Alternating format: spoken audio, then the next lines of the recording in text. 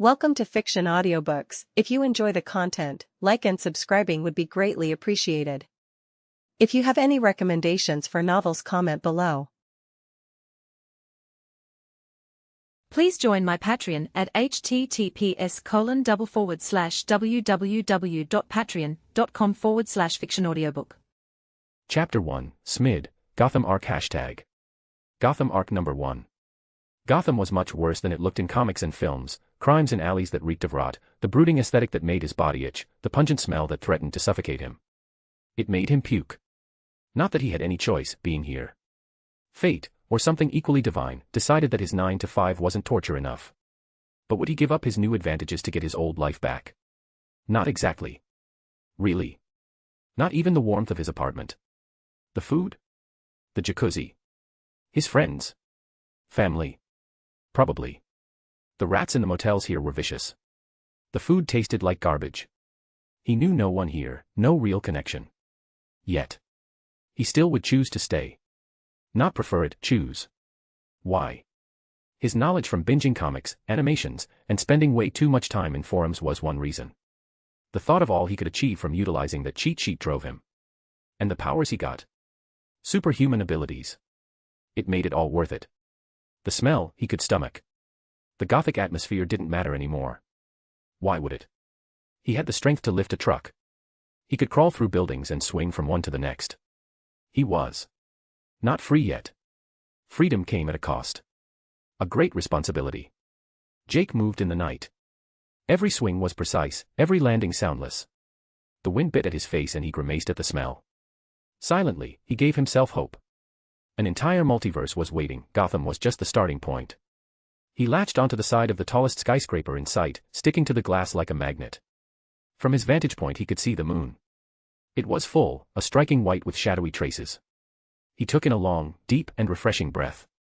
His face lightened up a bit. The air up here was more tolerable. But it wasn't nearly clean enough. He wanted to soak it in a bit longer, but he had a mission to complete. Without hesitation, he pushed off, free-falling for a nerve-wracking moment before firing a web line at the last second.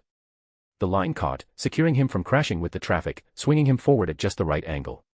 He twisted midair, catching another point, moving faster now. The process was as thrilling as it felt natural. All he needed to do was let go, be free, and trust his spider sense. On that note. Open T, Finder, Jake said out loud while swerving around a corner. Golden light flickered in his vision, transforming into an interface decorated with a spider motif. It was transparent, enabling Jake to still keep sight of where he was swinging. 3 tabs were webbed together in one page. He tapped the right one.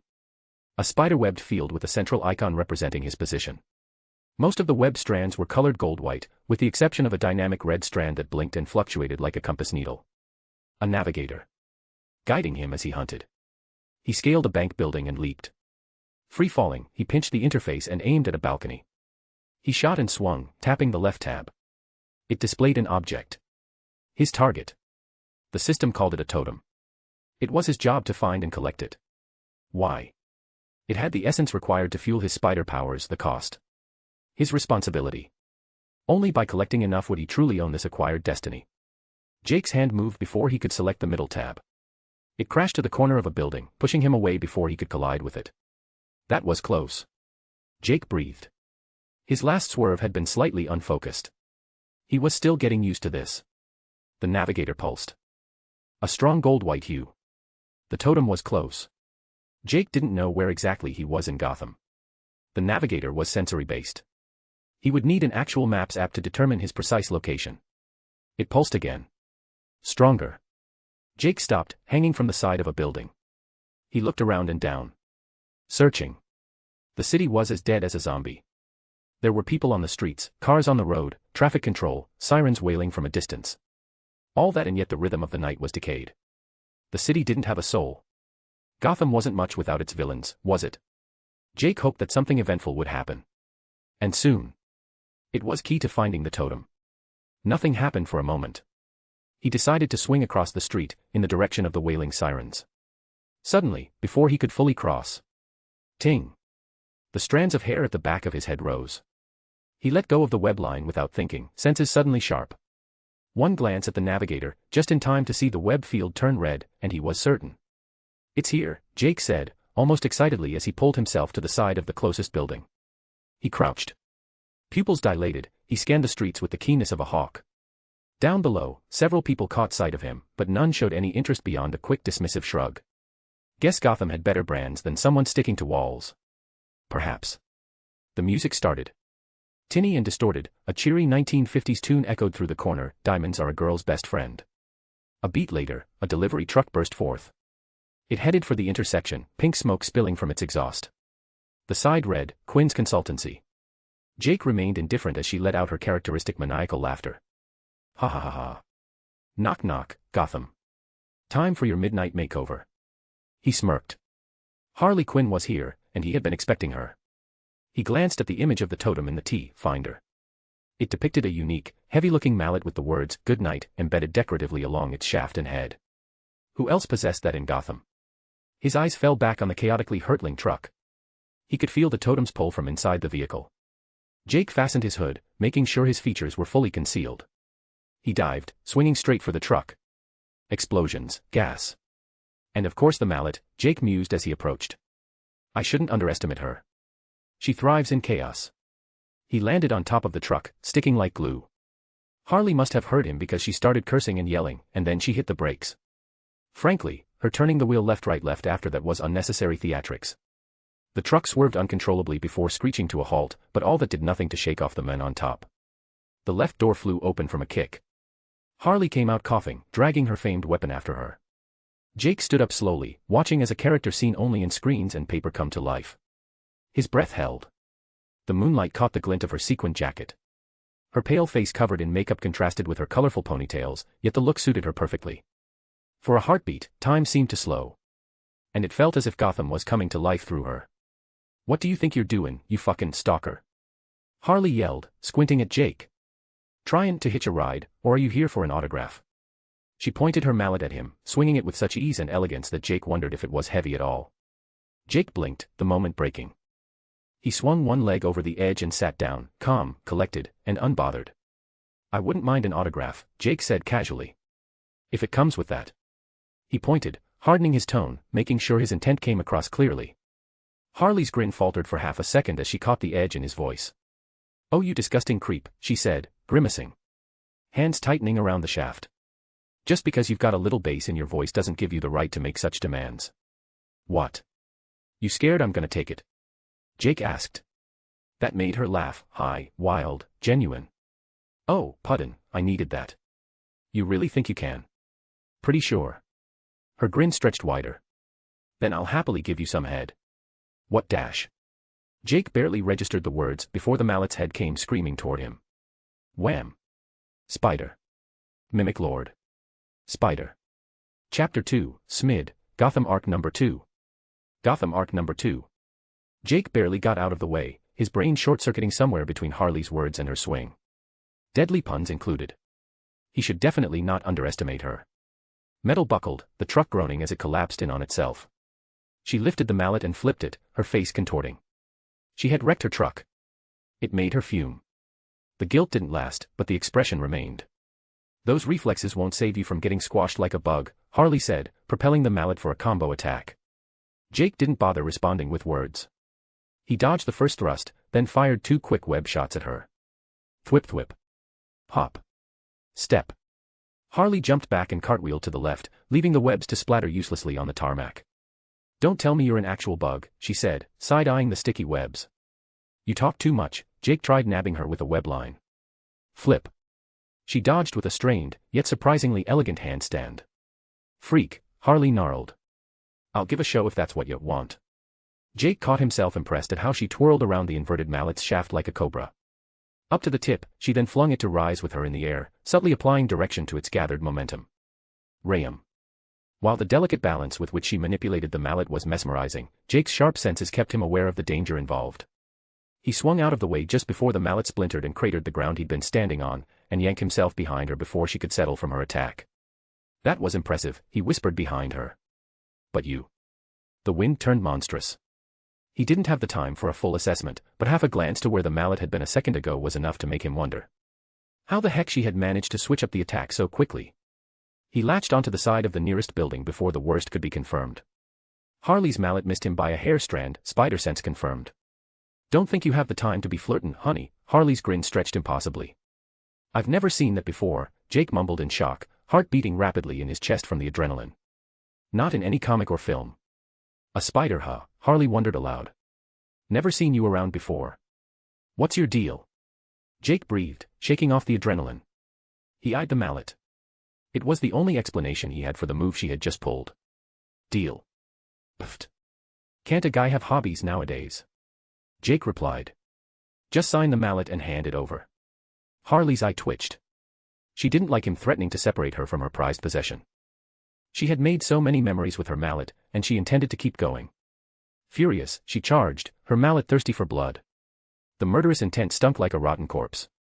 Jake swung out of the way, web-guided by a nearby lamp post. Harley's mallet planted onto the side of the office building, shattering glass and fracturing the floor. Arfk. Jake heard Harley screaming. Missed me, he mocked. BZZ. He tilted his head. From the corner of his eye, he spotted the incoming danger. A swarm of purple and pink balls were approaching him fast. Ha ha ha ha. Harley wasn't screaming out of frustration, she was laughing, pleased by her orchestration. She had thrown explosives his way, perfectly anticipating his dodge. Jake panicked, only for a moment. Dodge. Possible. But what if? He had an idea in the moment. He fired a wide sheet of webbing that ballooned like a catcher's mitt. Thap thap. The bomb stuck into the web and stuck on the sticky surface, wriggling against the strands. Thanks for the gift, Jake yanked the net's support line hand. The whole thing snapped like a slingshot, flinging Harley's own explosions right back at her. Her laugh stopped, smugness morphing into dread instantly. Shit. She jumped over a parked car beside her and leapt out of the way with as much force as she could muster. Poo-pow. The bombs went off, the explosive force flinging the car into the air. It flipped and rotated towards an airborne Harley, knocking her off a planned cartwheel land.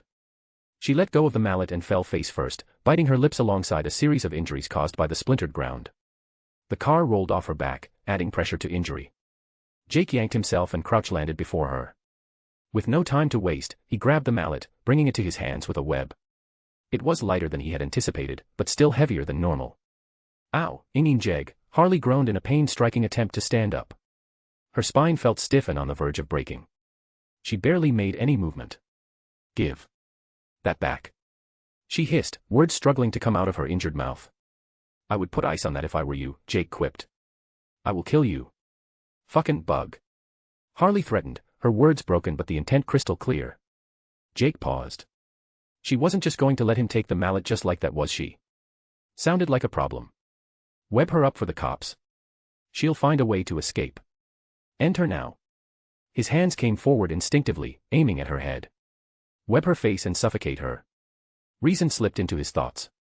Their fight hadn't exactly been discreet and her death would cause a ripple through Gotham. The aftermath would be cops, Batman, and Gotham rogues like Joker and Ivy hunting him down. And Jake simply didn't have the time for that. It wasn't the wisest choice, he concluded, lowering his arms. Dealing with Harley required a smart approach. He looked down at her and smirked. I'll see you next time, Harley Quinn. Thwip. Jake swung to Gotham's tops, disappearing into the night. He mixed his swinging patterns, backtracked and looped around buildings randomly until he made it to a rusty old motel he was staying at, sure he had covered his tracks properly. He checked in as Jacob Cross and settled in his room. Finder, register totem, Jake instructed, holding the mallet before him. Spider. Totem collected. Category, uncommon. Reward, plus 48H to your time bank. Redeem totem to receive reward. Y/N. Spiderweb. You mean I can choose to keep a totem instead? Jake mused. He weighed the mallet.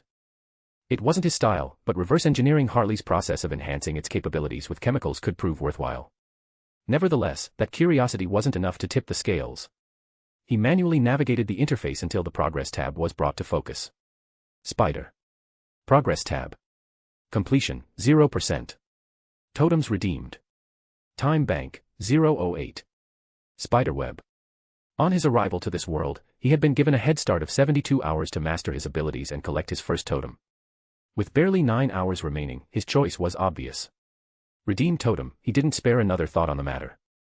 The mallet glowed intensely in his hands, shaft to head, and then shattered into a gazillion specks of red and blue light that got absorbed into his body. Once the process was complete, the Progress tab updated.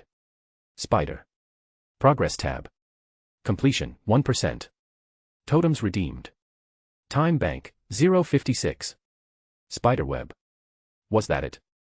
Another notification appeared. Spider. Totem redeemed. Select one bonus reward. 1. Bundle of cash, a little something to keep you going during this time crunch. 2. Totem icon, for your navigation needs and a chance to collect your next totem faster. 3. Mystery reward. Spiderweb. Jake stared at the rewards motionless, already making eliminations mentally.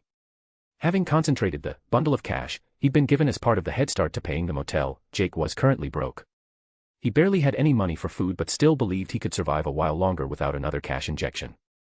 The second reward was the most sane to select in his current circumstances.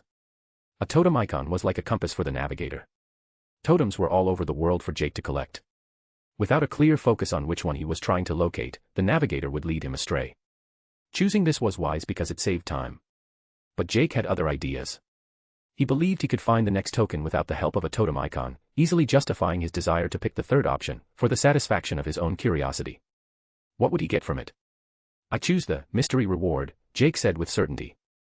The object tab snapped to focus, revealing a slowly blinking question mark icon card. It held Jake in suspense for a bit, then flipped to reveal the prize. Jake smirked. Can't beat my luck, he said as he watched the reward assemble itself in real time. When the process finished, he lifted the product and held it out in front of him, admiring its colors and patterns. Classic Spider-Man suit obtained. Awesome, he thought, changing. Adorned in the suit, Jake walked to the closet mirror and reveled at the reflection. It fit him just right. The red and blue colors tasted like nostalgia, the centralized spider embed on his chest reinforcing his identity. He was the Spider, Jake said firmly, squaring his shoulders. While sleek, the suit was made of a simple, light fabric like any normal wear. It could damage and tear easily. Jake understood that it was mostly for representation at the start. Once he'd bought enough time in the system, he would work on his own custom design. Next, Jake addressed his current dilemma. What was his next token? He summoned the navigator. The red thread flicked about the webbed interface, shifting directions at random intervals. It wasn't pointing toward a particular totem. Jake sighed. Without a totem icon, the navigator was essentially useless. He had to go with his gut on this one. He grabbed himself a glass of water, a pen, scraps of paper, and faced the wall across from his bed. Plotting time. The first totem had been an iconic, distinctive DC item tied to a popular character. Was it safe to assume that all other totems were like that? So, something connected to the Joker, Batman, Two-Face, etc., even the likes of Superman and Green Lantern when looking at the broader gallery. If that was the case, then which item in their possession was a totem? Jake zoned out, drawing and scribbling on the pieces of paper, webbing them to the wall, and linking relations with a thin strand of web. Done, he stepped back and observed the creation. His face fell. His drawings of objects, or rather scribbles, were either uninspired or resembled a kindergarten's by intentional design. His handwriting was feeble and slanted.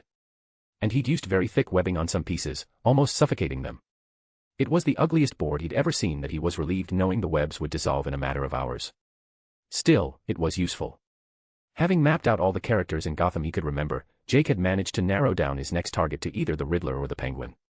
Just who between the two depended on the intel Jake would gather from the streets. But that would have to wait till morning. Grabbing a bag of chips, Jake crashed on the bed with the TV on. It didn't take him long to find a local news channel reporting on his encounter with Harley Quinn. The spotlight was on the jester, however, with anchors discussing how she had managed to cause chaos and escape the cops twice in the same night. Police's credibility in question, GCPD's Commissioner Gordon had this to say. Crime rate has gone down since we took down the Joker. Harley Quinn is just a puppet begging to be reunited with her master. And we will do so in no time. That level of provocation wouldn't work on me, Jake said, honest with himself. How would Harley Quinn react? Jake turned off the TV. Tired, he closed his eyes and drifted to sleep, snoring in no time. Spider. Chapter 3, Smid, Gotham Arc Number 3. Gotham Arc Number 3. Morning found Jake coiled in his blankets, fast asleep. Sun rays filtered through the curtains, finding their way to his uncovered hands, then his face. Light. Jake's eyes shot wide open. He kicked the blankets, sitting bolt upright looking alarmed. How long had he been out? He quickly checked the time bank, 0:49. Only 7 hours had passed. Good. He hadn't overslept then. Relieved, he stretched his hands and neck. The exhaustion had worn off. All he needed to do now was grab a bite for his protesting stomach and execute the task ahead. He glanced at his totem board. Most of the web had dissolved during the night, some pieces falling off while others still clung stubbornly. Yeah, calling it ugly the previous night had been a compliment. Jake couldn't come up with the right word to describe the atrocity that he was looking at now. Ignoring elegance, however, the board kept him on course. The Riddler, or the Penguin? The umbrella or the cane? Which was the easier mark? Jake got up, dressed casually above his suit, and headed downstairs to get some breakfast. Munching a stale-looking burger, Jake felt the weight of his situation. He was trying to survive a running clock, not entirely sure what would happen if it ran out. And the risks involved. He was on course to making some powerful enemies, heck, he already had Harley preparing the worst for him. His current tasks weren't exactly easy either. They were both resourceful and well-established crime lords who could go as far as setting up bounties for his head if he caught their attention. And going after something they each held dear. Yeah, he was definitely bound to catch their full attention. The burger soured in his mouth. Why did he have to put up with this? Was the consequence of the clock running out worse than living disruptively? Jake lowered the burger, replacing it on the plate. He swallowed what he had already chewed. No. He whispered, resolve etching across his face. The swinging. His enhanced physical abilities. The growth potential. The sheer adrenaline that came from the defiance. Jake smirked. It made it all worth it. The difficulties only added thrill to the experience. Stomach appeased, Jake set out to Gotham tops. The sun outside was warm and bright, illuminating the city. It was hard imagining Gotham differently from its usually depicted dark and grim aesthetic, but Jake was changing into his suit in that very reality. All set, Jake swung through apartments, across roads and alleys, vaulted over giant advert posts, crawled through an academy building, managing a wave at some awestruck students. Along his route, he spotted Wayne Tower, figured the location of Wayne Manor, and caught sight of the Iceberg Lounge. The name rang a bell. Iceberg Lounge. Didn't it belong to Carmine Falcone? Owned by Falcone, managed by the Penguin, Jake reminded himself. Was the Penguin around? Hoping his target wasn't out on an errand, Jake aimed for the rooftop, fired his web line and swung wide around a water tank. He landed above a balcony overlooking the waterfront. Go in. Jake crept towards the edge and lowered his leg to descend. He pulled it back fast as two guards stepped into the balcony, both looking spooked as they searched for something. They scanned the area like hawks, reporting back only after finding nothing out of the ordinary. East balcony to control, the first guard spoke into his radio. Sweeps clear. Nothing here. Static crackled back. You sure? Motion sensors pinged that sector 60 seconds ago. The second guard leaned over the railing, scanning the waterfront below. Maybe a bird. Or one of those Cape freaks. Either way, it's gone now. Copy that. Resume normal patrols. Jake's heart raced in his chest from his ungodly position. He clung to the underside of the balcony roof, fingers locked into the narrow groove where steel met concrete. His body flattened against the structure like a lizard praying for invisibility. Every muscle screamed as he held himself perfectly still, suspended above the guards with nothing but tension and stubborn will keeping him in place. They had been looking for him. Spotted him despite his stealth approach. The security here was on another level. Every instinct in his body screamed for him to leave. The first guard holstered his radio, but didn't move to leave.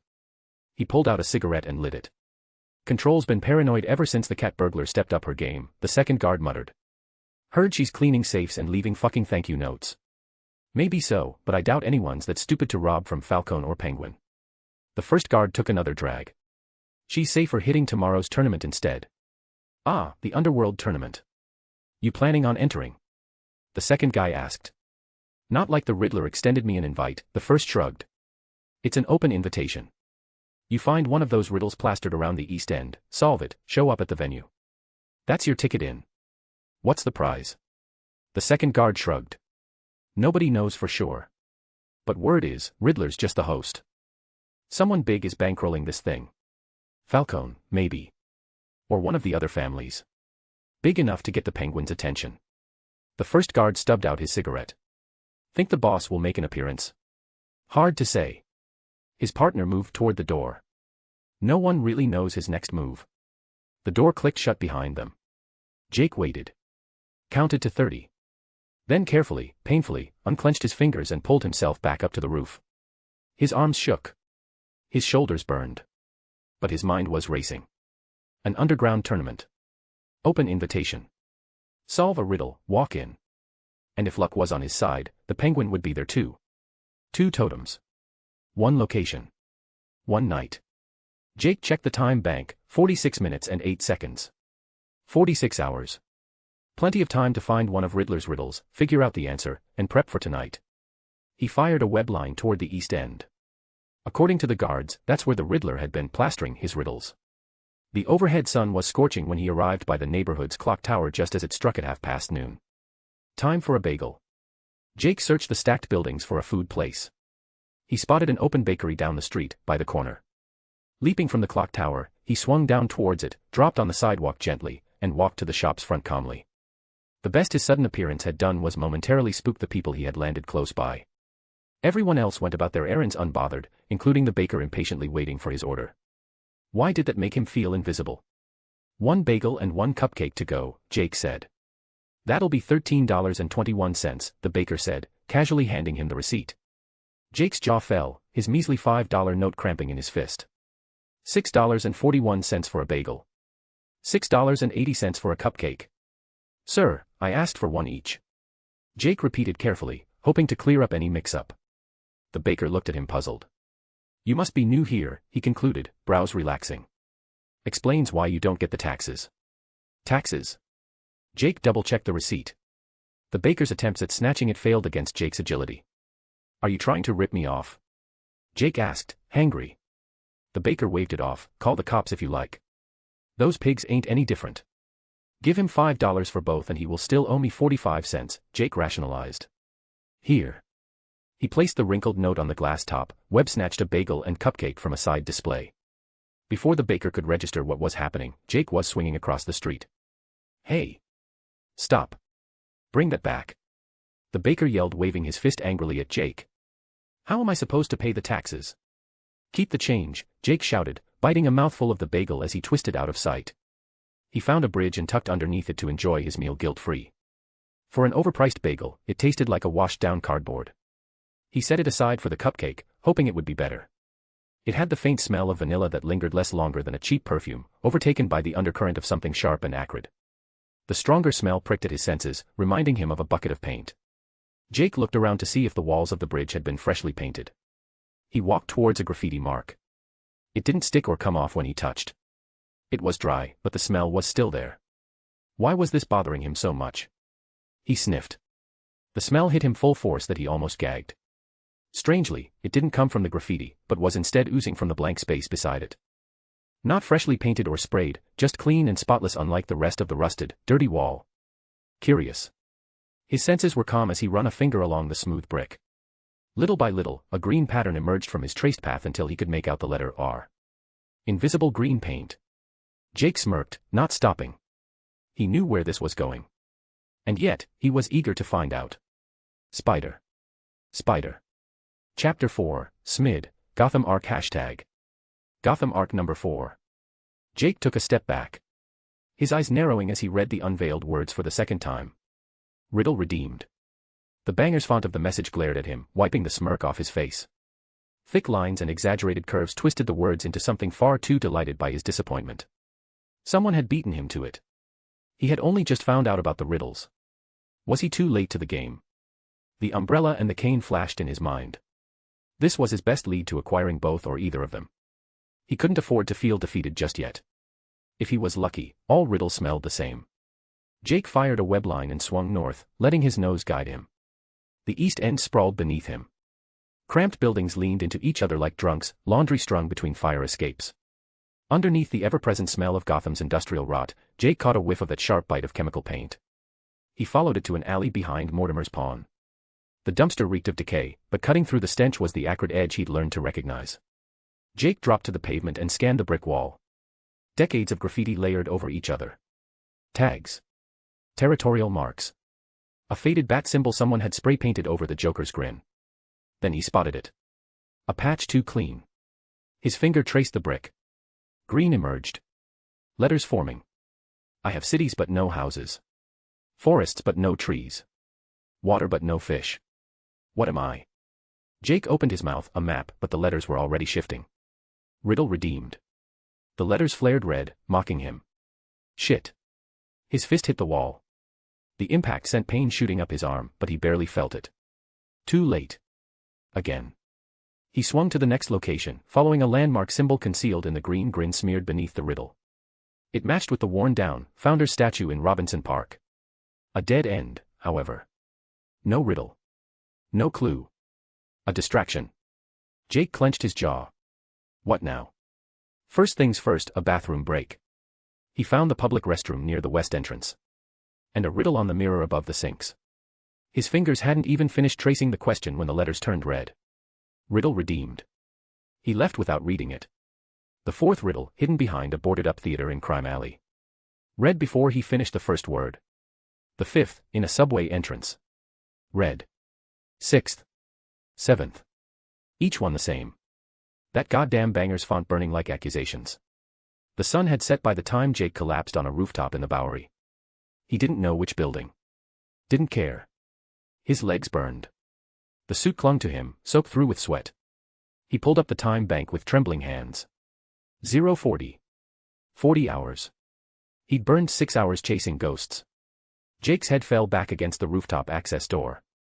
The metal was cold against his skull. Should have taken the totem icon. Could have gone straight to the next totem. Wouldn't be here. But what if the umbrella and cane weren't even totems? What if he'd wasted the mystery reward on a useless suit and now he was wasting time on a dead lead? What if? No. Stop. He forced himself upright. Think. The tournament was due the following night. There was still time. Without a riddle solved, he couldn't enter. Without entry, he couldn't get the totems. 7 riddles. 7 locations. 7 answers he'd figured out too late. He twirled his fingers, pacing. Something nagged at him. The riddles were easy. Too easy for the Riddler. Classic riddles any amateur could solve. Where was the obsession? The challenge designed to drive you insane. Riddler didn't do simple. Riddler did layers. Riddles within riddles. Patterns that made you question your sanity. The men lived for prolonged suffering. Jake repeated the answers. Echo. Map. Silence. Tomorrow. Shadow. Mirror. Time. First letters, EMSTSMT. Nothing. Last letters, OPEWWRE. Nothing. He tried alphabetical. Chronological. Backwards. Nothing. Wait. Not the answers. The locations. Jake closed his eyes and reconstructed his path through the city. Under the Trigate Bridge. Pawn Shop Alley. Robinson Park. The abandoned theater. Subway entrance. Warehouse in Tricorner. The rooftop water tower where he sat now. He visualized them on Gotham's map. Random scatter across the East End and beyond. Or were they random? Jake stood. Paced the rooftop's edge. Riddler loved patterns. Loved making people see what wasn't there or miss what was right in front of them. The locations didn't form a shape. But what if they weren't the pattern? What if the clues within each riddle were? Each solved riddle hadn't just given him an answer, it had included a phrase. A direction. A hint pointing to the next location. The bridge riddle had mentioned Eastern Rust leading him to the pawn shop. The pawn shop riddle had referenced green spaces Robinson Park. Robinson Park had pointed to where performances died, the theater. Each one a breadcrumb to the next. Jake's pulse quickened. But the 7th riddle, the water tower, where had it pointed? He closed his eyes. Forced himself to remember the exact wording before it turned red. Round and round I go, chasing myself in endless loops. I rise and fall, yet never leave my track. Find me where circles rule and moments repeat. I rise and fall. Time was Jake's answer. A roller coaster also fit the description. 2 answers. 2 locations. The clock tower or amusement mile. He had been to the clock tower. Jake fired a web line toward the waterfront. Amusement mile looked worse at night. Rusted rides creaked in the wind like dying animals. Faded paint peeled from plywood clown faces, their grins cracked and sinister. The Ferris wheel stood skeletal against the moon, half its carriages missing. Jake landed on the roof of the fun house. He dropped through a broken skylight and landed in the Hall of Mirrors. A dozen Jake stared back, distorted, elongated, compressed into grotesque versions of himself. His spider sense hummed faintly. Not danger. Just wrongness. He moved through the attraction.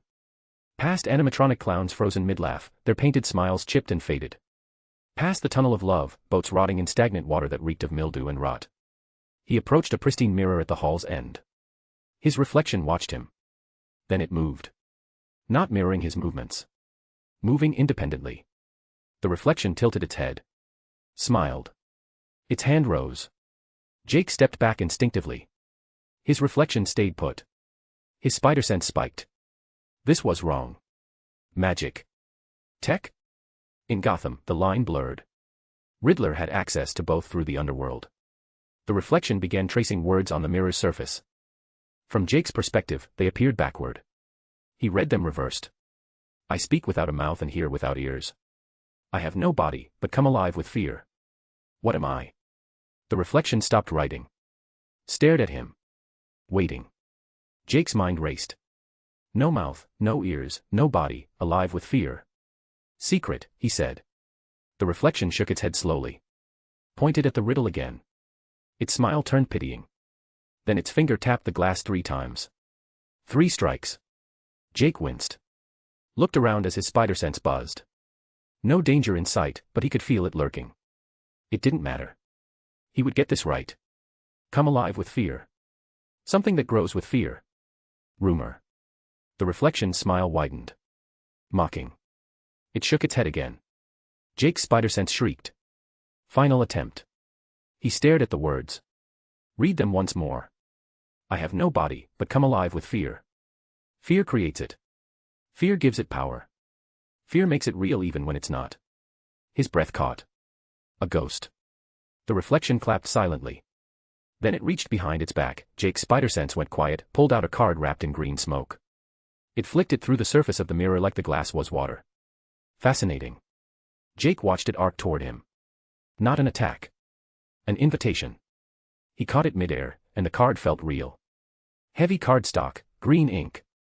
The Riddle Night Tournament. Warehouse 17, Pier. 8 p.m. sharp. Present this card for entry. On the back, a single question mark. He passed. The mirror swirled into a thick green curl of smoke. It rolled outward like breath-given shape, then tightened into the Riddler's face. Sharp jaw. Tilted grin. Eyes that love puzzles more than people. The smoke mouth stretched into a smile. Ah. Clever hands, persistent feet. You found what 7 others missed, the 8th riddle, hiding in plain sight. The cheekbones sharpened as the grin widened. Tomorrow night, I'll see if the cleverness holds, or if you'll join the graveyard of almost smart enough. The smoke thinned. Then it stretched upward, pulled by some unseen current, drifting through the vents in long twisting trails. It vanished with a slow, winding pull. Jake released a breath he hadn't realized he was holding. Where the smoke had been, something remained on the floor. A small gift box wrapped in green paper, a question mark stamped on top. Jake picked it up, testing its weight. Light. He shook it gently. Something rattled inside. Part of him wanted to tear it open right there.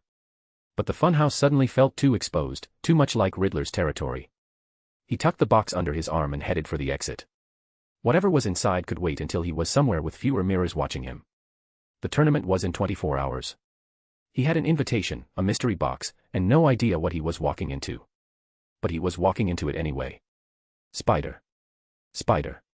Chapter 5, Smid, Gotham Arc Number 5. Gotham Arc Number 5. Jake sat on the edge of a derelict steel truss of a half-demolished bridge, overlooking Pier 49. The green gift box lay open beside him. Inside, nestled on shredded paper, was a heavy cardstock rectangle. Scrawled across it in that familiar, taunting banger's font was one final question. I have no knob, yet yield a place. No mouth to speak, but show the space. Rushed past, I simply hold the wall. Sought with care, I answer the call. What am I? Jake tore his eyes from it. Hours spent scrutinizing the verse hadn't brought him closer to what it meant. Throughout the day, he had listed and researched all the potential participants he could think of in preparation. Now, 20 minutes remained until showtime. 16 minutes and 12 seconds was left in his time bank. The suit was dry, the sweat washed off. He had tested his webs against the salty atmosphere. They worked perfectly fine. Rusted cranes creaked above where Warehouse 17 sat, at the end of the pier. Jake swung above the low-slung beast of corrugated iron and wrought. He avoided the blackened windows and landed on the collapsing roof, holding tightly to his webs attached to a nearby gantry. By the entrance, a man in a worn-out tuxedo held a clipboard, shivering visibly in the damp sea air. Something disturbed the fog, cutting through it like a wraith. The fog shifted, not parted, shifted, and a figure emerged as if she'd been standing there all along. Black GI, white headband, movement so economical they barely disturbed the air. The clipboard wobbled in the man's hands as he stumbled, shocked by the sudden appearance. Jake took in her paced walk. Each step placed with precision, hands loose at her sides, ready. When she held up her invitation, the tuxedo man flinched and nodded rapidly. She stepped into an elevator and descended. Jake watched the elevator shaft swallow her. No way to know what was down there. No way to plan. He'd have to improvise. Next came the splash of heavy boots on wet pavement. A dark shadow trailed before him and covered in a battered and scratched tiger head mask. He ignored the doorman entirely, shouldering past him with a low growl. If only he could do the same for the elevator. His fingers twitched toward the call button like he wanted to rip it out of the wall. You have to show me your pass first, the doorman said, swallowing the last of his nerves. The tiger head's fists clenched, but not strongly enough to break the rules. With a grunt born of bruised pride, he produced his pass and descended in the creaking elevator. 2 more followed after. 1, a woman who walked with her chin high, pausing to flick an imaginary speck of dust from her rifle case. Another, a man with an enormous mountain of muscle and scar tissue. Stiffly clinging to his snake-shaped walking stick, he moved with deliberate caution, each step testing the ground as if he couldn't quite trust what was beneath him. Both presented their invitation and were welcomed without a fuss. Aside from him, 3 more were yet to show up. Could they have gone before him? He counted those that had passed, discerning their identities from his old-world memory. Onyx. Bronze Tiger. Lady Vic King Snake. Who could the others be? He would find out in the tournament. Jake took a breath. The salty air stung his lungs. My turn. He dropped from the roof, landing in a crouch 3 feet from the doorman. The man jumped, dropping his clipboard.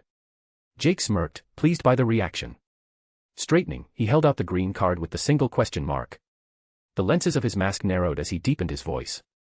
Name's the Spider. The man blinked, looking from the card to the strange, sleek suit. Right. Okay. Jake stepped through the heavy steel doors. As the shaft swallowed him, descending into darkness, the riddle gnawed at him. I have no knob, yet yield a place. Still nothing. Underground, chants from a rowdy crowd, Gotham's underworld's elite, here for blood sport, absorbed the groans of the elevator doors. The air hit him, warm, stuffy, thick with sweat and violence. Jake's jaw tightened behind the mask. Worse, he found himself in a cage. Chain-link fence, 8 feet high, stretching 30 feet in each direction. The crowd pressed against it from the outside, faces hungry for violence. And across from him, in the opposite corner, someone was waiting. Spider-Sense hummed. The crowd's noise pressed in from all sides. Overhead, the flickering lights cut out. The crowd's roar died to confused murmurs. A single spotlight pierced the darkness, illuminating the center of the cage. Green smoke spiraled upward, coalescing into a projection. 20 feet tall in a sharp suit, question mark emblazoned on his chest, the Riddler grinned. Ladies and gentlemen of Gotham's finest underworld. His voice boomed through hidden speakers, every word enunciated. Welcome to the Riddle Night Tournament. The arena answered with a riot of noise. Fists hammered chain link. Boots stomped metal. 1,000 throats screamed for violence. The rules are elegantly simple, Riddler said. Win your match, advance to the next round. Lose, he let the pause linger as his grin widened, a perfect crescent of malice. Blood. We want blood. The crowd howled. Then blood you shall have, Riddler purred. Lose, and the meaning is yours to riddle. A fresh wave of cheers crashed against the walls. The projection behind him flared, his outline warping with green static as he leaned forward. But win it all, he said, and the grand prize awaits. A bright emerald column surged before him, level with his projection. Within it, a sleek metal briefcase rotated slowly in the air, polished steel catching the green glow. The latch was triple locked. The corners reinforced. Inside, thick bricks of cash gleamed under phantom light. $2 million in unmarked bills, Riddler announced, savoring every word. Pure incentive, pure ambition, pure temptation. Place your bets, criminals and connoisseurs. Fortune favors the vicious. The arena exploded again. Money changed hands with lightning speed. Names were shouted. Odds were screamed. Every face pressed forward, hungry. Jake's pulse quickened. So much money he almost forgot about the umbrella and the cane. Still, no sign of the real Riddler or Penguin. His eyes flew to a dark, overhead balcony. He had to keep searching. Riddler lifted one hand, and the crowd quieted. Not out of respect. Out of anticipation. For our first match of the night, he said, voice ringing like a cracked bell, we begin with a clash of mastery and mystery. In the red corner, Gotham's blind serpent. King Snake. A roar surged as a spotlight fell on King Snake standing on the opposite corner from Jake. His posture was rigid and ready, breath controlled. And in the blue corner, Riddler continued, smile twitching with wicked delight, the Spider. A pause. Jake's nerves went numb from the beaming spotlight and the silence. Then the crowd went feral. Names pounded through the air. Money flew. The waiting quiet settled like a coiled spring. Let the Riddle Night tournament begin. Riddler's projection dispersed as the dim lights snapped back on. A bell rang. Jake's focus snapped back into the arena. King Snake moved first, closing the distance. Jake's senses sharpened. Spider sense buzzed. He threw back his shoulder blade instinctively. A firm palm cut through the air where his ribs had been. A precision strike. Well aimed and dangerous. Jake stepped sideways, escaping a follow-up jab. Relentless. The shadows moved, warping from sudden movement. One moment, King Snake was in his line of sight. The next, Jake was turning around, trying to locate him. A master of martial arts and stealth. Blind but highly perceptive. Jake blocked a surprise kick, hands crossed. The foot twisted around his right elbow towards his neck. He sank his head and slightly bent a knee. The foot slashed the air above him. Webs. He tried shooting the other foot. It flew up instead, King Snake's body twisting in the air. Before he could swing out of the way, the first foot planted into his stomach, pushing him a few steps back. The crowd cheered. Air escaped through his clenched teeth. The kick stung. Combat wasn't his strong suit. Not against the seasoned serpent anyway. 2 webs flew from his hands. King Snake dodged each, one step at a time. Jake yanked himself. A classic slam with both his feet. King Snake bent his neck slightly, like he was listening to an invisible whisperer. He lifted his hands calmly, one before the other. Palms open and ready. Jake's entire body vibrated in alarm. Was King Snake's counter that dangerous? Think. Jake's pulse spiked. He needed a new plan. He clashed with the cage. Hoped. Spun. His feet scraped, palms slapping the floor. Air whipped, noise exploding around him from rapid motion. Fast. Erratic. Overwhelming. King Snake paused, head and body tilting as he listened. Step. Step. Step. He tracked his opponent.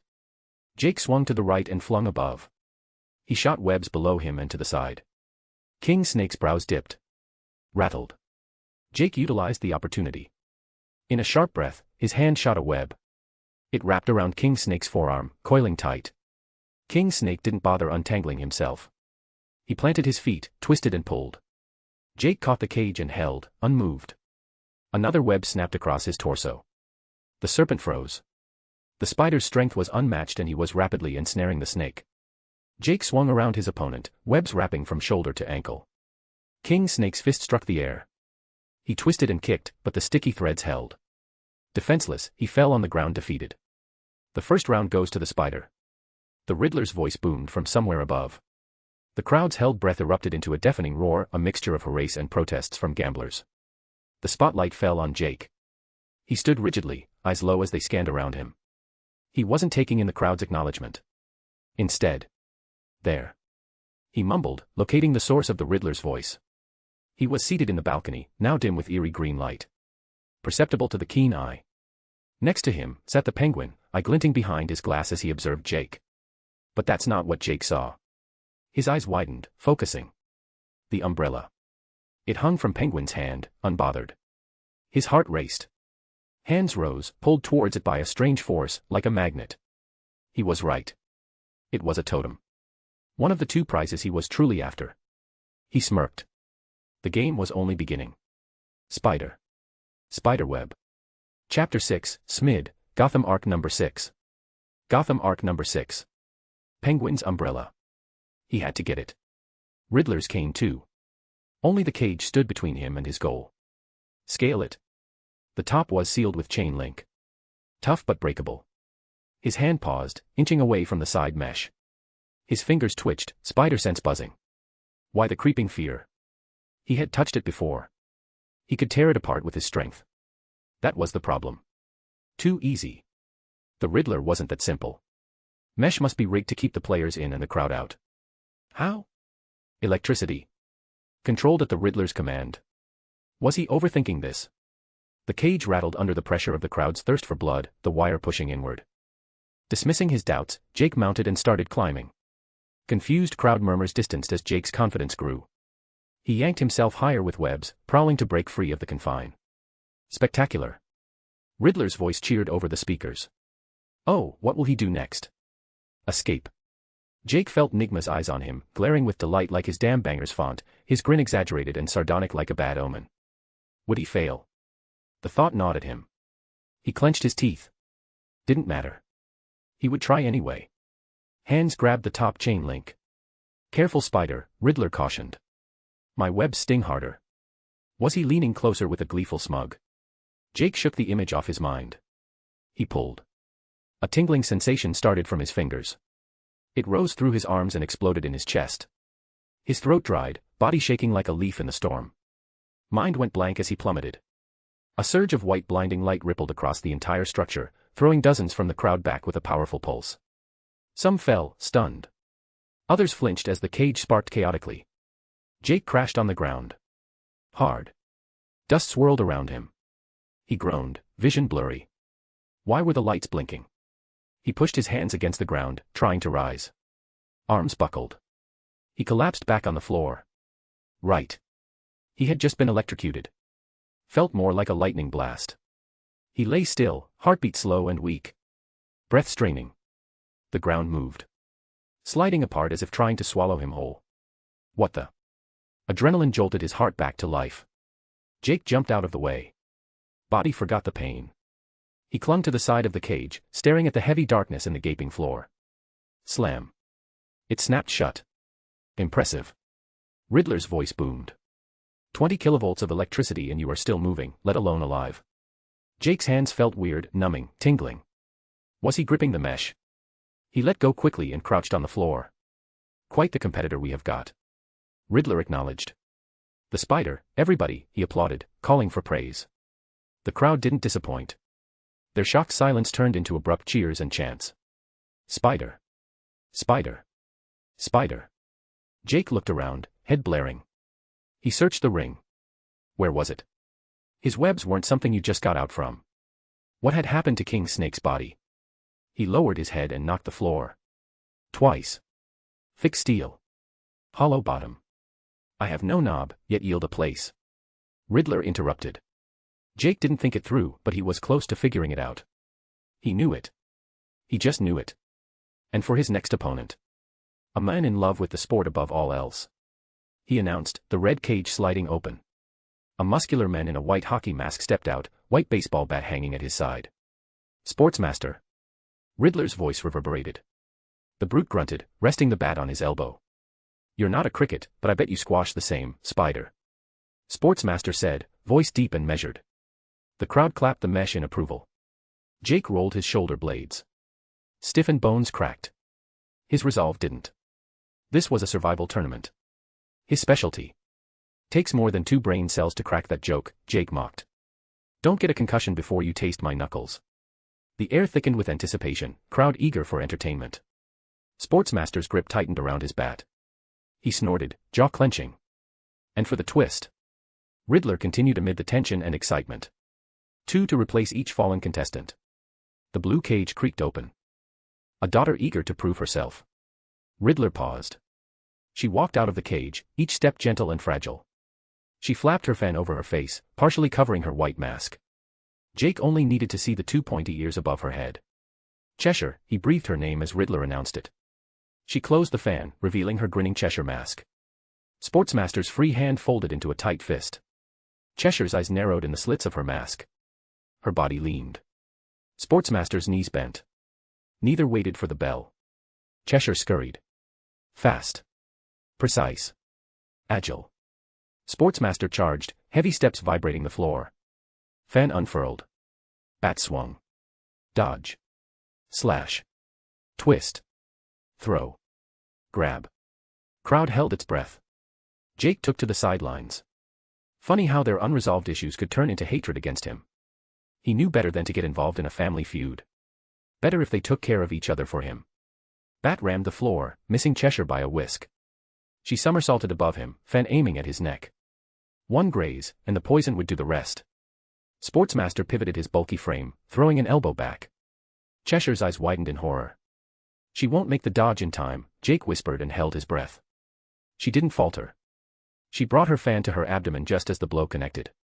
The blow sent her flying, the fan spinning through the air. Jake winced as she slammed into the cage, collapsing on the floor. It had to hurt. Still think yourself a worthy croc? Sportsmaster gloated, pacing towards her. She tilted her mask, spitting blood from her insides and running nose. There, daughter. I'll put you out of your misery now, Sportsmaster said, raising his bat. Cheshire chuckled. Yours is only beginning. Jake's eyes fell on the fan fallen behind Sportsmaster. Blood was dripping from its sharp edges. Sportsmaster's grip on his bat faltered. It fell. He placed his hand on his neck. It came away bloody. He stumbled, one step back. Poisoned. What tea have you done? He uttered, staggering backwards. Shocked. Afraid. What I should have done all those years back, Cheshire hissed with venom. Before he could fall, Jake yanked Sportsmaster towards him. The brute threw wild punches that barely reached Jake. The poison had already sapped his strength. Fuck off. Sportsmaster slurred, barely able to stand. Jake raised his fist. Don't say I didn't warn you. His knuckles cracked against the hockey mask's jaw. Sportsmaster's head snapped back. His body went slack. Concussion delivered. Before he could lose the chance, Jake found Cheshire reaching for her fan.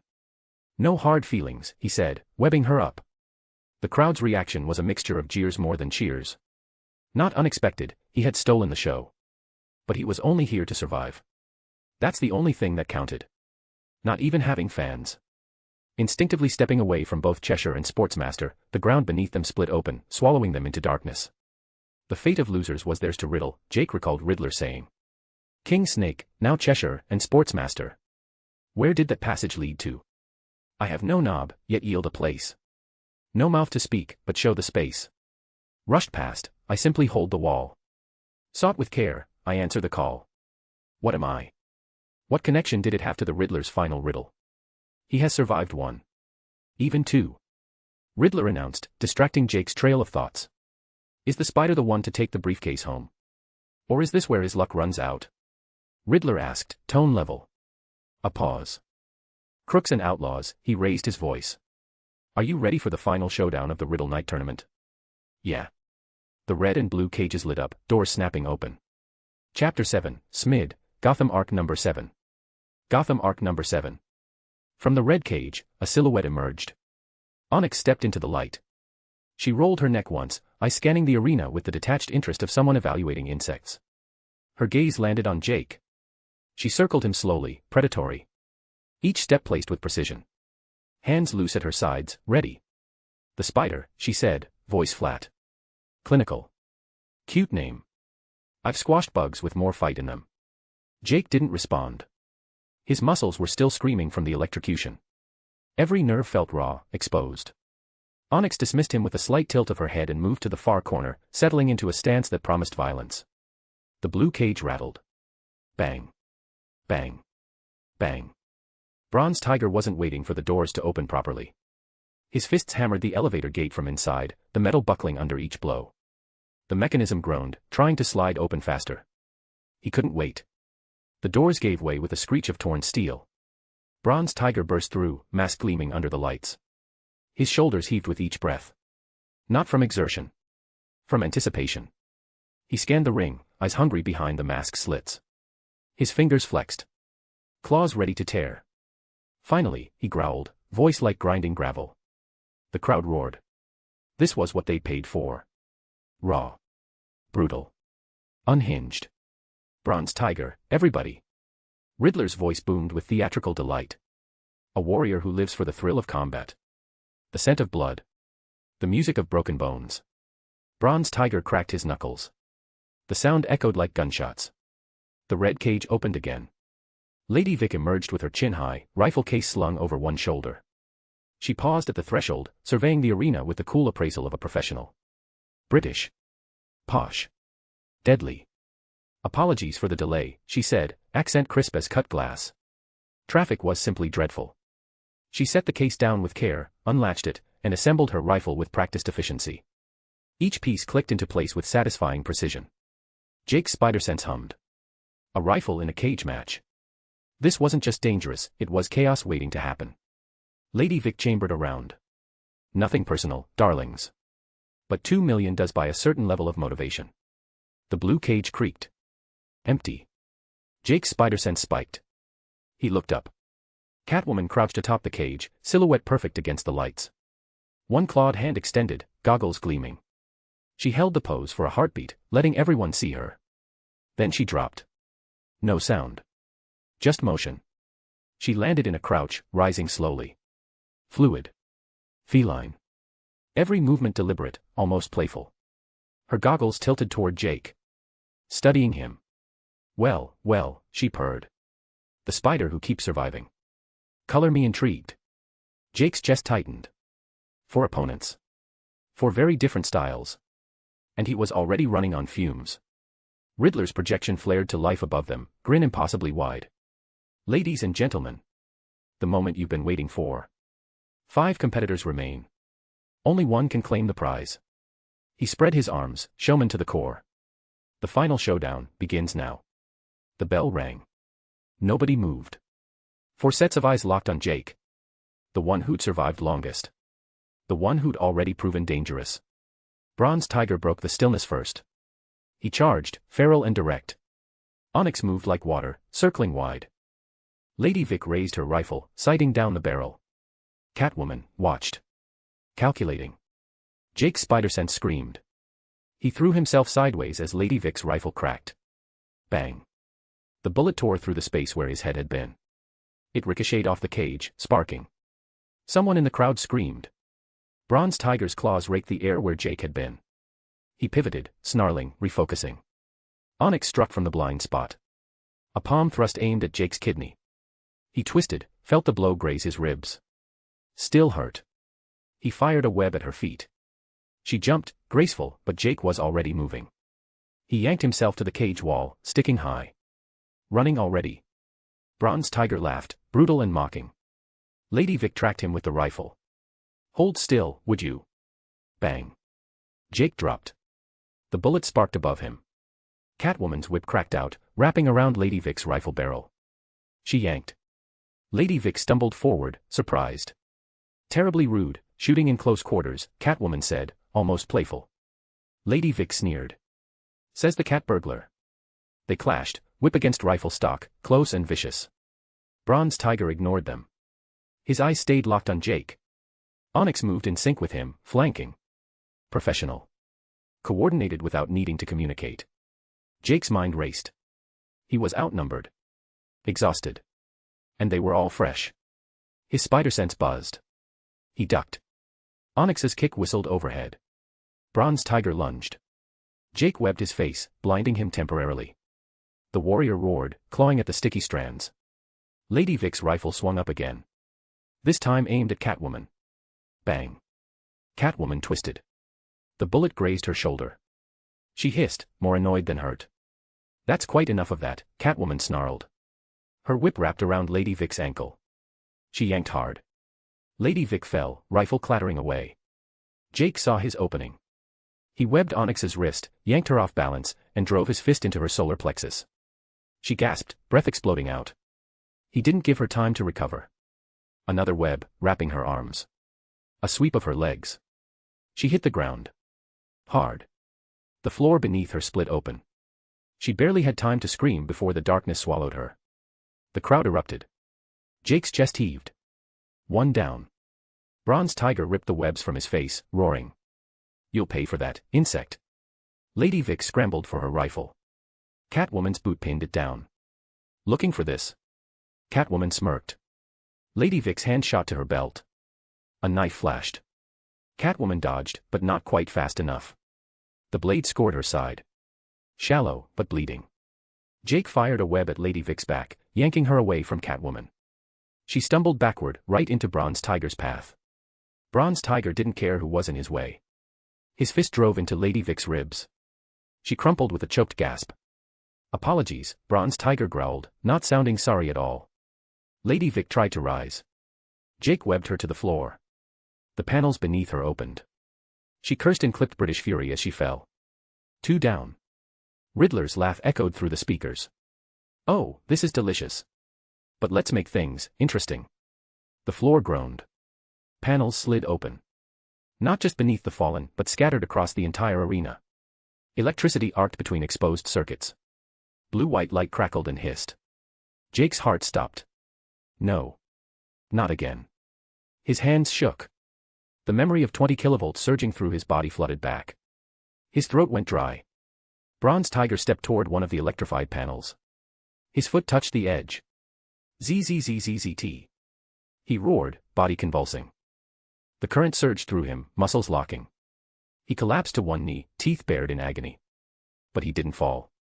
His hand went to his chest. A talisman hung there, jade, carved with symbols. It glowed faintly. Bronze Tiger's body began to shift. Bones cracked. Muscles bulged. His mask merged with his face, becoming real fur, real fangs. Within seconds, a massive tiger stood where the men had been. It roared. The sound shook the cage. Jake's blood went cold. Catwoman's eyes widened behind her goggles. Well. That's new. The tiger's eyes locked on them both. Predator. Prey. Electrified floor. Jake's spider sense was a constant scream now. His eyes darted across the arena. How do I get out? How do I? There. A protrusion. Small. Metal. Out of place among the smooth panels.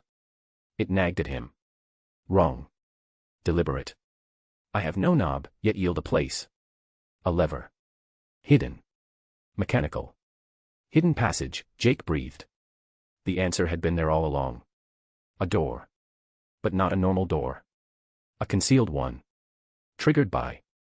The tiger lunged. Jake threw himself sideways, web lining to the cage wall. The tiger's claws raked where he'd been. Catwoman moved with him, mirroring his trajectory, sticking close. Smart. She'd been watching him. Learning his rhythm. You've got a plan, Spider, she asked, voice tight. Working on it, Jake shot back. The tiger prowled between them and the lever. Eyes burning. Hungry. Catwoman's whip cracked, snapping near the tiger's face. It snarled, jerking back. I hope it's a good plan, she said. The cage trembled. Jake froze. What? It trembled again. Harder. Like a tremor. Then it shook violently. The crowd's roar turned to confused shouts. People stumbled in the stands. An earthquake. No. Explosions. Distant. Muffled. Coming from above. The ceiling shuddered. Dust rained down. Boom. The blue elevator door ripped apart. Metal shrieked. The ventilation shaft above belched smoke and debris. Everyone was thrown sideways. Jake hit the cage wall. Catwoman rolled. The tiger skidded across the floor, claws sinking into an electrified panel. Dust filled the air, thick and choking. And through the dust came the sound of a calliope organ playing a distorted, manic circus tune. Honey, I am home. The voice was high, screeching, and dripping with Brooklyn lilt. Jake's heart skipped a beat. Harley Quinn. Outfit same as the night they met, she skipped through the smoke, swinging a baseball bat that glittered with chipped paint and old blood. Behind her poured a dozen goons in clown masks, revving chainsaws and waving crowbars like they were part of a parade. Harley stopped in the center of the room, utterly unfazed by the electrified floor, hopping cleanly across the black safe zones as if she had choreographed it. She looked up at the balcony. Eddie. You started the party without me. I am crushed. I am shattered. She spun the bat once and brought it down on Bronze Tiger's convulsing form. I brought snacks. The tiger flew across the cage, slamming into the mesh. His body reverted to human. Riddler went red and sputtered. Harleen. This is a closed tournament. Get out. Harley ignored him completely. She turned in a wide circle, eyes bright and manic, scanning the cage. She wasn't looking for the prize. She wasn't looking at Riddler. Her gaze snapped to Jake. A sharp, hungry smile split her face. There you are, she cooed, pointing the end of her bat at him like it was a wand that granted concussions. You sneaky little web burglar. First you steal my mallet, my real one, my sweetheart, and now I'm stuck with this boring old bat. She gave the bat a pouty look, then cracked it against her palm hard enough to sting. And then you go sneakin' through my funhouse like it was a free tour. Cute move. Dumb, but cute. I keep surprises in there. Glitter bombs. Bitey boxes. A few crying clowns. One of them even told me exactly where you'd show up tonight. She blew a strand of hair out of her face and grinned like she was about to unwrap a present. So here's the plan. I whack you flat, fold you up, and go get my mallet back. Her voice snapped into a shriek that rattled the room. Boys. Get the bug. Things get interesting. Chapter 8, Smid, Gotham Arc Number 8. Gotham Arc Number 8. Chainsaws revved.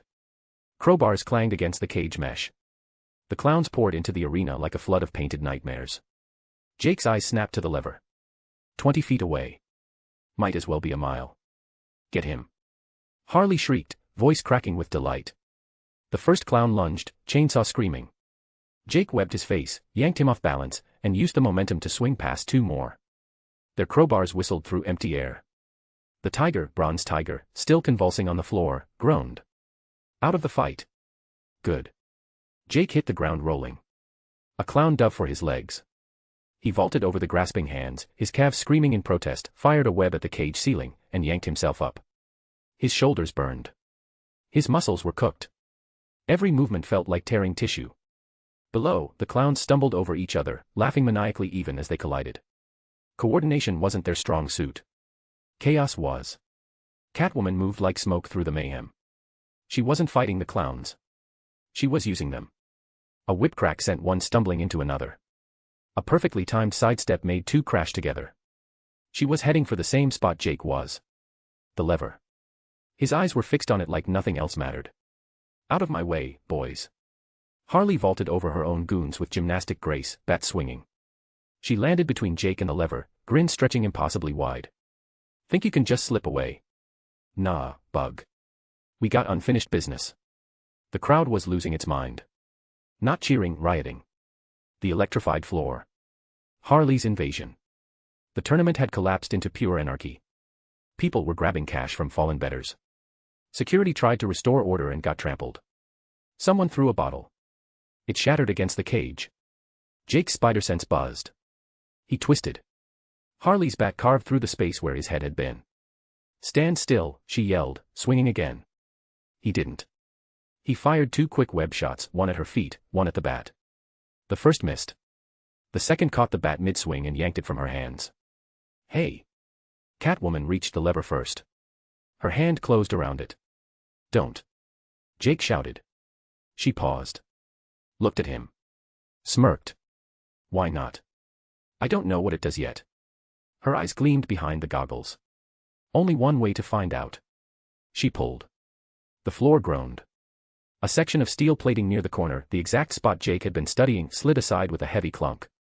Beneath it, darkness. And a ladder descending into shadow. The riddle's answer, a concealed passage triggered by a lever. No knob. Just a switch. Sought with care. Catwoman didn't hesitate. She dropped through the opening, disappearing into the dark. Jake sprinted. A clown threw himself into his path. Jake webbed his face and used him as a springboard, launching toward the passage. Harley recovered her bat and charged. You ain't going nowhere. She swung. Jake dropped flat. The bat whistled overhead, so close he felt the wind. He scrambled forward on hands and knees. The opening was right there. Harley dove. Her hand caught his ankle. Gotcha. Jake kicked. His heel connected with her jaw.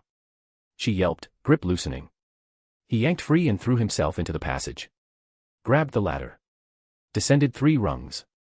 Harley's face appeared above, silhouetted against the arena lights. Blood trickled from her split lip. She was grinning. You think a little hole's gonna stop me? She jumped. Jake looked down. The ladder descended maybe 20 feet before hitting a platform. Catwoman was already halfway down. Harley plummeted toward him, bat raised overhead like she was going to drive it through his skull. Jake let go. Free fall. Wind screaming past his ears. Spider sense guiding his trajectory. He fired a web at the platform below. The line caught. He swung, pendulum style, and landed in a crouch beside Catwoman. His knees buckled slightly. He caught himself on one hand, breathing hard. Above, Harley hit the ladder hard. It rattled violently. She clung on, cursing. But she was too far up. And the mechanism Jake had spotted earlier, a pressure plate at the top of the shaft, responded to the sudden absence of weight. The steel plating slid shut with a deafening slam. Harley's muffled scream echoed from above. Fists pounded metal. The sound faded as the plate locked into place. Silence. Jake's chest heaved. His hands shook. The adrenaline was crashing now, exhaustion flooding in. Catwoman straightened, brushing dust from her suit. She looked utterly unbothered. Solid plan, she said, voice smooth as silk. Jake stared at her. How did you figure it out? She tilted her head, goggles reflecting the faint emergency lighting embedded in the tunnel walls. Please. I've been cracking safe since you were probably reading comic books. A mechanical door triggered by a lever. Child's play. That's not what Jake stopped. Took a breath. You followed me down. Technically, I went first. You know what I mean. She smiled. Not mocking. Almost playful. I do. And you're welcome. The tunnel stretched ahead. Narrow. Claustrophobic. The walls were raw concrete, the kind of construction that screamed, built in a hurry. Emergency lights cast everything in sickly green. The air here was warmer and damper than in the tournament ring. The floor angled upward. You're limping, Catwoman said. Jake glanced down. Electrocution'll do that. 20 kilovolts and you're still moving. Her voice carried something like respect. Most people would be dead. I'm not most people. No. She looked at him, really looked. You're not. The way she said it made his chest tighten. Not fear. Something else entirely. She moved beside him, graceful even in the cramped space. Why an ascending tunnel? Jake wondered aloud. It must lead up, Catwoman speculated. Back to ground level. The arena was underground. Jake's mind turned that over. The elevator descent. The crowd packed into what felt like a basement. This tunnel was leading them back to the warehouse above. Why would Riddler build an escape route from his own tournament? Catwoman's smile sharpened as if she'd read his mind. What do you think we should expect to find at the end? Jake's eyes narrowed. The tunnel curved. Ahead, faint light spilled from around a corner. Jake's spider sense hummed. Something was waiting. They rounded the corner. The tunnel opened into a small chamber. The emergency lights here were brighter, revealing the space clearly. And the traps. Laser grids crisscrossed the room in red geometric patterns. Pressure plates dotted the floor, barely visible seams in the concrete. A tripwire glinted at ankle height near the far wall. And beyond it all, on a pedestal in the center of the chamber, sat the briefcase. Polished steel. Triple locks. Gleaming under the lights. $2 million. Catwoman whistled softly. Well. That's inconvenient. Jake studied the lasers. They moved. Slow, methodical sweeps. Predictable patterns. And the briefcase. Not his target, but why turn down free money? Grab and go. He turned to his partner. Catwoman's eyes gleamed. You read my mind. She stepped forward. A fluid roll under the first laser. A leap over the tripwire. Her body twisted midair, threading between two intersecting beams. She landed on a safe tile. Didn't even check. Just knew. Jake followed. His spider sense guided him, dodge left, duck, jump. His body was half a second behind his instincts, but adrenaline kept him in the game. A laser grazed his shoulder. Not enough to trigger alarms, but enough to sting. He gritted his teeth and kept moving. They crossed paths mid-chamber. Jake went high, web lining along the ceiling. Catwoman went low, sliding beneath a sweeping beam. Their paths intersected. For one heartbeat, they were inches apart, him inverted above her, her looking up. Nice form, she murmured. Yours isn't bad either. Her lips curved. Then a laser swept toward them both. Slanted but vertical. No time to think. Jake's hand shot out, catching her waist. He pulled her up as he swung. Her body pressed against his for half a second, warm, solid, real, before he released her on the far side of the beam. She landed perfectly. Didn't stumble. But when she turned back, something in her expression had shifted. Thanks, she said quietly. Don't mention it. She smirked. He couldn't help it. He smirked back. They reached the center together. The briefcase sat between them on its pedestal, untouched. Jake's chest was tight. Not from exertion. From something else. The way she moved.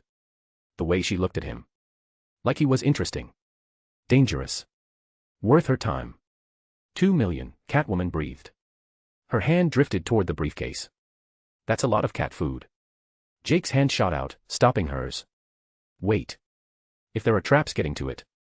There might be traps on it. She finished his thought. Their hands were still touching. Smart spider. She didn't pull away. Neither did he. You know, she said, voice lower now, in another life, we could have made a good team. Her hands crawled up his sleeve. His body shivered. She leaned in.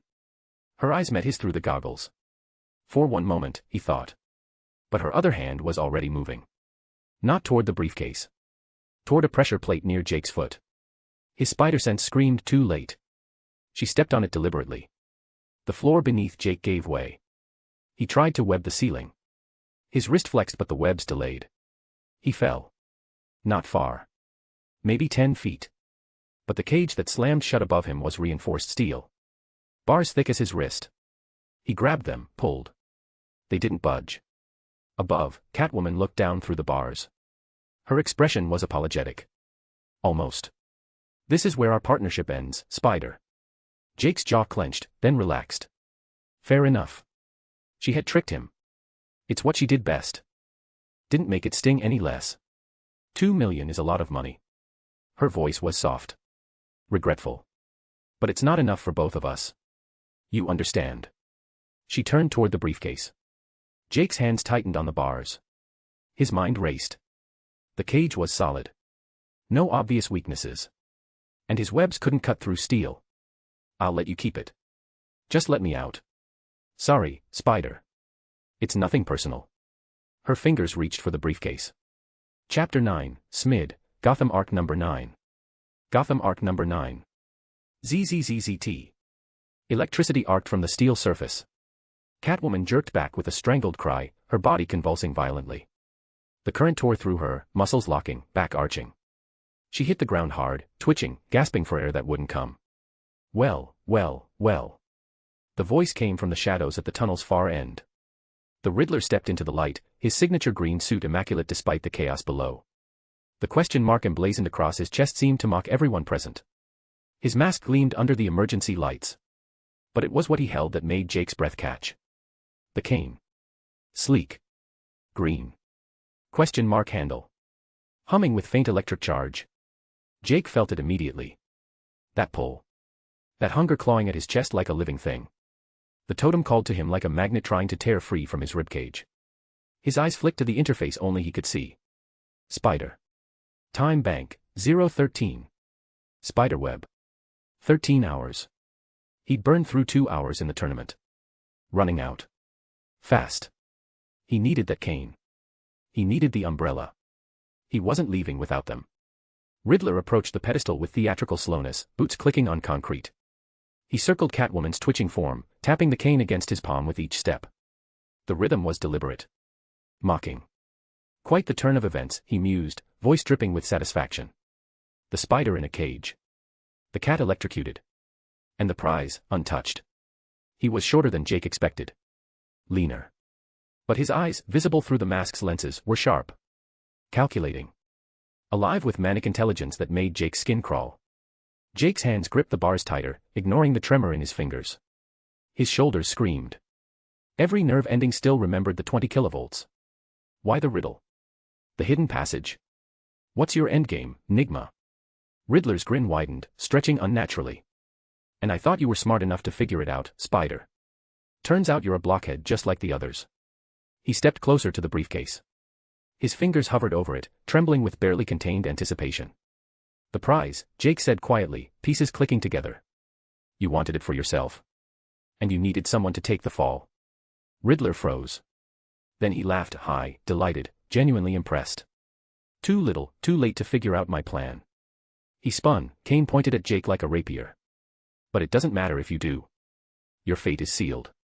Your journey ends here, Spider. The cane's tip glowed brighter. Electric charge building with a rising whine. Jake's exhausted mind raced. The bars. The cage. The cane. There had to be. Wait. The cane had a control mechanism. Buttons along the shaft. Riddler's thumb hovered over one. If Jake could make him fumble. Make him drop it. Make him. Predictable as always, Edward. The new voice was cold. Nasal. Dripping with aristocratic disdain. The Penguin waddled into the light, umbrella raised like a gentleman's walking stick, except gentlemen didn't carry weaponized explosives. He was exactly as grotesque as Jake remembered from the balcony. Short. Rotund. Hooked nose jutting forward like a beak. Monocle glinting. Top hat perched at a jaunty angle that somehow made him more menacing, not less. The umbrella in his hands wasn't an accessory. It was a threat. And Jake felt it too. The totem pole. Stronger now, overlapping, creating a resonance in his chest that made it hard to breathe. Two of them in the same room. Riddler spun, cane shifting to point at Penguin. His hand shook, not from fear, from rage. You're not supposed to be here. Put that thing down, Penguin said, voice ice cold and conversational, unless you've got something in that sorry cane that can stop a Semtex grenade. Riddler's eyes widened behind the mask. You wouldn't. Try me. Penguin's gloved finger rested on a hidden trigger along the umbrella's shaft. One button. You, me, and this entire room go up in smoke. Falcone will understand. Tragic accident during a private business meeting. Jake's pulse hammered. 2 villains. 2 totems. 1 cage. And a ticking clock in his head counting down to something he didn't want to find out. How did you find? Riddler started. Find the place you're keeping my money. Penguin finished, glancing at the briefcase with possessive greed. You think I'd just give you 2 million and not keep an eye on what you did with it? I'm insulted, Edward. Truly. Technically, Riddler argued weakly, it belongs to Falcone. Potato. Penguin shrugged, utterly unbothered. He and I have an understanding. You and I, however, do not. Riddler's jaw clenched. I knew something was up when Harley came charging in. She wasn't my doing, Penguin said. Guilty, Jake called from the cage. Both villains ignored him. You thought you could disappear from the balcony into dark, shadowy places and I wouldn't notice? Penguin continued, waddling closer. You followed me. Yes. But I know where I will not be following you. Penguin's grin widened, cruel and sharp as broken glass. To your grave. Wait. Riddler's voice cracked, desperation bleeding through. You don't have to, we can share. 1 million each and pin it on the Spider and his accomplice. We can. Where is the cat? Surprise. Catwoman exploded from the floor where she'd been lying. She'd been playing dead. Waiting. Her whip cracked out with vicious precision, wrapping around Penguin's umbrella. She yanked hard. Penguin stumbled forward with an undignified squawk, fingers slipping off the trigger. You. Riddler panicked. His thumb jammed down on the cane's controls, wrong button. The bars of Jake's cage shorted out. Sparks flew like fireworks. The locks disengaged with a heavy clunk that echoed through the chamber. Jake didn't think. He moved. Kicked the cage door open. Rolled out despite his body screaming protests. His shoulders burned. His legs threatened to buckle. He ignored everything except the totems. Riddler saw him coming. Tried to adjust the cane, fingers fumbling for the right button. Jake fired a web straight at Riddler's hand. The sticky strand caught, wrapped, yanked. The cane flew free, spinning through the air in a green arc. Jake caught it mid-roll. Warmth spread through his palm, satisfying, intoxicating. Riddler slammed into him from the side. They hit the ground together, the cane trapped between them. Mine. Riddler clawed at it, fingernails scraping Jake's wrist. Jake headbutted him. The mask cracked. Riddler reeled back. Above them, Penguin roared, wrenching his umbrella free from Catwoman's whip with surprising strength. He swung it toward Jake like a club. Jake rolled to his feet. Saw his opening. Webbed Penguin's wrist. Yanked. Penguin stumbled forward, off balance, cursing. Riddler grabbed Jake's ankle. You don't deserve. Jake kicked him in the face. His hand shot out. Fingers closed around the umbrella's handle. He pulled. Penguin held on, stronger than he looked. They grappled for half a second, then Jake's enhanced strength won. The umbrella came free. 2 totems. 1 in each hand. The pull ceased entirely. The hunger satisfied. The warmth now in both palms, grounding him. But Catwoman was already moving. She pushed herself up on trembling arms, every muscle in her body still twitching from the current. The briefcase sat 3 feet away. Untouched. Unguarded. $2 million. Through the haze of pain, she calculated, 30 seconds until they noticed her moving. 20 to reach the case. 10 to run. Her hand closed around the handle. She ran. Jake started after her. Spider. The shout came from behind. From the tunnel they'd entered through. Harley Quinn burst through the opening, covered in dust and fury and manic determination. Her goons flooded in behind her, a tide of painted faces and crowbars and chainsaws that filled the tunnel with chaos. Her eyes locked on Jake. Pupils dilated. Grin savage. You're not running from me this time. Jake's spider sense exploded. He made a choice. Behind him, Harley and her goons, ready to tear him apart. In front, Catwoman with $2 million, disappearing into Gotham's maze. The totems burned in his hands, begging to be consumed. 48 hours each. 96 total. Safety. But 2 million could buy real safety. Equipment. Information. A way out of Gotham before the bounty hunters came. Fuck it. He bolted after Catwoman. Get back here. Harley shrieked behind him. The tunnel ahead curved sharply. Catwoman was fast, faster than she had any right to be. She moved like water, like smoke, barely touching the ground. Jake fired a web at her legs. She jumped, inverting midair with acrobatic grace that would make Olympic gymnasts weep. The web sailed beneath her, splattering uselessly on concrete. She landed running, didn't even break stride. Behind them, footsteps thundered. Harley and her goons, gaining ground through sheer numbers and insanity. The tunnel opened ahead. Exit. Warehouse floor above. Catwoman burst through first. Jake was 3 seconds behind, spider sense screaming as he emerged into Pier 49. Night air. The warehouse interior stripped bare except for support beams and rusted equipment. Moonlight streamed through broken windows. The smell of salt water and industrial decay hit him like a wall. Gotham's waterfront sprawled beyond. Cranes loomed like skeletal giants. Shipping containers stacked in geometric mountains. The black water of the harbor lapped against rotting pilings. Catwoman didn't hesitate. She ran for the warehouse's far end, where a loading dock door hung half open. Jake swung after her, webline catching a support beam. His body protested every movement. The electrocution had cooked him more than he'd admitted. His strength was compromised. But he pushed through. He gained ground. 10 feet. 5. Persistent, Catwoman called over her shoulder, not even breathing hard. I like that in a man. Money first. Flirting later, Jake shot back. She laughed, genuine, delighted. Multitasking, spider. Try it. She hit the loading dock and leaped. Jake followed, webline ready. But she dropped through a gap he hadn't seen, narrow, between two containers. Barely a foot wide. Jake tried to follow. His shoulders didn't fit. Too broad. Enhanced musculature betrayed him. He climbed up instead, scrambling onto the container's top. Looked down. The maze swallowed her. Containers stacked 3 high created valleys of shadow where moonlight couldn't reach.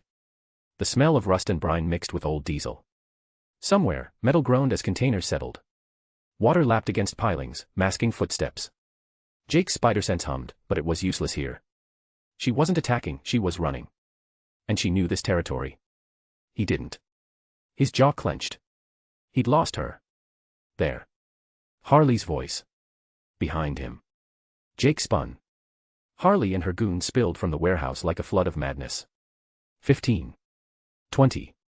Too many to count. Crowbars, baseball bats, and that one persistent clown who didn't leave the chainsaw behind. It roared to life with a pull-cord scream. Harley whistled once. Sharp. Clear. The goons stopped laughing. They spread out without hesitation, practiced, surrounding the container from all sides. 3 climbed the adjacent stacks, cutting off aerial escape. 2 more blocked the water's edge. Jake's spider sense lit up from every direction. End of the line, Bug Boy, Harley called up, grin stretching ear to ear. Blood still stained her split lip from earlier. She'd added more makeup over it, theatrical, gruesome. No more runnin'. No more swingin'. Just you, me, and a little heart-to-heart. What are you waiting for? Chapter 10, Smid, Gotham Arc Number 10. Gotham Arc Number 10. Jake's spider sense hummed. The clowns weren't rushing him yet. No orders yet. I'll make this fast and painless, Harley continued, voice dropping to something almost reasonable. Almost. You give me back my mallet, I let you keep your kneecaps. Fair trade, yeah. Can't do that, Jake said. Can't. Her voice cracked into a shriek. Or won't. Both. Her grin vanished. The manic light in her eyes went cold. Predatory. Boys, she said quietly. Get him. The goons charged. Jake jumped as crowbars swung where his feet had been. He web-lined to the next container, but 3 clowns were already climbing it. He kicked one off them and fell laughing and webbed another's face. A bottle shattered against the container beside his head.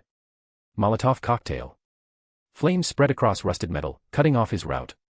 Surround him. Harley commanded. I want him gift-wrapped. Jake swung wide, firing webs rapidly. 1 clown went down, webbed to the ground. Another got stuck to a crane. But more kept coming. They didn't care about getting hurt. Didn't care about the danger. One jumped from a container above, chainsaw screaming. Jake barely dodged, the blade scoring the metal where he'd been standing. Sparks flew. His spider sense spiked. He twisted. A clown with a bat swung for his head. Jake caught the bat mid-swing. Yanked it free. Used it to block a crowbar strike from another angle. Too many. Too close. He needed space. Jake fired a wide web spray, caught 4 goons at once, gluing them together in a sticky mass. They toppled like a cartoon pile-up. But Harley was already moving. She vaulted onto his container with gymnastic precision, landing in a crouch 20 feet away. Just you and me now, Spider. She pulled something from her jacket. Small. Round. Painted like a cartoon bomb. Jake's eyes widened. You're joking. Do I look like I'm joking? She pulled the pin with her teeth. This peer's seen worse. She threw. Jake Webb yanked himself sideways as the explosive hit where he'd been standing. The blast was smaller than expected, more flash than force, but it scattered his balance. He landed hard on another container. His ankle rolled. Pain shot up his leg. Harley was already there, bat raised. She swung for his ribs. Jake rolled, feeling the wind of the miss. He kicked out, catching her knee. She stumbled but didn't fall. Laughed instead. That all you got? Warming up, Jake gasped. His body was failing him. The electrocution. The tournament. The chase. Everything compounding. His punches would still hit like a truck, but his defense was compromised. And Harley was fresh. Angry. Focused. She swung again. Jake blocked with his forearm. The impact rattled his bones. She was hitting harder than before, fueled by rage and loss. My mallet, she screamed, swinging wildly. You took my mallet. Do you know what that means to me? Do you know what we've been through? Each word punctuated with a swing. Jake dodged, blocked, retreated. The container's edge was coming up fast. It was just a hammer. Jake shot back, knowing it would bait her. Her face went crimson. She charged, bat raised overhead for a killing blow. Jake waited. Let her commit. Then stepped inside her range. His fist drove into her solar plexus, pulled, controlled, but still enhanced strength. Harley's eyes went wide. All the air exploded from her lungs in a choked gasp. The bat fell from nerveless fingers. She collapsed to her knees, gasping, trying to breathe. Jake webbed her hands behind her back. Then her feet. Then wrapped her torso until she looked like a very angry, very colorful mummy. Sorry, he said quietly. But you wouldn't stop. She glared up at him, still unable to speak, eyes promising murder. Below, the remaining goons saw their boss down. Some ran. Others charged. Jake webbed the container opening, creating a barrier. They'd have to climb, and he'd be gone before they managed it. Sirens wailed in the distance. Getting closer. Jake pulled out the cane, fingers finding a button he hoped was the right one. The tip glowed. He aimed it at the night sky and pressed. A brilliant green flare shot upward, exploding into a question mark that hung against the darkness. The signal would draw attention. GCPD. Maybe Batman. Someone who could collect Harley properly. He looked down at her one last time. For what it's worth, he said, the mallet was impressive. You're impressive. Under different circumstances. Fuck. You, Harley wheezed, finally finding her voice. Jake nodded. Fair enough. He grabbed the totems and swung into Gotham's night, leaving Harley Quinn webbed and furious for the GCPD to find. Spiderweb, spiderweb. The swing back to the motel took twice as long as it should have. Jake's body moved on autopilot, webline, swing, release, repeat, but his mind was fog. Every muscle screamed. His shoulders felt like they'd been filled with broken glass. He varied his route instinctively. Doubled back through the Narrows. Cut through an alley behind a shuttered factory. Swung wide around Robinson Park before circling back toward the East End. Anyone trying to track him would need to untangle a web of false starts and dead ends. The motel's rusted sign flickered into view. Oasis Motor INN, half the letters dark, the S buzzing like an angry hornet. Jake dropped into the narrow gap between the building and a chain-link fence. Checked the shadows. Nothing. His spider sense was quiet. He climbed the exterior wall, fingers finding purchase in crumbling brick. 3rd floor. Window left unlocked. He slipped inside and collapsed. His back hit the mattress. Springs groaned. The ceiling stared down at him, water-stained and cracked. He lay there. Breathing. Existing. The totems pressed against his ribs through the suit's fabric. Heavy. Real. Proof he'd survived. His hand trembled as he pulled up the interface. Spider. Time bank, 011. Spiderweb. 11 hours. Less than half a day. The number stared back at him like a countdown to execution. What happened when it hit 0? He still didn't know. Didn't want to find out. Jake forced himself upright. His body protested every movement, but the clock didn't care about exhaustion. He pulled out Riddler's cane first. Sleek. Green. Heavier than it looked. The question mark handle was cold metal, precisely machined. Jake turned it over in his hands, studying the craftsmanship. There, along the shaft. Seams. Buttons disguised as decorative ridges. He pressed one experimentally. A compartment snapped open near the handle. Inside, a coil of thin wire. Garrote? Probably. Jake closed it carefully. Another button. The tip telescoped outward with a mechanical click, extending the cane's reach by 6 inches. Combat functionality. A third. Nothing visible, but Jake's spider sense tingled faintly. He aimed the tip at the wall and pressed harder. ZZZT. Electricity arced from the tip, scorching the wallpaper black. The smell of ozone filled the room. Jake's hand jerked back. His heart hammered. For a second he was back in the cage, 20 kilovolts tearing through him, muscles locking, vision going white. He breathed. Counted to 5. The memory faded. Useful, he muttered.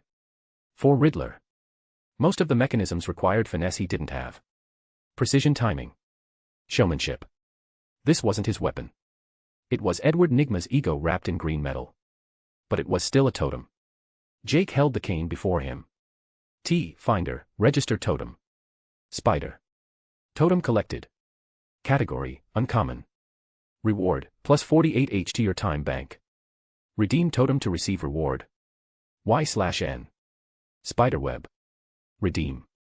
The cane glowed, not the harsh electric blue of its shock function, but something warmer. Golden green light spread from handle to tip, consuming the metal in radiant fire. The weight disappeared from Jake's hands. The light fractured into thousands of tiny specks that drifted toward him like fireflies, sinking into his chest, his arms, his core. Warmth. Satisfaction.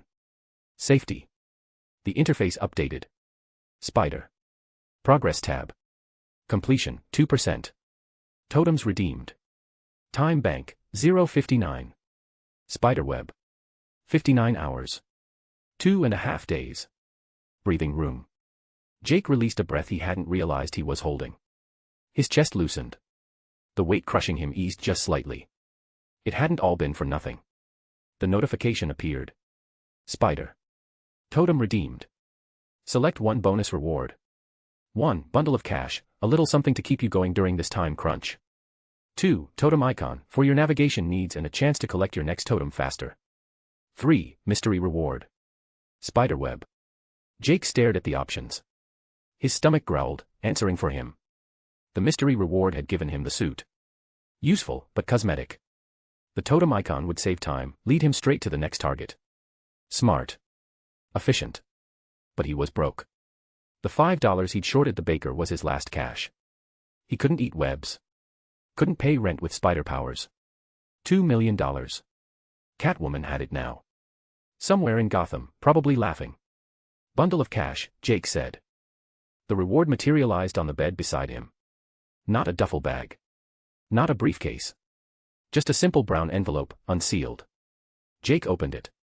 Bills. 20s and 50s, neatly stacked. He counted quickly. $800. Not $2 million. Not even close. But enough to eat for a month. Enough to extend his stay at the Oasis. Enough to survive while he figured out his next move. Jake set the envelope on the nightstand and pulled out Penguin's umbrella. It was heavier than the cane. Solid construction, weighted for combat. The handle was polished wood, carved to fit a hand smaller than Jake's. Silver accents ran along the shaft. The fabric was black, pristine despite everything it had been through. Jake turned it slowly. There had to be. His thumb brushed something near the handle. A small button, flush with the wood. Click. The umbrella tip snapped open with a mechanical chunk. 3 curved blades extended like talons, each edge gleaming razor-sharp. Jake froze. One wrong move and he'd open an artery. He pressed the button again. The blades retracted with the same decisive chunk. Okay, Jake breathed. Noted. He found another mechanism. A panel along the shaft slid aside, revealing a chamber. Empty now, but designed to hold something. Gas canister. Explosive. With Penguin, both were possible. Jake's fingers explored further, finding triggers, releases, catches. The umbrella was a weapon disguised as an accessory, or maybe the other way around. Every inch was functional. Dangerous.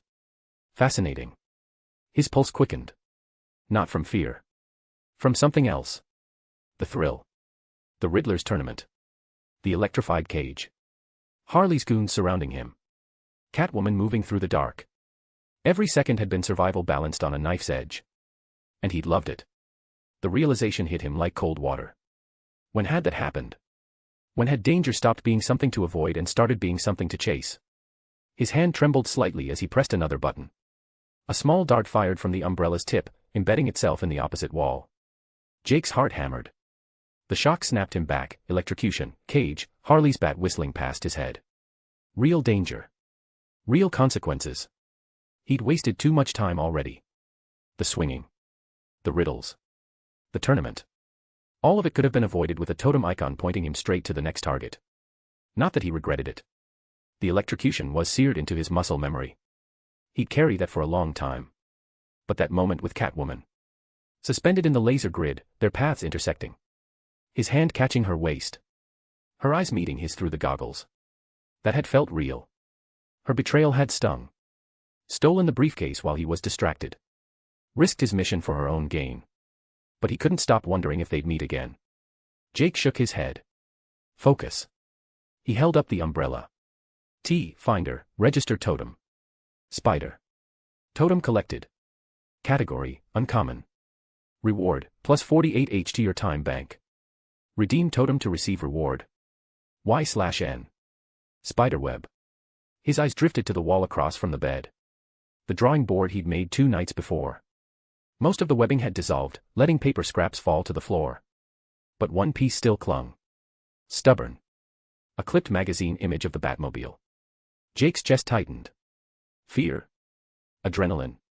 He didn't bother confirming. If raiding the Batcave was his next move, he was better off with a totem icon. Trade efficiency for safety. Hope the navigator pointed him toward something simpler than facing Batman in his own fortress. Redeem totem, Jake said. The umbrella dissolved the same way the cane had. Golden light, drifting specks, warmth sinking into his core. Spider. Progress tab. Completion, 3%. Totems redeemed. Time bank, 147. Spiderweb. 107 hours. 4.5 days. Real safety. The notification appeared. Spider. Totem redeemed. Select one bonus reward. 1. Bundle of cash, a little something to keep you going during this time crunch. 2. Totem icon, for your navigation needs and a chance to collect your next totem faster. 3. Mystery reward. Spiderweb. Totem icon, Jake said without hesitation. The object tab snapped into focus. The question mark that had been sitting there, generic, placeholder, began to shift. The lines twisted, reformed, resolved into something specific. A ring. Golden.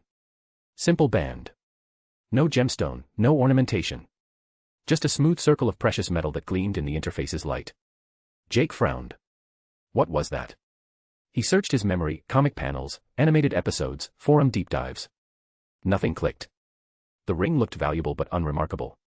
Not iconic. Not tied to any villain or hero he recognized. But he didn't have to wonder. The navigation tab pulsed. The red strand that had been flickering aimlessly now locked into place, pointing with absolute certainty. Jake pulled up the full navigator. The spiderweb field glowed gold-white, intense and focused. The red strand cut through it like a compass needle, unwavering. Close. Maybe a mile. Maybe less. That was all he needed. Chapter 11, Smid, Gotham Arc number 11. Gotham Arc number 11. Morning light filtered through the threadbare curtains, pale and anemic. Jake's eyes opened to the water-stained ceiling. The same cracks as yesterday. The same rust stain shaped like a gun. He'd been staring at the Golden Ring interface until 3 a.m., cycling through every DC character he could remember, trying to force recognition through sheer will. Nothing. He sat up, and his body reported back. Shoulders, bruised but functional. Ribs, tender when he twisted. Overall assessment, alive, which 20 kilovolts said he shouldn't be. His enhanced physiology had metabolized the worst of it overnight, bruises fading from purple-black to that sickly yellow-green of almost healed. Progress. He was getting better at taking punishment. The thought should have bothered him more than it did. His stomach growled. Jake counted out $40 from the brown envelope and headed downstairs. The motel's lobby had a coffee station and a TV mounted in the corner, volume low. He poured something that technically qualified as coffee and pulled out a cracked smartphone. 1 bar of signal. Flickering. He searched for news about Harley Quinn. GCPD's official statement, posted 3 hours ago, Harleen Quinzel apprehended at Pier 49. Currently in custody pending transfer to Arkham Asylum. Jake's tension eased. Good. One problem. He scrolled down. The second result was a video link, posted 40 minutes ago. The thumbnail showed a blur of pink and blue. The title. Harley escapes again. GCPD humiliated. His stomach dropped. The video loaded in agonizing chunks. Shaky phone camera footage. A GCPD transport van, armored, surrounded by patrol cars. Everything by the book. Then the side of the van exploded outward. Pink and purple smoke billowed. Figures emerged, clown masks, coordinated chaos. They were carrying something. Harley Quinn. Still webbed head to toe in Jake's restraints. The goons used her cocoon like a battering ram, charging the police line. Officers tried to stop them, but the webs, enhanced strength reinforced, became weapons. Goons swung Harley's body into riot shields with bone-breaking force. Jake watched, transfixed, as they peeled away his webbing with heat guns and chemical solvents. Not fast, but fast enough. By the time backup arrived, Harley was free. She stood in the middle of the chaos, bat in hand, grinning at the cameras. "I'm coming for you, bug boy. Me and all of Gotham." Her voice crackled through the phone speaker. "We are so not over yet." She blew a kiss. Smoke grenades. Gone. Jake stared at his reflection in the phone's black screen. He was smiling. The realization hit him like a slap. She'd escaped. She'd be coming for him again, relentless and obsessed, and he was smiling about it. What did she even mean by, all of Gotham? "What the hell is wrong with me?" he muttered. "Talking to yourself, hon?" Jake's head snapped up. The motel clerk, 40-something, tired eyes, nameplate reading Marie, stood behind the counter, refilling the coffee station. "Just watching the news," Jake said, pocketing the phone. Marie glanced at the TV. Local news was covering the escape, aerial footage of the purple smoke clearing to reveal an empty intersection. Harley Quinn again. Marie shook her head. Third time this month. GCPD can't hold water, let alone criminals. She looked at Jake, something calculating in her expression. "You're new in town." "Not a question." Jake nodded. "Word of advice." Marie lowered her voice. "Whatever brought you to Gotham, finish it fast and leave. This city eats people. Especially the ones who think they can fix it." "I'm not trying to fix anything." "Then what are you trying to do?" "Survive." The answer came immediately, but Jake caught himself. That wasn't quite right anymore, was it? Survival was finding another motel in another city, staying low, avoiding attention. He'd fought Harley Quinn. Raided a tournament. Stolen from the Riddler and the Penguin. That wasn't survival. That was something else. The thrill. The rush. The way his heart hammered when his spider sense screamed and his body moved before his brain caught up. The electric satisfaction of swinging through Gotham's canyons, of proving he could take what he needed and disappear before consequence caught up. He was getting addicted to it. And he wasn't sure he wanted to stop. "I don't know yet," Jake replied. Marie studied him for a long moment. Then she slid a wrapped breakfast sandwich across the counter. "On the house. You look like you need it more than I need the $3. Jake blinked. "I can pay." "I know. That's why I'm giving it to you."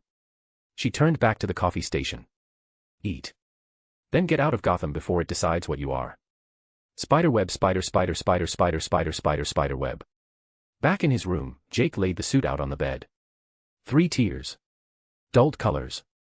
The smell of industrial smoke and desperation. He could wash it. Patch it somehow.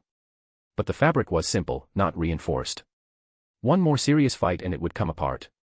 His fingers traced the ripped shoulder seam. The suit had been a mystery reward. Random chance that gave him exactly what he needed.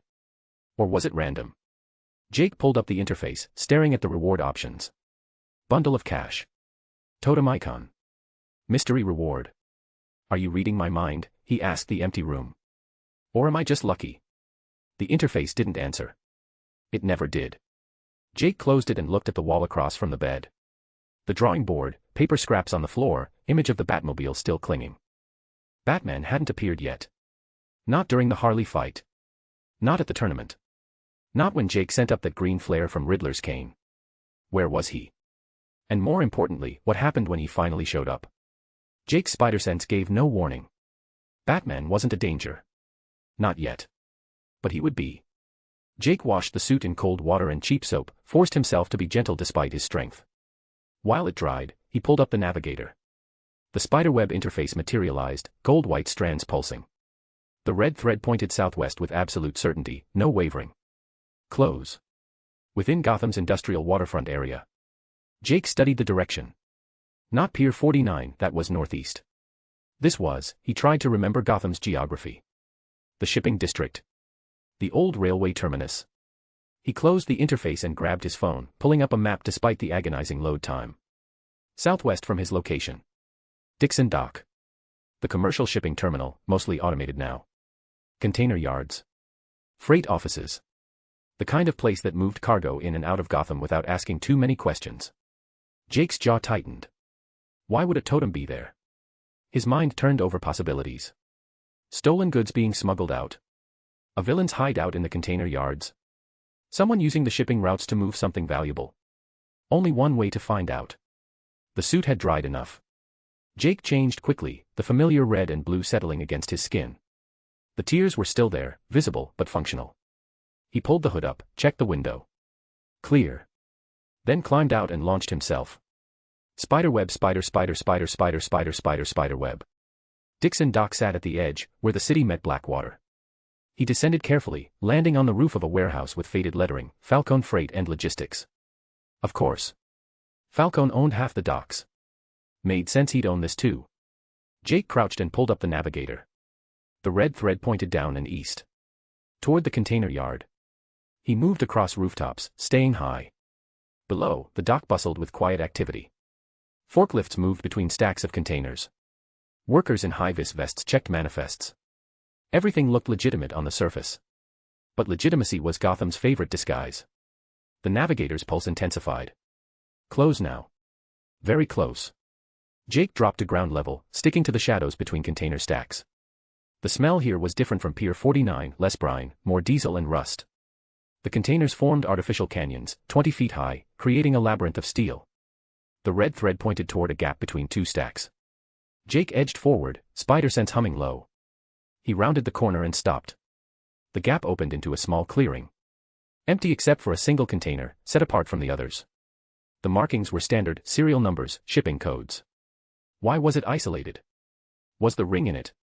Jake's eyes swept the area, cataloging exits, sight lines, potential threats. Movement. A woman emerged from a small office building tucked against the container yard's edge. She walked with casual confidence, shoulders relaxed, no mask, no costume. Just a woman in dark jeans and a leather jacket, moving through the dock like she belonged. But Jake recognized her immediately. The build. The posture. The way she moved, fluid, every step precise. And the face, finally visible without goggles or shadows. Selina Kyle. Catwoman unmasked. She was beautiful in a way that didn't photograph well, sharp cheekbones, full lips, eyes that held secrets. Her dark hair was pulled back in a simple ponytail, no dramatic styling. Without the costume, she looked almost ordinary. Almost. But Jake's meta-knowledge filled in the gaps. This was her. The real her. And the navigator was screaming. Jake's interface blazed. The red thread didn't just point in her direction, it locked onto her specifically. The golden web field pulsed rapidly, urgency bleeding through every strand. She had it. The ring. On her person, hidden somewhere. His mind raced. The ring was a totem. But why? Totems were supposed to be iconic items tied to iconic characters. Harley's mallet. Riddler's cane. Penguin's umbrella. What ring did Catwoman have that mattered? Unless. Jake's jaw clenched. She'd stolen it. Had to be. Or worse, what if she'd traded it? $2 million for the ring. Heat surged through Jake's chest. She'd taken the $2 million that could have changed everything. His hand twitched, wrist aiming on instinct. The movement was small. Barely a shift. But Selina's head snapped toward him. For half a second, their eyes met across 30 feet of container yard. Her expression shifted, casual to alert in a heartbeat. She'd made him. Jake's spider sense spiked, recognition. Selina's eyes narrowed. Then she moved. Not running. Blending. She turned smoothly, like she'd just remembered something, and walked toward a cluster of workers loading a container. Her pace was unhurried, natural, just another person on legitimate business. But Jake saw the calculation. The workers were big, dock labor, all muscle and hard hands. She was positioning them between herself and him. Smart. Jake stepped out from between the containers. Screw stealth. He wasn't about to let her slip on him twice. Selina's step faltered for a microsecond. Then she pivoted, moving faster now, threading through the worker cluster with practiced ease.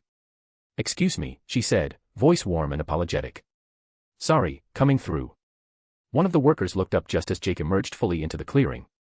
Red and blue suit. The worker's eyes went wide. "What the?" "Don't mind me," Jake called, firing a web line over their heads. Selina broke into a run. The workers scattered, shouting. Someone yelled about calling security. Jake ignored them, swinging after Selina. She was fast. Faster than she had any right to be without powers. She ducked under a forklift, vaulted a railing, and disappeared into the container maze. Jake landed where she'd been 2 seconds ago. The navigator pulsed, tracking her through the walls. He followed. The chase wound through artificial canyons of steel. Selina moved like she'd memorized the layout, sharp turns, sudden reversals, using every obstacle to break line of sight.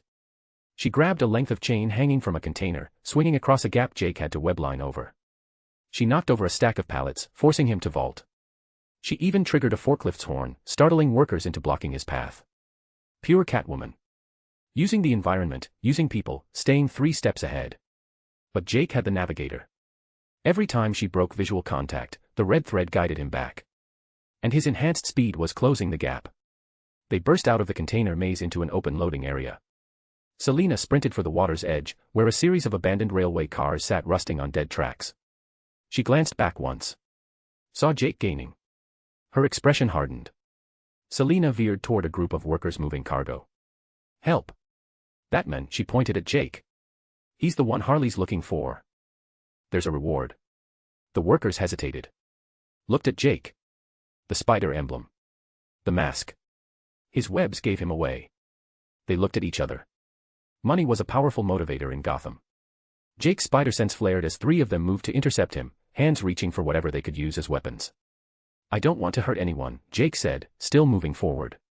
One swung a crowbar. Jake ducked under it, webbed the man's legs, kept running. Another tried to tackle him. Jake vaulted over his back, used him as a springboard. The third was smarter, threw a wrench at Jake's head. Spider sense saved him.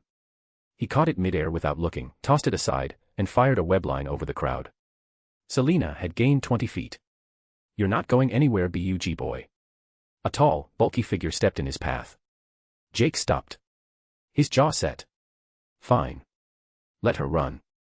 Let her think she'd lost him. The navigator would find her wherever she went. He had another problem that needed solving. 2, actually. "Spider," he said through gritted teeth, fist folding. "Name's the Spider." The big man blinked, confused by the correction. "Make sure you remember that." Then he threw. His fist connected with the big man's jaw. The man's head snapped back and he collapsed like a felled tree, out cold before he hit the ground. Feet shuffled behind him, his pursuers skidding to a halt. Jake turned, neck then body. He scanned the 10 or so staring at him, uncertain. Hesitant. But useful. "You might be just what I need to stop Harley," Jake said, smirking. "All you need is a little convincing." Webs rained. Chapter 12, Smid, Gotham Arc Number 12. Gotham Arc Number 12. Evening came slowly, the sun bleeding out across Gotham's skyline in shades of orange and purple that the city didn't deserve. Jake's afternoon had crossed a line. 10 workers from Dixon Docks sat webbed against shipping containers. Wide-eyed. Black-eyed. Some still bleeding from split lips and broken noses. He'd left them there for security to find. Or the police. Whoever came first. Jake perched on a roof 3 blocks away, hands still shaking. Tommy. One of them was called Tommy. Wedding ring. Crow's feet that said he smiled a lot. The first guy that had swung a crowbar at him. Then Tommy had called him a freak. Said Harley had the right idea. Said there was a bounty. Jake had webbed his mouth shut. Then his chest. Then wrapped him so tight Tommy's eyes bulged, veins popping in his temples as he fought for air. The others had talked after that. Talked fast. Information about the chemical factory, the clown network in Gotham's underground tunnels, Harley's operations and tactics. She was more organized than he had realized. And the container leaving at dusk, Jake had gotten what he needed. He'd left them breathing. That counted for something, right? His hands wouldn't stop shaking. They attacked first, he told himself. They made the choice. The rationalization tasted like rot. What was he becoming? Someone who did whatever it takes. He gritted, swallowing the answer, hard. The navigator pulsed. He swung towards Gotham Center. Wayne Tower. He stopped a few blocks away, unwilling to physically interact with the structure. Eastward from the tower, the east end sprawled. Westward, hillside, where Wayne Manor stood. The red thread flickered. West. Jake's chest tightened. His memory flashed, the cowl, the fists, the brutality. Why was he suddenly worried about the Dark Knight? He dove, eyes searching. Selina was on the move. And this time, she was geared up. Jake's lenses focused. Even from this distance, he could make out the silhouette. Black tactical suit. Goggles. Whip coiled at her hip. Catwoman was back. And she was moving with purpose. Jake studied her movement. She favored her left side slightly, the shoulder where Lady Vic's bullet had grazed her. And her steps were careful, controlled. The electrocution from the briefcase trap. Still hurting. But determined. She scaled a fence with practiced ease despite the injuries, dropped into an alley, and kept moving west. Toward Bristol. Toward Hillside. Jake's jaw tightened. Of all directions. Hillside sat on Gotham's northwest edge like a crown the city hadn't earned. Manicured lawns stretched between estates, each one worth more than entire East End blocks. Security drones patrolled the skies in lazy, precise patterns. Motion sensors. Private security. Walls topped with decorative iron that still cut deep. And at Hillside's heart, overlooking everything, Wayne Manor. The navigator's red thread pointed straight into that wealth. Into that danger. Jake followed along the rooftops, staying parallel to Selina's path. The architecture shifted beneath him. Crumbling apartments gave way to renovated brownstones. Graffiti disappeared. Even the streetlights worked here. Selina moved like she knew the route by heart. No hesitation. No checking her surroundings beyond tactical awareness. She reached the border, a commercial street that separated Gotham proper from Hillside's gated communities. She paused at the corner, one hand against brick, breathing controlled. Jake watched from above. She was bracing herself. Whatever waited ahead, she knew it wouldn't be easy. Her fingers found the whip, checking it was secure. Then her hand went to something at her collar, small, hidden. She clutched it, lingering. Jake's spider sense hummed faintly with anticipation. Selina straightened, rolled her shoulders despite the obvious pain, and moved forward. Toward Hillside. Toward whatever she was running from. Or running toward. Jake made his choice. He dropped. His landing was soundless, 20 feet behind her. She kept walking, oblivious. Going somewhere? Selina stopped. Didn't turn. Her shoulders tensed. You know, she said, voice steady despite the situation, most men take a hint after the second rejection. Good thing I'm not most men. Jake stepped closer. Also, I'm not here for a date. She turned slowly. Her goggles reflected his masked face in stereo. Behind them, her eyes were calculating, measuring distances, exits, options. How did you find me? Not accusatory. Genuinely curious. Not important. Jake's hand twitched near his wrist. What matters is you have something I want. And there's nowhere you can go that I won't find you. Catwoman's jaw set. Her hand drifted to her whip, fingertips grazing the handle. Not threatening yet. Just ready. Is that so? She tilted her head. Straightened. Her shoulders fell, relaxing. Ready to do what she did best, deceive. I don't have the money. Not here. She said. But the money's safe. Still in Gotham. Her voice shifted, became businesslike. I can tell you where and how to get to it. If you tell me how you keep finding me. Jake stared at her. Then he did laugh, short, sharp, humorless. I'm insulted you think I'd fall for that. What's not to believe? Catwoman said, hands open. $2 million and you'll never see me again. Easy trade. You said you can find me anywhere, right? She stepped closer, confident. Why don't you come after me if I tell a lie? You'll be long gone by then. Her step faltered. Just slightly. But Jake saw it. What? Jake's voice dropped lower, harder. You think I don't know you don't have the money? Selina's hand closed fully around the whip now. Her posture shifted, relaxed confidence becoming coiled readiness. The thing is, Jake continued, I did a little digging into why you were at Dixon this morning. And I found out something quite interesting. Those dock workers can get real chatty after a little persuasion. Her fingers tightened on the whip's handle. Knuckles white even through the gloves. There's a container leaving at dusk. Looks like an ordinary freight container, electronics manifest, bound for Bloodhaven. Standard cargo. Jake took another step. But inside. Climate control. Bench seating. Hidden panel entry. That's not cargo transport, Selina. That's people smuggling. High end. The kind that costs expensive to buy safe passage out of Gotham. The goggles hid her eyes, but her mouth tightened. Her breathing changed, faster, shallower. Question is, Jake said, what are you running from? And what does it have to do with the ring in your possession? For 3 seconds, nothing moved. Even the wind seemed to hold its breath. Then Selina's voice came out cold as winter. How did you know about the ring? Does it matter? He sent you, didn't he? Her hand was on the whip's grip now, ready to draw. What did he promise you? Money. Information.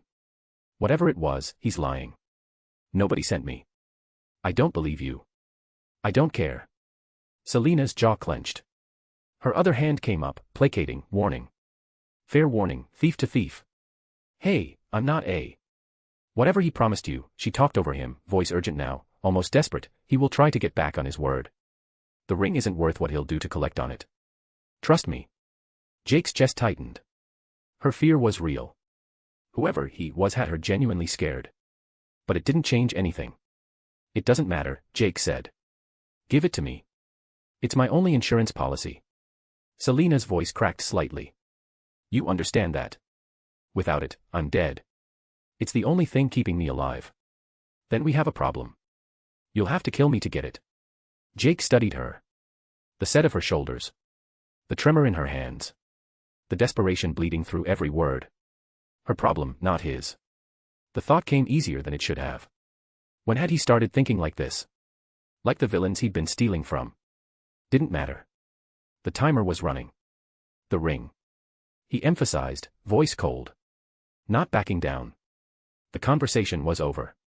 Her expression shifted. Fear became fury. Fine. The whip cracked out. Jake's spider sense screamed. He jerked left. The whip's tip scored the pavement where he'd been standing, leaving a gouge in concrete. You know you can't beat me, Jake said. Selina didn't answer. She was already moving. She came in fast, whip coiling and striking in precise patterns, high, low, faint, strike. Jake dodged, barely relying on his spider sense. But she was good, better than he'd expected while injured. Jake ducked under a horizontal slash. The whip reversed mid-strike, wrapping around his ankle. She yanked hard, trying to sweep his leg. Jake jumped, flipping over the pole. His hand shot out, webbing her whip and yanking back. She let go rather than be pulled off balance. Drew a knife from her boot in the same motion. Small, curved, wicked sharp. I tried to warn you, she hissed. She lunged, blade leading. Fast. Precise. Aiming for his shoulder, disabling, not killing, but serious. Jake sidestepped. Her momentum carried her past him. He could have webbed her then, ended it clean. But his hand hesitated. The laser trap. Her body against his. When was the last time anyone looked at him like that? That hesitation almost cost him. Selina spun, blade reversing, cutting upward toward his ribs. Jake twisted, felt the edge catch his suit. The fabric tore. The blade grazed skin underneath, shallow, stinging. His hesitation evaporated. Jake caught her wrist mid-strike. His grip was enhanced strength, inescapable. Her eyes widened behind the goggles. "Stop," he said quietly. She drove her knee toward his stomach. Jake blocked with his free hand, absorbed the impact. She tried to twist free, using her whole body as leverage. It didn't work. His strength was too much. "Don't make me hurt you," Jake said. "Then let me go." She threw her weight backward, trying to break his grip through momentum. Jake held on. She swung her free hand, claws out. The gloves had reinforced fingertips, designed to climb and cut. Jake caught that wrist too. Now she was trapped. Both wrists held, facing him, breathing hard. Her goggles were centimeters from his mask. "The ring," Jake said. "That's all I want. Give it to me and this is over." "Never." She tried to headbutt him. Jake saw it coming, turned his face. Her forehead glanced off his temple, still hurt, but not disabling. The ring was her lifeline. Pure survival instinct had taken over. She kicked, twisted, tried to bite through his suit. Every move desperate, feral, terrified. Jake's chest ached. Not from her attacks. From something worse. His eyes flicked, conflicted. Time bank, 1 hour 27 minutes and 34 seconds. 19 hours gone. He was going to have to hurt her. Really hurt her. Because she wouldn't stop, and he couldn't let her go. His grip tightened on her wrists. Just enough pressure to make the point. She gasped, pain flashing across her face. "I'm sorry," Jake said. And he meant it. He webbed her wrists together in one smooth motion, binding them in sticky strands. Before she could kick, he webbed her ankles too.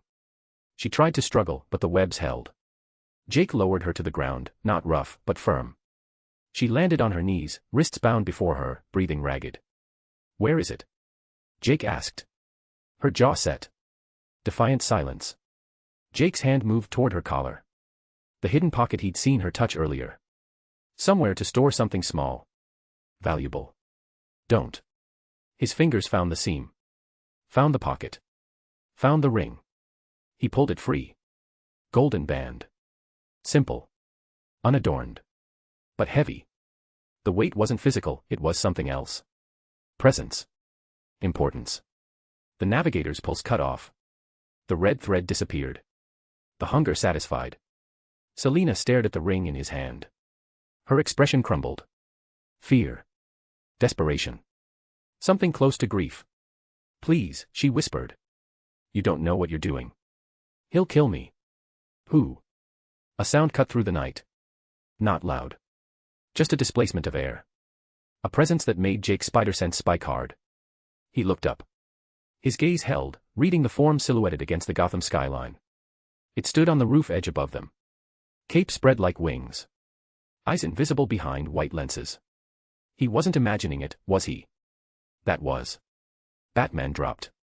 Not jumped. Dropped. Like gravity was a suggestion he chose to obey. Jake's heart stopped. Then hammered so hard he thought his ribs would crack. Every instinct screamed run. Every muscle locked. His breath caught in his throat. Batman, the urban legend himself, landed between Jake and Selina. The pavement vibrated, almost cracking from impact. Didn't make a sound beyond that. "Step away from her." Batman's voice was gravel and threat and absolute authority. Jake's mouth went dry. Chapter 13, Smid, Gotham Arc number 13. Gotham Arc number 13. Batman stood between Jake and Selina, cape settling around his shoulders like folded wings. The white lenses of his cowl were blank, emotionless, but somehow they saw everything. Every twitch. Every tell. Every weakness. Jake had seen him in movies. Watched cosplayers at conventions try to capture that presence and fail. But this. Standing 3 meters away from the actual legend. The hero who'd inspired 1,000 forum debates. The figure he'd defended in arguments about prep time and contingencies. The reason he'd stayed up late reading wiki entries about Gotham's greatest detective. That hero was staring at him like he was just another criminal. His hands trembled. The image of Tommy's broken nose flashed in his mind. Wasn't he one? A criminal. He stiffened his hands. Not the time. Batman had just issued a warning. Step away from her. That meant fists and kicks if he didn't. But what could Batman really do to him? Jake had the strength. the power. Enhanced reflexes that let him dodge bullets. He could take Batman, couldn't he? The thought cut through the fear like a blade. But he hadn't been quiet in Gotham. Batman was a detective first, the world's greatest. It was possible he knew more about the spider than Jake assumed. Harley's chemicals could dissolve his webbing. Batman could have refined them, disabling Jake mid-combat. Or was he just overestimating him? No point risking to find out. He had the ring. His mission accomplished. You don't have to tell me twice, Jake said, taking a measured step back. Behind Batman, Selina struggled. Her legs were webbed, but her core strength was absurd. She contracted, rolled, and kicked backward. She used the momentum to tear at the webs with her teeth, clawed fingers finding purchase. The webbing held, but gave slightly. Just enough to show she wouldn't stop. Jake's got twisted watching her fight. Desperate. Terrified. Like a caged animal gnawing its own leg off to escape. Didn't change his mind. He needed the ring more. His demeanor hardened. I already got what I came for. His wrist twitched, web fluid ready. Time to leave. I didn't say you could go. Batman's voice dropped lower, gravel scraped across stone, each word weighted with absolute authority. His posture shifted. Shoulders squared. Hands loose at his sides, but ready. Jake froze. His pulse hammered. His muscles coiled. Every nerve screamed conflicting instructions: fight, flee, submit, attack. Was this actually going to happen? Him versus Batman. The fan in him knew the danger. Batman didn't fight fair. He studied opponents, exploited weaknesses, turned strengths into vulnerabilities. But if Jake avoided close combat, relied on his webs, kept moving, he could win, right? Batman was brilliant, but he was still human. Still bound by the same physics that let Jake swing between buildings at highway speeds. My mistake. I made you think I was taking orders. Jake's voice came out colder than he intended.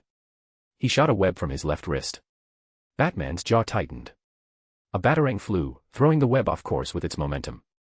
Jake's shoulders squared, heartbeat rising. Batman's cape billowed slightly in the evening wind, making him look larger. Inhuman. Gotham's underworld is in upheaval because of you, Batman said, each word measured and deliberate. First the chaos, Harley Quinn, Pier 49. Dixon Docks. His gaze dropped to Jake's hand. And now that. The ring. Jake's fingers closed around it instinctively, protective. Batman's eyes tracked the movement. Cataloging. Analyzing. The Roman ring. Jake's shoulders pulled back slightly, head tilting a fraction. Curiosity bleeding through his defensive stance despite himself. Roman ring. Batman's eyes narrowed behind the cowl. You don't even know what it is, do you? The power it represents. What it could do to the city. Sounds like you do. Jake twirled the ring between his fingers, forcing casualness he didn't feel. Mind telling. Batman paused. Processing. His stance didn't change, but something in his bearing shifted, recalculating. You weren't planning on leveraging it. Not a question. A deduction. Why take it? Behind them, Selina's struggling stopped. Her breathing was ragged, but her attention fixed on Jake. Waiting for the answer. Jake almost ignored the question. Let Batman stand there wondering while he disappeared into Gotham's maze. But Selina was watching. And something about that look, desperate, calculating, curious, made him answer. To survive. His eyes locked with Catwoman's. She understands. Batman's jaw set harder. But I don't. Not when my city is at stake. He took one measured step forward. Whatever your reasons, take them somewhere else. Give me the ring. Leave Gotham, and don't come back. Or what? The air between them crystallized. Heavy. Charged. Every sound seemed to fade, the distant traffic, Selina's breathing, even the wind. Batman held perfectly still, keeping the negotiation alive through sheer will.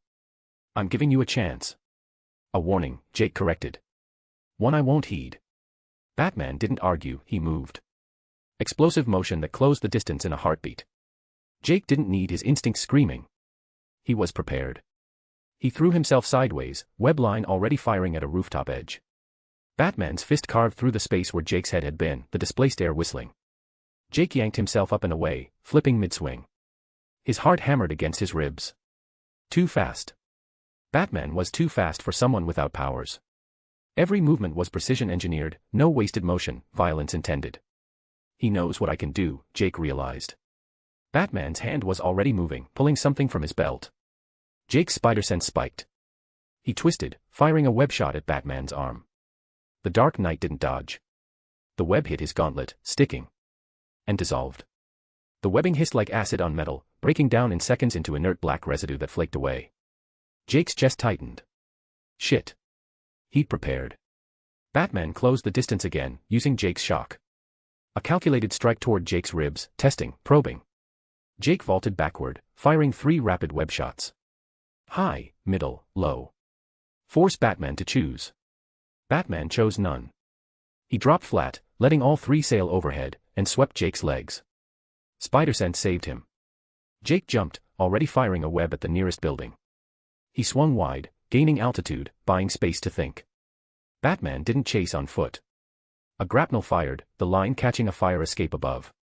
He ascended with mechanical efficiency, cape billowing behind him.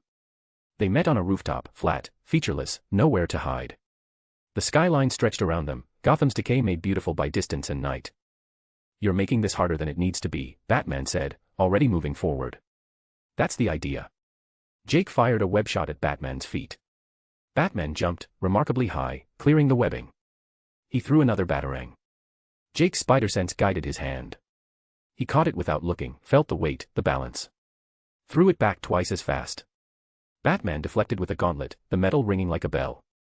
But Jake was already moving, web lining to the rooftop's edge, then launching himself at Batman from an unexpected angle.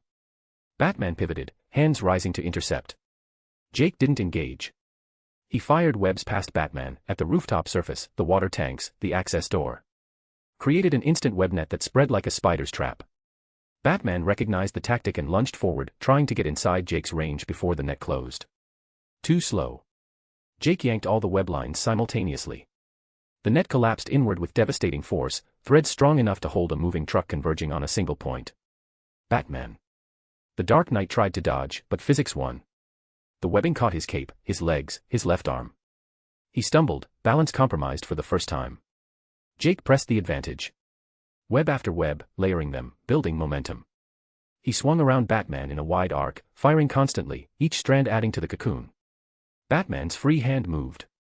Chemical spray hissed from his gauntlet, the same substance that had dissolved Jake's earlier webs. But Jake was faster now. He webbed Batman's wrist, yanked it sideways. The spray went wide, eating through webbing but missing the critical strands.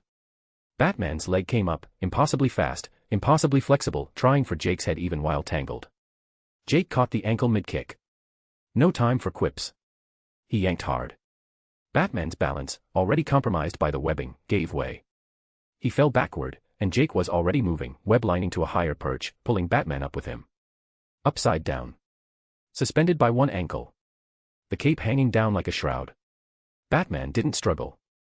Didn't curse. Just hung there, calculating. No time to gloat. Jake was already firing more webbing.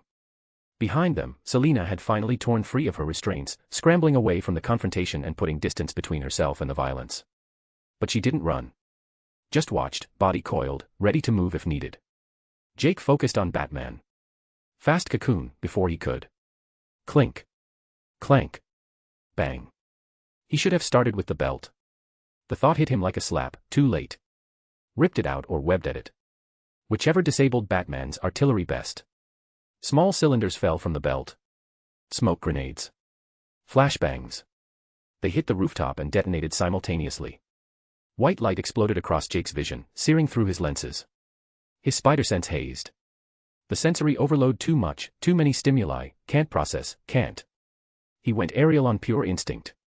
Web line fired blind, pulling him up and away. His ears rang. His vision was nothing but white afterimages and swimming darkness. The smoke was everywhere. Thick. Acrid. Cutting off sight lines, sound, everything. Jake's mind raced through Batman's options. Fists. Batarangs. Electricity. Where would he aim first? He forced himself to breathe. Let his enhanced physiology metabolize the flashbang's effects. 1, 2, 5, his vision cleared. Slowly. Like looking through frosted glass that was melting. The smoke was thinning. Jake's tunnel vision locked onto where Batman had been hanging. Empty. His spider sense hummed. Not convincing enough. Jake's head whipped left. There. Through the thinning smoke, on an adjacent building's roof, a shadow moved. Cape billowing. The silhouette was unmistakable. Batman stood at the roof's edge. Perfectly still. Watching. For one frozen moment, their eyes met across the distance. The white lenses of Batman's cowl reflected nothing. Revealed nothing. But Jake felt the weight of that gaze like a physical thing. They weren't done. Not yet. Batman hadn't retreated. Hadn't fled. He disengaged. Tactical decision. Strategic withdrawal. Jake's hands were shaking again. Not from fear this time. He had fought Batman. The Batman. Would he survive him twice? The Dark Knight's cape snapped once in the wind. What had Batman learned about him? Everything, probably. How he always fired left wrist first. Always. Used spider sense reactively, not predictively. Relied on mobility over defense. His webs were strong but the solvent worked. Enhanced strength. A complete threat assessment. And the Roman ring. Still in his hand, safe. He remembered something. Looked around, unfocused. Where had Catwoman gone? His hands still shook from the adrenaline. Spider sense still humming from the flashbang.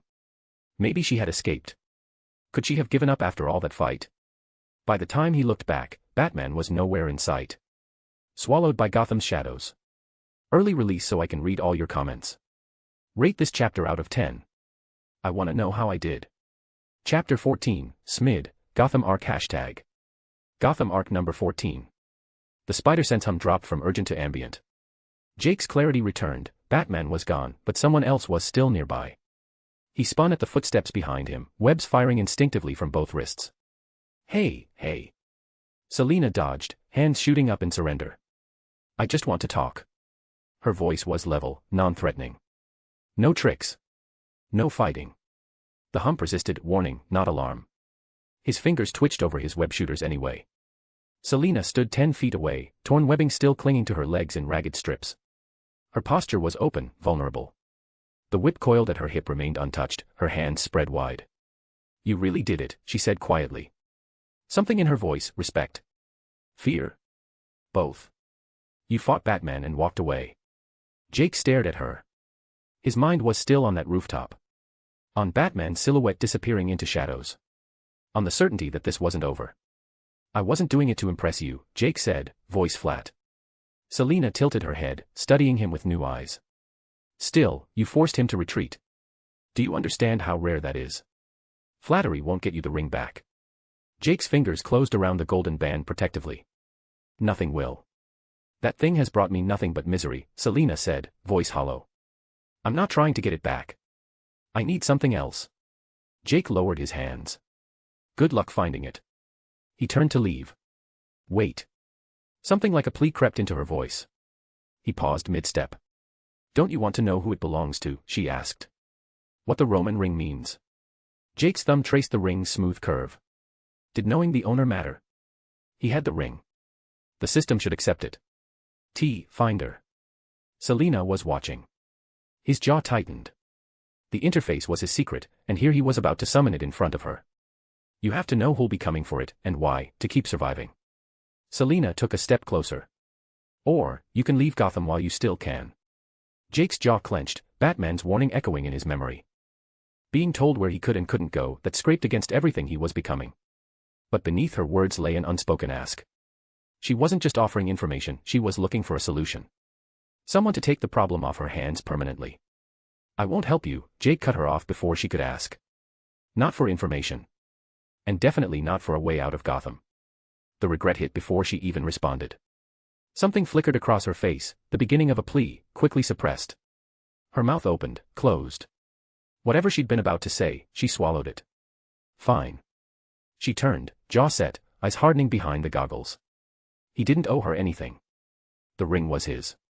That's all that mattered. She looked toward the bright lights of Hillside, swallowed hard, and wiped at something beneath her goggles. Her shoulders dropped.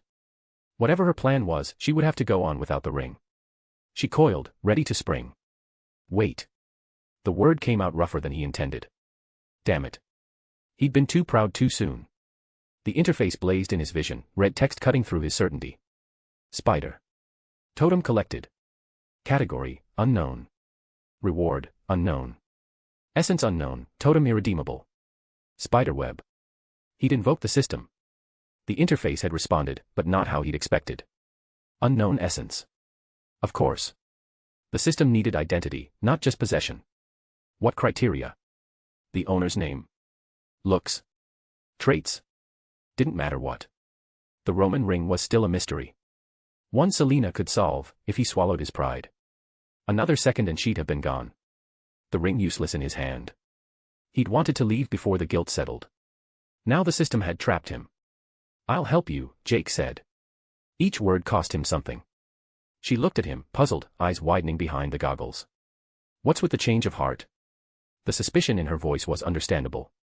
Self-interest disguised as morality. Morality disguised as self-interest. He could argue either. Easier to say nothing. But this time, Jake went on, I need to know I can trust you. Selina's gaze dropped to the rooftop. Something passed across her face, memory, maybe. Or guilt. Her eyes flicked to his hand, to the ring. Whatever calculation was running behind those goggles, he couldn't read it. The wind picked up, carrying exhaust fumes and distant sirens. His shoulders still ached from the flashbang. She swallowed hard. Her jaw worked, like words were stuck there, before she finally spoke. Carmine Falcone, she said, voice heavy. The Roman ring belongs to him. It's a symbol of power. Whoever has it controls Gotham's underworld. Jake's eyes widened. The interface flickered in his vision, text reshaping. Spider. Totem collected. Category, rare. Reward, plus 72 H to your time bank. Redeem totem to receive reward. Y/N. Spiderweb. Rare. 72 hours. 3 full days bought with a single name. She hadn't lied. But why volunteer it? She'd just given him every reason to walk away. He searched her eyes behind the goggles. Desperate. Genuine. Waiting. Selina Kyle didn't beg. She negotiated, manipulated, took. So what was this? He couldn't see the angle. One explanation remained, and it made his chest tight. Did she actually want to be trusted? She swallowed hard. He watched her face for tells, for the mask to slip back into place. She held his gaze. Didn't look away. Didn't deflect. Something in him shifted. A choice made. I trust you, Jake said, mouth suddenly dry. He didn't, not really. His guard stayed up. Every instinct still tracked her movements. But he'd said the words. Hoped they would mean something. Now tell me why you were headed for Hillside, Jake said. Walking into Falcone's backyard while he's hunting for you is either stupid or desperate. She hesitated, choosing her words carefully. The night I raided Carmine Heights, I left something behind, she said. Something I can't leave Gotham without. You were hoping to trade the ring for it. Only as a contingency. Her voice caught. I didn't think I'd find anyone who could actually help. Stupid it is, Jake said. That plan had about a dozen ways to get you killed. Selina's hand twitched toward her whip, instinctively, forgetting what he could do. So you won't. But I understand. His voice softened. Her desperation reminded him of Harley hunting for her mallet. Of Riddler's expression when he took his cane. Of Penguin's umbrella. Whatever she'd left behind, that was her totem. Her reason to risk everything. A question sat heavy in his chest. What would he do when they got to it? A siren wailed somewhere in the Narrows. They both tensed, listening until it faded. You stole from someone as powerful as Falcone. Someone must have sent you, Jake deduced. Who? Her chest heaved, shoulders pulling back. Jake sensed the fear. Someone worse, more dangerous, she managed to answer, a shiver for every word. Never gave me his name. Possibly a rival. Maroni. Not Penguin, him and Falcone were allied. Maybe how he looked could help. Description. Her chin raised, gaze unfocused, memory searching. He wore a black, hooded ninja suit, face masked and a thin green sash around his waist, she replied. Jake's stomach dropped. He knew that uniform. League of Shadows. Ra's al Ghul's assassins. No wonder she was terrified. The assassin must have double-crossed her when she'd gone to collect. Typical. He gazed at her with newfound respect. Surviving a target on her back from an assassin, she lived up to her reputation. Vintage Catwoman. Your plan better be good, Jake said. You'll help me. Her voice rose slightly. Actually help. Of course, Jake said. But even as the words left him, his spider sense hummed faintly, persistent. Remembering. She was still Selina Kyle. Still Catwoman. Still unpredictable. That's why he had to do this, for himself. Chapter 15, Smid, Gotham Arc number 15. Gotham Arc number 15. Carmine Heights didn't belong in Gotham. Jake crouched on a limestone balustrade 2 blocks away, studying the estate through his mask's lenses. Where the rest of the city rotted and decayed, Falcone's mansion gleamed like a threat. White stone. Manicured hedges shaped into geometric perfection. Floodlights that turned night into sterile day. Even the iron gates looked freshly painted, black lacquer catching the light like oil. Old money. Blood money. The kind that bought legitimacy through generations of violence until people forgot the bodies buried in the foundation. His spider sense hummed low background radiation from the security measures Selina had warned him about. 12 exterior guards on rotating patrol, she'd said an hour ago, sketching the layout on soil with a stubby stick. Motion sensors on the east wall, but they're calibrated for ground approach. We go over. Jake had watched her work, fascinated despite himself. This wasn't just planning, it was art. Every guard rotation memorized. Every blind spot catalogued. She'd robbed this place once already, the second time was just refining the technique. Cameras. 16 external. 23 internal.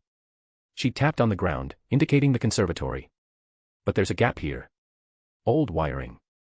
Falcone's been meaning to upgrade for months. How do you know that? Her smile had been sharp.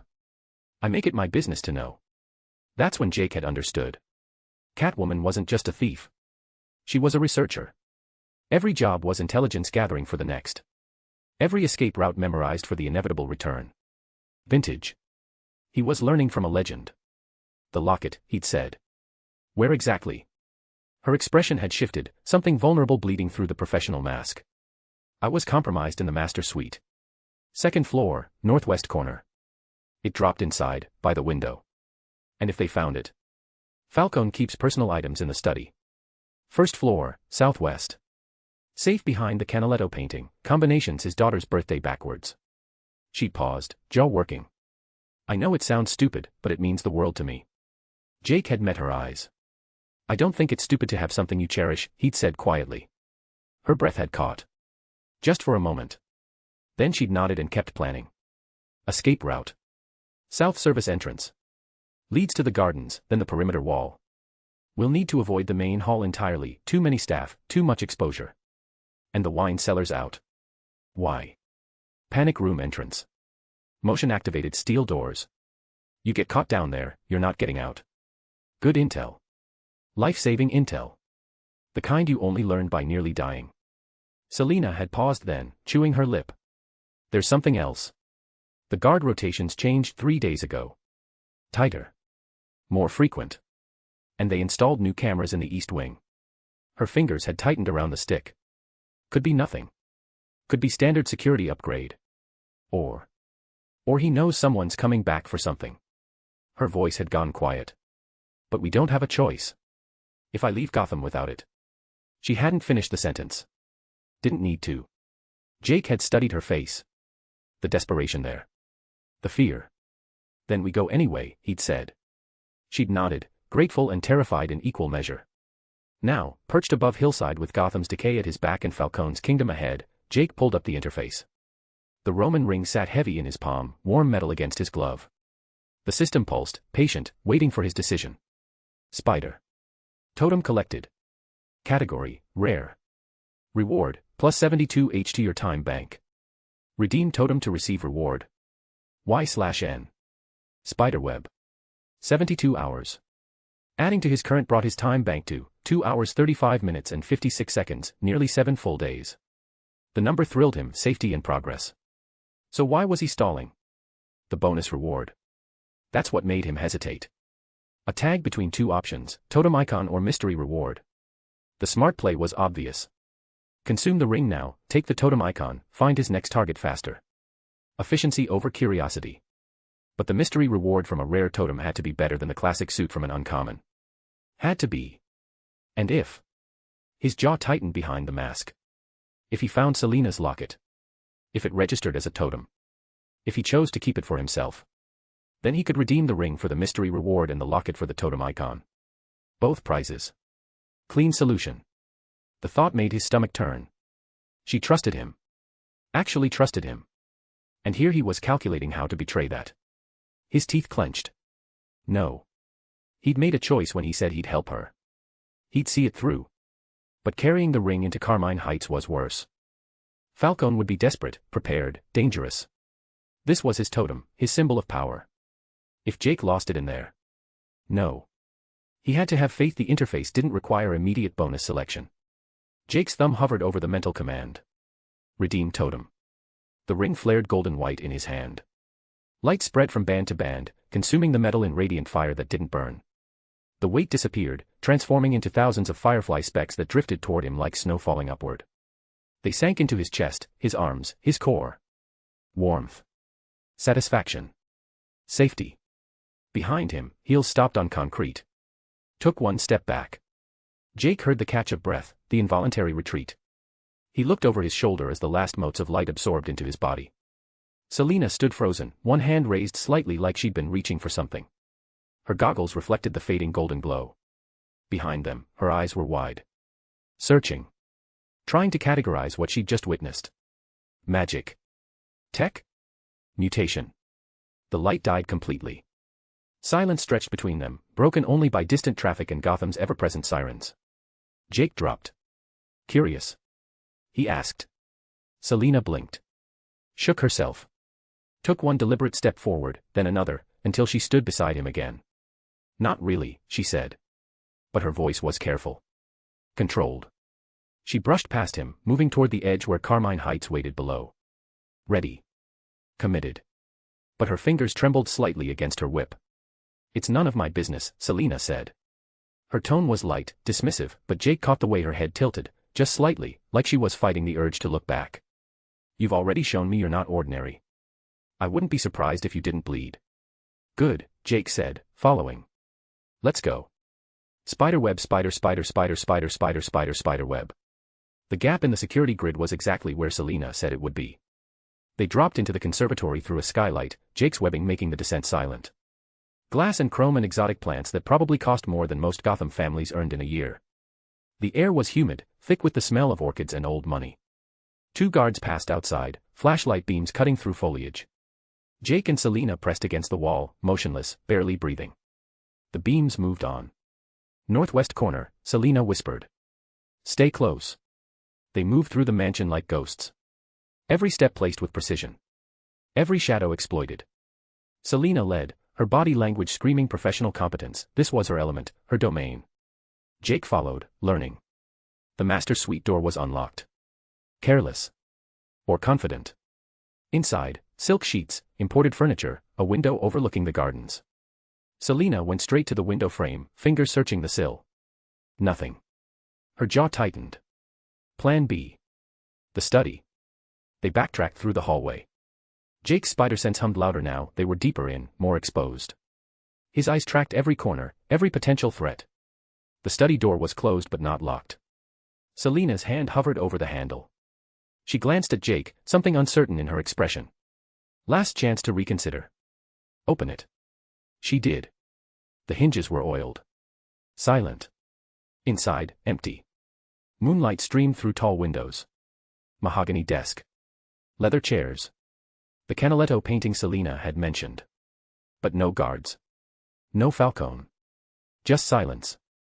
Jake's spider sense hummed. Not danger. Wrongness. It's too easy, Selina whispered. Behind them, a voice like gravel wrapped in silk. Is it? They spun. Carmine Falcone stood in the doorway they'd just entered. In his hand, a locket caught the light. And behind him, 6 guards with guns drawn. Chapter 16, Smid, Gotham Arc number 16. Gotham Arc number 16. Falcone wasn't what Jake expected. No theatrical costume, no larger-than-life presence. Just a man in an expensive suit, maybe 60, with iron gray hair and eyes that had seen every sin Gotham had to offer and committed most of them personally. Miss Kyle, he said, voice like gravel wrapped in silk. I've been expecting you. Red laser sights painted Selina's chest in triplicate. One on Jake's head. Selina's hand moved toward her whip. Froze when the sights tracked with her. Jake's mind raced. Could he dodge bullets? Theory said yes. 7 guns simultaneously. His spider sense was giving him trajectories but they overlapped, created kill boxes with no escape vector. You're wondering how I knew, Falcone said, stepping forward slowly. Each movement deliberate, making them wait, enjoying their trapped helplessness. It's simple. You're predictable, Catwoman. Creatures of sentiment always are. In his hand, something golden caught the light. A locket. Simple. Worn. The chain slightly tarnished. Jake felt the pull immediately. Sharp. Urgent. The same magnetic hunger he'd felt for every other totem. You know, Falcone continued, when someone steals from me, I make it a point to understand why. What drives people to such profound stupidity? He stopped 5 feet away, locket swinging gently from his hand like a hypnotist's watch. Security found this after your last visit. At first, I thought it was costume jewelry. Worthless. He flicked it open. Inside, 2 photographs, faces side by side. Faded. Old. Precious. Jake couldn't see the details from where he stood, but he didn't need to. The way Selina's entire body locked, like someone had reached into her chest and squeezed, told him everything. Whoever was in those photos, they were her world. Her reason. Falcone's smile widened. Only after having it appraised could I understand why you would come after my ring. His eyes fixed on Selina with predatory intelligence. Give it back. Her voice was ice trying to contain fire. His hand moved to his waist. Drew a pistol, nickel-plated, custom grip, the kind of weapon that said, I've killed with this personally. You see, Miss Kyle, few understand the significance of the Roman ring, Falcone said, voice gravely. Among them, one with a habit of cheating death. Catwoman's breathing changed, faster, shallower, like she was fighting not to lunge at him. He had struck a nerve. You took something that's belonged to the Falcone family for generations. He aimed the gun at Selina's head. Where is it? Go to hell, Selina spat, teeth grinding. Your audacity knows no bounds, Falcone's jaw tightened. You didn't just take the ring, you also stole the tournament prize. Falcone's eyes shifted, cold and analytical. Admittedly, the tournament was fruitful, however, he said, voice lowering. It did its job, attracting the strongest in Gotham. Jake's chest tightened. The tournament had been a recruitment. 2 million is just a fraction of what I can give you, Spider, he said, turning to Jake. Although, I hear your interests are particular. No matter, there's nothing in Gotham I can't get my hands on, he said, voice dripping with pride. Take the ring from her, and I'll grant all of your wishes. Selina watched Jake, her body stiffening. Jake's jaw tightened. Falcone thought Selina had the ring. He didn't know Jake had already consumed it. The interface shimmered in his vision, bonus rewards awaiting his decision. Falcone's offer was pointless, but it told Jake everything, he was desperate to get it back. The locket pulsed in Jake's awareness. He could web it. Yank it free. Redeem it right here. Let Selina handle herself while he got what he needed. The thought came cold and clear. Great offer, Jake started. Too bad I'm not for hire. He moved. Not toward the locket. Toward Selina. His body slammed into hers, driving them both sideways as Falcone fired. The bullet carved through space where her head had been, the gunshot deafening in the enclosed room. The guards opened fire. Jake's spider sense screamed trajectories, left duck roll, but 7 guns created a geometry of death with no clean exits. Bullets carved through space, shattering antique vases, splintering mahogany. One punched through his web line mid-swing, sending him crashing into a bookshelf. Books exploded around him. He rolled, fired webs reflexively, caught one guard's gun, yanked it away. The weapon clattered across the floor. Another guard charged, abandoning the gun for a combat knife. Jake barely twisted away from the blade, it scored across his ribs, tearing suit fabric. Not deep, but Christ it stung. Beside him, Selina moved like water. Her whip cracked out, wrapped around the knife wielder's wrist. She yanked him off balance, straight into Jake's fist. The men crumpled. Thanks. Move. Selina tackled him sideways. Bullets stitched the floor where he'd been standing. Jake webbed the shooter's face blindly, heard the satisfying thud of the men clawing at sticky strands. Another guard flanked left. Jake's spider sense caught it, behind, gun rising, he spun, fired a web shot. The guard dodged, finger tightening on the trigger. Selina's whip snapped around the gun barrel, jerking it upward. The shot went wild, punching into the ceiling. Plaster rained down. Jake webbed the guard's legs, yanked. He fell hard. 4 down. 3 still mobile. And Falcone backing toward the wall, locket clutched in his fist. Get the locket. Selina shouted, engaging another guard hand to hand, her claws raking across his face, drawing blood. Jake was already moving. He weblined toward the desk, pulled himself forward in a rapid slingshot. Falcone moved faster than expected, grabbed the locket, retreated toward the wall. His hand found a panel. Pressed. Iron shutters slammed down over the windows. The door locks engaged with heavy clicks. Trapped. Jake landed on the desk. Falcone was 5 feet away, locket clutched in his fist. The totem pulled at Jake's chest, desperate, hungry. Behind him, Selina grunted. A guard had her pinned against the wall, arm across her throat. Jake's hand twitched toward Falcone. Then he heard her gasping. Choking. His head snapped around. The guard was pressing harder, professional brutality designed to subdue without killing but with plenty of room for accidents. Kill her, Carmine ordered, grinning at Jake. The guard pressed harder. Selina's eyes bulged behind her goggles. Jake moved. Web to the guard's face, yank his head back. The man's grip loosened. Selina twisted free, gasping. Go. Jake shouted. Window. Spider-Sense shrieked. Gunshot. Jake moved on pure instinct, not away, toward. He twisted, putting his body between Selina and the bullet's path. His spider-sense gave him the trajectory, the timing, but not enough space to save them both cleanly.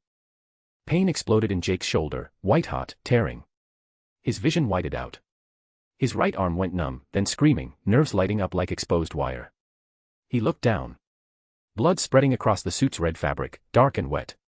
His right arm hung heavy, fingers twitching uselessly. Interesting, Falcone said, tilting his head like he was observing a lab specimen. They said you don't bleed.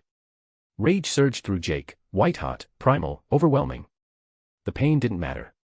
The blood didn't matter. He launched himself at Falcone. The men tried to dodge. Too slow. Jake's left fist connected with his jaw, his right arm useless, dangling, enhanced strength behind it anyway. Falcone flew backward, hit the wall, crumpled. The locket skittered across the floor. Jake was on him in a heartbeat. His left hand closed around Falcone's throat. He lifted the crime lord one-handed, slammed him against the wall hard enough to crack plaster. His shoulder screamed. The wound tore wider. Blood soaked through the suit, warm and slick, running down his chest. He didn't care. Filth like you are what keep Gotham rotting, Jake snarled. His grip tightened. Falcone's face went red, then purple. His hands clawed uselessly at Jake's wrist.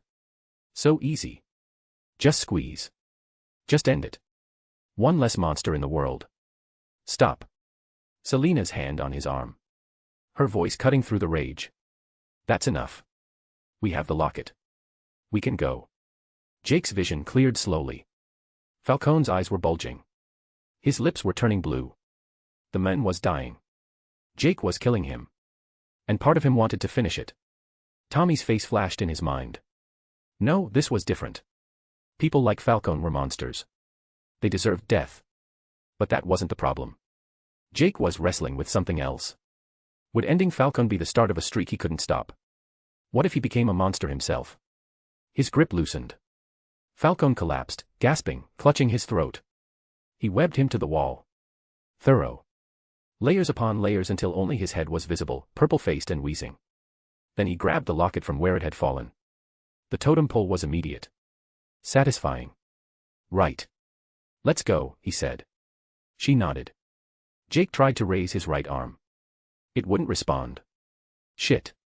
He switched to his left hand, fired a thin layer of web across the wound with shaking fingers. Not covering it, creating a pressure seal. Barely. The webbing mixed with blood, turned dark purple-red. He could feel his heartbeat in the wound, each pulse sending fresh pain down his arm. Can you swing? Selina asked, voice tight. About to find out. He fired his left wrist at the iron shutters. Yanked hard. His shoulder shrieked, the wound tearing wider, hot blood soaking fresh through the webbing. His vision grayed at the edges. The metal groaned. Bent. Not enough. Help me, Jake gasped. Selina was already moving. Her whip cracked out, wrapped around the shutter's edge. Together they pulled, her with technique, him with raw desperation. The metal tore free with a screech. Behind them, Falcone wheezed against the webbing, eyes burning with promises of retribution. You're dead. Both of you. I'll hunt you to the ends of the... Jake webbed his mouth shut. They dove through the opening into Gotham's night. Chapter 17, Smid, Gotham Arc number 17. Gotham Arc number 17. 3 blocks from Hillside, Jake collapsed on a rooftop. His shoulder burned like someone had pressed a branding iron through muscle and bone. Blood soaked through the suit, sticky, warm, spreading.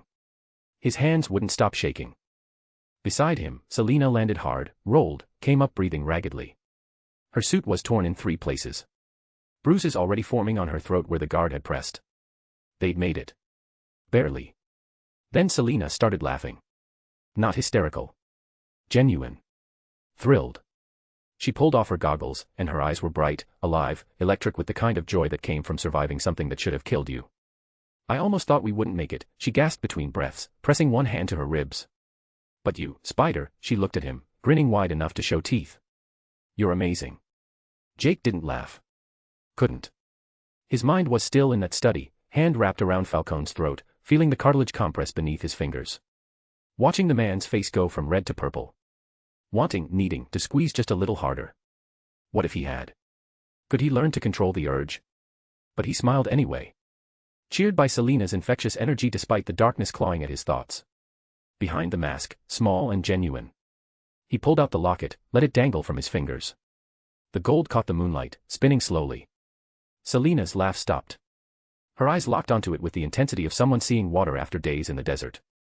The interface flickered in Jake's vision. Spider. Totem redeemed.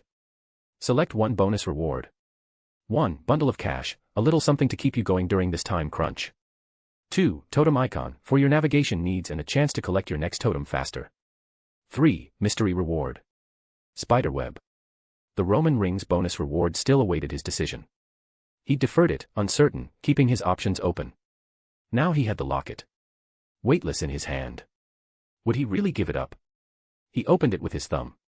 Up close, he saw the pictures clearly, 2 images, both young women with the same sharp cheekbones, same fierce eyes.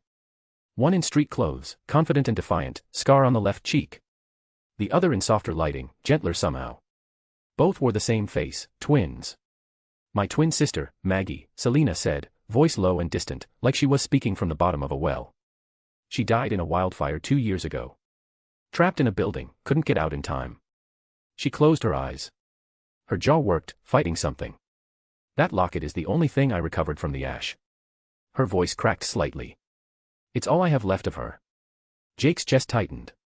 The totem pole was there, that magnetic hunger the system created, demanding he consume it, add those extra hours to his bank. Keep surviving. Keep moving. But Selina's face stopped him cold. The raw grief there. The desperate hope that he'd do the right thing. Maybe relinquishing a totem was the start he needed to keep the monster within in check. I believe this is yours, Jake said quietly, holding it out. Selina's breath caught. For 3 seconds she just stared at it, like she couldn't quite believe it was real. Then her hand shot out, caught it one-handed, clutched it to her chest with both palms pressed flat. Thank you, she whispered. And it wasn't just words. It was genuine gratitude from someone who didn't give it easily, who'd been betrayed and burned too many times to trust freely. I don't know how I can ever repay you. Just leave Gotham safely, Jake said. His shoulder throbbed in time with his heartbeat, each pulse sending fresh pain radiating down his arm. Then we'll talk. She secured the locket around her neck with shaking fingers, tucked it beneath her suit where it disappeared against her skin. You sure you don't want to come with me? I can save you a seat. Get you out of this nightmare city. Jake paused. The offer hung between them, tempting in ways he hadn't expected. Then the interface pulsed, waiting for his attention. Totem icon, he whispered under his breath. The object tab snapped to focus. The question mark that had been sitting there began to shift, lines twisting and reforming until an image resolved with crystal clarity. A green rose. Petals perfect and gleaming like carved jade. Wrapped in thorns that looked sharp enough to draw blood through the interface itself. He recognized it immediately. Poison Ivy's pheromone rose. Still in this cursed city. Still waiting. Selina read his answer in the silence, in the way his body tensed despite the injury. You've got business to take care of in Gotham. Not a question. She understood. I get it. She moved closer, careful not to jostle his wounded shoulder. Her fingers hovered over the makeshift web bandage, inspecting without touching. Old Gotham, there's a clinic tucked between a bodega and a pawn shop on Finger Street, she said, voice dropping to something practical, professional. If you need that looked at, find Dr. Leslie Tompkins. Tell her Catwoman sent you. She's discreet. Won't ask questions you don't want to answer. Her hand touched his uninjured shoulder, gentle, warm through the suit's fabric. Then she leaned in and kissed him, above the mask, where fabric met exposed skin at his temple. Her lips were soft, brief, electric. Miss me when I'm gone, Spider, she whispered against his skin, body leaning into his for one heartbeat longer. I know I won't forget you. She turned. Ran. Leaped to the next rooftop with that same impossible grace, landing silent as smoke. Jake watched her go. Watched until she was just a shadow among shadows, then nothing at all. Would he ever see her again? Would he have actually followed her if the system hadn't given him a reason to stay? The question sat heavy in his chest, unanswered. None of it mattered right now. His shoulder was on fire. The wound needed attention before infection set in. Old Gotham. Just a few blocks north. He fired his web line with his left hand, body straining with every swing. His right arm hung useless, each movement sending fresh agony through torn muscle. The interface updated as he moved. Spider. Progress tab. Completion, 5%. Totems redeemed. Time bank, 235. Spiderweb. 4 totems down. 5% complete. 155 hours banked. Not enough. Never enough. But more than yesterday. Spiderweb, spiderweb. Dr. Leslie Tompkins' clinic occupied a converted brownstone that had seen better decades. The sign out front just read, Clinic, in faded white letters against peeling blue paint. No medical symbols. No business hours posted. Just that one word, functional and blunt. It was late, past 2 in the morning, but lights still glowed behind curtained windows. Jake didn't knock. His shoulder was screaming, his vision swimming at the edges. He kicked the door, just enough force to push it open, and stumbled inside. An elderly woman looked up from paperwork spread across a desk. Wireframe glasses. Gray hair pulled back in a practical bun. She wore scrubs that had been washed so many times the blue had faded to almost white. Gunshot wound, Jake managed, words slurring slightly. His hand missed the wall when he reached for support. Maybe, 30 minutes ago. Selena. Cat. His legs gave out. The floor came up fast. To her credit, Dr. Tompkins didn't waste time with questions or shock.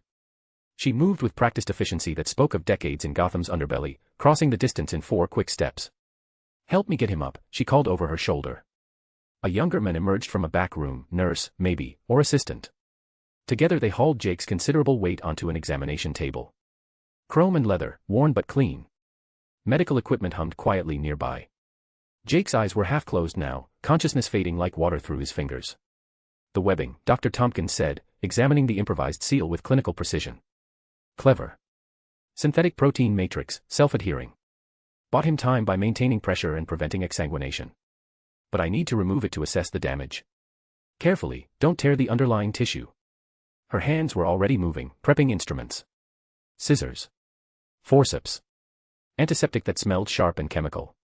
She worked with the calm competence of someone who'd patched up gunshot wounds in Gotham for decades and had seen far worse walk through her doors. Jake tried to focus on her face. Tried to stay conscious. Failed. The darkness pulled him under. A/N. I don't know about happy, but this year, all I want is that you be part of my memories. The comments, the reviews, the subscriptions, all of it. I hope my dreams will come true this year, crossed fingers. Thank you for 2025. Wishing you all the best in 2026. Chapter 18, Smid, Gotham Arc number 18. Gotham Arc number 18. Pain woke him. Sharp, immediate, lancing through his shoulder like lightning. His spider sense flared, danger, threat, attack. His body moved before his mind caught up. His left hand shot out, caught someone's wrist mid-motion. Squeezed hard enough to make bones creak. Easy. A woman's voice. Come. Authoritative. You're safe. You're in the clinic. I'm Dr. Tompkins. Jake's vision cleared slowly. The elderly woman from before stood beside the examination table, one wrist caught in his grip. She didn't look frightened. Just patient, waiting for his brain to catch up to his instincts. He released her immediately. Sorry. His voice was rough, throat dry as sand. Sorry. Understandable reaction, Dr. Tompkins said, rubbing her wrist absently. You're not the first caped vigilante who's walked through my door with trigger-happy reflexes. Won't be the last. She moved back to the medical tray, picked up fresh gauze. You came in here last night with a gunshot wound. Through and through, clean entry and exit. I removed fabric debris, irrigated the wound channel, packed it with hemostatic gauze. You lost blood but not enough to require transfusion. You were lucky, missed the brachial artery by less than 2 centimeters. Jake looked down at his shoulder. White bandages wrapped it professionally, already showing faint red seepage. His suit was gone above the waist, replaced by a hospital gown that didn't quite fit his frame. "You'll need rest, antibiotics for infection prevention, and," Dr. Tompkins paused mid-sentence. Her fingers had moved to change his dressing, peeling back the outer layer. She froze, eyes widening behind her glasses. The wound had scabbed. Completely. What should have been raw, bleeding tissue was already forming new skin, pink and fresh but unmistakably healing at an impossible rate. "Never mind," she said quietly, almost to herself. "Your body is handling the recovery on its own. Accelerated healing factor. I've seen it before, but never quite this fast." She looked at him with new curiosity. "What are you?" "Trying to survive," Jake said. The honest answer. Dr. Tompkins studied him for a long moment, then nodded once. She continued changing the bandage with careful, practiced movements. "I can respect that. Gotham has a way of demanding survival from all of us." "Thank you, Doctor," Jake started, reaching for his torn suit with his functioning arm. "How much do I?" "You mentioned Catwoman sent you," Dr. Tompkins interrupted gently. "Well, you couldn't finish the statement when you arrived, but you said her name quite a lot while you were unconscious." A small smile touched her lips. "No need to pay. Any friend of Selina's deserves that much consideration. How is she doing, by the way? I haven't seen her in ages. Well, months. But in Gotham terms. She's perfectly fine," Jake said quickly, perhaps too quickly. Safe. He hoped that was true. Hoped she'd made it to Dixon Docks, found that smuggler's container, gotten out of Gotham before dawn. The thought of her trapped here, hunted, made his chest tight. The memory hit without warning, her lips against his temple, warm through the mask. "Miss me when I'm gone." He stood carefully, testing his balance. The room swam slightly but steadied. His shoulder ached but the pain was manageable, already better than it had any right to be. "Take it easy for at least 24 hours, Dr. Tompkins said, handing him his damaged suit. "Your body may heal fast, but it still needs energy and rest to function." "And Spider?" She met his eyes. "Your identity is safe here. I've been treating Gotham's costumed population since before you were born. Whatever secrets you're carrying, they stay between these walls." Jake nodded, grateful. He pulled on what remained of his suit, the tears, the bullet hole, the bloodstains. Battle damage. Evidence. "One more thing," Dr. Tompkins said as he moved toward the door. "Be careful. Gotham has a way of consuming people who try to make a difference. Or people just trying to survive. Sometimes I can't tell the difference anymore." Jake paused at the threshold. "Thank you, Doctor. For everything." He stepped out into morning light. Spiderweb, spider, spider, spider, spider, spider, spider, spiderweb. Gotham's dawn was the color of old bruises, purple-gray light that made the city look even more diseased than usual. Jake walked through an alley in old Gotham, moving slowly, preserving energy. He needed food. A change of clothes. Maybe a real shower instead of the quick rinse Dr. Tompkins had given him to remove the blood. The Navigator pulsed in his vision, that green rose, Poison Ivy's totem, calling to him from somewhere in the city. The red thread pointed north. Not Robinson Park, surprisingly. Canonically, that was her tough, but there had been no signs of her during the riddle hunt. Well. He'd think things through after taking care of basics. A decent meal. Fresh clothes. Maybe actually following Dr. Tompkins' advice and resting. He checked his time bank, 2:30. Yeah. He could afford to take care of himself and still go hunting without losing significantly. 5% complete meant 95% remained. Long road ahead. His foot caught on something. Not a stumble, his spider sense had caught it before impact. But it made him look down. A manhole cover. Standard Gotham infrastructure, rusted and cracked like everything else in this city. It shifted slightly as he watched. Lifted maybe an inch, then settled back. Jake froze. The cover lifted again. Slowly. Deliberately. Metal scraping against concrete. A face emerged from the darkness below. Clown makeup. White face. Red nose. Grotesque grin painted over human features. They locked eyes for 3 seconds. Then the clown descended, lowering the manhole cover carefully back into place. The metal settled with a dull clunk that echoed through the alley. "What in the—" Jake breathed. Then it hit him like cold water. The clown network. Gotham's underground tunnels. The dockworkers had mentioned them, a maze beneath Gotham that let her move undetected, eyes everywhere, always watching. He'd been careful with his aerial routes. Varied his patterns. Covered his tracks through Gotham's rooftops and fire escapes. But down here. In the alleys and streets. He'd walked right past one of Harley's spotters. And now she knew where he was. Jake's wrist moved instinctively. He aimed up, ready to launch himself to the rooftops. His shoulder screamed.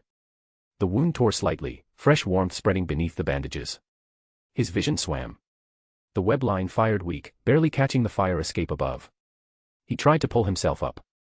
His right arm wouldn't cooperate. His left strained, muscles burning. He made it 3 feet before his grip failed. Jake hit the ground hard, rolled to absorb impact. Pain exploded through his shoulder. Stars burst across his vision. Okay. New plan. Walking it was. Tedious. Exposed. But possible. He started toward the alley's end, moving as fast as his body would allow without tearing something else open. Behind him, metal scraped on concrete. Then again. And again. Multiple manholes lifting in sequence, a coordinated response. Jake didn't look back. He ran. His spider sense exploded, danger from behind, multiple sources, closing fast. There. A voice echoed through the alley. Harley wants him alive. Footsteps pounded pavement. Too many to count. A dozen. 20. They poured from the underground like rats abandoning a sinking ship. Goons in clown masks. Baseball bats. Crowbars. Chains that rattled as they ran. All flooding the alley with manic energy and Harley's promised bounty driving them forward. Jake's shoulder was on fire. His body was running on fumes.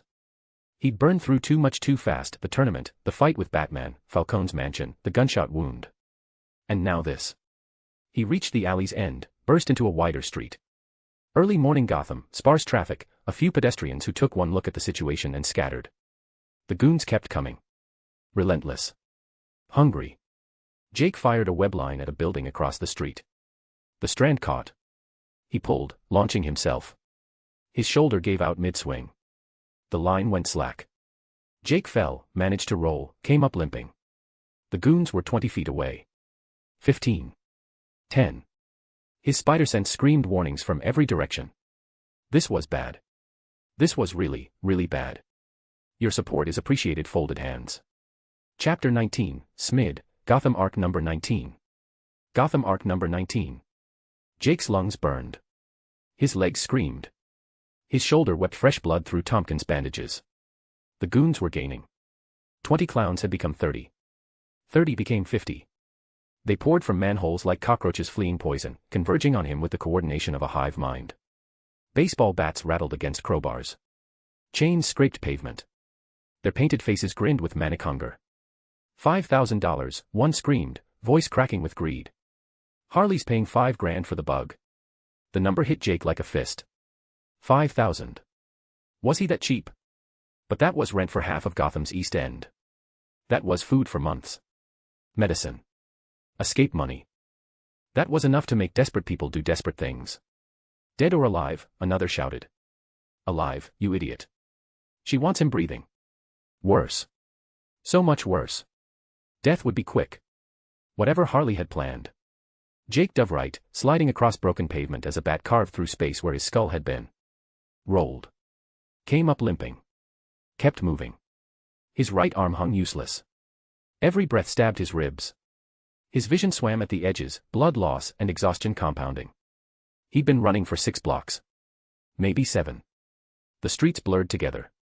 A brick sailed past his head. Too close. His spider sense was lagging, overwhelmed by too many threats from too many angles. Couldn't track them all. Couldn't. Gunshot. Jake threw himself behind a parked van. The rear window exploded, raining glass. His heart hammered against his ribs hard enough to bruise. Nobody said nothing about guns. You want the money or not? More voices joined. Not clowns. Rougher. Older. Street goons drawn by the bounty like sharks to blood. Jake risked a glance around the van's edge. The crowd had doubled. Tripled. They filled the street corner to corner, a mob unified by greed and Harley's promise. Some wore her colors. Others wore gang tags. Didn't matter. They all wanted the same thing. Him. There's too many, Jake breathed, chest heaving. Too many, and I can't. Movement above. His spider sense tingled weakly. Rooftop. Figure moving fast, graceful, predatory. Jake's stomach dropped. He knew that silhouette. The way she moved, fluid and feline despite the distance. You've got to be kidding me. Cheshire. Her too. His face turned pale, heart desiring to stop. His breath stiffened, lungs giving out. His best chance of surviving was going up. But she was on every rooftop, not just hunting, hurting. Cutting off his aerial escape routes before he could even consider them. Behind the van, the mob pressed closer. 50 feet. 40. They'd figured out where he was hiding, and they were done being cautious. Rush him. Jake burst from cover, firing a web line at the building ahead with his left hand. The strand caught. He pulled. His shoulder tore. The scream locked in his throat, came out as a strangled gasp. The web line went slack. He fell hard, rolled, came up on his knees. The mob surged forward like a wave. Jake fired webs wildly, left, right, center, catching faces, legs, torsos. Goons went down tangled and cursing.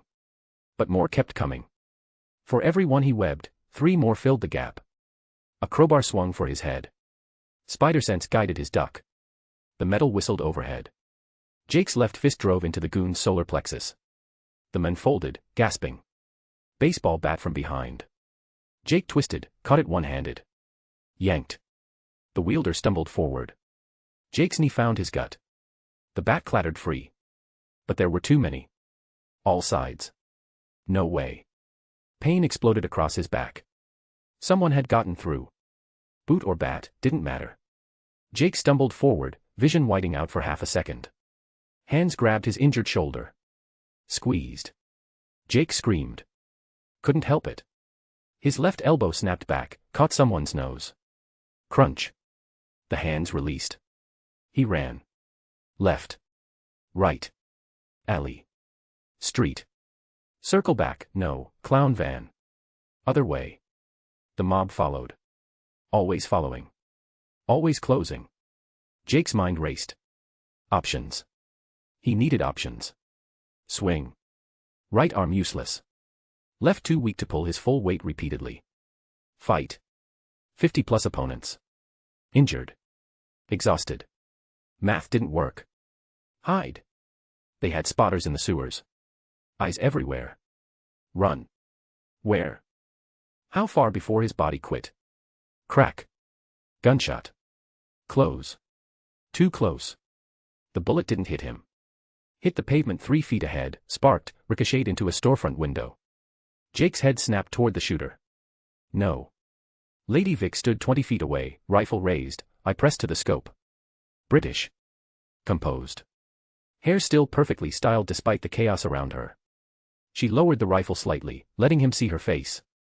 Well, well, she said, accent crisp as cut glass. This isn't what the men who stole my 2 million should look like. Jake's chest tightened. Tournament survivors. Of course. He'd humiliated them, beaten them, taken their prize. Why wouldn't they want revenge? Helpless, Lady Vic continued, almost conversational. She took 3 measured steps forward, rifle tracking his center mass. Pathetic, really. Where's that lovely spider agility now? She fired. Jake threw himself sideways, too slow, injured, exhausted. The bullet grazed his left thigh. Hot wire slicing through muscle. His leg buckled. He caught himself on one hand, came up limping worse than before. You can't even dodge my bullets now, can you? Lady Vic's smile was cold professional satisfaction. Shall we see how many you can take before you stop moving? Jake fired a web shot. Weak. Desperate. She sidestepped with minimal effort, didn't even break stride. Your webs are pathetic, she said, chambering another round. Rather like you at the moment. The mob held back, forming a loose circle. They'd recognized opportunity when they saw it. Let the professional soften him up. Collect the pieces after. Jake's mind raced. Fight her. With one arm and a bullet-grazed leg. He turned to run. And froze. King Snake stood 15 feet away, blocking the alley's opposite end. The blind martial artist's posture was perfect. Balanced. Ready. His head tilted slightly, listening to Jake's ragged breathing, his uneven heartbeat, the way his weight favored his left leg. Spider, King Snake said quietly. I've been looking for a rematch. Behind Jake, Lady Vic's rifle clicked. Ahead, King Snake advanced with patient inevitability. The mob watched, hungry and patient. Someone would win. Someone would collect. Didn't matter who. Jake's spider sense buzzed weakly. Danger front. Danger back. Danger everywhere. He was trapped. King Snake moved first. Fast. Silent. A straight thrust aimed at Jake's sternum, precise, professional, designed to collapse a lung. Jake twisted, barely. The fist grazed his ribs. His counterpunch was clumsy, off balance. King Snake deflected it with contemptuous ease. Behind him, Lady Vic fired. The bullet carved past Jake's head, so close he felt the heat. "Do try to stand still," she called. "Makes this rather easier." Jake dove left, rolled, came up against a dumpster. His vision swam. Blood ran down his thigh, warm and slick. His right arm hung dead weight. King Snake advanced. Patient. Methodical. Every step placed with absolute precision. "You fought well in the tournament," King Snake said. His voice was almost respectful. "But you were fresh then. Uninjured. Now. You're just prey." He struck, 3-hit combination, each blow targeting nerve clusters Jake's spider sense barely caught in time. Block. Dodge. Backstep. But each defensive movement cost him. His body was failing. Enough. The new voice cut through the chaos like a blade. Onyx dropped from the fire escape above, landing in a perfect crouch between Jake and King Snake. She rose slowly, dangerous grace in every movement. "The Penguin and Riddler are paying handsomely for him," she said, eyes locked on Jake. Alive. Intact enough to answer questions. Her smile was sharp, predatory. Didn't specify anything about his bones being unbroken. Jake's blood went cold. Penguin. Riddler. Another bounty. He had pissed off the wrong people. Now, the consequences were catching up. "The money's mine," Lady Vic said, rifle swinging toward Onyx. "I saw him first." "Irrelevant," King Snake replied, not even looking at her. "Strongest claim wins." "Then we're agreed," Onyx said. Strongest claim. For 3 seconds, the tournament survivors stared at each other. Professional killers calculating odds, measuring threats, deciding whether cooperation or competition served them best. The mob behind them stirred, sensing opportunity. If the professionals fought each other. Crash. The wall beside them exploded inward. Brick and mortar erupted like a bomb had gone off. The crowd scattered, screaming. Through the dust and debris, a massive figure emerged. Bronze Tiger. Not the man. 8 feet of muscle and rage wrapped in fur and hunger. His talisman glowed against his chest, feeding the transformation. Yellow eyes locked on Jake. The tiger roared. The sound shook windows. Car alarms triggered up and down the street. "Mine," Bronze Tiger growled, voice barely human. "My hunt. My kill. Mine." He charged. Jake's spider sense exploded. He threw himself sideways as Bronze Tiger's claws carved through the dumpster's steel like paper. Metal shrieked. The dumpster split in half, garbage spilling across the alley. Lady Vic fired. 3 shots. Center mass. The bullets punched into Bronze Tiger's chest. He stumbled. Roared. Kept coming. Bloody hell, Lady Vic breathed. King Snake moved, fluid and deadly. His palm strike caught Bronze Tiger's extended arm, redirected the momentum. Bronze Tiger's claws hit brick instead of flesh. The wall cracked. Onyx engaged from the other side, quick strikes targeting nerve clusters, joints, anything vulnerable. Bronze Tiger's backhand sent her flying. She hit the opposite wall, crumpled. The 3 tournament survivors had one thing in common now: Bronze Tiger was a problem. And Jake was forgotten. He moved. Crawled. Dragged himself toward the alley's end while they fought behind him. His shoulder wept blood. His thigh burned. Every inch cost him. The mob ahead stirred. Harley's clowns and Gotham street goons, reunited by shared purpose. They backed off from Bronze Tiger's rampage, but they saw Jake crawling. Easy target. Easy money. They surged forward. Jake's hand found a discarded chain. He grabbed it, swung it weakly. The arc was pathetic. The clowns laughed. 5 grand, one whispered, eyes gleaming behind his mask. Split 50 ways, that's still 100 each. Don't have to split if we don't tell, another replied. Knives came out. Bats raised. They pressed closer, no longer unified. Greed had fractured them into individuals, each wanting the largest share. They fell on each other like starving dogs. Jake kept crawling. The fighting behind and ahead created chaos, a corridor of violence he dragged himself through. Someone's boot caught his ribs. Might have been accident. Might not. Jake gasped, kept moving. 5 feet. 3. Almost there. A whip cracked overhead. Jake looked up. Cheshire crouched above, that porcelain mask grinning down at him. She'd been watching. Waiting. Herding him here like livestock. "Hello, Spider," she purred. "Remember me? You webbed me up pretty thoroughly last time. Let's see how you handle my toxins when you can barely stand." Her fan snapped open. Poison gleamed on the edges. Behind Jake, Bronze Tiger's roar shook the alley. Lady Vic's rifle fired steadily. King Snake's strikes were sharp percussion against flesh. Onyx's breathing was labored, pained. Ahead, the mob tore itself apart over his bounty. Above, Cheshire prepared to drop. Jake's spider sense screamed from every direction. No escape. No way out. No. Boom. The manhole cover beside him exploded upward. Clowns poured out like ants from a kicked nest. Dozens. More than should fit in the tunnel below. But these weren't fighting. They were organized. Coordinated. There, one screamed. "Get him. Harley wants him now." They fell on him like a wave. Jake tried to fight. His left fist connected with someone's jaw. Someone else grabbed his injured arm. He screamed. A bat cracked across his back. His legs gave out. They swarmed him. Hands everywhere. Pulling. Dragging. His webs fired weakly, caught nothing. Someone kicked his head. Stars exploded across his vision. "Got him. We got him." Jake's consciousness flickered. He was moving. Being dragged. Toward the manhole. Down into darkness. Cheshire dropped, Fen raised, too late. The clowns had already pulled him underground. Bronze Tiger charged through the crowd, too slow. The manhole cover slammed shut. Lady Vic fired at the steel, useless. The bullet sparked, ricocheted. Jake's last glimpse of surface Gotham was distorted light through the manhole's holes. Then even that disappeared. The tunnel swallowed him whole. Darkness. Water. Echoing laughter. Hands dragged him through filth. His head cracked against stone. Once. Twice.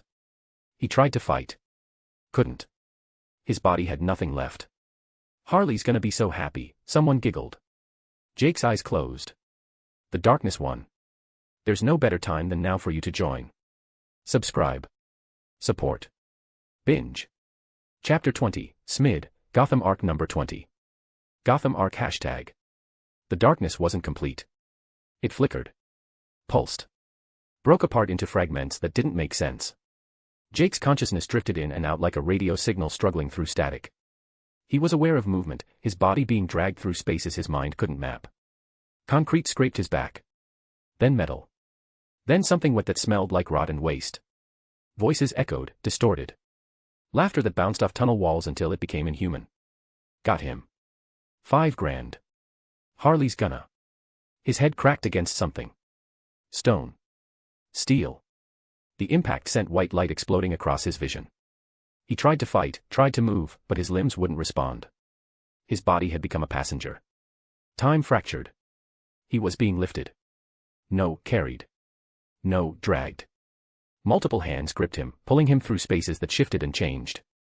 The tunnel walls pressed close, then opened into vast darkness, then pressed close again. Water rushed somewhere nearby. Or was that his pulse in his ears? His legs felt heavy. Concrete blocks tied to his ankles, pulling him down even as the hands pulled him forward. His shoulder wept fresh blood. He could feel it, warm and slick, but couldn't move his arm to check. Then suddenly, weightlessness. His stomach lurched as gravity released him. He was falling, no, rising. The world inverted. Blood rushed to his head in a nauseating wave. His eyes cracked open. Everything was upside down. The ceiling, no, the floor, was green. Not painted green. Glowing green. Moving green. The surface bubbled and steamed like soup left too long on the stove, viscous liquid that caught light from somewhere and threw it back in sickly phosphorescent waves. Jake's brain struggled to process the image. Why was the floor above him? Why was it? Oh. He was hanging. Upside down. The realization came slow, struggling through the fog of concussion and blood loss. Chains. He felt them now, cold metal wrapped around his ankles, biting into flesh. They creaked as his body swayed gently, suspended over that glowing green horror. The chemical pool. The vat that had created the Joker. That had driven him permanently, irrevocably insane. That had warped his body and mind until he became Gotham's greatest monster. And Jake was hanging directly over it. His heart, already hammering, kicked into overdrive. Adrenaline flooded his system, cutting through some of the fog. His eyes focused, taking in his prison. The chemical factory. He was inside the chemical factory. Corroded catwalks crisscrossed overhead, below him. Perspective was impossible upside down. Massive vats lined the walls, most empty and rusted. But this one, directly beneath him, bubbled with that nightmare green. Steam rose from it in lazy coils, carrying a smell that made his eyes water and his throat burn. Well, well, well. The voice cut through his awareness like a blade. Footsteps. Light. Bouncing. Coming closer. Look who's finally waken up. Harley Quinn stepped into view, face appearing in Jake's inverted vision like something from a fever dream. Her makeup was smeared now, running slightly in the factory's humid heat. Her ponytails hung limp. But her eyes, those were sharp. Focused. Burning with an intensity that made Jake's spider sense hum weakly. She was carrying something. Baseball bat. Old. Worn. The words, Lil Slugger, were carved into the wood in crude letters. Not her mallet. A substitute. A poor one. Hey, hey. Harley snapped her fingers inches from Jake's nose. I said wake up, bug boy. We got business to discuss. Jake tried to speak. His mouth was dry as sand. His tongue stuck to the roof of his mouth. He managed a groan. That's better. Harley's grin stretched impossibly wide. She walked around him slowly, bat dragging across the metal grating. The scraping sound set Jake's teeth on edge. She stopped behind him, in front of him, from his perspective. Her face filled his vision, upside down and manic. You know what this place is? She asked, voice dropping to something almost conversational. This is where Mr. J was born. Where he became perfect. Her eyes went distant, dreamy. I used to come here sometimes. Just to feel close to him. To remember. She blinked. The dreaminess vanished, replaced by cold fury. But you wouldn't understand that, would you? Having something you love. Something that's part of you. Something you'd do anything to get back. The bat came up. Jake's spider sense flared a split-second warning. Crack. The wood connected with his ribs. The impact drove every molecule of air from Jake's lungs. His body convulsed, swinging on the chains. Pain exploded through his chest, ribs cracking, maybe breaking, definitely bruising deep into the tissue. He couldn't breathe. Couldn't scream. Could only hang there, mouth open in a silent gasp, while his diaphragm spasmed uselessly. Where is it? Harley shrieked, face contorting. She hit him again. Same spot. Same ribs. Where's my mallet? This time Jake did scream. The sound tore from his throat, raw and animal. His vision widened out. When it cleared, Harley was in front of him again, breathing hard, bat raised. Tell me, she hissed. Tell me where my good night is, and maybe, I don't drop you in the soup. Jake's consciousness sharpened through the pain. The mallet. She wanted the mallet. The totem he'd consumed days ago, turned into time, absorbed into the system's incomprehensible mechanics. He couldn't give it back. Even if he wanted to. Gone, Jake wheezed. Blood filled his mouth, but his tongue during the beating, or internal bleeding, didn't matter. He spat, watched the red droplets fall up toward the green chemicals. I don't have it. Liar. The bat came down again. Jake's vision fragmented. Pain became everything, his existence reduced to hurt and fear and the desperate animal need to make it stop.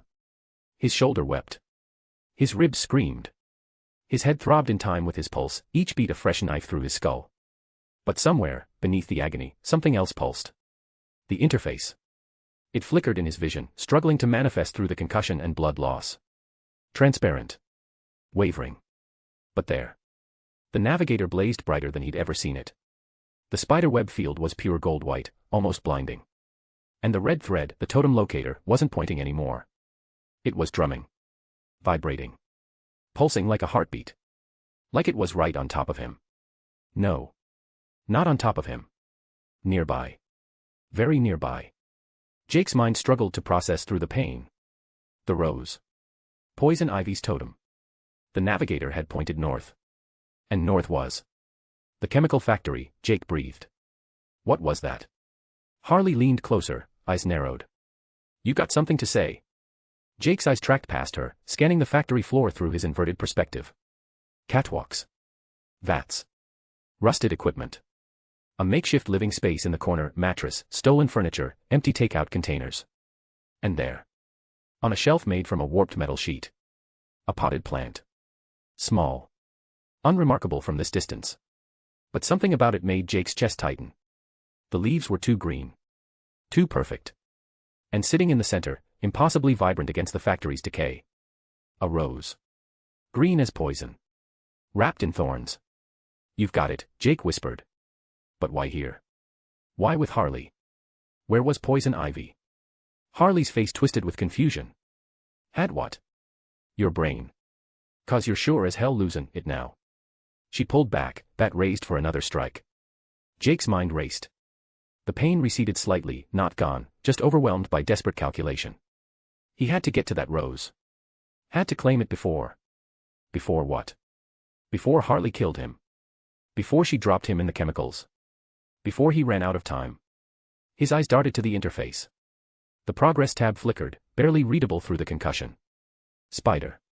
Time bank, 2:23. Spiderweb. 2 hours. 23 minutes. 34 seconds. No. The number sounded wrong in his mind. Instead. 143 hours. Barely 6 days. He had lost 7 hours, trying to survive. Focus. The rose. He needed the rose. But he was hanging upside down over a vat of insanity-inducing chemicals, chains around his ankles, beaten half to death, with Harley Quinn about to crack his skull open. His hands moved, testing the chains. They were old, rusted, but still strong. Too strong for his injured state to break. His webs, could he web something? Pull himself up. He tried. His left wrist flexed. Nothing happened. He tried again. A weak strand emerged, fell pathetically toward the chemicals. The webbing hit the green surface and dissolved, eaten away in seconds by whatever toxic nightmare bubbled below. Useless. Jake's breath came faster. Panic clawed at his chest. He was trapped. Helpless. About to either die from Harley's beating or go insane from the chemicals, and there was nothing, absolutely nothing, he could do. The interface pulsed again. The red thread flickered, brightening until it burned his vision even through closed eyelids. Help me, Jake whispered to the system. Please. Anything. Give me anything. The interface hummed. Static and light and incomprehensible code. Then, nothing. No new reward. No mysterious solution. Just the navigator, pointing uselessly at a rose he couldn't reach, and a time bank counting down to 0. It had never been meant to save him. Only to guide him. The survival, that was his job. And he was failing. Last chance, Spider. Harley's voice was cold now. The manic energy had burned away, leaving something worse. Something broken and desperate and willing to do anything. My good night. My mallet. Where is it? Jake met her eyes. Saw the madness there. The loss. The grief twisted into rage. She'd loved that mallet. It had been her companion through chaos and imprisonment and every betrayal Gotham had thrown at her. And he'd taken it. Consumed it. Turned it into hours on a clock that now meant nothing. I'm sorry, Jake said. And meant it. Harley's face went blank. Not surprised. Not angry. Just empty. Yeah, she said quietly. Me too.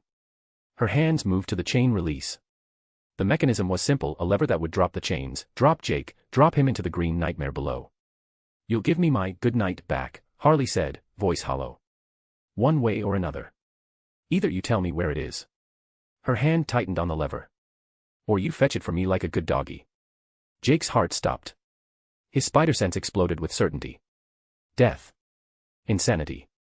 The end of everything he was. Wait, he gasped. Harley, wait. She pulled the lever. The chains released. Jake fell. Time stretched. Slowed. Each millisecond became an eternity. His body rotated as he dropped. The world spun, ceiling, walls, Harley's face above him, shrinking. The green surface rushed up to meet him, bubbling and steaming and hungry. Jake's mind fractured. Pure animal terror overwhelmed everything else. This was it. This was how he died. Not fighting Batman. Not facing villains. Just dropped into chemicals like garbage, his identity erased, his mind shattered, everything he was about to be burned away by Gotham's most infamous poison. The interface blazed in his vision. The time bank flickered. Spider. Time bank, 223. Spiderweb. Still counting. Still running. Right up to the moment he ceased being Jake Cross and became something else entirely. His mouth opened to scream. The chemicals rose up to swallow him. Green filled his vision. His world. His existence. And then. Impact. The surface tension broke. The liquid was hot. Burning. It filled his nose, his mouth, his eyes. Invaded every orifice with chemical fire. His skin blistered. His lungs screamed for air and found only poison. Jake sank. Down. Down. Into the green. Into madness. Into nothing. His last coherent thought, before the chemicals rewrote his brain. I should have left Gotham when I had the chance. Left with her. The green invaded his thoughts like mold spreading through bread. Harley's laughter wasn't just sound anymore, it had texture, taste, color. The factory walls breathed. The chains sang opera. And somewhere in the kaleidoscope fracture of his breaking mind, Jake found his laugh. Spiderweb, spider, spider, spider, spider, spider, spider, spiderweb. TLDR. The end of Gotham arc. Special thanks to all who have supported me this far. This is the level of structure and quality I was hoping to achieve in a fanfic. Were you as thrilled as I was with every single chapter? Are you looking forward for more? You should. Because, boy oh boy, what I've got in store will have your brain renting extra dopamine just to keep up. What did you love the most in this arc? What would you have wanted to see? What are your expectations for the overarching SMID narrative? Tell me. Your feedback means everything. And keep subscribing. This ship is going nowhere without you on board. Mimic Lord. I should have left Gotham when I had the chance. Up next, the Laughing Spider arc. Spiderweb, spider, spider, spider, spider, spider, spider, spiderweb. Summary, Gotham arc. Word count, 35. Chapters. T. Finder progress, 5%. Totems collected. Time bank, 2 hours 23 minutes and 30 seconds / 143 H, 30 minutes / 5 days, 23 hours, 30 minutes. Days in Gotham, 7 / 1 week. Chapter 21, SMID, Interlude number 21. Interlude number 21. The cargo container smelled like diesel and desperation. Selina Kyle sat on a wooden crate in the corner, knees drawn to her chest, locket pressed against her sternum like it could fill the hollow space beneath. The engine rumbled somewhere below, a steady thrum that told her they were moving, cutting through black water toward Bloodhaven's docks. Away from Gotham. Away from Falcone. Away from the ninja. Away from him. Her thumb traced the locket's worn surface. Click. It opened. Maggie's face stared back, young, smiling, alive. The photograph was faded now, colors bleeding at the edges like a wound that wouldn't close. I'm sorry, Selina whispered to the image. Mags, I'm so sorry. The container swayed. Her stomach lurched, but it had nothing to do with the motion. She remembered the way the Roman ring had vanished. Not stolen, consumed. Golden light spreading across the metal band like infection, dissolving it into thousands of luminous specks that drifted toward him like moths to flame. They'd sunk into his chest, his arms, his core. Absorbed. Gone. Magic. Mutation. She'd catalogued every explanation her mind could generate and rejected them all as insufficient. Whatever he was, whatever that power meant, it existed beyond her understanding. And then he'd looked at her locket the same way. That hunger. That pull. She'd seen it in his body language, the way his fingers had twitched, the subtle lean forward, the hesitation before he'd handed it over. He'd wanted it. Needed it, maybe, for whatever incomprehensible purpose drove him. But he'd given it back. Selina's chest tightened. Her fingers closed around the locket until the metal bit into her palm. She'd lied to him. Not about Maggie being dead. That was true. That was real, the kind of truth that carved itself into your bones and never left. But the fire? Her throat constricted. Her breath came faster, shallower. The container walls pressed closer. No. There had been no fire. Maggie hadn't died in flames. Hadn't been trapped in a burning building with smoke filling her lungs and heat blistering her skin. She'd died. Tears spilled from her eyes in large drops that drenched her sleeve. It was my fault, she cried, wiping her face with the back of her hands, but they wouldn't stop falling. If it wasn't for me, she wouldn't have been in that alley. She would still be alive. She sobbed. I thought I could change things, rewrite your fate, she whispered to no one, only the memory of her past. He said he could bring you back. He promised. But the ninja had double-crossed her before she could even make the exchange. I tried, Selina breathed, eyes burning. Mags, I tried. I really tried. But he just wouldn't. Miss Gomez. Her head snapped up. Hand went to her whip before her brain caught up. The smuggler stood in the container's doorway, 50s, weathered face, the kind of man who'd seen enough of Gotham's underworld to know when to ask questions and when to keep his mouth shut. We're approaching Bloodhaven, he said. 20 minutes to dock. Thought you'd want to know.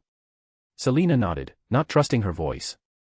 The smuggler studied her for a moment, taking in the smear of hurriedly wiped tears on her face, the death grip on the locket, the way her whole body trembled despite her best efforts to stillness.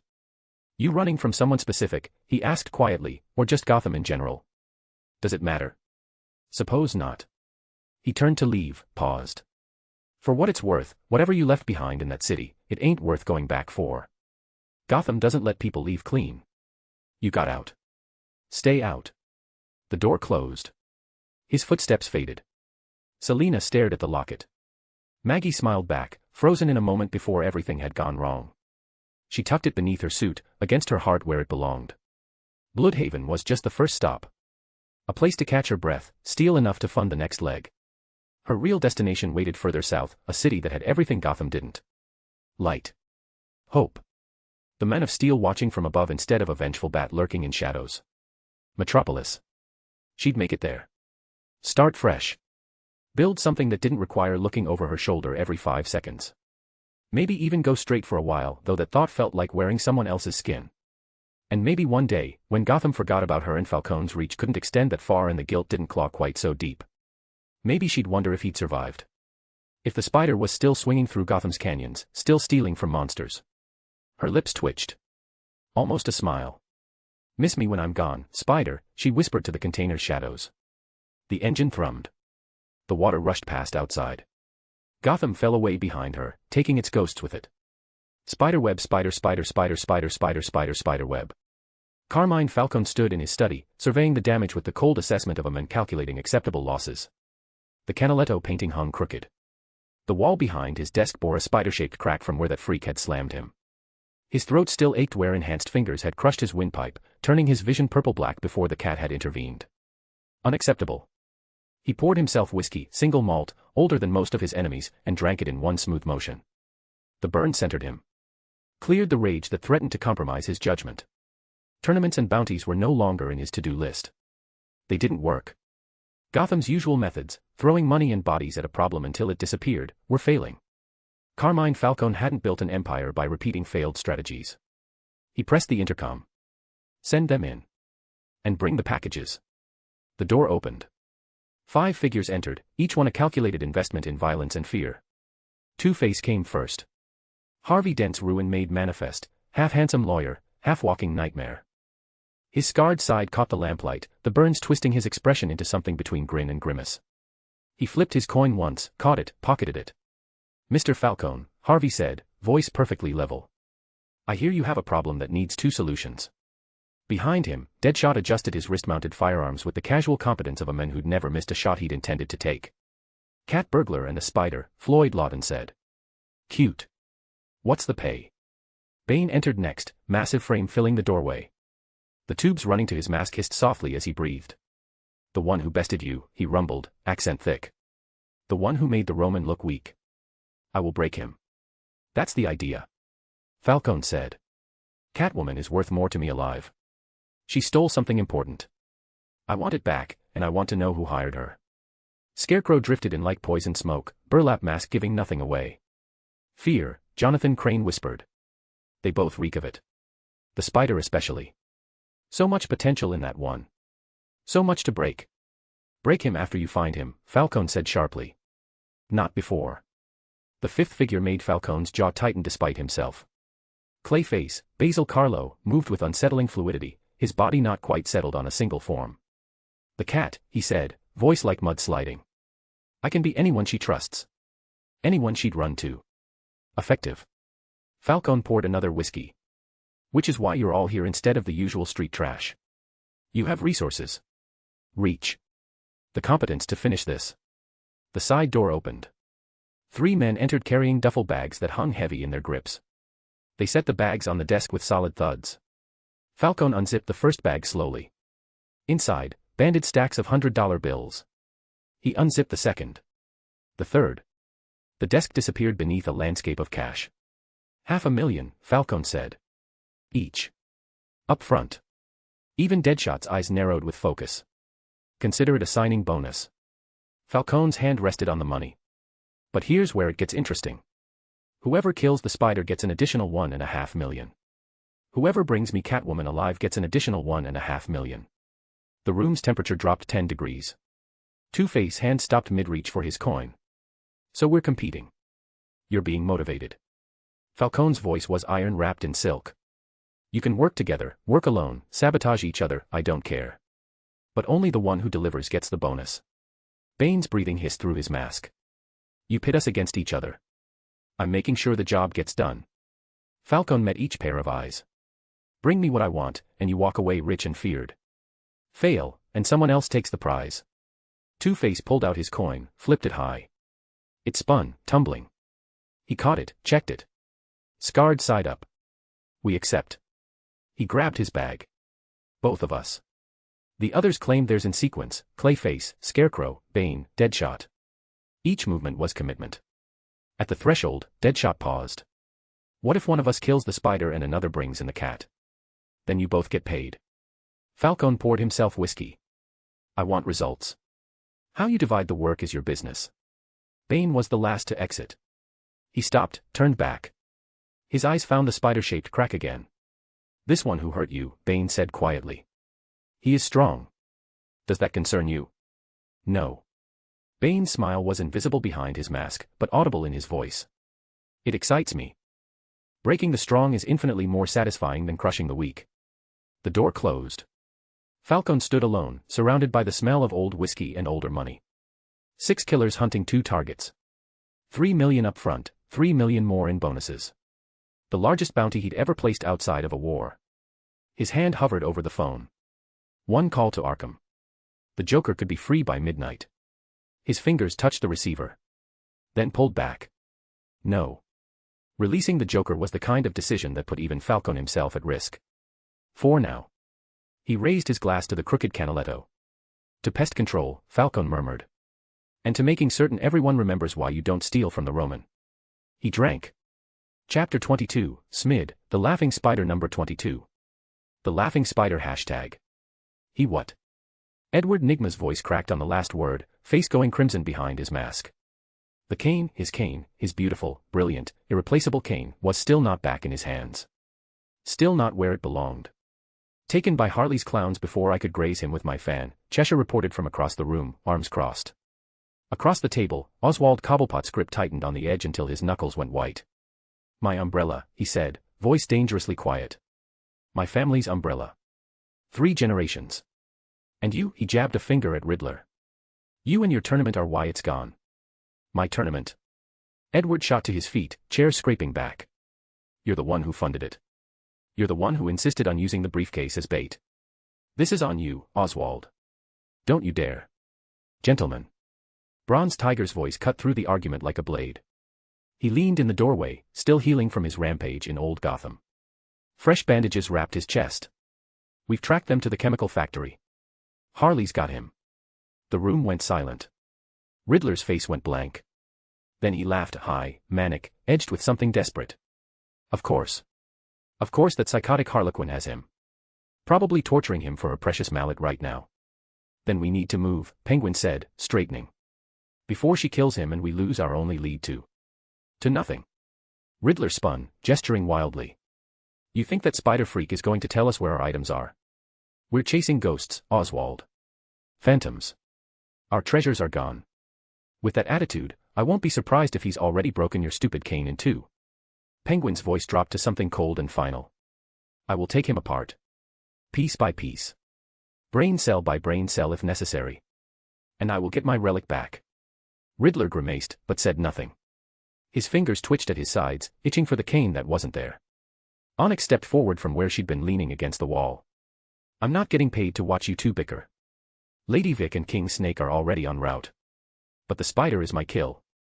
Not if I kill him first. Bronze Tiger turned to her, grunting. His yellow eyes gleamed with predatory hunger.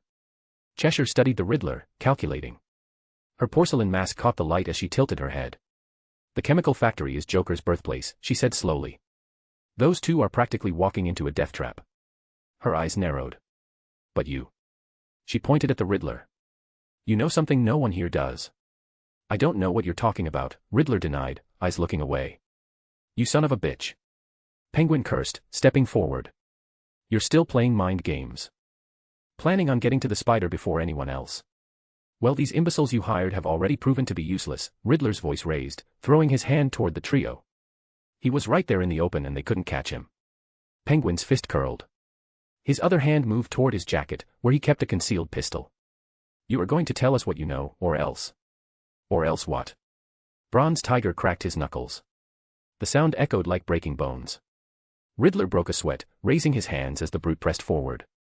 Okay, I'll tell you. He gave in, backing away from Bronze Tiger's shadow. But Bronze, you need to stop advancing or I won't say another word. Bronze Tiger paused. Waited.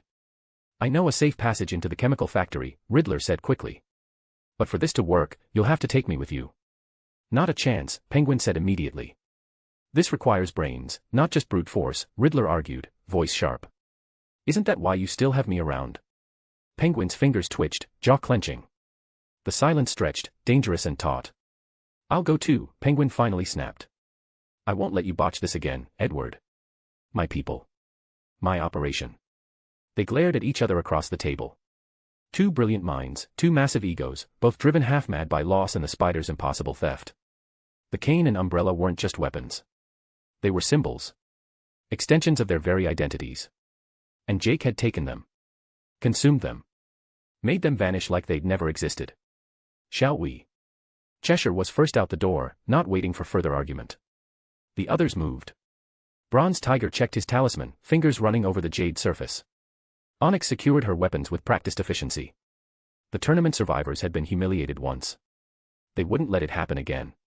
Riddler grabbed his backup walking stick, wooden, plain, utterly beneath him, and followed. Penguin was right behind, flanked by two of his best men. They were all heading to the same place. The chemical factory. Where Harley Quinn held their prize. Where everything would finally be settled. Spiderweb, spider web. The chains clinked as Harley pulled, hand over hand, dragging the spider's body from the chemicals with grim determination.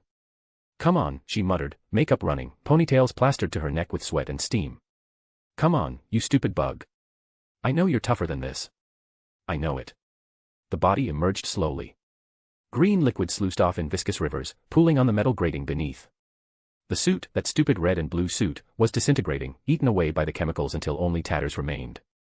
His skin had changed. Paler. Wrong. The chemicals had seeped into every pore, every cell, rewriting him at a fundamental level. But he wasn't moving. Wasn't breathing. Just hung there, suspended from the chains, head lolling forward at an unnatural angle. No, Harley breathed. She knelt beside him, hands shaking as she checked for a pulse. No, no, no. You don't get to be dead. You don't get to. Her fingers found his throat. Pressed against where the carotid should be pumping. Nothing. Fuck. She slammed her fist against the grating. The metal rang like a bell. You were supposed to survive. My puddin' survived. Why can't you? Her eyes darted to the rose. Poison Ivy's pheromone rose, sitting on its shelf across the factory floor, perfect and poisonous. The thing that was supposed to bring back everything Harley had lost. Did I use too much? She whispered to herself. Red said just a few drops would drive anyone crazy, make them do whatever I wanted, but I thought if I used more in the pool he'd tell me where my good night went and I'd. Her voice cracked. She'd never see her mallet again. Never feel its weight in her hands, perfectly balanced, an extension of her will. Never hear that perfect crack when it connected with someone's skull. That sound was music. That sound was home. And now Bug Boy was dead, and it was making her sad, which was stupid because she hated him. She despised him for taking her treasure, but somehow watching him hang there, lifeless and broken, was worse than anything. Tears mixed with her running makeup. Black and red streaked down her cheeks. I just wanted my good night back, she sobbed, voice breaking on every word. I just wanted my baby back. That's all. That's all I wanted. She wiped her face with the back of her hand, smearing the colors worse. The body jerked. Harley froze, hand still at her face. It happened again. Violent convulsion. His back arched impossibly, muscles spasming as his body fought to expel the poison it had swallowed. Oh, thank Christ. Green vomit erupted from his mouth. Gallons of it. Chemical stew that had filled his lungs, his stomach, his entire being. It splattered across the grating in a spreading pool that steamed and hissed, eating into the metal.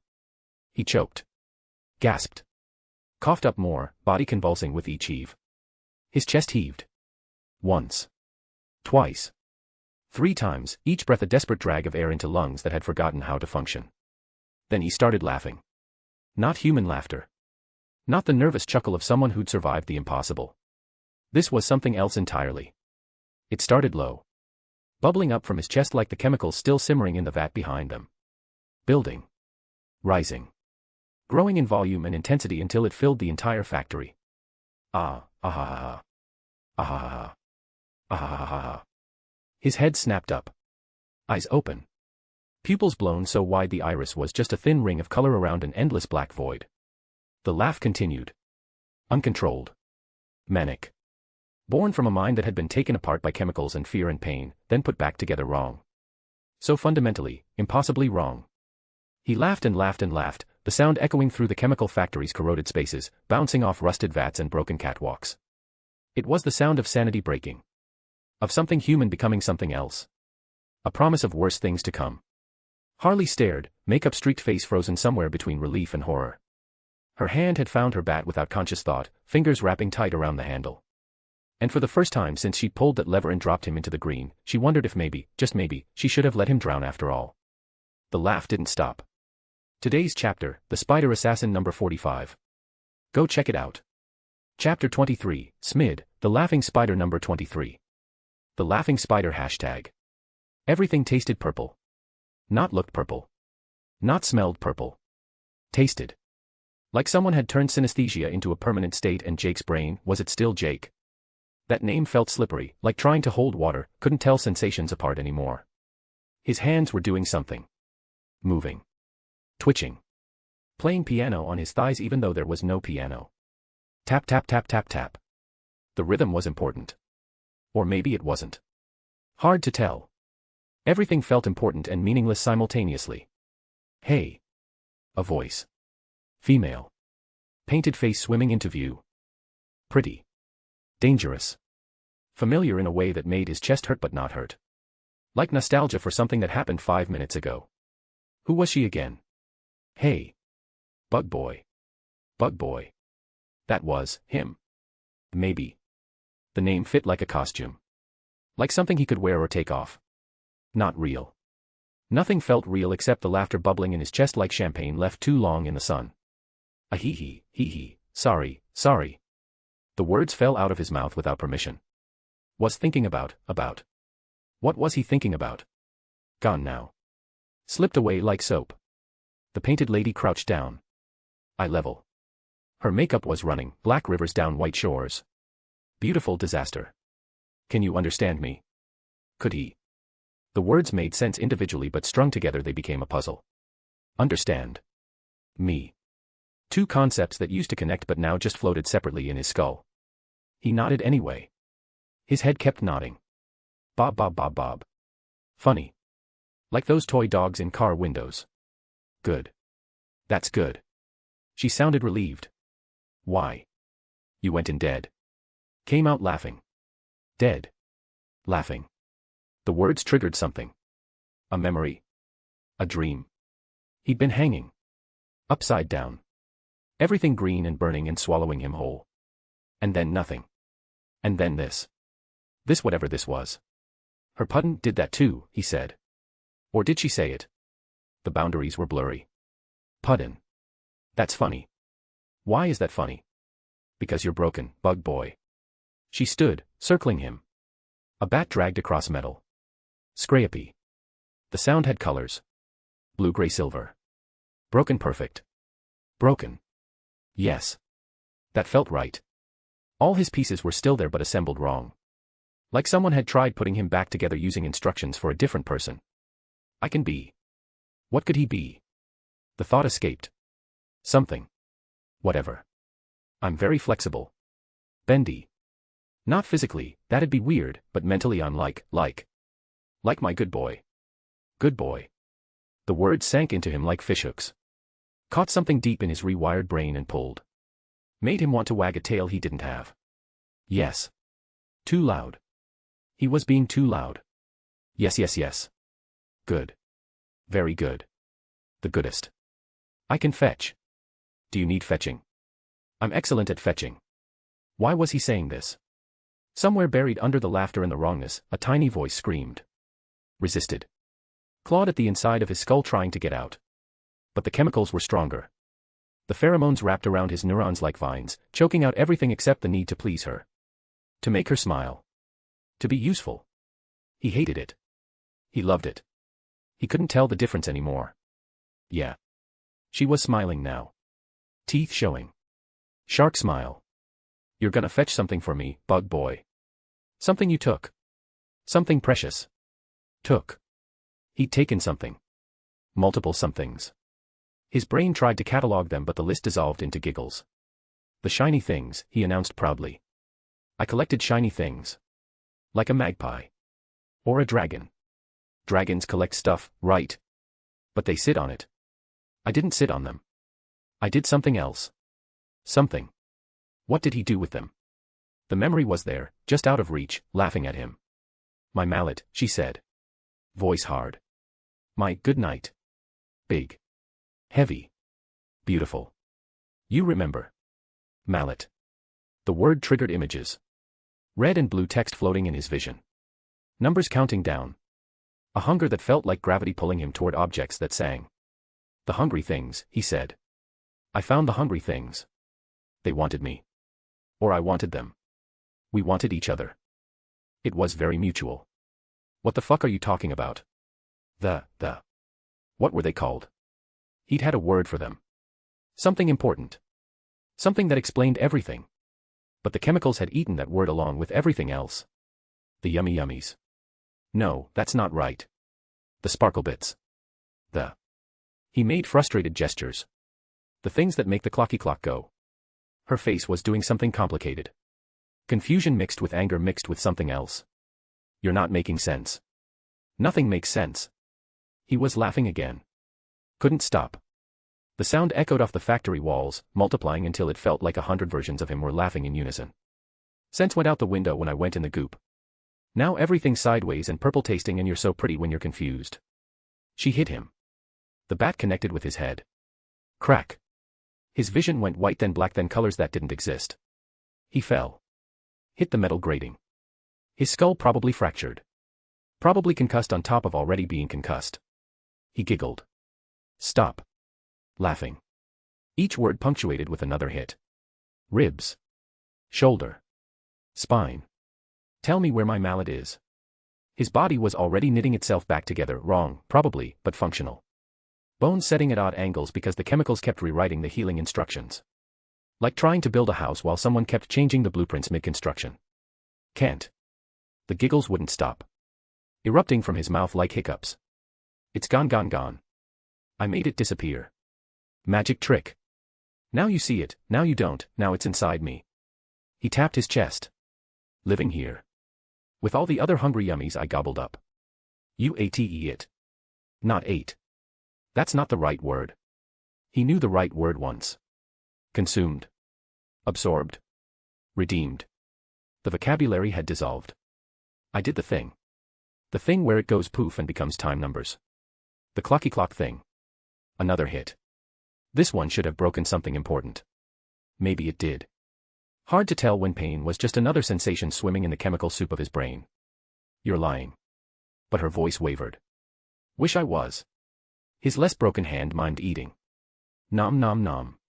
But not with my mouth. With my essence. My soul. Whatever part of me is doing the hungry thing. That part ate it. He paused. Does that mean I pooped it out somewhere? Metaphysically. Crack. Another hit. Right in the face this time. His nose definitely broke. Blood ran down into his mouth. Tasted like copper and victory. He laughed harder. Stop, she raised the bat again. He was still laughing. Looking up at her with one eye swelling shut and blood painting his teeth red. Can't stop. That part's broken. The stop laughing part. It drowned in the green stuff. Everything drowned except the funny. She lowered the bat slowly, staring at him like he was a puzzle she couldn't solve. You don't feel it, she whispered. Feel what? He touched his broken nose experimentally. It moved wrong. Hilarious. Oh, you mean the Aukis?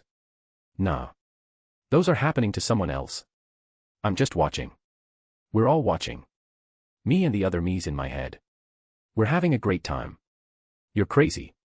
Ding ding ding.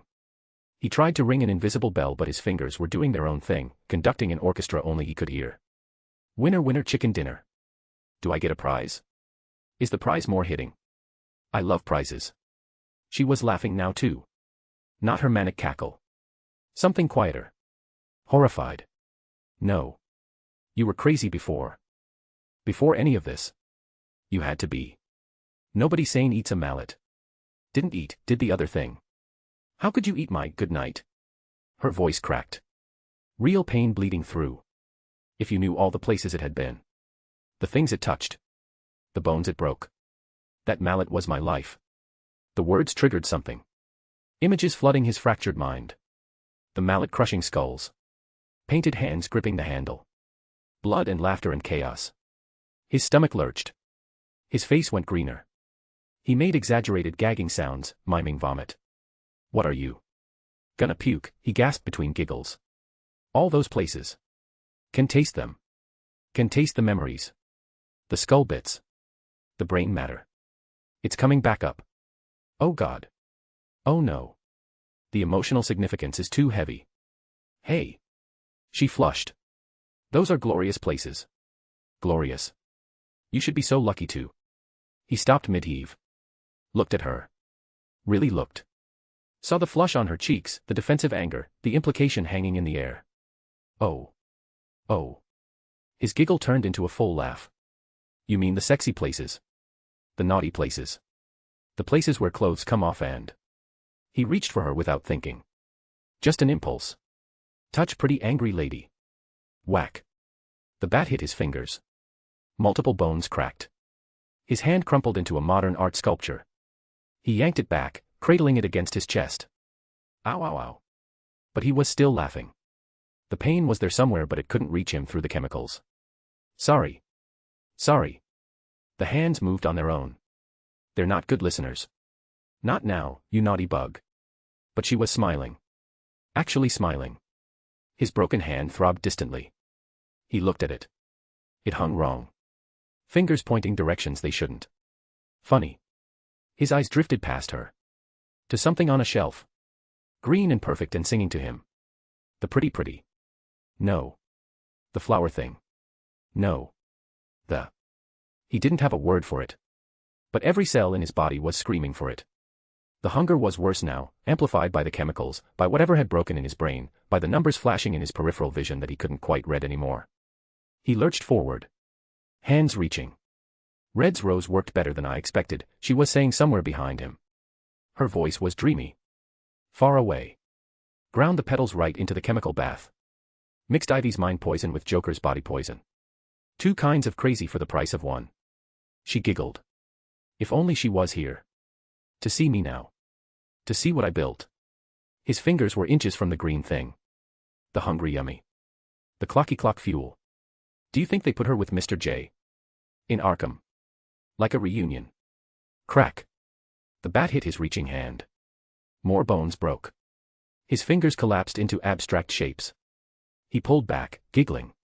Bad hand. Naughty hand. Didn't ask permission. Bad spider, she corrected. Touchy spider. She was between him and the pretty now. Blocking it. Red trusted me to keep that safe. He cradled both broken hands. They were matching now. Symmetrical. Art. What is it with you and wanting other people's precious stuff, she demanded. First my mallet. Now Red's flower. You got a problem. Not a problem. He was still staring at the green thing. The pull was unbearable. Like gravity. Like magnetism. Like every instinct screaming at once. It's a need. A hunger. The hungry yummies make the clocky clock go, and if the clocky clock stops, then what happened when it stopped? The answer was drowning in his skull somewhere. Buried under laughter and chemicals and the overwhelming need to make her smile. Then bad things, she offered. The worst things. Or maybe nothing. Hard to remember. Memories all goopy now. She studied him. Really studied him. He could see her brain working behind her eyes. Then her phone beeped. She pulled it out. Checked the screen. Her whole body tensed. We got company, she said quietly. Company. The word meant something. People coming. Bad people. Good people. The distinction felt meaningless. The fun kind, he asked. The kind that want you dead. Dead. That was bad. Probably bad. Though death seemed like just another weird sensation at this point. Like purple tasting. Like broken hands that didn't hurt. She grabbed her bat. Rolled her shoulders. Preparing for something. He stood. Swayed. His broken hands dangled. His vision was doing kaleidoscope things. His mind was 17 places at once and none of them made sense. But the laughter bubbled up anyway. Unstoppable. Effervescent. Pure. Good, he giggled. I love fun. She looked at him. Really looked. Her expression shifted into something complicated. You're gonna get us both killed, aren't you? Probably. He was grinning so wide his face hurt. Or didn't hurt. Hard to tell. But it'll be hilarious. The factory doors groaned. Opening. Footsteps echoing. The company was here. And Jake, the laughing spider, whatever he was now, couldn't stop giggling. Chapter 24, Smid, the laughing spider number 24. The laughing spider hashtag. The factory doors groaned like dying animals. Metal scraping metal. Echoes bouncing off corroded walls. Jake's head snapped toward the sound, neck moving too fast, vertebrae popping. Everything was angles and vectors now. His brain calculated trajectories before his conscious mind could catch up. The interface wavered in his vision like heat shimmer, text swimming in and out of focus. His chemically soaked brain couldn't parse the meaning, but his body understood. The hunger. That magnetic pull toward. His eyes snapped to the shelf. The green rose. Perfect and poisonous. Singing to him. Need it. Have to have it. The clocky clock thing. The hungry yummy. Make the numbers go. 2, he giggled, tearing his gaze away with physical effort. 2 little piggies coming to the market. Harley's grip tightened on her bat. Stay behind me, bug boy. Let me handle. No no no no no. His broken hands flapped uselessly. The fingers were setting wrong, bones knitting at angles that would make orthopedists weep. That's boring. Boring is bad. Bad makes the angry me wake up and I'm trying so hard to keep him sleeping. She looked at him. Really looked. Something flickered across her face, calculation mixed with curiosity. You got your webs, right? She asked slowly. Your sticky shoot things. Webs. The word triggered muscle memory. His wrists twitched. Something in his forearms contracted, glands squeezing, biological mechanisms engaging. Green. The webbing that shot from his left wrist was green. Not the clean white of before. This was toxic. Luminescent. The same color as the chemicals still burning in his veins. Oh, he breathed, watching the strand dangle from his wrist. That's new. That's different. He touched it experimentally. It burned his fingers. He giggled. Spicy. Can you use them? Harley pressed. Could he? His right hand was mangled. His left was fractured. His shoulder still wept blood through the tatters of his suit. But the webs didn't care about injury. They were biology. Instinct. Pure. Always could, he said. Just better now. Everything's better now. Except the parts that are worse. But those are hilarious. Footsteps echoed through the factory. Closer. Deliberate. Professional. Then, screaming. High-pitched. British. Cut off abruptly by the sound of metal teeth snapping shut. Jake and Harley moved as one, creeping toward the sound. His broken body protested every step but the chemicals pushed him forward anyway. Pain was just information. Information was just noise. They found Lady Vic first. The trap had been elegant in its brutality. Pressure plate triggering a bear trap, industrial-sized, designed for machinery, not flesh. It had caught her left leg mid-stride, steel jaws punching through Kevlar and bone like tissue paper. She lay on her side, rifle 3 feet away, fingers scrabbling uselessly toward it. Blood pooled beneath her in a spreading lake that reflected the factory's sickly lights. Her face had gone paper white. Shock setting in. The kind that killed if left untreated. Help, she gasped when she saw them. British accent strained to breaking. Each word cost her. Please. Medical attention. I can pay, anything, please. Her leg. Christ, her leg. The bear trap's jaws had punched clean through. Jake could see the femur, white and splintered, jutting through muscle that had been compressed into hamburger. The foot still twitched. Nerves firing randomly, the body not yet understanding it was destroyed. Blood pulsed from the femoral artery in rhythmic spurts. She was bleeding out. Minutes, maybe. Her hands pressed against the wound uselessly, fingers slipping in the blood. Shhhhhhhh. Jake pressed a broken finger to his lips. It bent wrong. He didn't notice. The grown-ups are talking. 10 feet beyond her, King Snake hung suspended from the ceiling. Another trap, tripwire triggering a net that had yanked him up, leaving him dangling and spinning slowly. The blind martial artist's face was calm despite the situation, head tilting as he tracked their approach by sound. Harley Quinn, King Snake said quietly. I should have known. Only you would turn the chemical factory into a killing floor. Only me. Harley preened. Ah, you're sweet. But I can't take all the credit. Mr. J set most of these up before. Her voice caught. Pain bleeding through. Jake's chest tightened. The pheromone screamed at him to comfort her, make her smile, fix whatever was broken.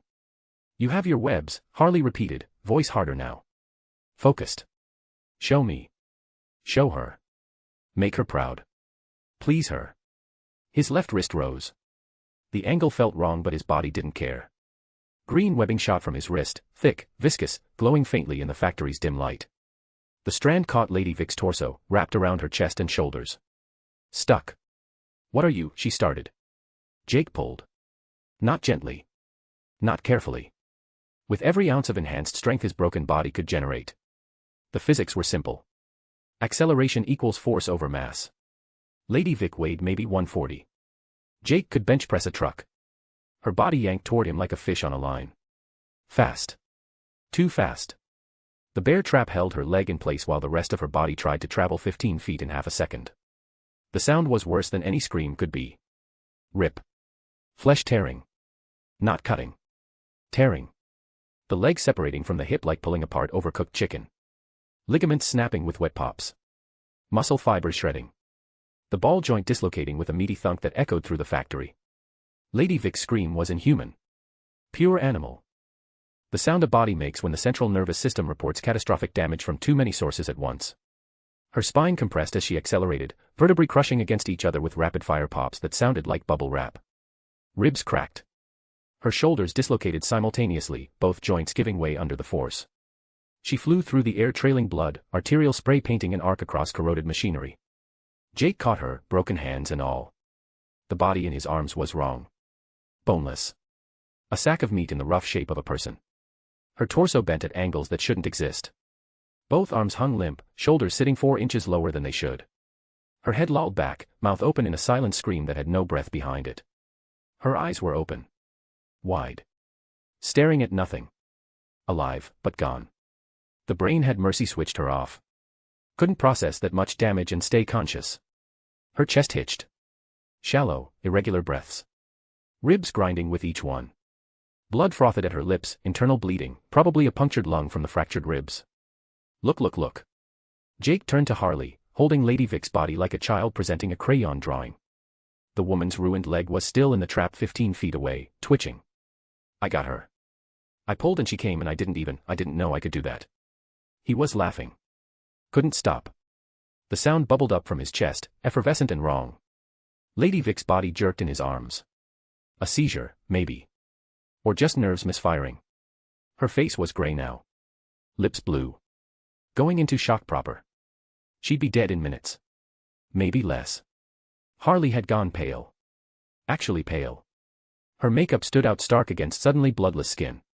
She'd seen death before. Caused it. Laughed through it. But this was different. The casual brutality of it. The way he'd pulled a woman apart like she was a toy and then presented the pieces for approval, still giggling. You, her voice cracked. You killed her. No. Jake shook Lady Vic gently. Her head flopped. Neck probably broken too. See.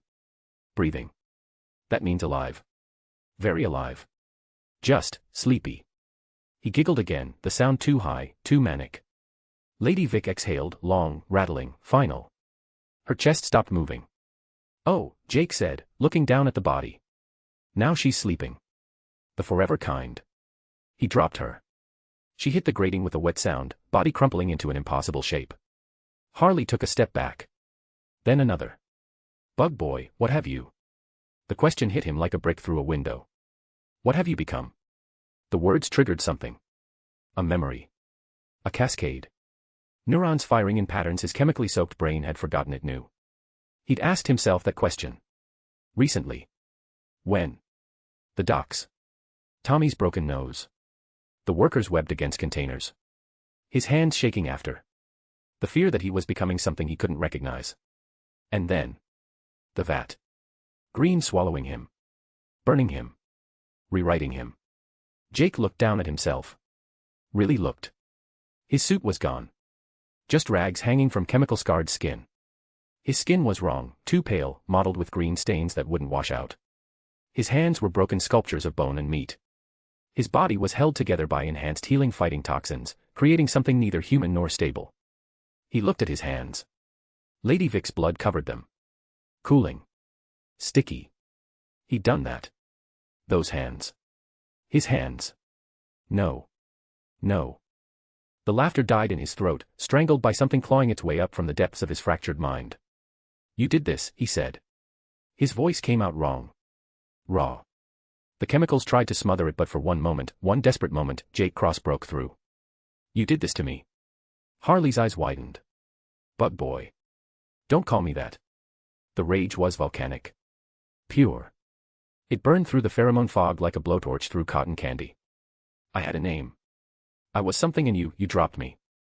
You drowned me in that. His hands went to his head, fingers clawing at his scalp. Drawing blood.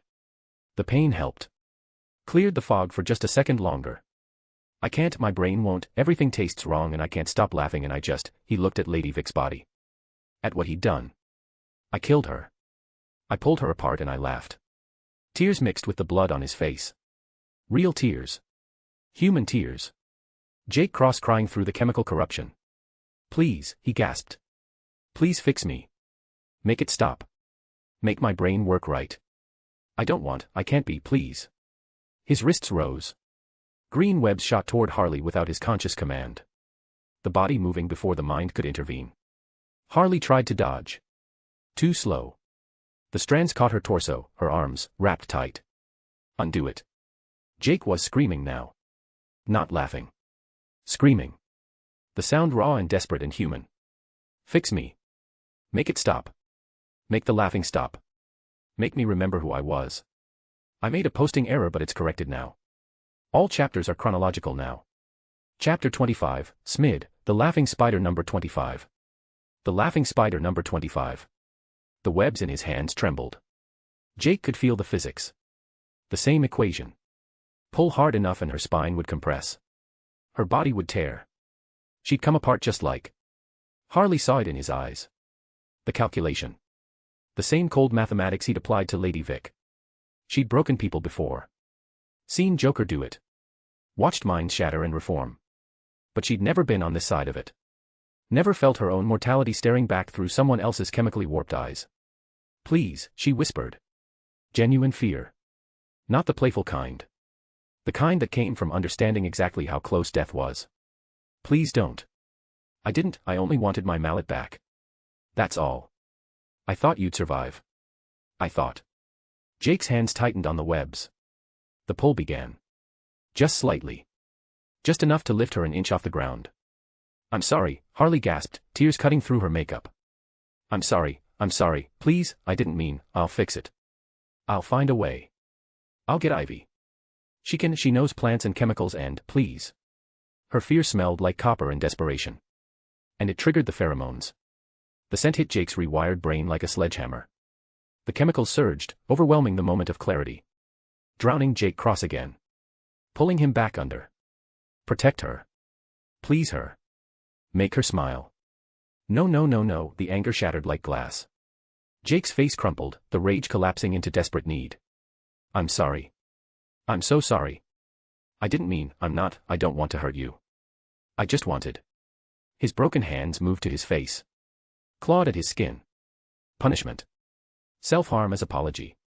Fingernails tearing furrows down his cheeks, drawing blood. Bad, he sobbed. Bad Spider. Hurting the pretty lady. Stop it. Stop hurting her. The pheromones sang louder. Rewarding his submission. Drowning the last fragments of resistance in chemical bliss. I'll be good, he whispered, dropping to his knees. The webs around Harley loosened. I promise. I'll cage the angry me. Lock him away. Please don't be scared. Please don't leave. Harley stared at him, chest heaving. Blood and tears on her face. She'd been terrified. Genuinely, completely terrified. But she was also Harley Quinn. And Harley Quinn knew an opportunity when she saw one. Her fear hardened. Crystallized into something else. Calculation. Control. The same look she'd had when planning a heist, when manipulating a mark. When breaking someone useful. My mallet, she said slowly, voice steadying. You said it was inside you. He nodded frantically, relief flooding through him. She was talking. Not screaming. Not running. The hungry yummy. The clocky clock fuel. It's in here. He tapped his chest. With the others. So you are my mallet. Her voice was different now. Confident. Predatory. My new good night. Better than the old one. Stronger. More flexible. His broken fingers twitched. Hope blooming toxic in his chest. I can be. Really. You already are, bug boy. She smiled. The smile that had broken stronger people. You just proved it. From above, King Snake's voice cut through. Impressive manipulation, Miss Quinn. The blind men had been listening, cataloging, analyzing through the entire breakdown. You have him wrapped around your finger completely. A useful weapon. Give him to me. When I collect Falcone's bounty, I'll ensure you're compensated. No. Harley's voice went cold. Final. He's mine. She looked at Jake. At her new weapon. Her new toy. The thing she could break and remake however she wanted. I lost my mallet once, she said quietly. Lost everything that mattered. My baby. Everything. Her eyes hardened. I won't lose my good night again. Won't let anyone take what's mine. Not anyone. She turned to King Snake, dangling helpless in his net. Bug boy, she said sweetly. Kill him for me. Jake's head snapped up. The pheromones sang. Purpose. Direction. A way to please her. The men in the net. His hands were already rising, green webs dripping. That's right, baby. Show me what my new mallet can do. His wrists flexed. Green strands shot upward, wrapping around King Snake's suspended form. Around his throat first. Tight. The blind martial artist's calm finally cracked. He thrashed, trying to use his skills, but suspended and sightless he had no leverage. No angles. No. The webs constricted. King Snake's fingers clawed at his throat, trying to create space between the toxic webbing and his windpipe. His face went red.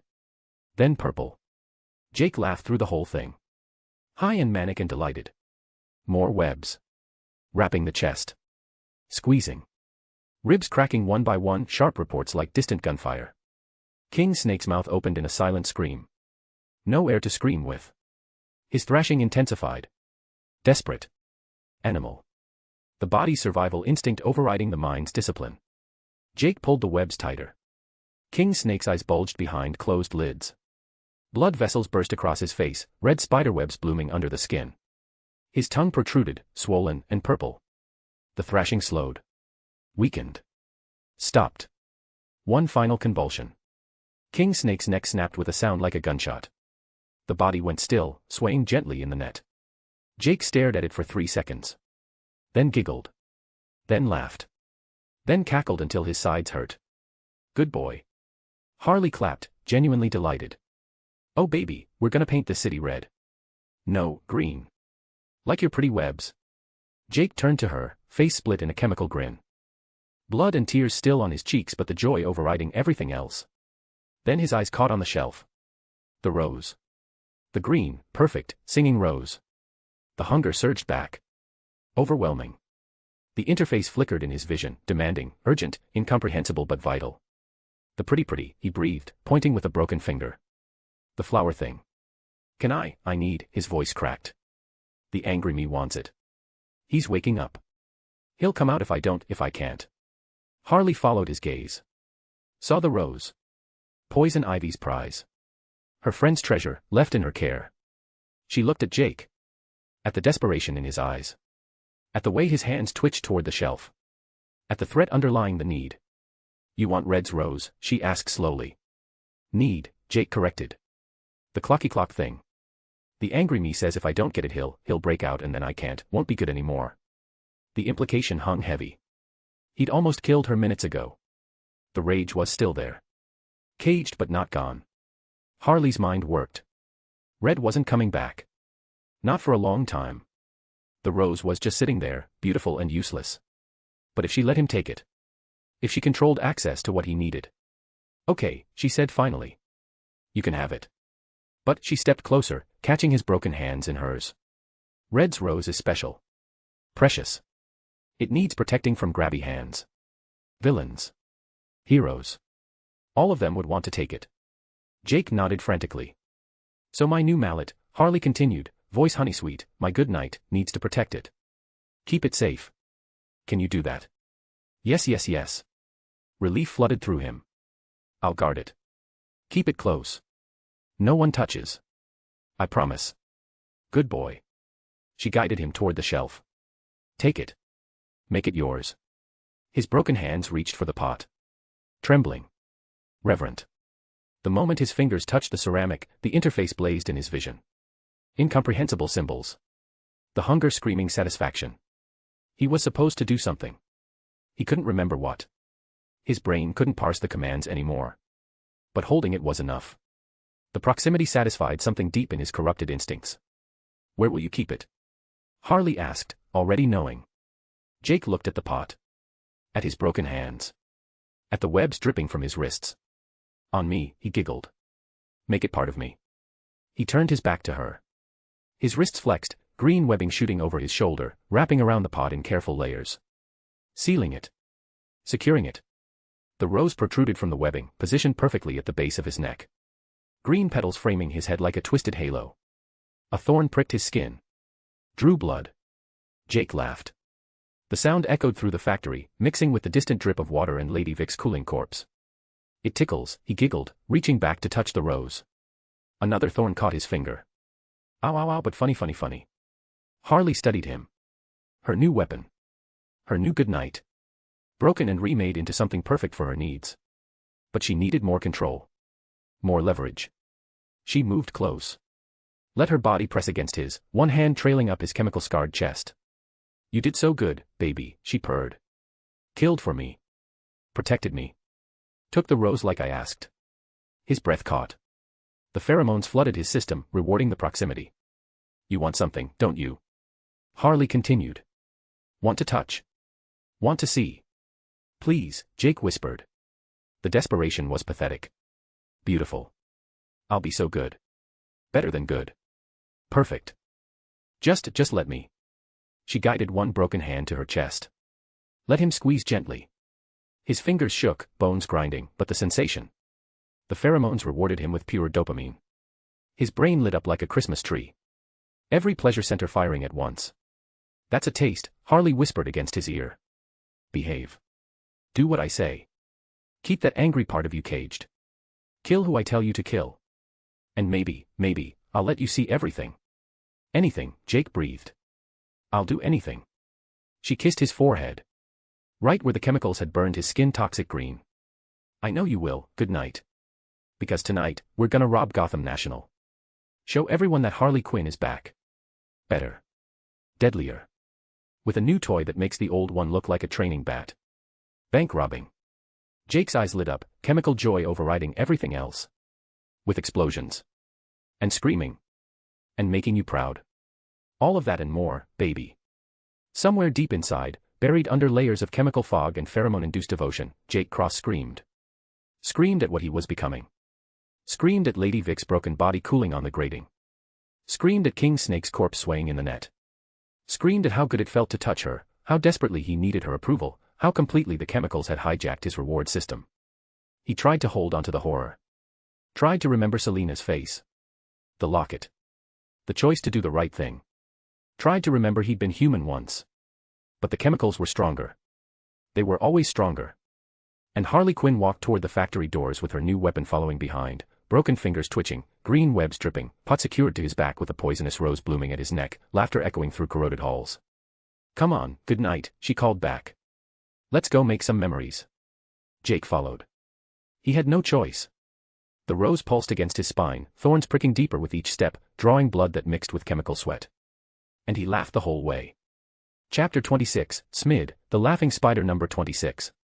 The Laughing Spider number 26. The tunnel smelled like rot wrapped in memories that never happened.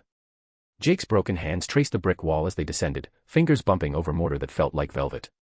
The texture sang opera. The darkness tasted like Wednesday. His brain kept trying to categorize sensations and failing, neurons misfiring, creating connections that shouldn't exist.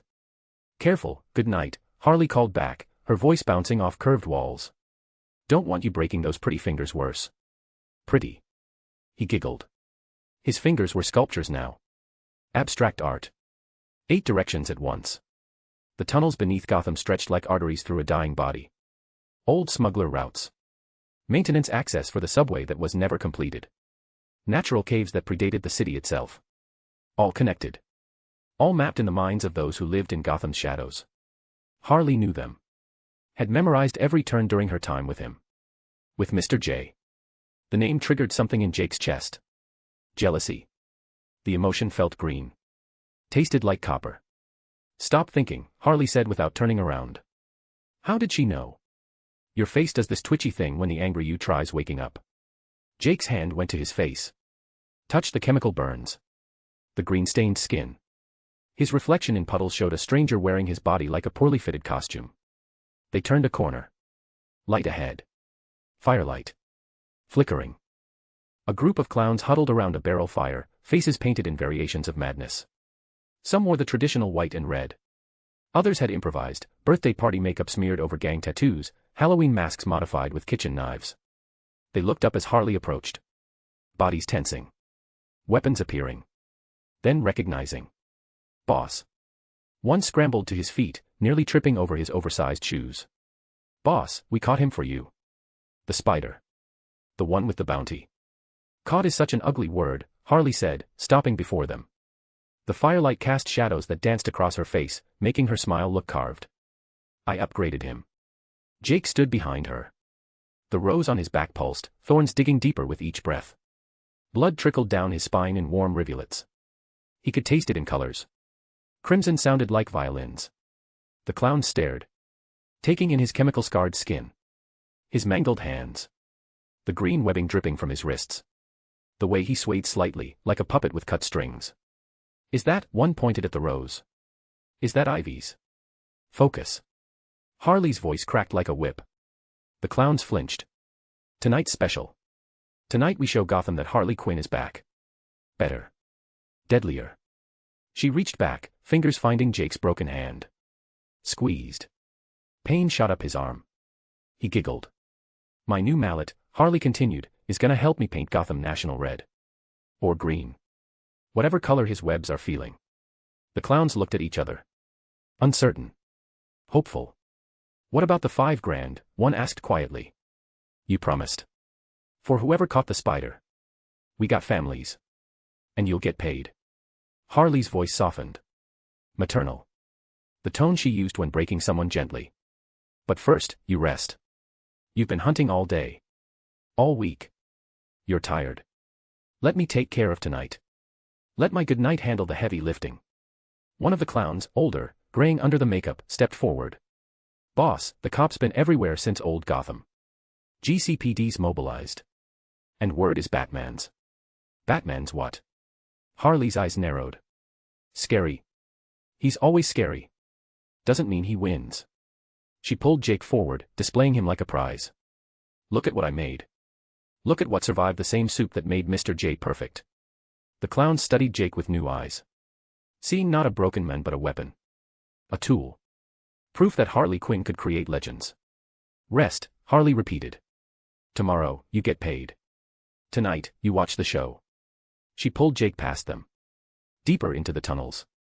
Behind them, the clowns whispered. Excited. Terrified. Loyal. The geography shifted. Stone walls gave way to concrete. Maintenance tunnels intersecting with storm drains. Each turn brought them closer to Gotham's financial district. To the heart. The bank's beautiful at night, Harley said, voice dreamy. All lit up. Marble columns like a temple. Security guards who think they're tough. She giggled. They're not tough. They're soft. Breakable. Jake's spider sense hummed. But the sensation was wrong. Corrupted. Instead of danger, it felt like music. Each warning a note in a symphony only he could hear. The interface flickered in his peripheral vision, trying to tell him something important. But the symbols swam like fish. Impossible to catch. The rose pulsed. Thorns dug deeper. Poison leaked into his bloodstream with each heartbeat. His body should have stopped hours ago. The injuries. The blood loss. The chemical damage. He should be dead or catatonic. But the chemicals wouldn't let him stop. They animated his corpse like a puppet. Kept him moving. Kept him laughing. They emerged from a service grate 3 blocks from Gotham National. Evening had settled over the city. 8 p.m. The financial district's windows glowed like dying stars. Showtime, Harley breathed. Gotham National Bank occupied the corner of Cane and Finger, a neoclassical monument to old money. Marble columns. Bronze doors. Windows reinforced with security film. Cameras covering every angle. At 8 p.m., the bank was technically closed. But the upper floors still hummed with activity. Accountants working late. Executives burning midnight oil. Janitors cleaning. Security making rounds. Normal people. Living normal lives. About to have a very bad night. Harley didn't go through the front door. That would be boring. She circled to the loading dock where armored trucks delivered cash. Found the service entrance. Pressed her face against the security camera. Knock knock, she said to the lens. Harley Quinn here for a withdrawal. Inside, alarms screamed. That's my cue. She looked at Jake. Doors, baby. Make me an entrance. His wrists rose. Green webbing shot toward the reinforced steel door. The strands attached, sank in, bonded at a molecular level. Jake pulled. The door shrieked. Metal warping. Bolts shearing. The entire frame tore free from brick and concrete in a shower of dust. Harley laughed. Pure delight. That's what I'm talking about. They entered. Security guards rushed toward them. 3. Armed but not prepared. Not for this. Please, one said, hand on his holster. Miss Quinn. Don't. Jake's webbing caught him mid-sentence. Wrapped his torso. His arms. His face. The men fell, struggling, suffocating. The other two drew weapons. Harley's bat was already swinging. Caught the first in the temple. The crack echoed. He dropped. The third fired. The bullet moved in slow motion through Jake's twisted perception. He could see it rotating. Could taste the gunpowder. Could hear the guard's heartbeat. His hand moved. Webbing shot out. Caught the bullet mid-flight. Impossible. But he'd done it. The chemicals had rewired his reflexes past human limits. Past sanity. Into something else entirely. Good boy. Harley clapped. The guard's face went pale. He tried to run. Jake's webs caught his legs. Yanked. The men fell face first. His nose broke against marble floor with a wet crunch. Jake laughed. The sound bounced off cathedral ceilings. Echoed through sacred halls of commerce. They moved deeper. The vault waited in the basement. But Harley wasn't subtle. She smashed display cases. Shattered windows. Triggered every alarm. I want them to know, she screamed, spinning in circles. I want Gotham to remember what Harley Quinn can do. More guards came. 6. 10. They had riot gear now. Shields. Better training. Jake's body moved before his mind could process. Webs everywhere. Pulling. Yanking. Breaking. He didn't aim to kill. Didn't aim to maim. Just aimed to please her. But enhanced strength didn't know restraint. One guard's arm bent wrong. Snapped. Compound fracture punching through skin. Another skull cracked against marble. Blood pooled. Jake laughed through it all. The pain in his hands was background noise. The poison from the thorns was a lullaby. The chemicals drove him forward like a wind-up toy. The vault. Harley called. Show me what my mallet can do. The vault door was 6 inches of steel. Combination lock. Time delay. Designed to withstand anything. Jake's webs wrapped around it. Layer after layer. Creating leverage. Creating tension. He pulled. His muscles screamed. His broken bones ground. The chemicals in his blood pushed harder. His veins burned. His heart hammered. Something in his chest tore. Internal bleeding, probably. He laughed louder. The vault door groaned. The locks shattered. The hinges bent. Metal shrieked like a dying animal. It tore free. 3 tons of steel flying across the room. It crashed into the far wall. Embedded 3 feet deep. Inside, money. Stacks upon stacks. Millions in cash and bearer bonds. Harley's eyes went wide. Baby, she breathed. You're perfect. The praise flooded Jake's system with dopamine. Better than any drug. He swayed on his feet, grinning so wide his face hurt. Get it, Harley commanded. All of it. We're taking everything. His webs shot out. Wrapped bundles. Created carrying straps. Attached to his body. He became a spider hauling prey. Grotesque. Efficient. Above them, sirens wailed. Getting closer. Cops, Harley said. Not worried. Excited. This is where it gets fun. She should have run. Any sane person would run. But Harley Quinn had stopped being sane years ago. And now she had a weapon that made running unnecessary. They emerged from the basement. The bank's main floor had transformed into a war zone. Shattered glass. Broken bodies. Blood on marble that had witnessed a century of transactions. Outside, flashing lights. Dozens of them. GCPD had mobilized. Cars. SWAT vans. Helicopters overhead. Show off time, Harley whispered. Make them remember why they should fear me. Jake's body was failing. He could feel it. Organs shutting down. Bones grinding. Blood loss reaching critical levels. The chemicals kept him standing but couldn't stop entropy. Couldn't stop death from creeping up his spine. The rose pulsed. Thorns dug deeper. Poison leaked into his failing systems. Deep inside, buried under layers of corruption, Jake Cross screamed. Begged. Pleaded for someone to stop this. To stop him. But the chemicals were louder. They were always louder. He stepped through the shattered doors. Into spotlights. Into chaos. GCPD opened fire. His spider sense sang. Each bullet a note. Each trajectory a color. He moved between them. Dancing. Weaving. Laughing. His webs returned fire. Catching officers. Yanking shields. Creating chaos that fed chaos. Yes. Harley screamed behind him. That's my good night. A helicopter swooped low. Searchlight pinning them. Jake's webs shot up. Caught the landing skid. He pulled. The helicopter lurched. Pilot fighting controls. The machine tilted. Rotors catching air wrong. Beginning to spin.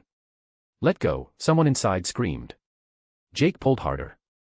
The helicopter crashed. Not a fireball. Just metal crumpling. Rotors snapping. People inside screaming. He didn't mean to. Didn't want to.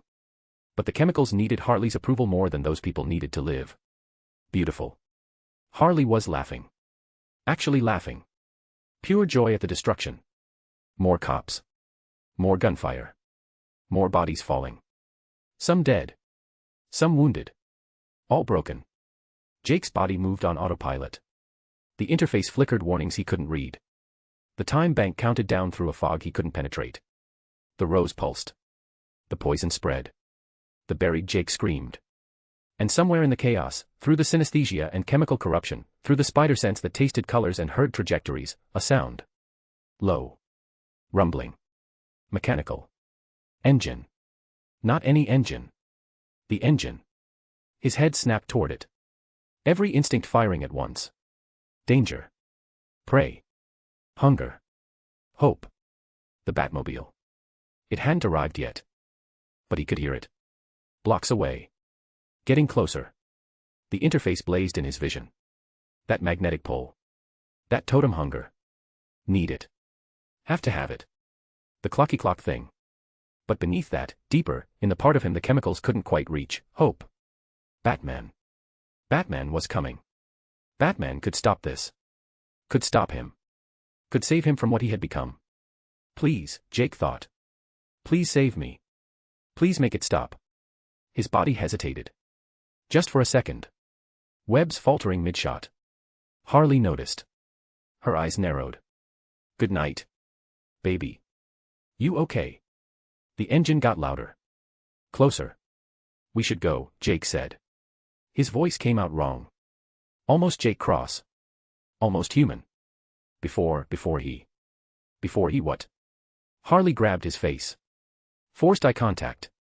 Before the big bad bat ruins our fun. Is that what you're saying? The chemicals fought his tongue. The pheromones screamed submission. But the hope wouldn't die. Maybe we got enough. Maybe we should. Understanding dawned on Harley's face. Horror. Betrayal. Then rage. You want him to catch us, she hissed. You want him to catch you. You think he'll fix you. Make you normal again. Her laugh was broken glass. Baby, there's no fixing what you are now. You're mine. My good night. My perfect weapon. And we're not running from anyone. The engine roared. 1 block away. Down. Harley commanded. Into the tunnels. Now. Jake's body obeyed before his mind could protest. The pheromones overriding the buried hope. His webs shot toward the nearest manhole. Yanked the cover free. They dropped into darkness. Into the tunnels. Into Gotham's arterial system. Above them, tires shrieked. The Batmobile tore around the corner. Sleek. Deadly. Perfect. Jake's hand reached up. Toward it. One last desperate grab. The totem calling. The hope screaming. The manhole cover slammed shut. Darkness swallowed them. And Jake laughed. Chemical. Manic. Broken. But somewhere inside, buried so deep the chemicals couldn't quite reach, Jake cross-wept. Smid is in dangerous territory. How does Jake come back from this? Does the author actually know what they are doing? Or is this just for shock value? Chapter 27, Smid, the Laughing Spider #. The Laughing Spider number 27. The Batmobile's engine was a controlled roar beneath him, every component responding with surgical precision. Bruce Wayne's hands were steady on the controls, but his mind was racing through calculations at a speed that would make most supercomputers hesitate. 3 routes. 5 probable exit points. 17 variables. No tracker on either of them. Just years of experience and enough interactions to understand the Joker's routine. He studied the heads-up display pulsing beside him. A map of Gotham's arterial darkness. Underground. Harley was hardly original. She would use Joker's established pattern. He didn't need to believe that, he knew it. Master Bruce, Alfred's voice was crisp through the comm. GCPD reports 18 officers wounded. 13 critical. Helicopter crew survived, barely. The pilot may never walk again. Bruce's jaw tightened. Casualties. 7 and counting. Most of them guards at Gotham National. A pause. Reports suggest injuries consistent with extreme force trauma. Compound fractures. Crushed vertebrae. One man's arm was torn from the socket. Enhanced strength. Bruce had catalogued it the previous night, landings that cracked concrete from short jumps. But this level of brutality was new. Uncontrolled. The helicopter was a Bell 206L4, Alfred continued. 1,500 pounds empty weight. Reports indicate it was pulled from the sky mid-flight. That requires approximately. I know what it requires. Bruce's fingers moved across the holographic display, pulling up the surveillance footage from Gotham National. Frame by frame. Analyzing. There. The figure in the footage was wrong. Not just the obvious ways, the tattered costume, the chemical-scarred skin visible even through the grainy security feed. It was the movement. Last night on the rooftop, the spider had fought with controlled aggression. Calculated. Every web shot placed with purpose. Every dodge economical. This thing in the footage moved like a puppet with cut strings. Jerky. Erratic. It laughed while breaking bones. Laughed while a helicopter crashed. Laughed while officers screamed. And on its back. Bruce isolated the frame. Enhanced the resolution. The image pixelated, then clarified. A potted plant. Secured with webbing. Green petals catching the security lights. His breath stopped. Alfred. Pull up the Arkham Manifest. Poison Ivy's personal effects. Keys clicking. Then, one pheromone rose. Confiscated during her last arrest. Marked as highly dangerous. Capable of inducing complete psychological dependency with minimal exposure. Status, went missing during a failed rescue attempt. Bruce's hands tightened on the controls. It was never missing. Ivy knew we'd search for it. She left it somewhere we'd never look. With Miss Quinn. With Harley. Bruce's mind was already moving through the implications. Ivy trusted her. Probably the only person she did trust. And now. The spider had it. Secured to his back like a parasite. Those thorns would be penetrating skin constantly. Injecting pheromones directly into the bloodstream with every movement. But the puzzle only fragmented more. What connection did it have to the Roman ring? Why would Harley give it to him? What was the spider's endgame? The questions crystallized into action. Bruce veered left, tires screaming their protest against physics. His mind returned to the previous night. The rooftop confrontation. The way the spider had moved, not just fast, but aware. Dodging attacks before they fully developed. Precognitive. And the strength to match, catching a batarang mid-flight, webbing that could restrain him even briefly. But there had been something else. Something beneath the competence. Hesitation. When Batman had issued his warning, "Leave Gotham," the spider's body language had shifted. A microsecond of genuine consideration before the defiance returned. Not the reaction of someone fully committed to villainy. More like someone still deciding what they were becoming. That window had closed. The incident this morning, Bruce said quietly. Old Gotham. What were the specifics? Multiple casualties in an alley behind a chemical supplier. Several of Miss Quinn's associates found in critical condition. They've been uncooperative with police. Laughing despite severe injuries. 2 expired during transport. Scene analysis. Extensive webbing. Chemical composition consistent with your findings. Signs of significant combat. Bruce's jaw set. The spider and Harley had been enemies. He tracked their conflict all week, the stolen mallet, the public confrontation, the escalating bounties. They should have killed each other. Instead, they'd become something worse. Master Bruce, the spider nearly bested you last night. His strength, his reflexes, his precognitive awareness, you noted all of them as extreme threats. If he's been compromised by Joker's chemicals and Ivy's pheromones simultaneously. I'm prepared. Bruce's voice was flat. Controlled. But beneath it, something cold was settling in his chest. Not fear. Batman didn't fear. But recognition. Understanding of threat level. His fingers traced the weapons array by muscle memory.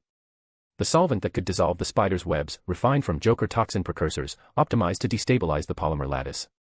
But that was for the white webbing he'd encountered last night. The security footage showed green strands that ate through riot shields like acid. No time to synthesize an alternative. He'd have to adapt. The Batmobile prowled through Gotham streets, a predator tracking prey through concrete canyons.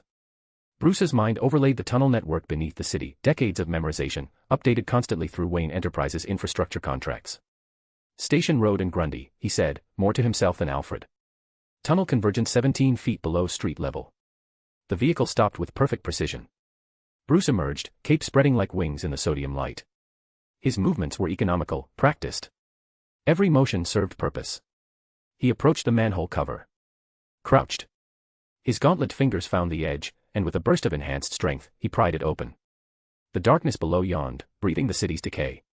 Bruce descended 3 rungs. His cape settled around him as he activated the cowl's night vision.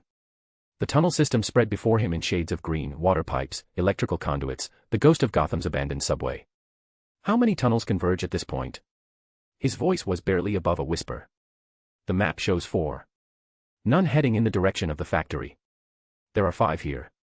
Bruce's hand traced a crack in the tunnel wall, 2 irregular, 2 rushed. Secret passage. Harley's doing, most likely. You're setting an ambush. I'm controlling the engagement zone. Bruce's hand moved to his belt, selecting shaped charges with practiced precision. They think they're safe underground. I'm bringing them to the surface. The charges adhered to the tunnel ceiling with magnetic clamps, small, precise, designed not to kill but to collapse a specific section. To create an exit where he wanted one. He ascended the ladder, muscles coiling with each rung. At street level, he positioned himself with tactical precision. One hand on the detonator. the other poised over his grapnel gun. Waiting. The city breathed around him. Distant sirens. The hum of traffic on the expressway. Somewhere, a woman laughed, normal, human, unbroken by chemicals. 2 minutes passed. 5. Bruce's breathing remained controlled, measured. Heart rate steady at 52 beats per minute. Then, laughter. Not from above. From below. Echoing up through the tunnels, distorted by concrete and water, but unmistakable. High. Manic. Wrong. The sound of a mind that had been taken apart and reassembled incorrectly. Bruce's thumb hovered over the detonator. Calculating. 100 feet away. 70. 40. The laughter grew closer. And beneath it, another sound, Harley's voice, cajoling, praising. The cadence of someone reinforcing behavioral conditioning. 20 feet. Bruce pressed the detonator. The world became violence. Concrete exploded upward in a controlled eruption that sent the manhole cover spinning through the air like a discus. The street buckled, cracked, split open in a fracture that ran precisely 12 feet before stopping, exactly as calculated. Smoke billowed from the breach. Dust and debris. The smell of cordite mixing with Gotham's perpetual decay. Then, coughing. Choking. The sound of lungs expelling concrete dust. Bruce's hand was already moving. The grapnel gun fired before conscious thought engaged, the line, reinforced weave, strong enough to restrain metahumans, shooting into the smoke with a pneumatic hiss. A figure stumbled from the breach. The spider. Or what remained of him. The line wrapped around his torso before he could orient himself. Magnetic clamps engaged with sharp clicks, tightening. Bruce triggered the winch. The line went taut with a sound like a piano wire snapping. The spider jerked backward, arms pinned to his sides, lifted off the ground. For a heartbeat he hung suspended, green webbing dripping from his wrists, the rose on his back scattering petals. Then Bruce slammed him down. The impact cracked pavement. The spider's body hit with enough force to crater the street, dust exploding outward in a perfect circle. The rose crushed slightly, more petals scattering like toxic confetti. Good night. Harley's scream was raw, primal. She emerged from the smoke coughing, makeup running in black rivers down her cheeks, bat clutched in white-knuckled hands. Bruce's second line fired before she could orient herself. Wrapped her ankles. The winch triggered and she went down hard, chin cracking against pavement. Blood bloomed from her split lip, bright red against white makeup. 3 seconds. He'd had them both restrained for 3 seconds. Then the spider moved. Not the controlled movement from their previous encounter. This was wrong, joints bending at angles that shouldn't be possible, muscles contracting in sequences that violated anatomy. The laughter bubbled up from his chest, manic and uncontrolled. His wrists flexed. Green webbing shot from both simultaneously, not aimed but sprayed. The strands hit the grapnel line, Bruce's reinforced weave line, and began dissolving it. Not breaking. Dissolving. Eating through molecular bonds like acid through paper. Latest update, number 50. Chapter 28, Smid, The Laughing Spider number 28. The Laughing Spider number 28. Bruce's hand moved to his belt. The solvent. But even as his fingers closed around the vial, he knew, wrong type. The green webbing was fundamentally different. The solvent might even accelerate the corrosion. The line snapped. The spider rose to his feet, swaying. His broken hands hung at wrong angles. The chemical scarring on his exposed skin glowed faintly in the streetlights. And the laughter, God, the laughter wouldn't stop. Bruce's assessment came in microseconds, severely injured. Bone damage extensive. Blood loss critical. Poisoned by Joker toxin and pheromones simultaneously. Should be dying. But the chemicals wouldn't let him die. They animated his corpse like a marionette, keeping him upright through sheer biochemical compulsion. The Batman, the spider giggled, the words distorted. The big bad bat. The scary Shadowman. You came. Did you miss me? I missed you. Everything misses everything now. His head tilted, vertebrae popping. Wanna see a magic trick? I can make things disappear. Made Lady Vic disappear. Most of her. Parts went everywhere. It was hilarious. You should have seen, should have tasted the colors of her screaming. Bruce's jaw tightened. Confirming what he'd suspected, the synesthesia, the sensory cross-wiring. The Joker toxin mixing with Ivy's pheromones in his bloodstream, creating something unprecedented. Stand down, Bruce said, voice level. Not a request. You're injured. Poisoned. Let me. Let you what? The spider's laugh cracked into something almost human. Almost Jake Cross. Fix me. Make it stop. Make the purple stop tasting like sadness. His voice dropped to a whisper. Please. The word hung in the air. A moment of clarity breaking through the chemical fog. Then Harley yanked her feet free from the remaining grapnel line, the green webbing had weakened it enough, and scrambled upright. Good night, baby, she cooed, voice honey-sweet and poisonous. Remember what we talked about? About caging the angry you. About being my perfect good night. The spider's body tensed. The moment of lucidity shattered like glass. His head snapped toward Harley, expression transforming from desperate to devoted. Yes, he breathed. Yes, yes, yes. Cage him. Keep him sleeping. Be good. Be yours. Bruce's hand moved to his belt. The fear toxin. Concentrated scarecrow formula. If he could trigger a fear response, break through the conditioning. The spider's broken hand shot out. Webbing hit Bruce's chest before he could dodge. The green webbing didn't just stick, it invaded. Molecular hooks penetrating his armor's weave, spreading like infection. Where it touched, it burned, breathing down the Kevlar composite at a cellular level. Bruce ripped the strand away, but damage was done. His chest armor hung in melted tatters. The skin beneath was already blistering, second-degree burns spreading in a pattern that matched the webbing's contact points. He had been infected, a payload delivering directly into his bloodstream. Joker toxin. Ivy's pheromones. Some horrific combination birthed in the chemical factory's depths. His heart stuttered, vision blurring at the edges. His hand found the fear toxin. Threw it. The canister exploded at the spider's feet. Gray-green mist enveloped him. For 3 seconds, nothing happened. Then the spider breathed it in deep. Held it. His chest expanded like he was savoring fine wine. The laughter that followed was different. Darker. More knowing. Oh, he giggled, eyes going unfocused. The scary gas. The make-you-afraid gas. He swayed, arms spreading. I can taste it. Tastes like old nightmares. Like drowning. Like watching myself kill and not being able to stop. His voice cracked. For a heartbeat, genuine terror flickered across his face. His hands went to his throat, clawing. The laughter died. Can't breathe, he gasped. The green, it's in my lungs, burning, drowning again. Bruce's mind raced. The toxin was working. Not normally, but working. The fear response was there, buried under chemical corruption, but present. Targeting the trauma. That's it, Bruce said quietly, voice cutting through. Remember. Remember what she did to you. Remember the fear. The spider's knees buckled. He hit the pavement hard, still clawing at his throat. Tears streamed down his cheeks, mixing with chemical sweat. I can't make it stop. Then Harley was there. Moving fast. She grabbed his face, forced eye contact. Baby, she said firmly. Good night. Listen to me. That's not real. The fear isn't real. You're my good night. My perfect weapon. Nothing scares you. Nothing. The pheromones in his bloodstream surged. Responding to her proximity. Her voice. Her command. The rose on his back pulsed, thorns digging deeper, injecting fresh poison to combat the fear. The spider's breathing steadied. The terror in his eyes dimmed. Replaced by that devoted emptiness. Not real, he repeated, voice hollow. Not scared. Can't be scared. Have to be good. Have to be. That's right, baby. Harley's smile was vicious. The Batman's trying to trick you. Trying to make you weak. But you're not weak, are you? No. The spider stood, movements jerky but purposeful. Strong. Perfect. Good. But something had changed.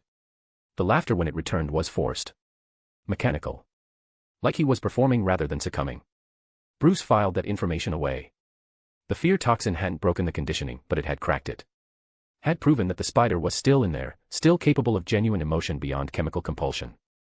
If Scarecrow's formula could reach him, even for seconds, then theoretically.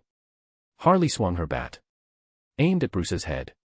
He blocked with his reinforced gauntlet, but the impact still rattled his bones. She was strong. Not enhanced, but desperate. Trained by the Joker himself in the art of chaotic violence. Bruce's fist drove into her abdomen. Controlled. Precise. Enough to disable without permanent damage. She folded. Gasped. Dropped to one knee. The spider shrieked, not words, just sound. Pure rage erupting from chemical corruption. His webs came at Bruce from every angle. Green strands seeking flesh. Bruce dodged, cape swirling, body moving through patterns refined by decades, but there were too many. Too fast. One caught his leg. Burned through armor.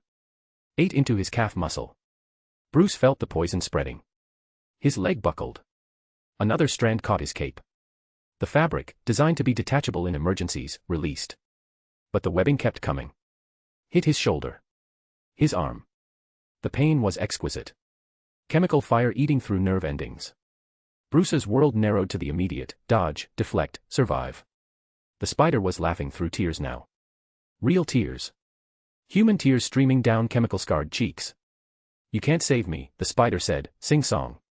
The big scary bat can't save the broken, laughing spider. Ah ha ha ha, ha ha ha, ha.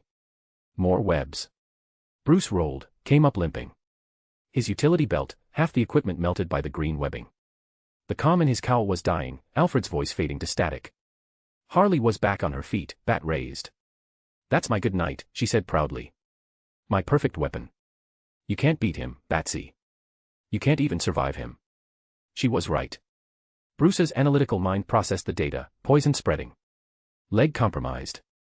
Equipment failing.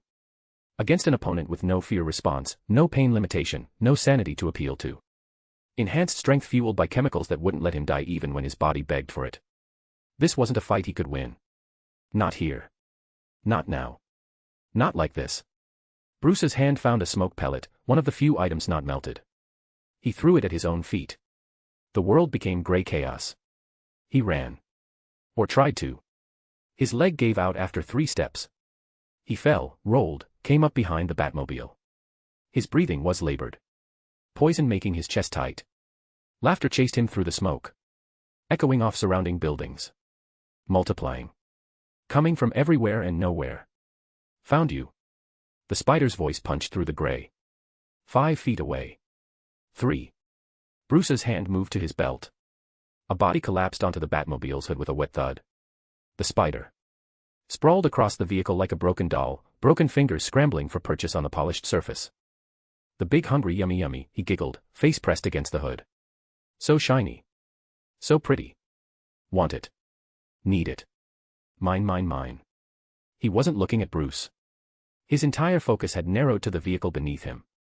The chemical corruption hijacking his enhanced awareness, turning precognition into obsession. Where will I keep it? The spider's head lolled, considering. His broken fingers traced the bat symbol. Next to the pretty rose. Under my arm. Oh, I know. His laugh cracked into something manic. I'll put it on my head like a hat. Drive around wearing the Batmobile like a crown. The laughter spiraled higher, unhinged. Bruce's mind catalogued even as his body prepared to move, the mallet. The Roman ring. The pheromone rose. Now the Batmobile. Objects of significance. Symbols of power. But what was the connection? What drove this compulsion? Analysis would have to wait. His hand found a sonic batarang, one of 3 remaining. He threw it blind, relying on muscle memory and spatial awareness. The projectile whistled through smoke. Detonated inches from the spider's skull. The disorienting frequency hit like a hammer. The spider's laughter cut off mid-cackle. His body seized, hands flying to his head. A keening sound escaped his throat, pain, confusion, the inner ear's equilibrium shattered. Bruce didn't waste the opening. His injured leg screamed as he hauled himself into the Batmobile's cockpit. Hands fumbling across controls, the poison making his fingers clumsy, unresponsive. He slammed his palm against the emergency override. Semi-automatic controls engaged. The AI compensated for his compromised state, reading his vital signs, adjusting response parameters. Headlights blazed to life. The engine roared, not the controlled purr of normal operation, but a throaty snarl of maximum acceleration. Tires found purchase. The vehicle lurched forward, throwing the spider from the hood. He tumbled across rubble, limbs flailing. The Batmobile tore through the debris field, suspension absorbing impacts that would destroy normal vehicles. Smoke parted in its wake like a curtain ripping. Behind him, the haze cleared. Harley stood frozen where the vehicle had been, bat still raised, expression cycling through shock and rage. The spider swayed beside her, head tilted at an angle that looked wrong even for him. Searching. Confused. Then his eyes locked on. The Batmobile, 20 feet away now. 30. The distance growing. No. The spider's scream was raw. Anguished. The sound of something precious being torn away. Not the hungry yummy yummy. Come back. It's mine. You can't. His wrist snapped up. Green webbing erupted from both simultaneously, not aimed shots but desperate flailing. Toxic strands seeking, grasping, trying to reclaim what the interface demanded he possess. The Batmobile's rear sensors tracked the webbing's trajectory. Bruce jerked the wheel. The vehicle responded, sliding through a narrow turn. The webbing missed by inches. Splattered across rubble, eating into concrete with acidic hisses. The Batmobile hit the corner. Tires shrieked, a sound like something dying. The vehicle disappeared around the bend, taillights vanishing into Gotham's maze. The Spider stood motionless, staring at the empty space. His broken hands still raised. Webs leaking from his wrists like blood from an open wound. The Batmobile was gone. The totem. The hungry thing his entire corrupted system screamed to possess. No, he heard himself whisper. The word came from somewhere deep. Somewhere the chemicals hadn't fully drowned. Have to. His wrist rose. Aimed at the direction Batman had fled.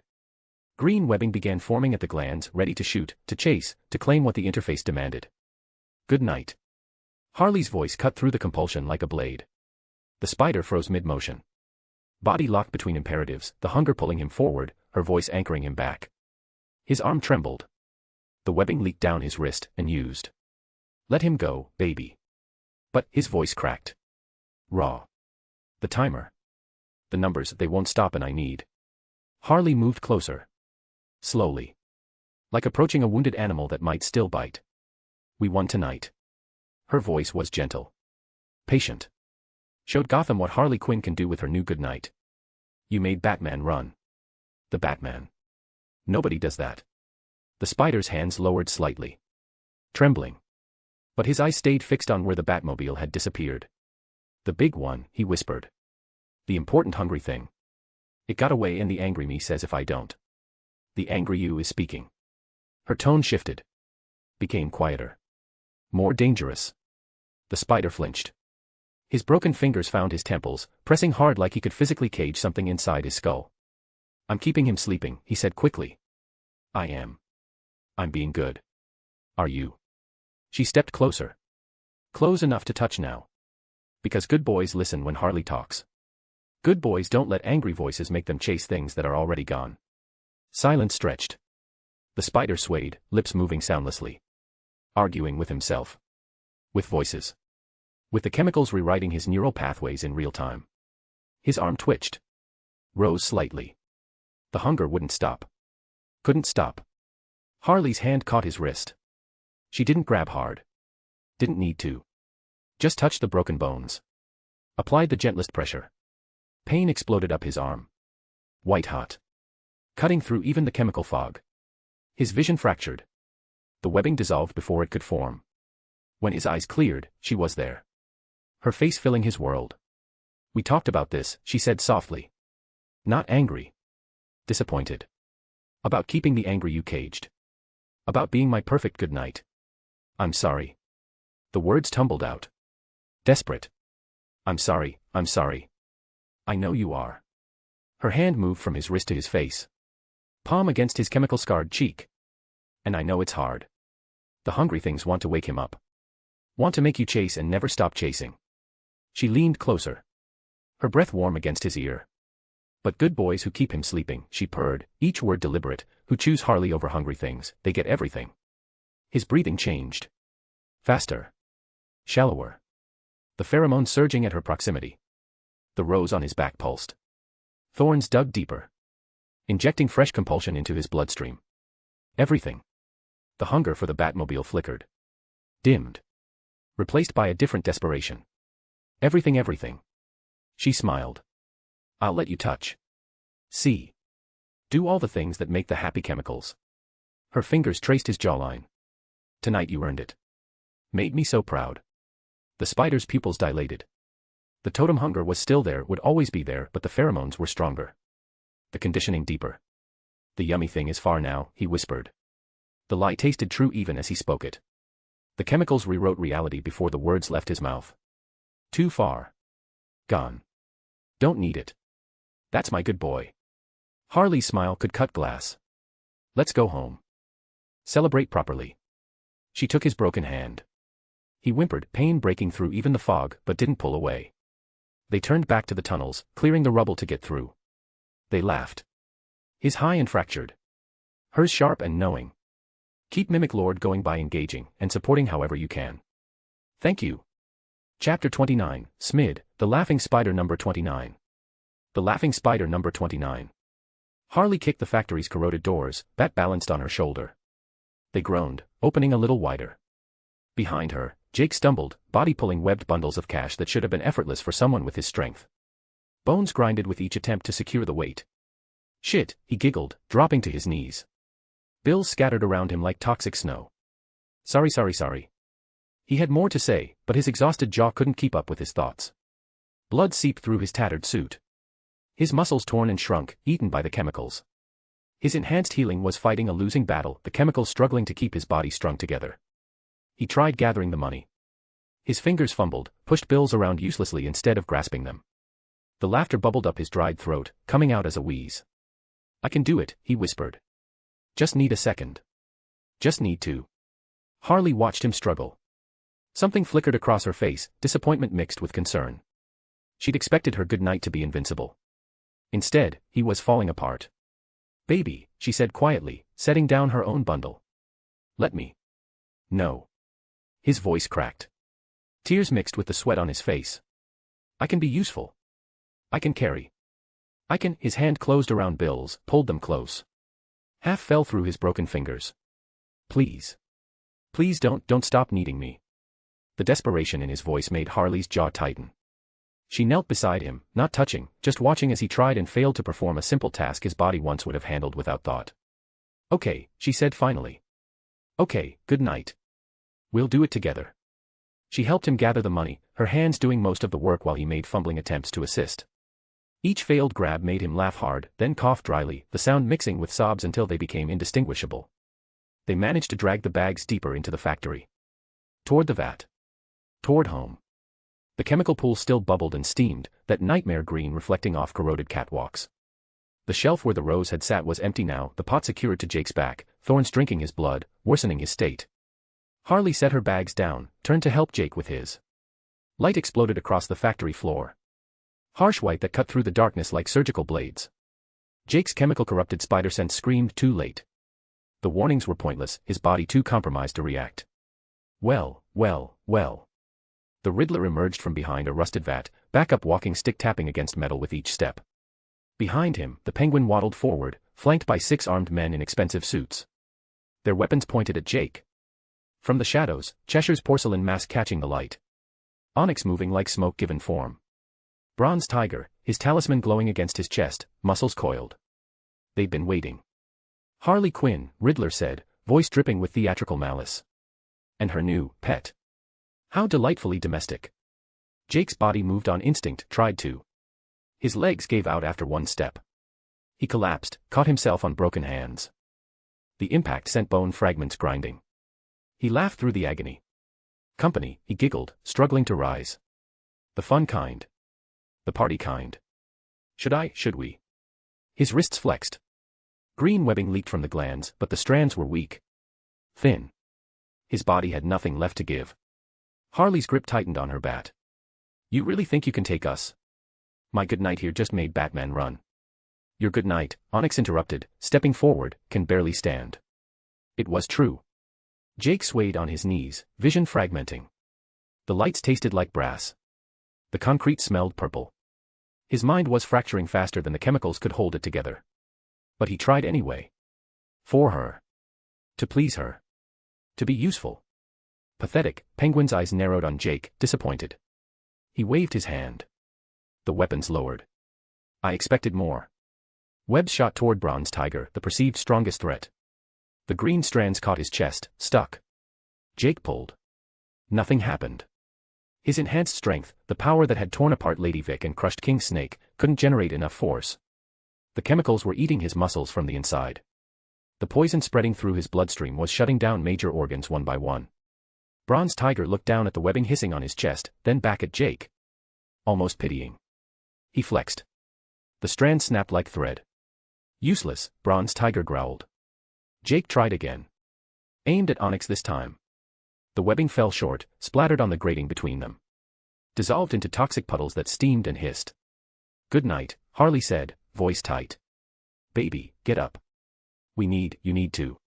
He couldn't. His legs wouldn't support his weight. His arms trembled with the effort of staying upright. Blood ran from his nose, his ears, the corners of his eyes. Internal hemorrhaging. Organ failure.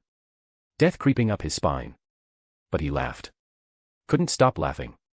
The chemicals wouldn't let him die with dignity, wouldn't let him die at all, just kept him conscious and aware as his body shut down piece by piece. Penguin stepped forward, umbrella planted like a cane. His face was composed, but his knuckles were white against the handle. "My umbrella," he said quietly. Each word precise. Controlled. The kind of control that came before violence. 3 generations. Family heirloom. Where is it? Jake's head lolled. His grin was chemical bright, unhinged. Gone. Gobbled up. Nom nom nom. He mimed eating, broken fingers barely moving. "Not with my mouth though, that'd be weird, with my essence thing. My soul-hungry thing. It lives in here now." He tapped his chest, giggling. "With all the other yummy yummies I collected." Riddler's walking stick cracked against metal. "He's lying. Playing games. My cane, it can't just be gone. Not lying." Jake's laugh cracked higher. "Did the thing. The poof thing. Made it time numbers for the clocky clock." His eyes went distant, unfocused. "Just like the mallet. Just like the ring. Just like." He stopped. His head tilted, listening to something only he could hear. Harley grabbed his shoulders. "Good night. My good night. Fight them. You're my mallet, my perfect weapon, you have to. Your mallet." Penguin repeated slowly, eyes widened. "You keep calling him your mallet. Is he?" "Impossible," Riddler interrupted knowingly, like he'd read Penguin's mind. "Objects don't just," he stopped, staring at Jake's chest like he could see through flesh to the totems within. "He is the mallet. The cane. The umbrella." Penguin's voice was ice. "Somehow. Some way I don't understand. He consumed them. Made them part of himself." He stepped closer, umbrella rising. "Along with my $2 million. You and your accomplice, the cat. Where is she?" Jake's giggle turned into full laughter. Catwoman. Pretty kitty. Gone like the others. Far away now. Safe. The words tumbled out in a sing-song. "Left Gotham. Left me. Smart kitty knows when to run. Penguin's control cracked. That umbrella meant everything. His face went crimson. The umbrella trembled in his hands. "My father carried it. His father before him. It was mine. Remember what you said?" Riddler's voice cut through, sharp with bitter satisfaction. "That you'd tear him apart piece by piece if that's what it took to get your umbrella back." His grin was vicious. "Well, Penguin. Here's your chance." He says it's inside him. Penguin's eyes locked on Jake. The rage there was primal. Pure. The kind that came from loss that couldn't be quantified. His hand moved to his jacket. Drew a blade, thin, curved, designed for precision cuts. "If it's inside you," Penguin said quietly, "then I'll excavate. Starting with your fingers. Working up to organs. I'll hang your skeleton in my office as a reminder." Wait. Jake's laughter cut off mid-cackle. His head snapped around, eyes wide. Pupils blown so large the iris was just a thin ring. "We're not alone. Others. In the shadows." Everyone froze. "2," Jake whispered. His broken hand raised, pointing at darkness. 5. 8.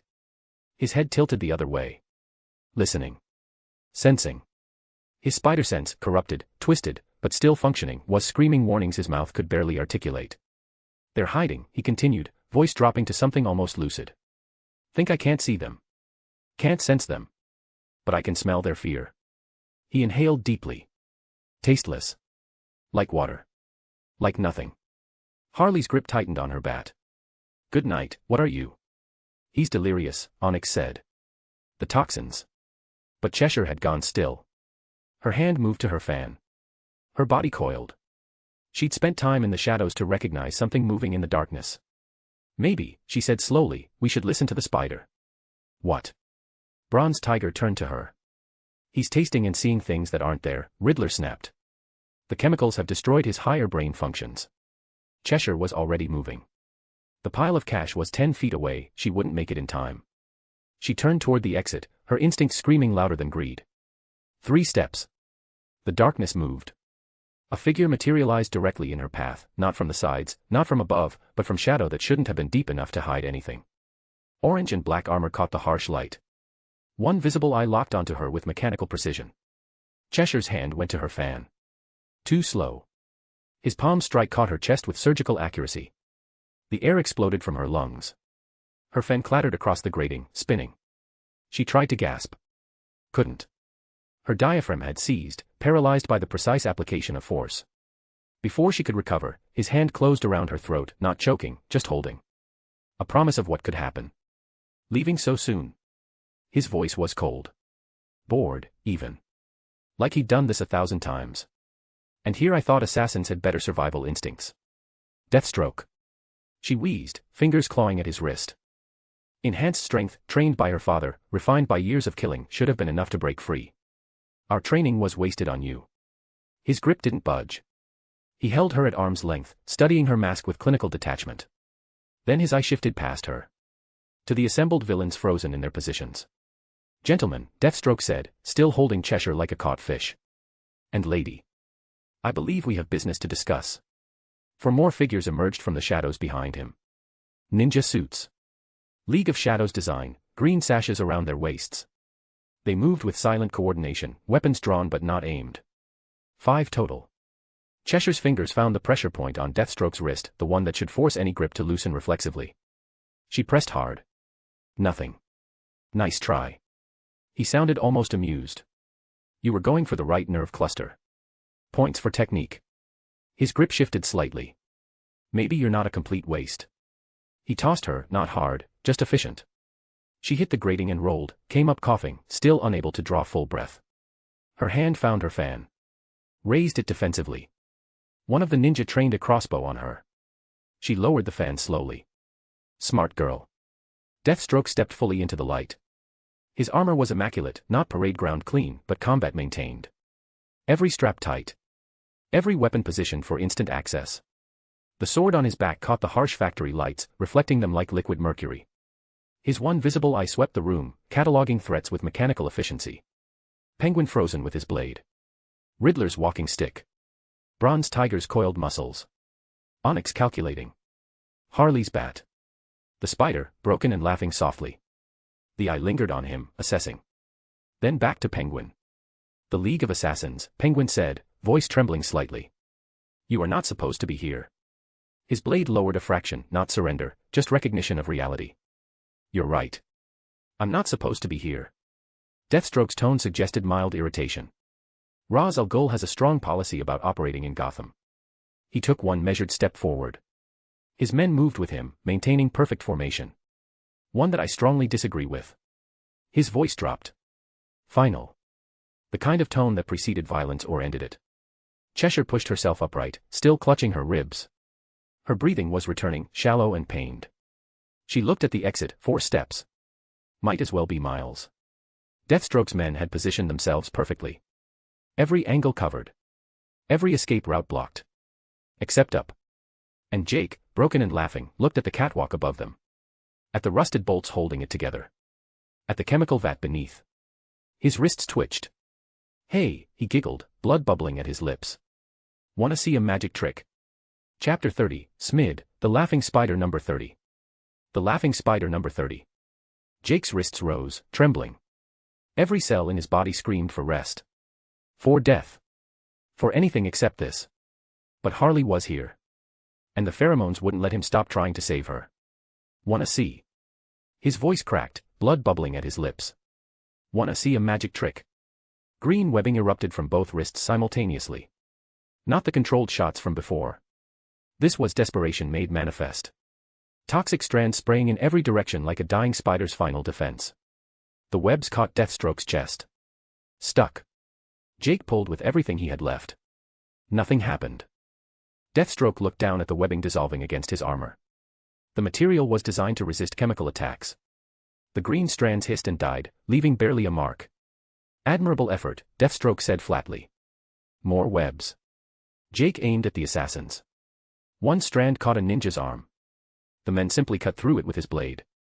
Another strand fell short, splattered uselessly on the grating. Good night. Harley's voice cracked. Baby, stop. He couldn't stop. His body was moving on autopilot, the chemicals driving him past the point where a human being would have collapsed. Web after web, each weaker than the last. His wrists bled where the glands tore themselves apart trying to produce more. Bronze Tiger caught a strand midair, yanked Jake forward. The spider collapsed, caught himself on broken hands. Bone fragments ground. He laughed through the agony. There were 8, Jake giggled, head lolling toward Deathstroke. 888. I counted. You and 7 ninja men. But now I see 5.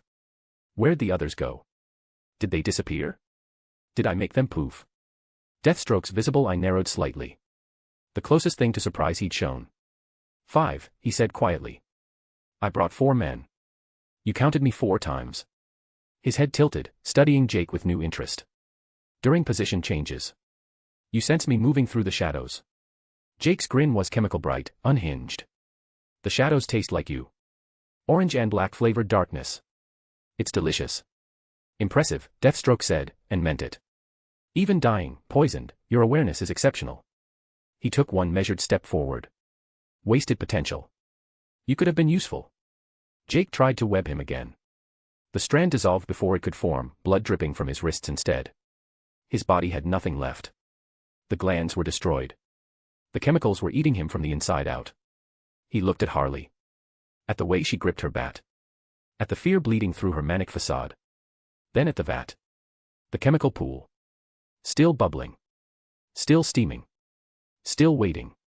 His mind, what remained of it, made connections through the fog. It turned him into this before. Made him stronger. Made him survive the impossible. Maybe it would do the same again. Give him what he needed to save her. Give him the strength to tear through Deathstroke and his men and everyone who wanted to hurt his Harley. Or maybe he'd drown. Maybe this would end. The thought hit him like cold water. End. The laughter stopping. The pain stopping. The chemicals finally releasing their grip. Death not as horror but as mercy. As relief. Either way, whatever happened when he went in again, this would matter. This would land. One way or another, the nightmare would resolve. His final webs caught the catwalks above. He threw himself up, body jerking toward the vat. What's he? Onyx started. Jake's body fell at the edge. Looked down into that nightmare green. The surface reflected his demolished face. Good night. Harley's voice was small. Uncertain. Baby, what are you? He looked back at her one last time. Tried to smile. Tried to say something that would make sense. But the chemicals had stolen his words. All that came out was laughter. Jake pushed himself over the edge. Gravity took him. Time stretched. His body rotated as he fell, watching the faces above shrink. Harley's mouth opening in a scream. Penguin's shock. Riddler's horror. Deathstroke's calculating stare. The green surface rushed up to meet him. Impact. The chemicals swallowed him whole. Burning. Invading. More concentrated this time. More potent. The vat's contents had been sitting, fermenting, becoming more toxic with each passing day. Jake tried to swim. His broken arms flailed uselessly. His legs kicked but had no strength. The weight of the rose on his back pulled him down. Down. Down. His lungs screamed for air. Found only poison. Good night. Harley's shriek cut through the liquid's muffling. No. My mallet. My perfect good night.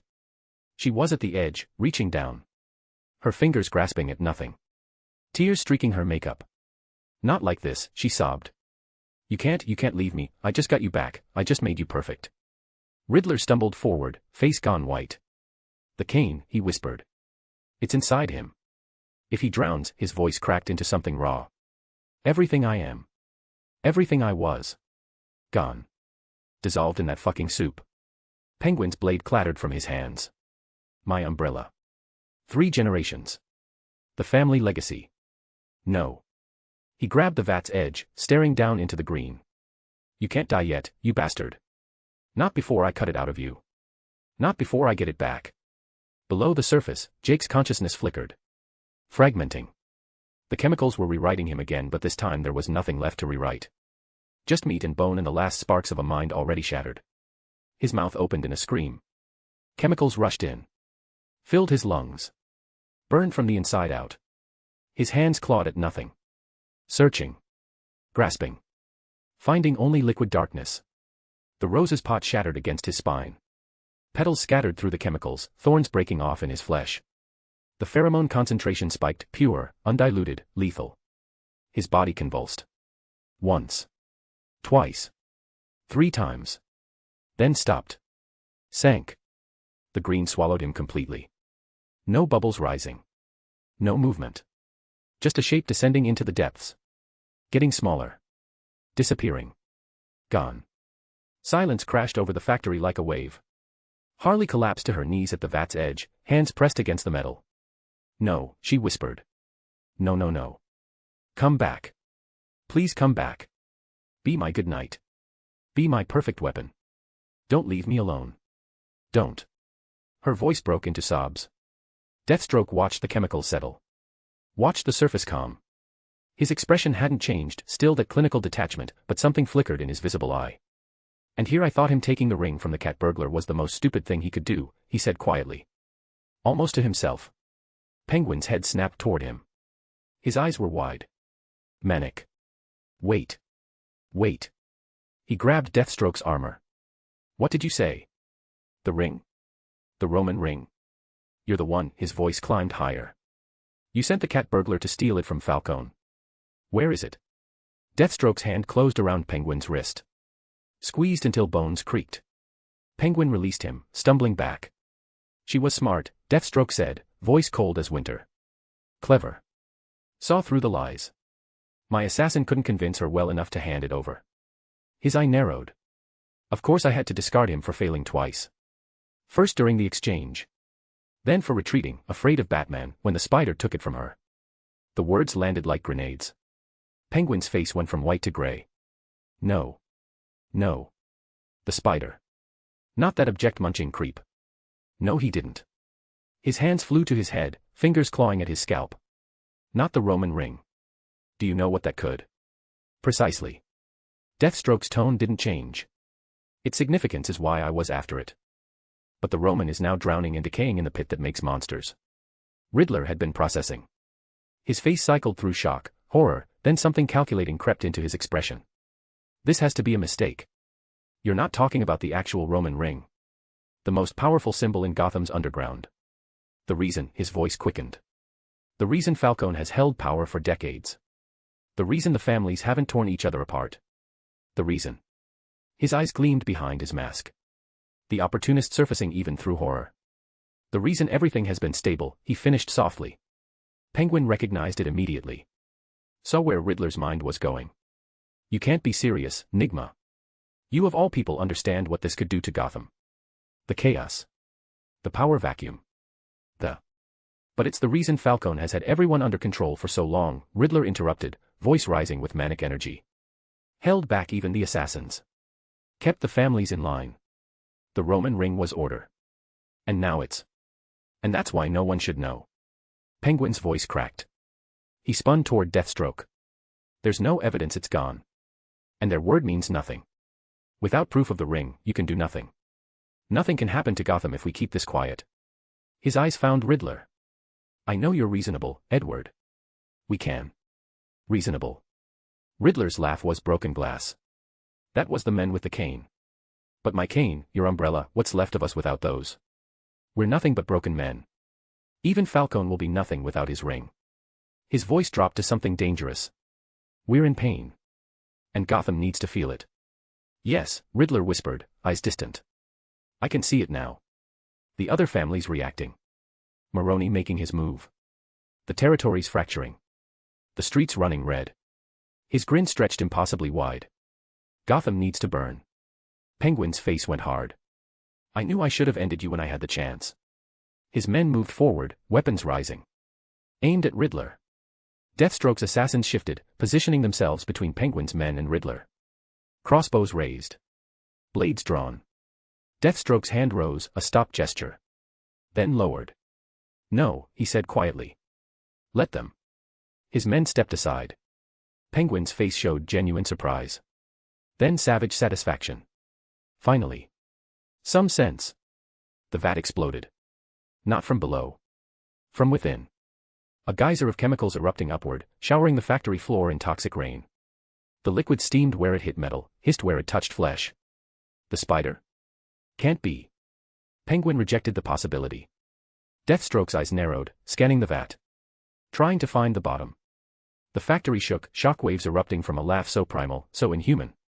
Like the sound of sanity not just broken but obliterated. Turned inside out.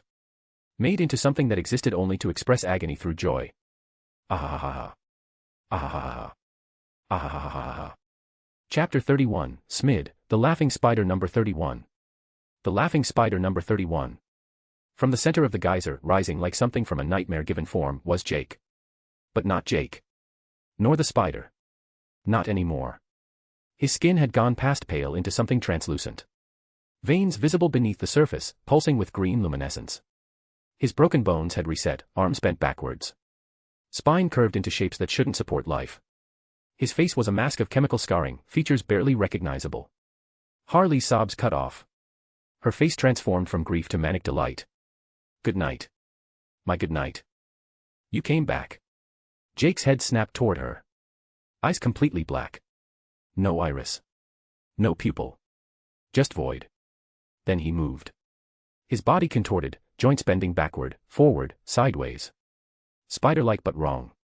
Like someone had taken the concept of a spider and applied it to human anatomy without understanding why certain things shouldn't bend. Green webbing erupted from his wrists. Not weak. Not failing. These strands were thick as cables. Toxic. Alive. They moved like serpents, seeking targets.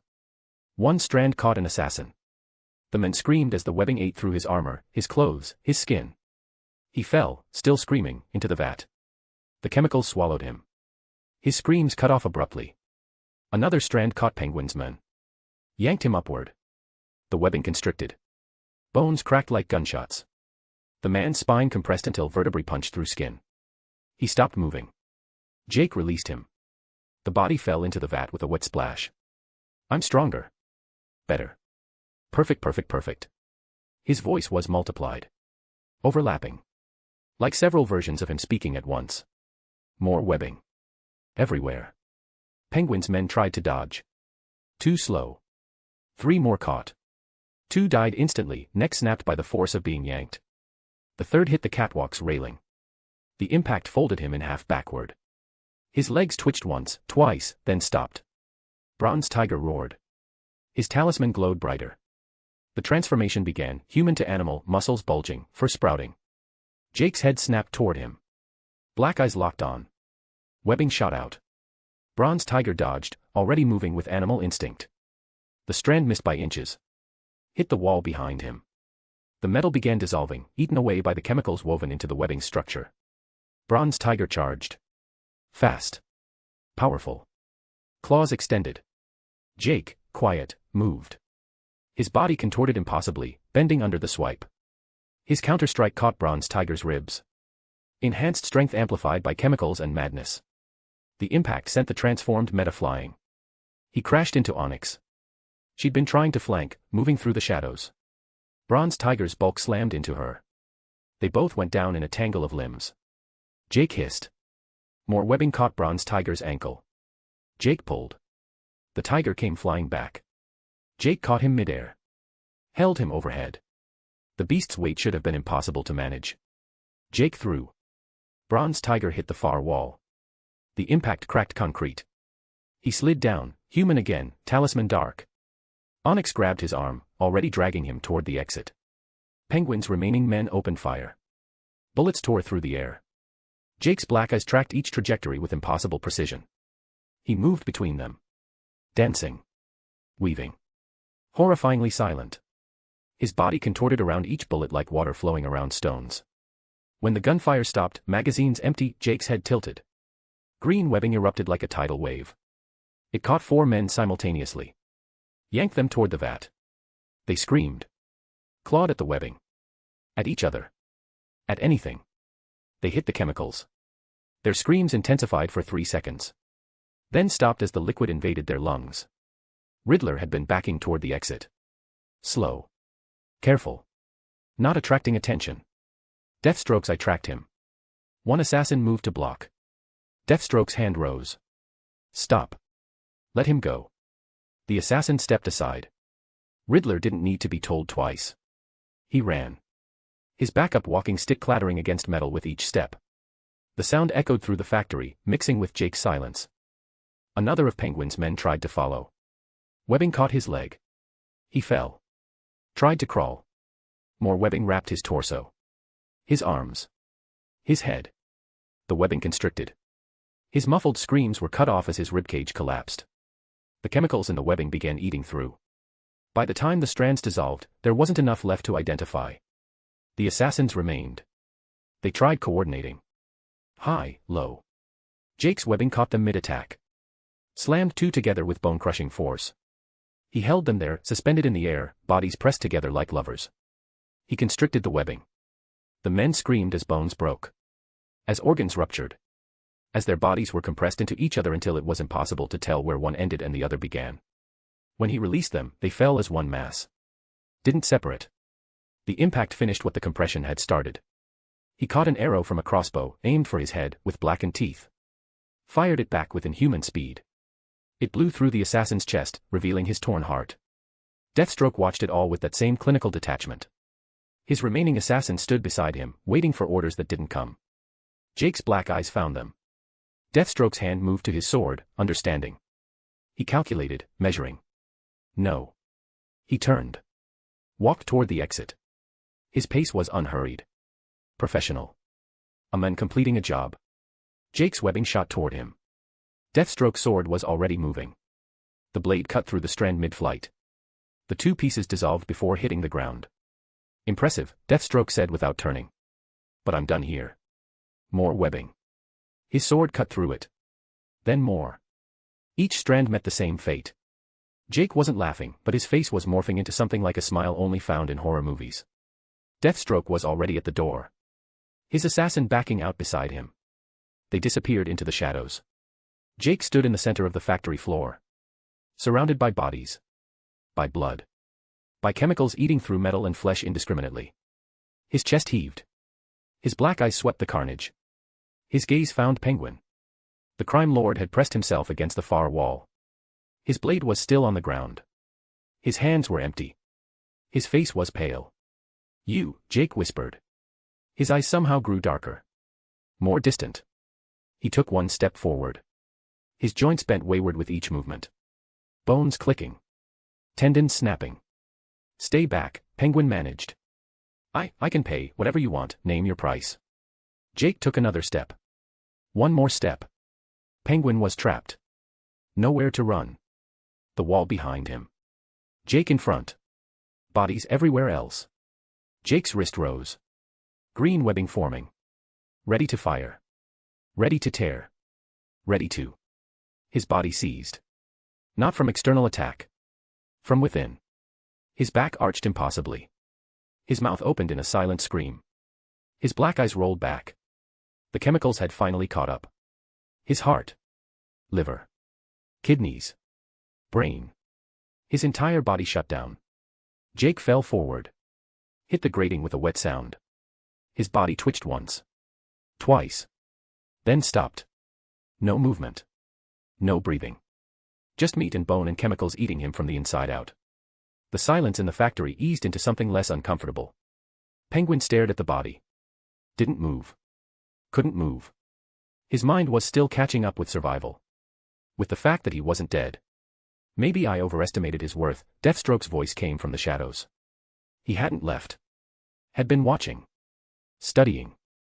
But Gotham's destruction is already set in motion. Penguin's head snapped up. But the assassin was already gone. For real this time. The shadows held nothing but darkness. The Riddler had escaped. With the knowledge of the Roman ring's destruction. With the truth that would set Gotham ablaze. Penguin stood slowly. His legs shook. His hands trembled. But he forced himself upright. Forced himself toward Jake's body. Had to confirm it. Had to be sure. Had to know the umbrella, the family legacy, was truly gone. His foot nudged Jake's shoulder. No response. He nudged harder. Still nothing. Behind him, Harley had been silent. Processing. Her face cycled through emotions too fast to track. Grief. Rage. Denial. Hope. Despair. Good night. Her voice was small. Broken. Baby. You came back for me. You were so strong. So perfect. Tears streamed down her face. You can't be, you're not. Penguin's hand moved to his jacket. Found a backup blade. Small. Sharp. Designed for precision work. I'm sorry, he whispered. Not to Jake. To his father. His grandfather. The legacy that had died in this broken body. But I have to know. He raised the blade. No. The sound that came from Harley was primal. She launched herself at Penguin, bat swinging. The impact caught his temple. Not full force, she wasn't herself, wasn't thinking clearly, but enough.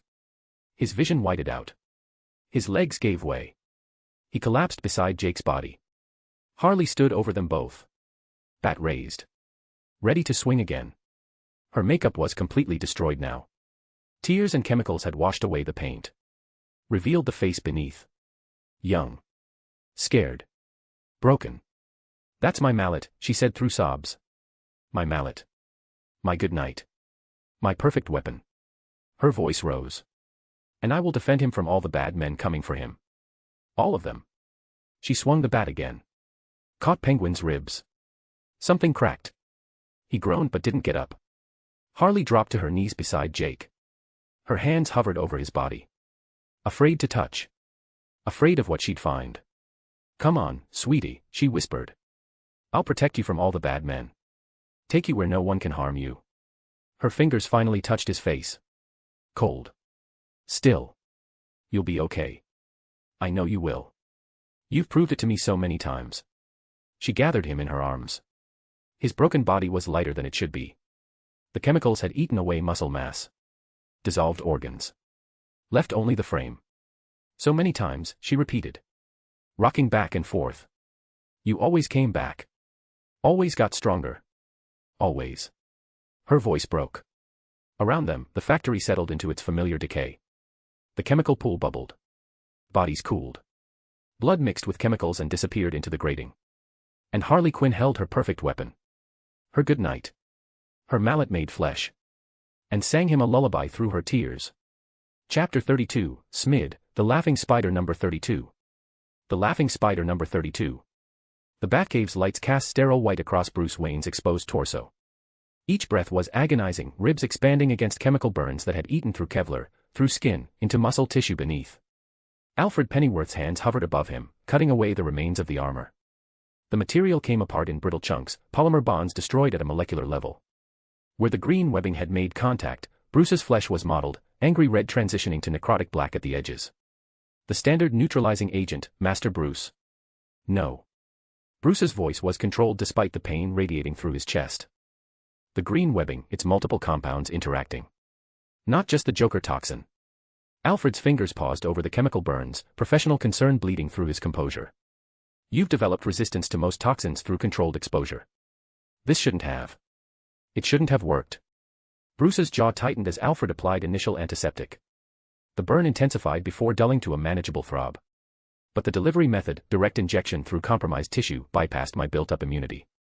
And the spider's DNA is altering the compound structure. Alfred's eyebrow rose fractionally. His DNA. Bruce's hand moved to the computer console beside the medical table, fingers finding keys despite the pain. The main display activated, showing analysis results from samples collected at the Confrontation site. The webbing dissolves rapidly, Bruce said, each word carefully measured around shallow breathing. But residue remains. Organic material woven into the polymer structure. His fingers moved across the interface, pulling up microscopic imaging. Blood. Cellular fragments. All his. The screen showed a magnified view, spider silk proteins tangled with cellular structures that shouldn't exist in human tissue. Extraordinary, Alfred murmured, leaning closer to the display. The regenerative capabilities alone are the only reason he's lasted this long. Bruce pulled up another analysis window. His baseline healing factor is operating at approximately 300% of peak capacity. But it's not natural enhancement. It's forced cellular replication driven by, he zoomed in further. Look at the mitochondrial activity. Alfred studied the data, decades of medical experience parsing what most doctors would dismiss as impossible. The energy production is catastrophic. Those cells are burning themselves out maintaining that regeneration rate. Exactly. Bruce's fingers moved across the keyboard despite the tremor in his hands, the toxin spreading through his system, his own enhanced metabolism fighting a losing battle. He should have died from the injuries alone. Compound fractures. Internal hemorrhaging. Organ damage. But the healing kept him functional long enough to. He stopped. Pulled up a different analysis window. The pheromone compounds were immediately visible, complex organic molecules that shouldn't naturally occur in human biochemistry. Poison ivy's signature work, but altered. Corrupted by prolonged exposure to Joker toxin. The rose, Bruce said quietly. Those thorns were injecting directly into his bloodstream. But analysis from the samples suggest concentrated dosage amounts more than can leak from the rose within 24's time. His voice hardened. He was exposed before the rose. Possibly mixed in the chemical bath. Then Miss Quinn had intended to chemically enslave him, Alfred observed. Why? I'm not sure yet. But I have a feeling it has something to do with her mallet. Bruce's hand trembled as he pulled up the final analysis. Regardless, it's killing him. Look at the Joker toxin levels. The numbers were staggering. Concentrations that should have stopped a heart in seconds. Bruce had encountered Joker toxin variants dozens of times, had built immunity through careful exposure, through synthesizing antidotes, through understanding its chemical structure. This was different. The spider's enhanced biology is metabolizing the toxin, Bruce said, highlighting specific compounds. Breaking it down. Creating byproducts. He isolated a cluster of molecules. Including these. Mutagenic. Corrosive. They're what turned his webbing green. What made it acidic? Alfred's expression tightened. His own body is poisoning him. His healing factor is trying to save him from the Joker toxin. But the metabolic byproducts are destroying tissue faster than he can repair it. Bruce's finger traced the analysis. And the pheromones are accelerating everything. Forcing his system to keep functioning past the point where it should shut down. Silence filled the cave, broken only by the computer's quiet hum and Bruce's controlled breathing. Master Bruce, Alfred said carefully, applying fresh bandages to the chemical burns. What you're describing suggests that without the pheromone exposure, if his system hadn't been compromised, he might have survived the Joker toxin with adequate rest and medical intervention. Possibly. Bruce pulled up another screen, this one showing the fear toxin encounter. He responded to Scarecrow's formula. Briefly. The emotional breakthrough indicated the conditioning isn't absolute. You're theorizing a treatment protocol. It wasn't a question. Alfred knew that tone. Had heard it 1,000 times when Bruce's analytical mind locked onto a problem. I need Scarecrow's fear toxin. Bruce's voice was flat. Professional. The concentrated formula. Not the diluted version used in his attacks. Alfred's hands paused in their work. That would mean confronting Scarecrow himself and... I have a sample in the vault. Third sublevel. Confiscated from the last encounter. Bruce met Alfred's eyes. Retrieve it. Alfred hesitated. Then he nodded once and departed, footsteps echoing through the cave's vast spaces. Bruce turned back to the analysis, ignoring the pain spreading through his chest. His fingers moved across the keyboard, running simulations.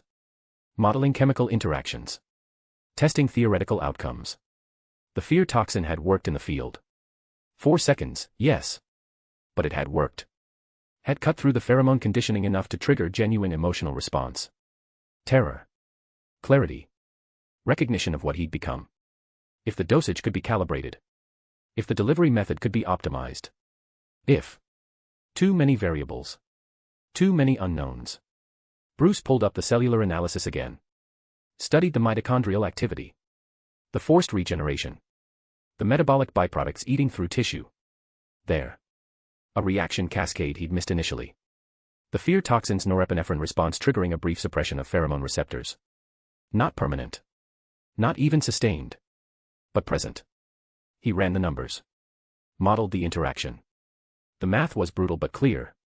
High-dose fear toxin administered in a pheromone-free environment could theoretically suppress the conditioning long enough for the enhanced healing to address the critical neurological damage. The metabolic byproducts would still be present. The Joker toxin would still be corrupting his system. But without the pheromones forcing continued activity, the healing factor might stabilize him long enough for medical intervention. The probability calculations appeared on screen. 12% chance of survival under optimal conditions. Optimal conditions requiring immediate removal from Harley Quinn's presence, immediate removal of the pheromone source, the rose, immediate administration of fear toxin at levels that would kill a normal human, immediate intensive care to address organ failure. 12%. If everything went perfectly. Alfred returned, carrying a reinforced containment case. The formula, Master Bruce. Bruce took it with hands that had steadied, his own enhanced metabolism finally gaining ground against the toxins. He loaded a sample into the analysis chamber, then added a drop of the spider's blood. The computer tracked the interaction at molecular resolution. The fear toxin's complex organic compounds colliding with the pheromone structures. Then, rejection. The pheromones overwhelmed the fear response. Metabolized it. Neutralized it. Failure, Alfred observed quietly. No. Bruce's eyes were locked on one specific readout. A momentary fluctuation in the pheromone receptor activity. Barely measurable. Easily missed. Look at timestamp 2.3 seconds. The receptors destabilized. Alfred leaned closer, studying the data. For less than 1/10 of a second. But they destabilized. Bruce pulled up the field data from their confrontation. In the field, his response lasted 3 seconds. Environmental factors. Existing stress. The cascade effect of multiple toxins interacting. His fingers moved across the keyboard, highlighting correlations. The formula works. But only under specific conditions. He turned to Alfred. He would need to be removed from Harley's presence. Dosed with a pheromone suppressant to starve the receptors. The rose removed from his back to stop the constant injection. Then, and only then, could the fear toxin break through the conditioning long enough for his healing factor to stabilize. You're describing a rescue operation, Alfred said carefully. I'm describing what would be required to save him. Bruce's voice was level. If someone were attempting such a thing. Which you are. Bruce didn't answer immediately. His eyes were on the screen, on the 12% probability, on the cellular damage spreading through the spider's enhanced biology. There's barely anything left to save, he said finally. The damage is catastrophic. Even with optimal intervention, the chances are he stopped. But I've never failed to help someone who could be helped. Who wanted to be helped. And you believe he wants help. I believe part of him is still fighting. Bruce's jaw tightened. The fear response proved it. He's aware. Trapped. Watching himself commit atrocities while the chemicals override his will. Alfred's expression softened fractionally. Then you'll mount a rescue. No. The word was final. Absolute. The probability is too low. Even if I administered gallons of fear toxin, if the environmental conditions aren't perfect, if the pheromone levels have increased, he pulled up Harley Quinn's psychological profile. And knowing her tendencies, they already have. She'll keep him close. Keep him dependent. The conditioning will only deepen. You're giving up. I'm acknowledging reality. Bruce's hand moved to his chest, feeling the chemical burns through the bandages. He beat me. In our first encounter, he matched me move for move. And in our second, poisoned and dying, he still nearly killed me. If I try to extract him from Harley's control and fail, his voice hardened. He's too dangerous to risk a failed rescue. Alfred studied him for a long moment. Yet you've analyzed every possible avenue of treatment. Calculated exact protocols. Determined precise requirements for success. Because I needed to know if it was possible. Bruce turned away from the screen. And now I know. It is possible. Just not probable. And in this city, with limited resources and unlimited threats, I can't afford to chase 12% chances. Even when that 12% represents a human life. Even then. The words hung in the cave's vast darkness. Bruce's hand found the fear toxin case. Held it. The weight was negligible but felt heavier than it should. 12%. If everything went perfectly. Read 25 plus advanced chapters. No interruptions. Full immersion. Thank you for your support. Chapter 33, Smid, The Laughing Spider number 33. The Laughing Spider number 33. The factory floor was a Jackson Pollock of violence rendered in blood and chemicals. Harley Quinn knelt in the center of it, Jake's broken body cradled against her chest. Her sequined jacket, the one she'd worn when they met, during their bank robbery, the one that had made her feel invincible, was torn and bloodied now, but still sparkled faintly in the factory's dying light. Okay, she whispered, voice cracking. Okay. You're fine. You're gonna be fine. Harley's gonna fix you. His chest wasn't moving. She pressed her ear against it, listening. Found a heartbeat, faint, irregular, barely there. But present. See. Her laugh was broken glass. Still kickin'. Still my good night. She needed supplies. Bandages. Medicine. Something. Her eyes scanned the factory. Penguin's unconscious body. The dead men scattered like broken toys. Chemical puddles eating through metal. No medical supplies. Just death and decay. Harley's hands moved to Jake's face. His skin was cold. Gray. Chemical scarring had spread, covering almost everything. His eyes were closed now, but she remembered those black voids. Remembered how they'd looked at her with such devotion. You came back for me, she said, fingers tracing his cheek. Twice. Jumped in the soup twice and came back stronger. So you'll do it again. You have to. His breathing stuttered. Stopped. Started again. Panic clawed up her throat. She'd seen people die. Had killed people. But watching him, watching her perfect weapon, her good night, her mallet-made flesh, slip away was different. It felt like the end of the world. No. Her voice hardened. No, no, and no. You don't get to leave me. Not after everything. Not after I made you perfect. She looked around desperately. What did she know about keeping people alive? About medicine? Nothing. Absolutely nothing. But she'd been hurt. Dozens of times. Broken bones. Stab wounds. Bullet holes. And she'd survived. Tape. She'd used tape once. Duct tape holding her ribs together until they healed. Her eyes found Penguin's unconscious form. His expensive suit. His backup blade. She grabbed the knife, moved back to Jake. Cut away what remained of his suit, the tattered red and blue hanging off his chemical-scarred frame. The wounds beneath made her stomach lurch. Everywhere. His torso was a map of trauma, chemical burns, deep lacerations, places where bone was visible through dissolved flesh. His arms bent wrong even lying still. His spine curved at angles that weren't natural. Oh baby, she breathed. What did you do to yourself? But if she couldn't see the wounds. The thought came desperate and manic. If she covered them. Wrapped them. Made them disappear. Then they weren't there. Then he was fine. Harley stood, scanning for material. Her eyes found the bodies. Their clothes. Some of Penguin's men had worn nice shirts. Clean. Before the dying part. She moved between corpses with mechanical efficiency, cutting away fabric, gathering pieces. A sleeve here. A pant leg there. The chemicals had eaten through most of it, but some sections remained intact. Not enough. Her eyes went to her jacket. The sequined one. Her favorite. Her hands hesitated on the zipper. This jacket had been through everything with her. Robberies. Breakouts. That beautiful chaos at Gotham National.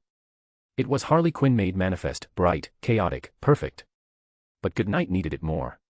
She stripped it off, used the knife to tear it into strips. The sequins scattered across the factory floor like fallen stars. Each cut felt like losing a piece of herself. But he was worth it. Her mallet was worth everything. Back to Jake's body. She started wrapping. Legs first, binding the broken bones, covering the chemical burns. The fabric stuck to dissolved flesh. He didn't react. Didn't even twitch. His torso next. Layer after layer, using every scrap she'd gathered. Penguin's men's shirts. Her jacket strips. Anything that could cover, could hide, could make the wounds disappear. His arms. She tried to straighten them first, but the bones were set wrong. Bent backward. She wrapped them anyway, telling herself that under enough layers, they'd look normal. She paused mid-wrap, one hand still holding fabric against his bicep. Her head tilted. "Good night," she whispered. Had he moved? She could have sworn his fingers. They twitched. Didn't they? Harley leaned closer, ear hovering over the wrapped chest. Listening. Hoping. "Baby. You trying to tell me something? You awake in there?" Silence. Just the factory's ambient drip drip drip and the distant hiss of chemicals eating metal. No movement. No sound. Nothing. "Yeah," she said, voice bright and cracking. "Save your strength. Don't talk yet. Harley's got you." She resumed rapping. Faster now. Like speed could make reality cooperate. The blood soaked through immediately. Dark red spreading across mismatched fabric, turning the makeshift bandages into abstract art. More layers. More wrapping.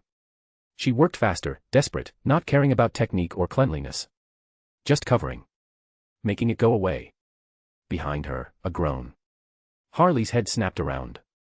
Penguin was stirring, one hand reaching for his head where a bat had connected. His eyes cracked open, unfocused, struggling to orient. They found her. Found Jake's wrapped form. Found the mismatched fabric soaked through with blood. His face went white. Then green. What are you? His voice was hoarse, broken. That's not, you can't just wrap. Shoo. Harley stood, bat in hand. Adults are working. She crossed to him in 3 steps. Penguin tried to raise his hands. Too slow. Too concussed. The bat came down. Not hard enough to kill. Just hard enough to make the world go away again. He crumpled. Harley returned to Jake, humming softly. Where was she? Right. His face. She hesitated there. Wanted to see him. Wanted to see those devoted eyes when they opened again. But the chemical scarring was worse there. His features barely recognizable. She wrapped it. Gently. Carefully. Leaving only small openings for breathing. When she finished, Jake looked like a mummy designed by someone colorblind and manic. Strips of expensive suit fabric mixed with sequined jacket pieces mixed with bloodied remnants of factory workers' clothes. The colors clashed, reds and blacks and purples and that signature Harley pink and blue, all soaked through with blood that kept spreading. But the wounds were covered. And if she couldn't see them? There, Harley said, voice bright and brittle. All better. Good as new. My good night's gonna be fine. She stood back, admiring her work. Trying to ignore how the chest wasn't rising properly. How the blood kept spreading. How the wrapped form looked more corpse than person. You're strong, she told him. Told herself. Strongest mallet I ever had. You survived the soup twice. You'll survive this. But she couldn't keep him here. The factory was compromised. People knew about this place now. Deathstroke. The Riddler. Scary boogeymen. They'd be back. They'd try to take him. She needed to hide him. Protect him. Keep all the bad men away while he healed. Where? Where could she go that nobody else knew? The Iceberg Lounge. No. Penguin's territory. Abandoned buildings in Crime Alley. Too exposed. Robinson Park. Too open. Her mind raced through Gotham's geography, through every hideout she'd ever used. Most were known to the GCPD. To Batman. To someone. Then, the tunnels. Not the main routes. Not the ones her clowns used. The deeper ones. The places even she rarely ventured. The sections that predated Gotham itself, natural caves turned into storm drains turned into forgotten passages. There was a place. She'd found it once. Years ago. When running from Batman after a particularly fun evening. A chamber. Deep underground. Where tunnels converged but none led anywhere useful. Dead end after dead end. Perfect for hiding. Perfect for keeping what was precious safe from the world. That's it, she breathed. That's where we'll go. Nobody will find you there. Nobody will take you away. She gathered Jake's wrapped form in her arms. He was lighter than before, the chemicals had eaten away muscle mass, leaving only the enhanced skeleton and stubborn cells that refused to stop trying to heal. Harley dragged him toward the tunnel entrance. His head lolled, cracked against the metal lip of the opening. She didn't notice. Couldn't notice. Because if she couldn't see the damage, it wasn't happening. She pulled him into darkness. Into Gotham's arterial system. Deeper. Away from the light. Away from the bad men who wanted to hurt him. Each drag scraped his wrapped form against rough concrete. Each pull wrenched his broken bones into new configurations. Each step Harley took was another small violence added to catastrophic trauma. But she couldn't see it through the wrappings. So it wasn't happening. Her good night was fine. He just needed rest. Needed to heal in peace. Needed his Harley to protect him from everyone trying to take him away. Almost there, baby, she whispered into the darkness. Almost to our special place. Then you can sleep. Then you can get strong again. The darkness swallowed them both. And Jake's wrapped form didn't stir. Didn't breathe properly. Didn't show any sign that the calculations mattered anymore.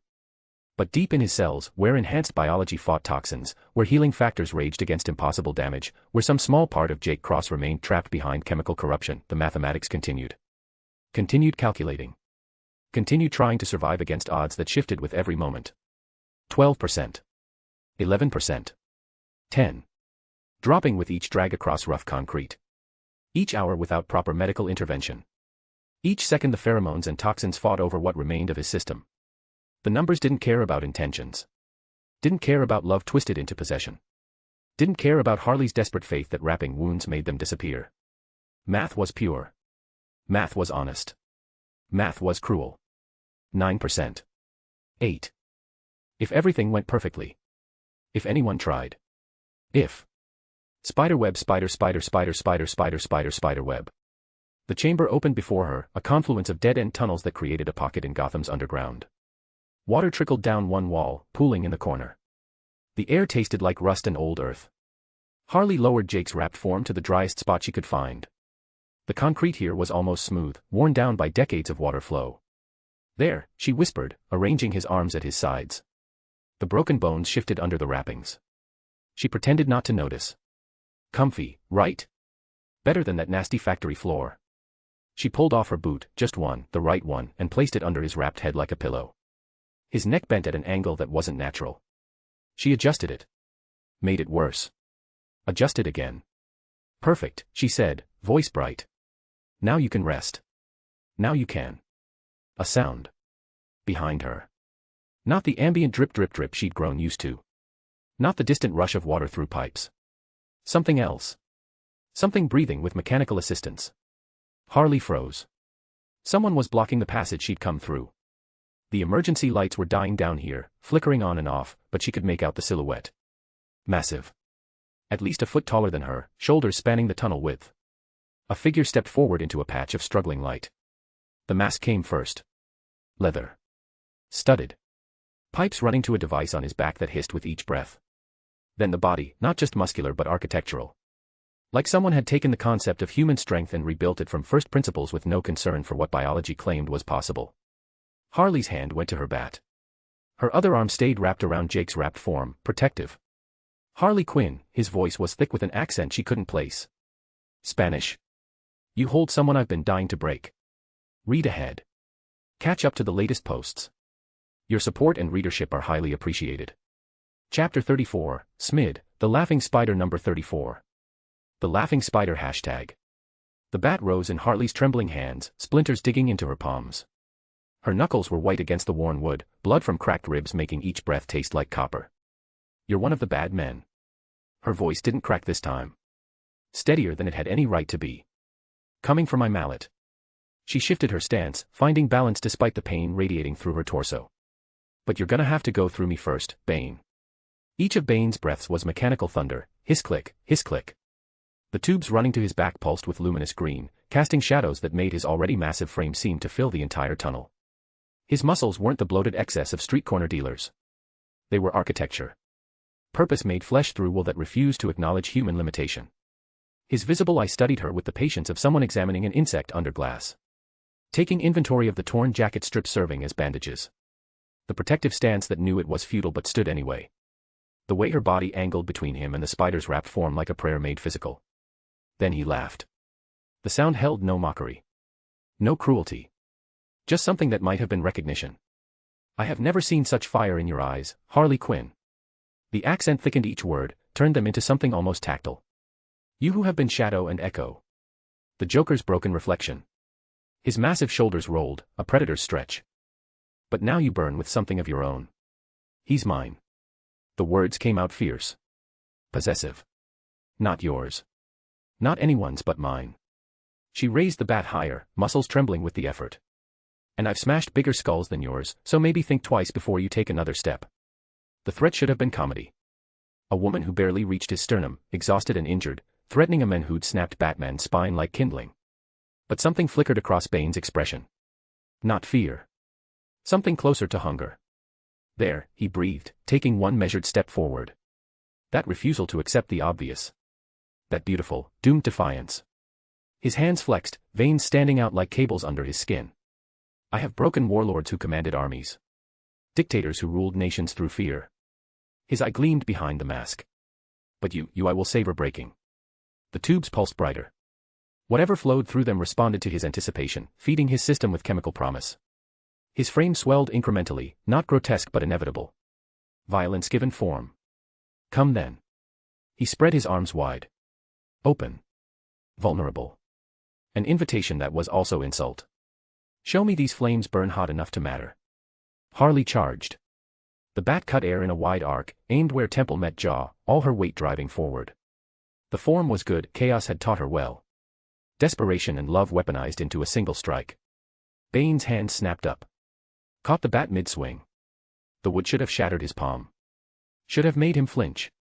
Instead his fingers closed around it like a vice finding home, stopping her momentum completely. He held it there between them, studying her face with clinical interest. The Joker taught you form, he observed. But form without conviction is just performance. He yanked. Harley stumbled forward. His other hand found her throat, not squeezing, just holding. A reminder of how easily this could end. You swing with desperation, he continued, almost gentle. With the fear that it won't be enough. And fear makes you weak. He released her. Pushed her back with just enough force to make her catch herself. Again. She gasped, hand going to her throat, but her grip on the bat never loosened. Behind her was the spider. Her good night. The thing that made her more than just echo. The thing worth dying for. She swung again. This time Bane didn't catch it. He stepped inside her arc, massive fist driving into her ribs where bone had already cracked. The impact was surgical, not trying to kill, just to teach. To break her down into component parts. Air exploded from Harley's lungs. Something inside her chest gave way with a wet crack. She fell, caught herself on one hand, tasted blood. The bat clattered away, spinning across concrete. You see. Bane said, voice almost kind. The fire flickers. Soon it will die completely. No. Harley forced herself up, hand clutching her side where ribs ground against each other. Each breath was shattered glass in her lungs. You can't. She lunged. No weapon now. No technique. Just nails and teeth and the animal refusal to stop. Bane caught her skull in one hand, fingers spanning her entire head. Lifted her effortlessly while she kicked and clawed at air. The flames are dying, he said, and something in his tone might have been regret. Soon only ash remains. He threw her. Not hard enough to kill outright. Just hard enough to break something final. Harley hit the tunnel wall, ribs compressing, vision whiting out. When it cleared, she was on hands and knees, coughing blood onto concrete. But crawling. Back toward the spider. Back to her mallet. Fingers found his wrapped form, pulled herself close. Protective. Pointless. But unable to stop. Pathetic, Bane murmured.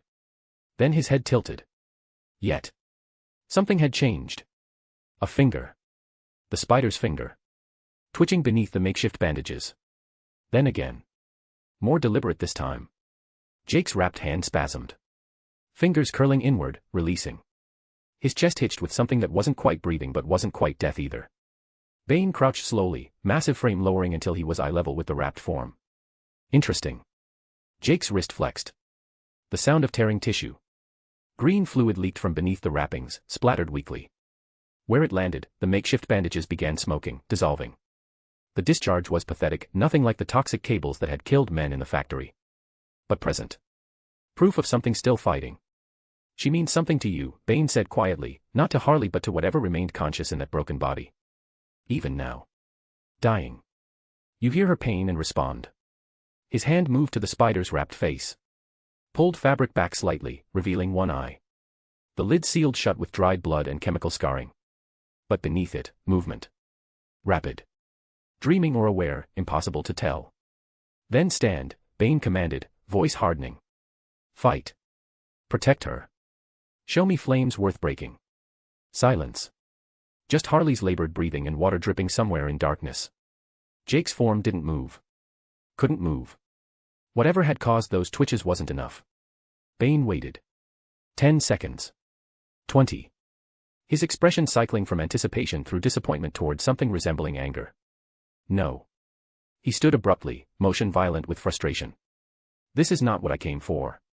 I expected a warrior, Bane said, each word clipped. Controlled. The one who hurt Falcone. Who killed men with his hands. He gestured at Jake's form. Not this pathetic, dying thing. He turned back to Harley. She'd managed to sit up, back against wall, eyes defiant through the pain. Were your clowns lying when they said he made Batman retreat? Harley's stare turned to spite. She said nothing. His hands clenched. The tubes pulsed faster, responding to his rage. Fine. Die together then. You and your broken mallet. He moved toward Harley. Not rushing. Just walking with absolute certainty. I will collect his corpse. You can keep each other company in hell. Harley tried to rise. Her legs wouldn't cooperate. Ribs screamed. All she could do was raise her hands, useless, trembling, but refusing to surrender. Bane's shadow fell over her. His hand rose. Fingers spread. Something caught his wrist. He looked down. A web. Green. Smoking where it touched his skin. So weak it was already dissolving. More concept than substance. But present. Bane's head turned slowly, following the strand to its source. Jake's wrapped arm was raised. Wrist extended. The wrappings had burned away completely, revealing chemical-scarred flesh weeping green fluid. His fingers trembled with the effort. The web snapped. Dissolved. But Jake's arm stayed raised. Reaching. Bane released Harley. Straightened. Turned fully to face Jake's form. His smile held something almost joyful. There it is. He breathed the words. Even dying. Even with nothing left. Still willing to fight. He crossed to Jake in 3 strides. Crouched. His massive hand found the wrapped chest, felt the irregular heartbeat beneath. I want to see those flames burn properly, Bane said quietly. Want to watch you at full strength before I break you. His eye studied the wrapped form. But right now you are incomplete. Merely dying. His hands moved to Jake's wrapped arm. Found where bone had set wrong, bent backward, radius and ulna crossed impossibly. His fingers probed the damage. The body is a machine, he said, almost to himself. Machines can be repaired. He gripped Jake's forearm. Other hand found the elbow. This will hurt. But improper healing is permanent. He pulled. The sound, wet, sharp, bone grinding as it tore free from incorrectly fused tissue. Jake's wrapped form convulsed. A sound escaped the facial wrappings. Not quite scream. More like air forced through damaged vocal cords. Bane didn't stop. His hands moved with surgical precision, finding correct alignment. When he located it, he pushed. Hard. Bones clicked into anatomically proper positions. Jake's body went rigid. Then limp. One down, Bane murmured. He moved to the other arm. Found similar damage. Repeated the process. The sounds were worse, more wet, more wrong. But when finished, both arms lay at proper angles. Next, the spine. Bane's hands moved to Jake's back, finding where vertebrae had compressed and shifted. Where chemicals and trauma had warped the structure into something barely viable. This requires care. His hands were surprisingly gentle. Each vertebra addressed individually. Slight pressure. Adjustment. Constant crackling as bone realigned, compressed tissue expanded, neural pathways found proper routes. Jake's body arched despite unconsciousness. Harley, watching from the wall, made sounds between sob and scream. His body tries to heal, Bane observed, finishing with the spine. But it heals wrong. It needs direction. He sat back, studying his work. Jake's wrapped form looked less grotesque. Arms at proper angles. Spine no longer impossibly curved. Still broken, still dying, but structurally corrected. Structure alone is insufficient. His hand went to his belt. Found a case, reinforced, locked. Opened it with practiced ease. Inside, 3 syringes. Each filled with liquid glowing the same green as his tubes. But brighter. More concentrated. He held one syringe up to the dying light. Studied it. Then held it out toward Jake's wrapped hand. Cobra venom, Bane said. It breaks weak men. Destroys them. Turns them into animals that die screaming. He placed the syringe in Jake's wrapped palm, closed the broken fingers around it. But strong men, men with will to survive, become something more. He leaned closer, voice dropping. I offer you a choice, Spider. Take this poison. Let it war with the toxins already killing you. Perhaps it creates structure from chaos. Perhaps it gives your body direction to heal. He paused. Or perhaps it simply makes your death more agonizing. Jake's wrapped hand trembled around the syringe. The fingers tried to flex. Failed. Tried again. Only brave men survive its effects, Bane continued. Only those with flames that refuse to die. If you are merely broken, merely dying, then this will end you mercifully. His visible eye gleamed. But if you are what I believe, what I hope, then you will burn brighter. A furnace worth putting out. Chapter 35, Smid, The Laughing Spider number 35. The Laughing Spider number 35. The syringe felt heavier than it should. Or maybe his hands were just that weak. Jake's wrapped fingers tightened around it. Not desperation. Not control. Not even hope. Just pure, undiluted will. The same will that had made him steal from Gotham's monsters. That had made him swing through a city that hated him. That had made him survive the chemicals once already. The will to choose. Even if the choice was between dying fast and dying slow. Even if both options led to the same darkness. At least it would be his choice. Jake's hand moved. Barely. The effort visible in how his entire arm shook, muscles spasming under chemical-scarred skin. The syringe rolled in his palm, and his fingers couldn't grip properly, bones just reset, tendons still learning how to fire correctly, everything screaming. But he was trying. Harley pushed herself away from the wall, one hand pressed against broken ribs, the other reaching toward him. Baby, no. Don't do it. We'll find another way. We'll. Her voice triggered the pheromones. Even now. Even dying. The compulsion surged, make her happy, ease her fear, be good, be hers. Jake's hand moved again. Slower this time. More deliberate. Fighting the chemical imperative with nothing but stubborn refusal. The syringe rolled toward his fingers. One digit curled around it. Then another. Not a proper grip. Just enough. His other hand, the left one, less damaged, moved to assist. The wrappings tore as he brought both hands together with glacial slowness. Green fluid leaked from his wrists where the effort reopened chemical burns, dripping onto concrete that hissed and steamed. He tried to laugh. The sound bubbled up from his wrapped chest, pressed against ruined vocal cords, and died somewhere in his throat. Didn't make it out. But his lips pulled back anyway. Grinning. Somehow it felt perfect, better even, because within that failed laugh was proof that he could still fail at something. Could still resist. Could still choose silence over the manic cackle the chemicals demanded. Being stuck between laughing and not laughing, just grinning in defiant silence, felt more satisfactory than anything had in forever. His hands trembled, bringing the syringe toward his neck. The needle point wavered in the air. Missed the vein entirely. Scratched skin but didn't penetrate. Second attempt. Closer. The needle touched, pressed, but his hands shook too badly. It skittered across chemical scars, drawing a thin line of blood. Third attempt.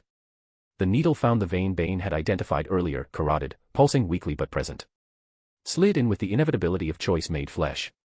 Jake's wrapped thumb found the plunger. Pressed. The green liquid disappeared into his bloodstream.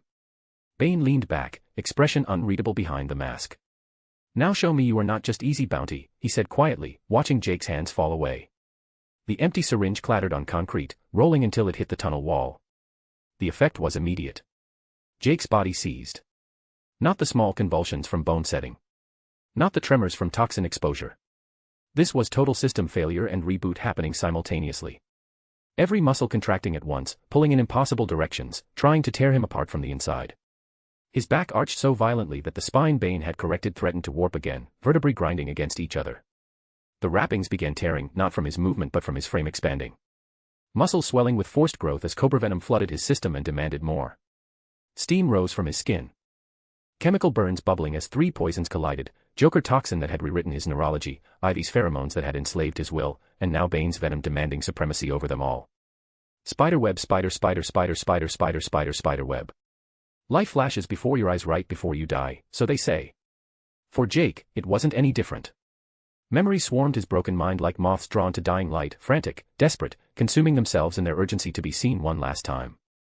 Fragments of a world that felt increasingly fictional. A life lived in fluorescent offices and rush-hour traffic. Faces he'd known. Names he'd spoken. A reality where enhanced strength meant hitting the gym consistently and spider sense was just good situational awareness. The chemicals had been eating those memories. Dissolving them like his webbing did concrete. But now, suspended in this moment between breaths, between heartbeats, between existence and whatever came after, they surfaced with violent clarity. His apartment. Small. Cluttered with comic books and empty takeout containers. The jacuzzi he'd saved 6 months to afford, used maybe twice.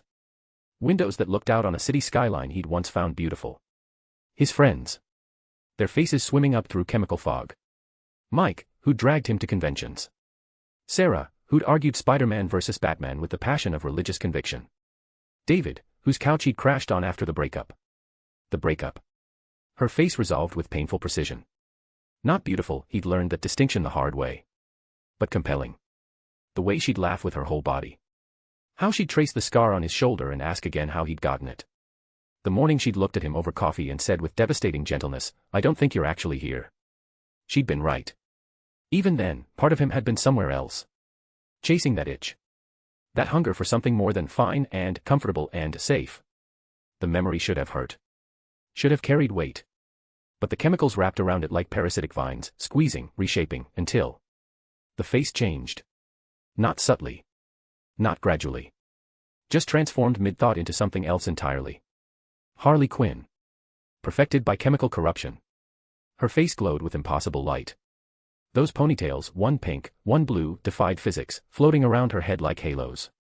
The sequined jacket, somehow pristine, somehow whole, not the tattered strips wrapped around his dying body, caught non-existent light and threw it back as pure joy. She smiled at him. That smile. The one that made his chest compress and his hands twitch toward her and his entire existence narrow to a single imperative, please her. In his twisted memory, they were somewhere beautiful. Not Gotham. Somewhere green and alive. A garden that had never existed. She knelt in flowers, roses, all of them, green roses with thorns that gleamed like surgical steel. For you, baby, memory Harley said, her voice honey wrapped around broken glass. She held out a rose. Smell it. Feel it. Let it inside. Dream Jake, or was he memory Jake? The distinction had dissolved, leaned forward. Breathed deep. The scent invaded his lungs with the force of a drowning. Not floral. Not organic. Something chemical and perfect and absolutely essential. His chest ballooned. Joy exploded through him like fireworks in his ribcage. Everything wrong became right. Everything painful became pleasure. The hunger, that constant, gnawing need for totems and time and survival, disappeared completely. Because she was here. And she was happy. And he'd made her happy. Memory Harley's hand found his face. Cupped his cheek. Her thumb traced chemical scars that didn't hurt anymore, that felt like badges of honor, like proof of devotion. "You'd do anything for me," she said. Not quite a question. Not quite a command. Just observation of truth as fundamental as gravity. Anything, Dream Jake echoed. The word felt sacred. Everything. Always. Even die. The question landed without weight. Without horror. Just another truth waiting to be acknowledged. Especially die. And he meant it. In this memory that wasn't memory, in this chemical-corrupted paradise, the thought of dying for her felt like the most beautiful thing imaginable. Like purpose given form. Like meaning crystallized into a single moment of perfect sacrifice. She was worth it. Worth everything. Worth the laughter he couldn't stop. Worth the bodies cooling in the factory. Worth Lady Vic's spine snapping. Worth King Snake's neck breaking. Worth helicopter pilots screaming. Worth. The garden shuddered. Not earthquake. Not wind. Just wrongness bleeding through the edges of the hallucination. The green roses began wilting. Petals falling. Turning black. Dissolving. Memory Harley's smile flickered. Baby. What's? Something moved in the flowers. Coiling. Massive. Scales catching that impossible light and throwing it back as threat instead of beauty. A snake. Bigger than natural. Venomous green, the same shade as the roses, as the chemicals eating Jake's body, as the cobra venom now spreading through his veins. It moved with horrible purpose. Wrapping around Memory Harley's legs. Her waist. Her chest. Constricting with the patience of something that understood prey and time and inevitability. "Help me," Memory Harley gasped. Not a command. A plea. Her eyes, those perfect eyes that had looked at him with such devotion, now wide with genuine terror. "Good night. Baby. Please. Make it stop. Make it." Dream Jake tried to move. His body wouldn't respond. Or couldn't respond. Or. No. The truth hit like cold water. He didn't want to respond. Part of him, the part buried so deep the pheromones couldn't quite reach, the part that had screamed uselessly while his hands killed, the part that had begged Batman to save him, watched the snake constrict and felt something that wasn't quite satisfaction but wasn't quite horror either. The snake squeezed. Memory Harley's scream cut off as air left her lungs. Her face went red. Then purple. Her hands clawed at scales that wouldn't budge. Dream Jake took a step forward. Finally. Moving. His hand reached toward her. Toward the snake. Toward. Clarity struck like lightning through fog. The garden wasn't beautiful. It was Gotham's decay wearing a mask. The roses weren't flowers. They were thorns dripping poison into his bloodstream, into his mind, into everything that made him human. And Harley. Memory Harley's face shifted. The devotion in her eyes became calculation. The smile became predatory. The sequin jacket dissolved into what it really was, torn strips wrapped around his dying body while she hummed and pretended wounds covered were wounds healed. The snake wasn't attacking her. It was attacking what she represented. The conditioning. The pheromones. The chemical chains that had turned Jake Cross into Goodnight into a weapon that laughed while killing. And suddenly the snake wasn't constricting fast enough. Dream Jake's hand moved past her reaching fingers. Found the snake's body. Squeezed. Helping. Encouraging. Willing it to finish what it had started. No, Memory Harley gasped, but her voice had changed. Less plea, more accusation. You're mine. My mallet. My Goodnight. You can't, you're not supposed to. I'm not yours, Jake heard himself say. The words came from somewhere deep. Somewhere the chemicals hadn't fully corrupted. I was never yours. You drowned me. Made me into something that laughs while children die. The snake constricted harder. Memory Harley's face went gray. Her lips blue. Her perfect ponytails falling limp. But even as Dream Jake helped kill her, another part of him, the part soaked in pheromones, the part that would do anything to keep her safe, screamed in protest. Two imperatives warring in chemical soup. Protect her. She's everything. She's purpose. She's. Kill her. She's poison. She's corruption. She's. The memory fractured. Couldn't hold both truths simultaneously. The garden collapsed into itself, roses becoming concrete, beauty becoming decay, devotion becoming rage becoming devotion becoming. Equilibrium. Not peace. Not resolution. Just two forces perfectly balanced in their opposition. Jake Cross wanting to strangle Harley Quinn with his bare hands. Goodnight willing to die if it meant she smiled. Neither winning. Neither losing. Just suspended in chemical stalemate while his body decided whether to live or die. The hallucination dissolved completely. Back in reality, Jake's body went completely still. No breathing. No heartbeat visible through torn wrappings. Nothing but corpse stillness that made Harley sob and crawl closer despite her broken ribs. 40 seconds. 41. 42. At 43 seconds, Bane's jaw tightened imperceptibly. He had broken men who lasted longer. Perhaps this one was merely another disappointment after all. At 60 seconds, Jake's chest hitched. One breath. Shallow. Weak. But present. Then another. Stronger. Then a heartbeat. Strong. Regular. Almost human. Bane's smile returned. Not cruel. Not kind. Just satisfied recognition of flames that refused to die. His hand found the wrapped neck, checking pulse. Finding it steady. Finding the healing factor engaged. Good, Bane murmured. The flames persist. Inside his wrapped skull, Jake Cross agreed. And so did Goodnight. Both of them, for once, smiling the same smile. Mimic Lord. Chapter 36, Smid, The Laughing Spider number 36. The Laughing Spider hashtag. Bane's patience crystallized into something sharp and final. Now, Spider. His voice dropped to something almost gentle. The tubes pulsed once, rhythmic green matching his heartbeat. I've been patient. Watched you burn. Watched you choose survival over surrender. He stood, frame blocking the tunnel's only exit. Time to break you. Jake's wrapped chest hitched. Not the shallow gasps from before. Deeper. More deliberate. His left hand twitched against concrete, fingers scraping uselessly, the limb still too weak to support weight, tendons firing randomly as the cobra venom forced reconstruction. But his left arm moved. Planted palm down. Pushed. His torso lifted an inch. 2. The wrappings tore as muscles engaged that shouldn't have been capable of engagement. Chemical burns wept green fluid that hissed against concrete. 3 inches. 4. Bane watched with the intensity of a naturalist observing something rare. Yes. There it is. Jake's body trembled with the effort.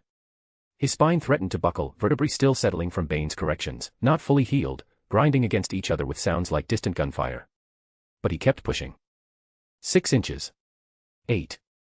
His left arm shook. The right hung limp, fingers twitching in aborted attempts to assist. But he was rising. Impossibly. Against everything biology claimed possible. 10 inches. He was nearly upright now, torso at 45 degrees. Good night. Harley's voice cracked with joy and relief and something desperate. She crawled toward him, broken ribs forgotten, makeup streaked face splitting into a smile that hurt to witness. Baby, you came back. I knew you'd, I knew my mallet wouldn't. Jake's left arm shot out. Not reaching. Not welcoming. Striking. His palm caught her chest. The impact sent her flying backward, not far, he didn't have the strength for far, but enough. Enough to slam her against the tunnel wall with a wet crack that might have been ribs or might have been skull. She crumpled. Stared at him. Eyes wide. Mouth open in shock that transcended pain. You, the word bubbled up with blood. You hit me. Jake's body finished rising. Sitting upright now, though barely.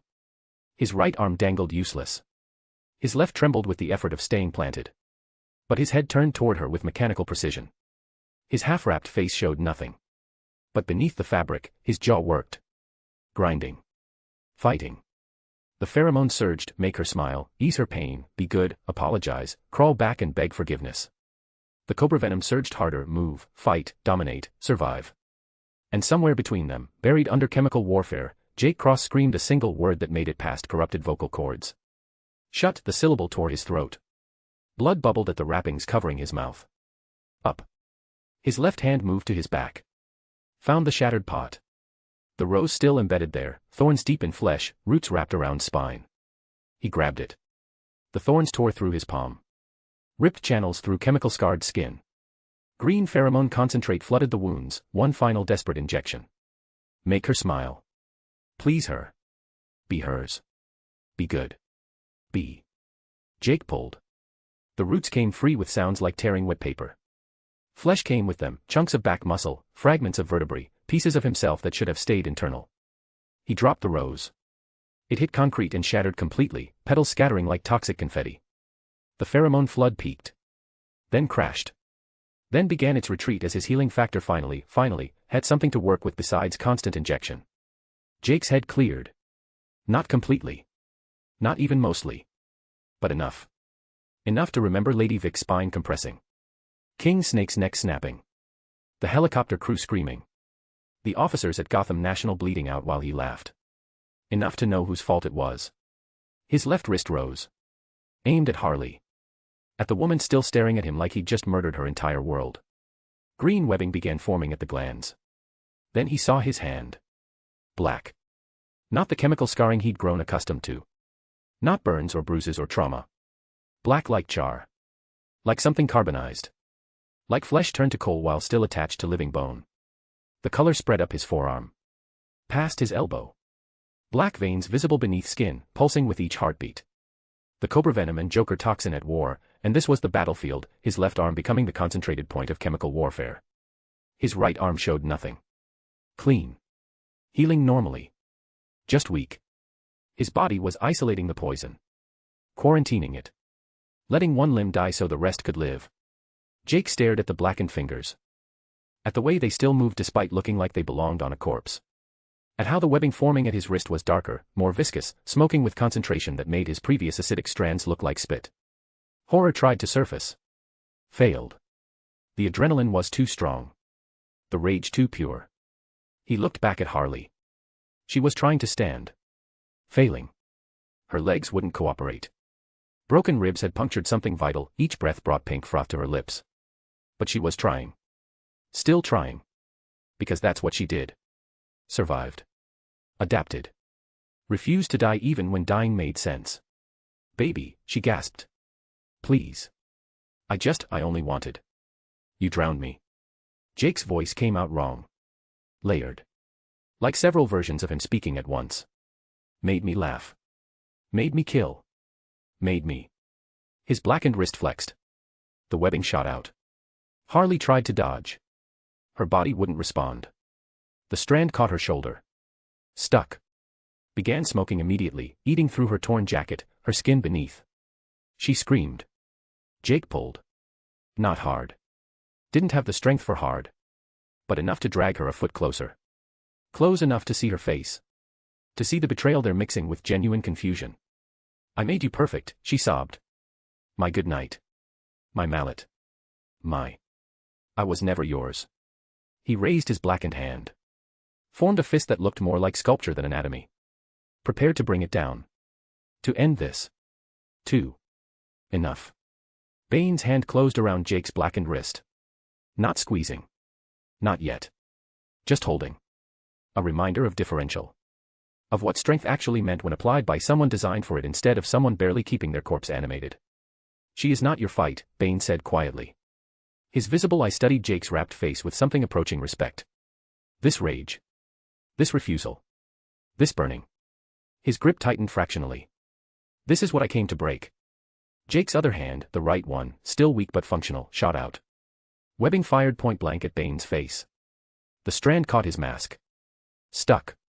Began smoking. Bane released Jake's wrist. Stepped back. His hand found the webbing, tore it away with contemptuous ease. Where it had made contact, the leather was pitted. Damaged. But his skin beneath remained untouched. Better. Bane's smile was visible even through the mask. But insufficient. He moved. Not rushing. Not charging. Just stepping forward with the patient inevitability of tectonic shift. His hand found Jake's blackened wrist again. Twisted. Bone ground against bone. Not breaking, the cobra venom had reinforced the structure enough to resist that. But the pain was transcendent. Jake's vision widened out. His other hand fired webs desperately. Bane caught them mid-flight. Used them like rope. Yanked. Jake's weak right arm couldn't anchor him. His body flew forward. Bane's knee came up. Connected with Jake's sternum. Something cracked. Not ribs, those had been reset. Something deeper. Internal. Vital. Jake hit the ground. Tasted blood that wasn't red. Some mixture of green and black that probably shouldn't exist in human biology. He tried to rise. His right arm buckled. His left, blackened, poisoned, dying, wouldn't respond properly. The fingers moved but delayed, nerves struggling through concentrated toxin. Bane crouched beside him. Not gloating. Just observing. You burn, he said quietly. Even now.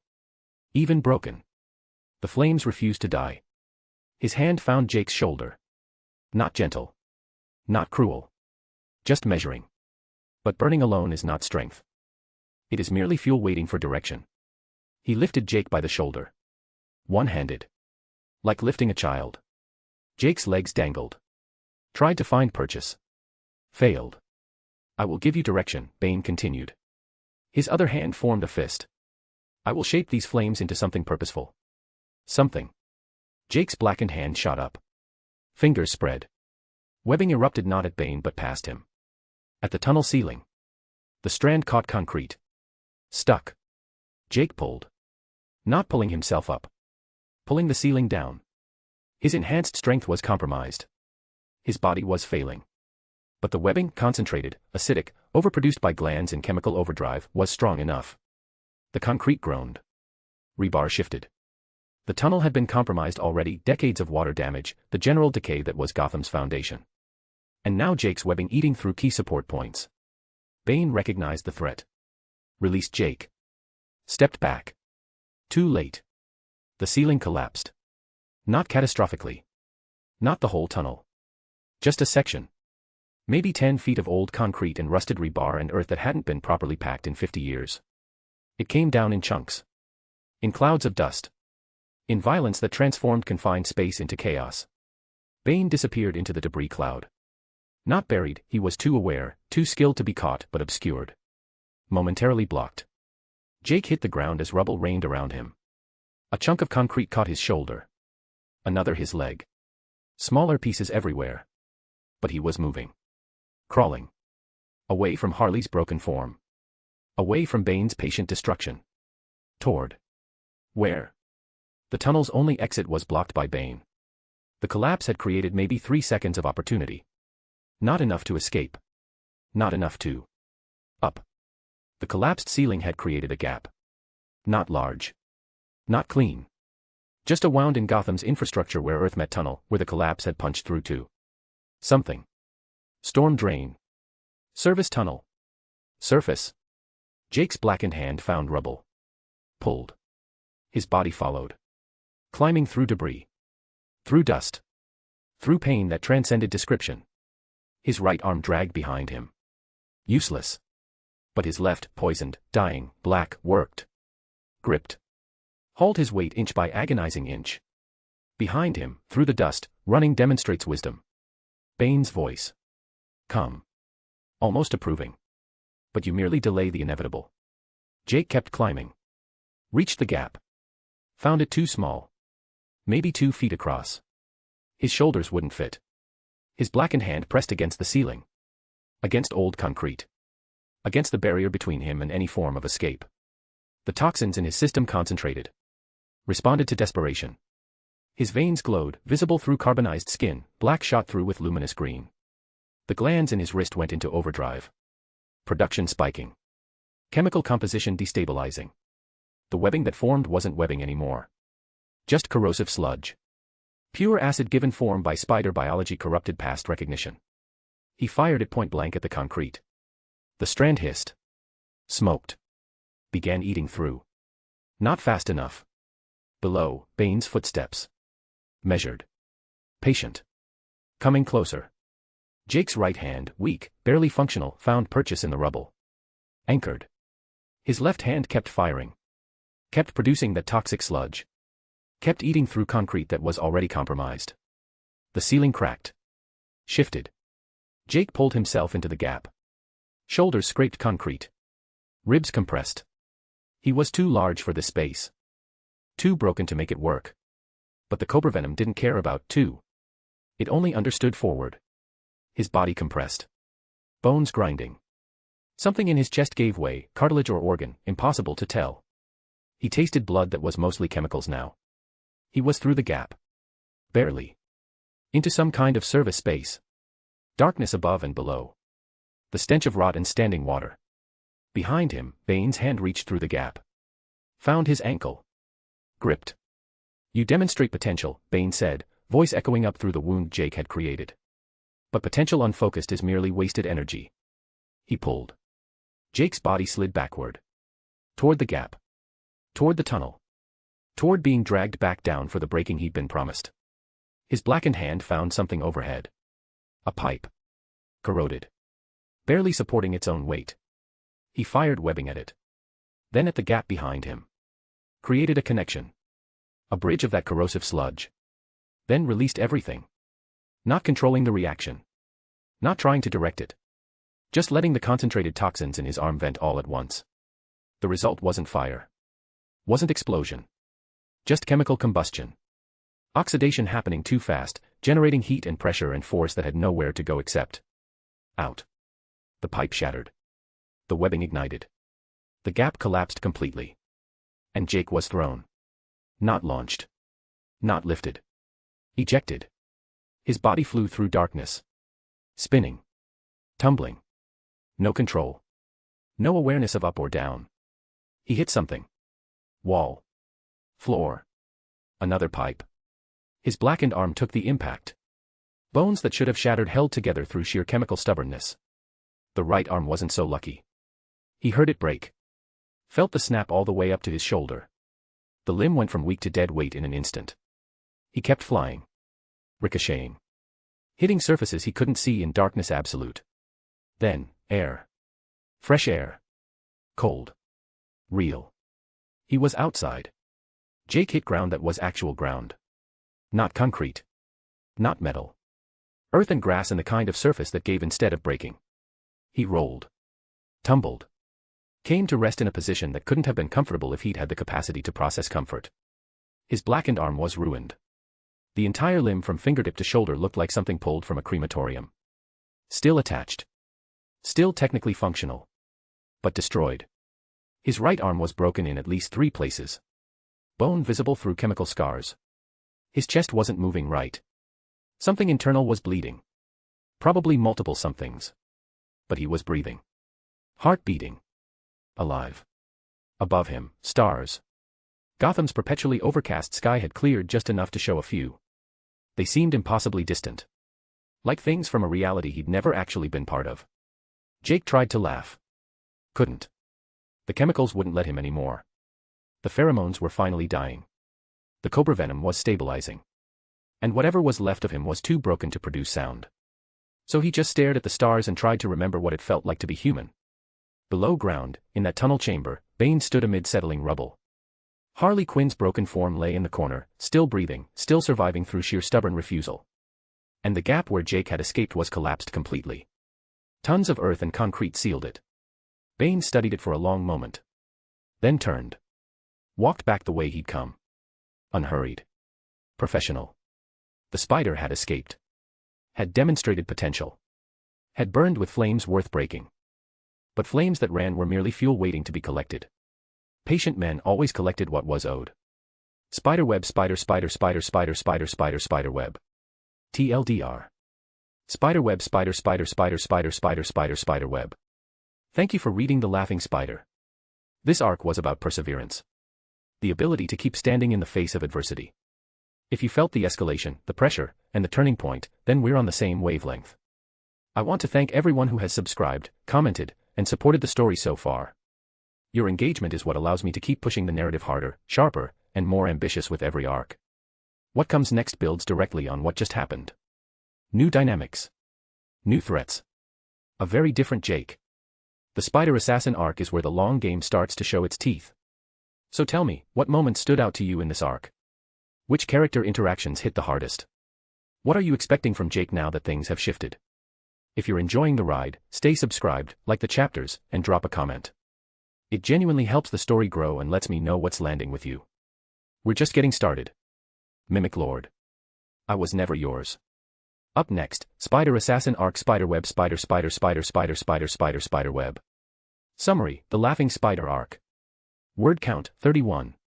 Chapters. T. Finder progress, 5%. Totems collected. Time bank, 2 hours and 7 minutes /127h/5 days, 7 hours. Days in Gotham. Chapter 37, Smid, Interlude number 37. Interlude hashtag. The chemical factory looked worse in daylight. The concrete was slick with chemicals that had eaten through industrial sealant, leaving patches that steamed faintly despite the cool air. Each step required calculation, where to place weight, which surfaces might give way, what might explode if disturbed. The figure in tactical gear moved through the space as if carelessness was a professional liability. Boots found purchase on stable ground with unconscious precision. The rifle swept corners more from habit than expectation, muzzle tracking threats that weren't there. Yet. The silence bothered him. Places like this should have been swarming police, cleanup crews, opportunistic scavengers. Instead, nothing. Just the ambient drip of toxins eating through metal and the occasional groan of compromised structure settling under its own weight. His eyepiece painted the space in tactical overlay, structural integrity percentages, chemical composition readings, heat signature analysis. All the technology money could buy, compressed into a heads-up display that turned chaos into data. The factory floor opened before him like a stage after the performance had ended badly. The vat dominated everything. That nightmare green still bubbling, still steaming, still waiting with patient malevolence. Stories about this place circulated through Gotham's underworld like cautionary tales, how the Clown Prince had been born here, baptized in chemicals that had rewritten him at a fundamental level. And now, if the intel was accurate, something new had gone swimming in those same waters. Twice. His eyepiece tracked heat signatures across the grating. Most were hours old, thermal echoes fading. But the patterns told stories for those patient enough to read them. Boot prints in chemical residue. Multiple sets. Expensive soles, even weight distribution, professional stance. Men who knew how to move, how to position, how to kill. All converging toward the vat in patterns that suggested coordination. Or had, before something had gone catastrophically wrong. He knelt beside a dark stain near the vat's edge. His eyepiece analyzed, 43% human hemoglobin, 31% unknown organic compounds, 26% Joker toxin derivatives. The blood was hours old but the chemical composition was fresh. Active. Still metabolizing. His jaw tightened behind the mask. The target had been here. And bleeding. More stains led away from the vat in patterns that spoke of desperation. Not controlled movement. This was stumbling. Dragging. The gait of something held together by stubbornness and chemistry rather than anatomy. His rifle tracked to the bodies, corpses in expensive suits, crashed bones, missing limbs, others collapsed into each other. He crouched beside makeshift bandages scattered near the tunnel entrance. Torn fabric in clashing colors, suit material, sequins, workers' coveralls. Someone had wrapped wounds with whatever they could find. Badly. The blood trail led toward the tunnel entrance. 2 sets of tracks. One dragging the other. He approached slowly, rifle raised, finger resting on the trigger guard. The tunnel mouth yawned before him, darkness absolute beyond the first few feet. His eyepiece compensated, painting infrared overlay across thermal gradients.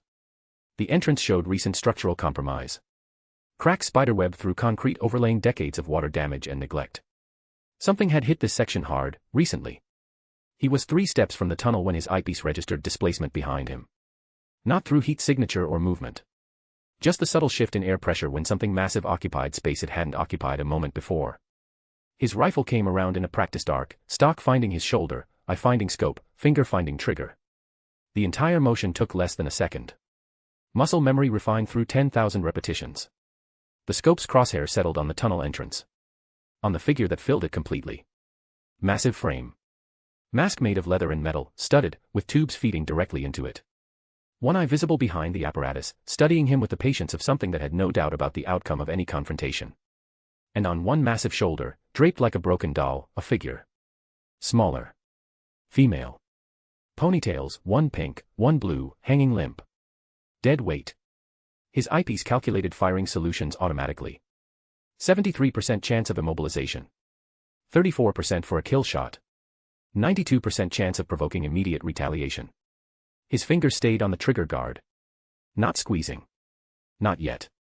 The figure emerged fully into the factory floor's light, boots finding purchase on chemical-slicked concrete without apparent concern. The woman on his shoulder remained motionless, chemical burns visible on exposed skin, chest moving with shallow breaths that suggested broken ribs at minimum. Recognition clicked into place with the finality of a chambered round. Deadshot. The voice carried an accent that turned each syllable into something measured. Deliberate.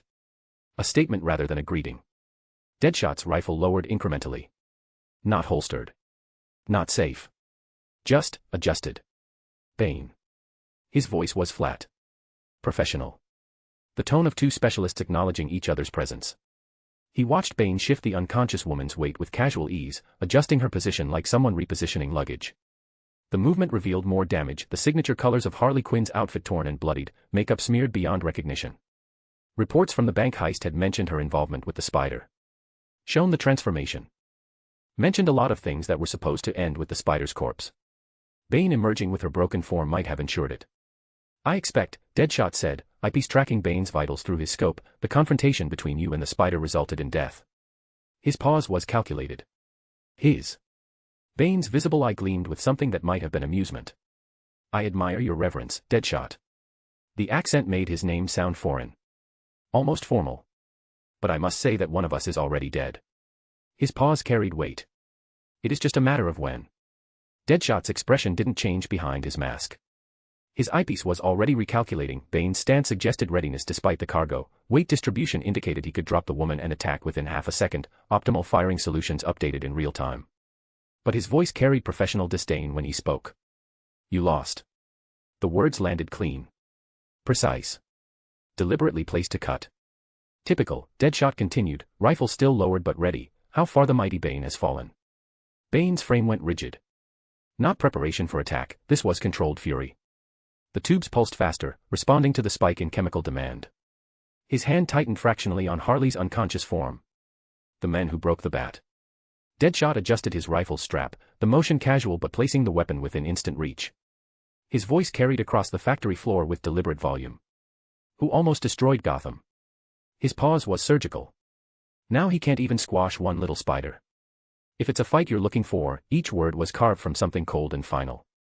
Every muscle in Bane's body was coiling, tubes pulsing faster, the body preparing for violence even as the mind held it in check. Deadshot turned. His back to Bane. The ultimate insult between predators. I don't have the time. His voice carried that dismissive tone, the sound of someone with targets to acquire and contracts to fulfill. I've got myself a spider to hunt. Now that he's no longer in the tunnels, he's got nowhere to hide. Bane's tubes pulsed. His hands flexed. The venom demanded release, demanded to break the men who'd just dismissed him like some washed-up relic. On the contrary, Bane's voice came out surprisingly calm and controlled.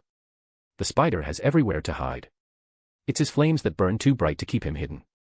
Sounds like he will be easy to smoke out. Deadshot was already walking toward the exit. His stride was unhurried, the gait of someone with actual work to accomplish. His hand found the rifle, adjusted the scope with practiced ease. The motion was casual. Confident. The body language of a man who believed his next shot would end this particular problem permanently. I give him 3 days. 4 if he's smart. He walked out of the factory leaving Bane alone, standing with unconscious cargo. Bane adjusted Harley's weight. She was heavier than she understood. She was the fuel to a raging fire that threatened to consume. She had created a monster that would come for her throat first, wanting to finish what Bane had interrupted. Bane's smile was invisible behind his mask, but his visible eye gleamed with anticipation. Vengeance does not require wings, Bane said, speaking to the empty factory. Only teeth. Come then, Spider, he murmured to the empty factory. I'll be waiting.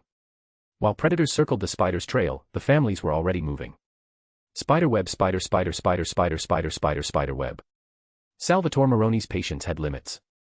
The stacked deck occupied a converted warehouse in Gotham's Burnley district, close enough to the docks for quick exits, far enough from GCPD's 23rd precinct to conduct business without immediate interruption. The building's previous life as a playing card factory had amused Maroni enough to keep the name. Tonight, the irony felt appropriate. Everyone was holding cards. The question was who was bluffing. The back room held 12 men. Soldiers and representatives from 4 families, Maroni's crew, obviously, but also the Odessas, Ukrainian muscle running protection in Gotham's Diamond District, the Skeevers, Irish, controlling the Tricorner shipyards, and the Galantes, old Gotham money laundering through legitimate construction. Maroni stood at the head of the scarred poker table, expensive suit doing nothing to hide the threat in his frame. His hands were spread flat on felt that had seen better decades, fingers splayed. 2 hours ago, he said, voice carrying the rough edges of Crown Point, Edward Nygma walked into my social club. Alone. No theatrics. No riddles. His eyes swept the table. Just information. Heads turned. Not surprised, the Riddler selling information was practically a second career. But interested. Concerned. Because Nygma didn't deal in small gossip. He says Falcone's ring is gone. Maroni let the words land like dropped cards. The Roman ring. Destroyed. Consumed by that spider freak who's been robbing Gotham. Silence. Then Yuri Odessa leaned forward, gold teeth catching the overhead light. Riddler says many things. Usually wrapped in puzzles that waste everyone's time. He wasn't riddling. Maroni's jaw tightened.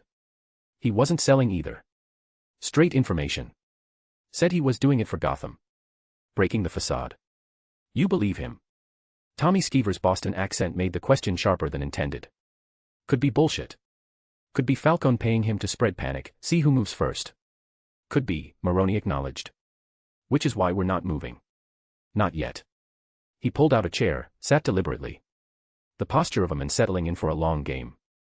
Here's what we know for certain, Maroni continued, voice dropping. Nygma lost his cane to the spider. Penguin lost his umbrella. Half a dozen other crews got hit. And Falcone. His pause was surgical. Falcone's been dodging meetings. Sending Milos Grappa. Making excuses about security concerns. The ring ceremonial, offered Vincent Galanti, older than the others, cautious in ways that came from surviving 40 years in Gotham's underworld. Symbolic. Doesn't actually mean. It means everything. Maroni's fist came down on the table. Not hard enough to damage. Hard enough to punctuate. That ring is why we don't tear each other apart every month. Why my guys don't shoot your guys over dock access. Why the Odessas don't expand into Skeever territory when they think nobody's watching. He straightened, adjusting his tie with deliberate precision. Falcone held that ring for 10 years. A decade of stability. Of everyone knowing their place. Of understanding that crossing certain lines meant the Roman reminded you why those lines existed. His eyes found each face. And if Nygma's telling the truth. If that ring's actually gone. The implications hung like smoke. Territories open up, Yuri said quietly. Old agreements become suggestions, Tommy added. A decade of grievances come due, Vincent finished. Maroni nodded slowly. But we don't know. Not for certain. Nygma could be lying. Could be Falcone testing us. Could be, he spread his hands. Could be a dozen things. Which is why we're going to smoke him out. How?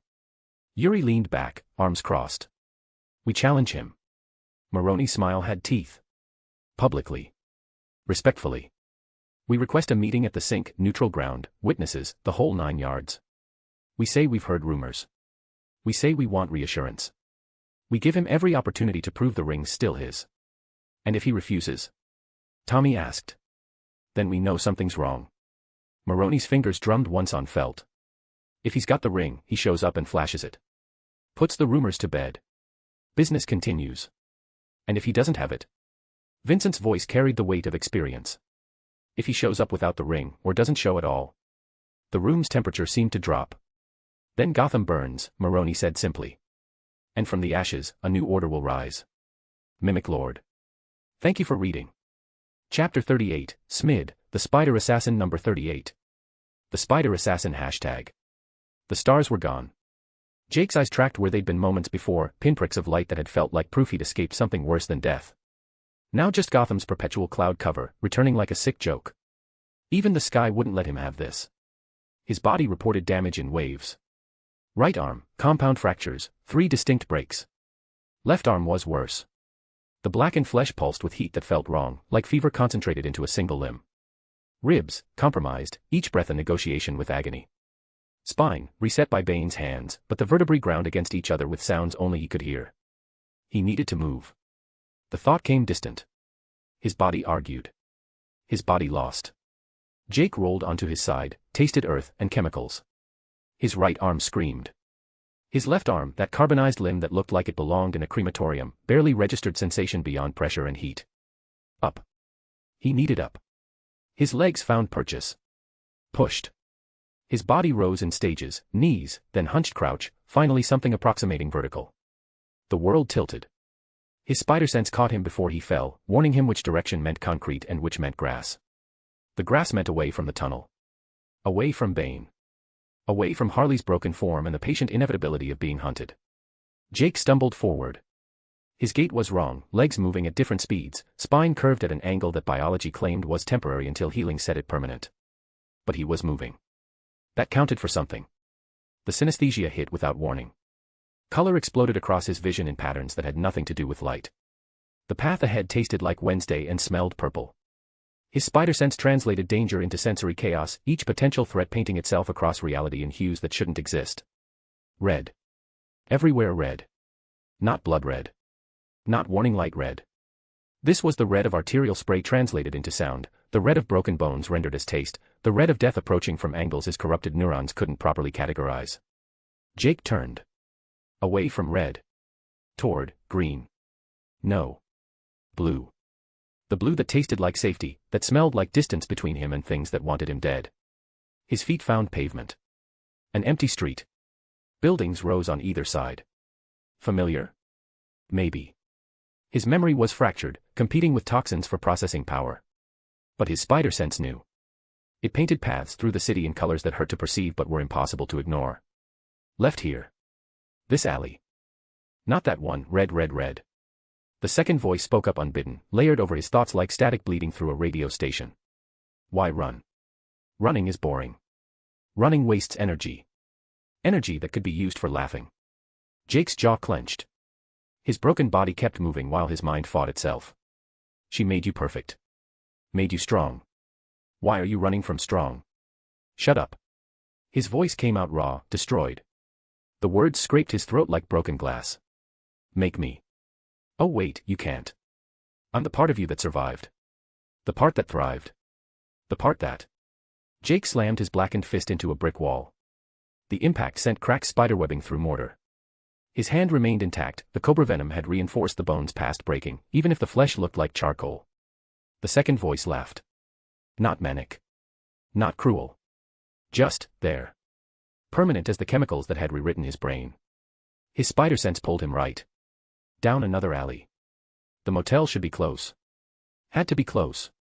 He'd covered his tracks during those first days, varying his routes, never approaching directly, always coming from different angles to prevent pattern recognition. Had that been 2 days ago? 3. Time felt slippery, measured in heartbeats and pain spikes rather than hours. The synesthesia flared. Orange ahead. Not danger orange. Just, presence. People. Awake. Moving. His spider sense mapped them through walls, homeless in a cardboard shelter, probably, or addicts sharing needles in the kind of communion Gotham specialized in. Jake gave them distance. Circled wide. His path extended by blocks he didn't have strength for, but red was worse than exhaustion. Red meant confrontation. Red meant bounties and recognition and... The Oasis motor-in's broken sign flickered into view. O_SIS. The second had died months ago, nobody cared enough to fix it. His room was 3rd floor. East side. Window left unlocked because the frame was warped enough that only someone with enhanced strength could force it properly closed anyway. His blackened hand found the lowest rung of the rusted fire escape and pulled. His body followed with reluctance. Each step up was a discreet negotiation between will and physics. Metal groaned. Bolts shifted in crumbling brick. But it held. Third floor. His window. Still unlocked. Jake's fingers found the frame, pried it open with effort that sent tremors through his broken body. The window resisted, scraped, finally yielded. He pulled himself through with his functioning arm, the blackened one hanging uselessly, his legs barely clearing the sill before he collapsed. The floor was hardwood. Cheap. Stained. But horizontal and stable, and his. Jake lay there. Breathing. Existing. The simple act of not moving felt like victory. Then the pain hit properly. His right arm, the broken one he'd been favoring, suddenly remembered it was broken. The fractures announced themselves in waves of agony that whited out his vision. Bone fragments ground against each other. Nerves fired distress signals his enhanced system couldn't quite override. Jake bit down. Tasted blood. His teeth had gone through his lip, which was probably already scarred from previous biting, which meant his healing factor would seal it wrong unless he. Focus. The arm. Fix the arm. He pushed himself up with his blackened left hand. The limb responded, sort of. The fingers moved through thick molasses, sensation delayed, strength compromised. But functional enough. His right arm needed realignment. The bones had set wrong during the escape, adrenaline overriding proper healing, growth factors rebuilding fractures in whatever configuration they happened to be in. This was going to hurt. Jake braced his blackened hand against the wall. Gripped his right forearm with what remained of dexterous control. Pulled. The scream tore from his throat before he could stop it. Bone ground. Separated. The fractures opened as he forced the arm straight. His vision tunneled. His spider sense shrieked warnings about structural damage to himself. His right arm's radius and ulna scraped against each other, finding proper alignment through trial and agony. There. Straight. Anatomically correct. Jake released. The bones held. His healing factor engaged immediately, sealing the realignment before he could second-guess it. Footsteps in the hallway. Heavy. Male. Approaching his door. Hey. A voice. The super, probably. Old guy, Vietnam vet, didn't take shit from tenants. Everything okay in there? Heard screaming. Jake's jaw worked. Words wouldn't come. The scream had destroyed something in his throat, temporary, his healing factor would address it, but right now speaking was agony. Fine, he managed. The word came out strangled. Wrong. Don't sound fine. The doorknob rattled. Locked, thank fuck. You hurt. Need me to call Dash? Food. Jake forced the word out. Hungry. Haven't eaten. Got too hungry. Hurt myself trying to open cabinet. The lie was pathetic. Transparent. But this was the oasis.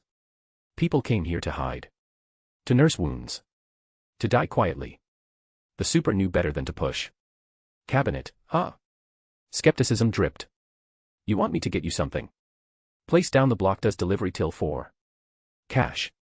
Jake pulled himself toward the nightstand, where he'd stashed the bundle from the Roman Rings bonus reward. Slide it under the door. I'll slide money back. Silence. Then, you look like hell in there, don't you? Worse. A laugh. Bitter. Understanding. Been there. What you want? Everything. Burgers. Chinese. Pizza. Anything. Just, a lot. Gonna cost you. Have money. More silence. Then footsteps retreating. Jake heard the super muttering about fucking tenants and probably owing, but the footsteps continued away, which meant cooperation. The Oasis's unofficial policy, don't die loudly, and we don't ask questions. Jake pulled himself to the door. Found the cash bundle. Counted out 300, way too much, but he couldn't process exact math, and overpaying meant the super would actually follow through. He slid the bills under the door. Heard them being collected. More muttering. Then silence. Jake crawled back to his position against the wall. His right arm was better. The bones had set properly. The healing factor was working overtime, sealing fractures with speed that would have amazed Dr. Tompkins if she could have witnessed it. But his left arm. The blackened limb pulsed with heat that felt wrong. The flesh looked worse than before, not just carbonized, but swollen. The skin stretched tight over what should have been muscle but felt like something else. Something harder. Denser. Metabolic byproducts. The Cobra Venom and Joker toxin at war, and his left arm was the battlefield.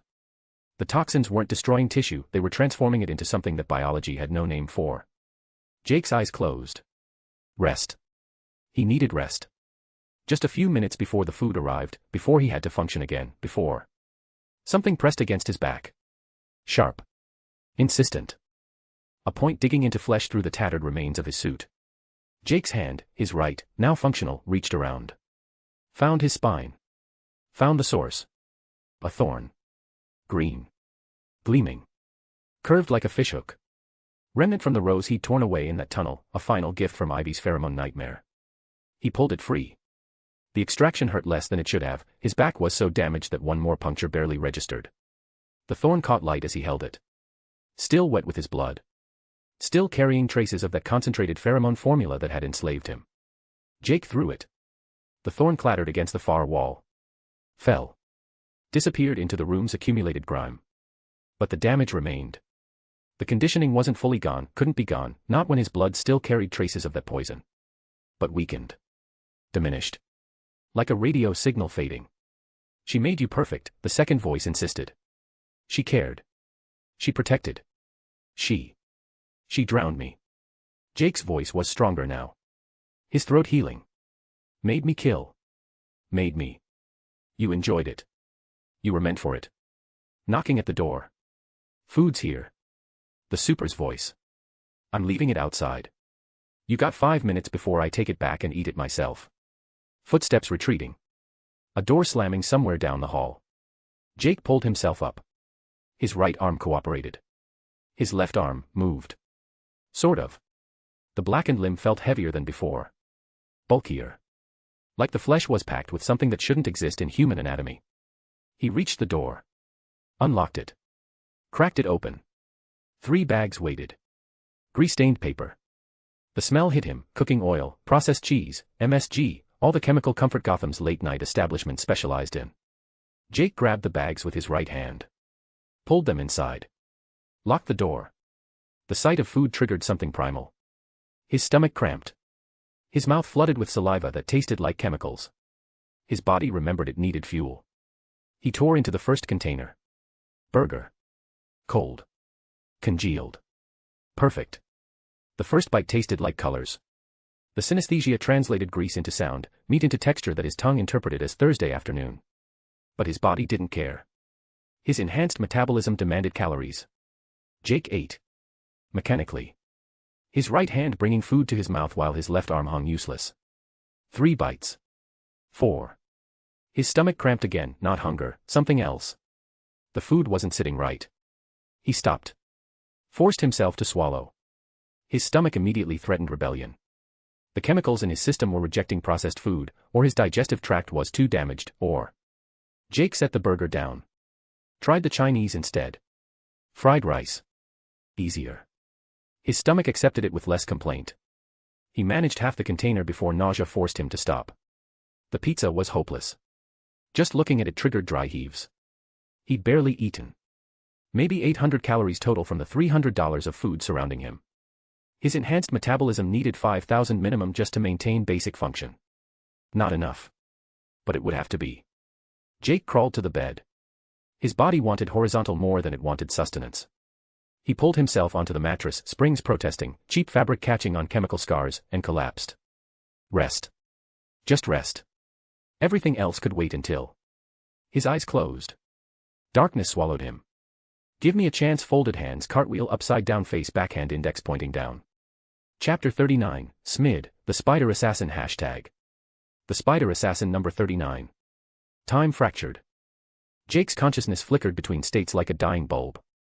Aware. Gone. Aware again. Each cycle different. Each one worse. The first time he woke, his mouth tasted like blood and chemicals. His right hand moved instinctively toward the food bags. Found the Chinese container. Rice. Cold.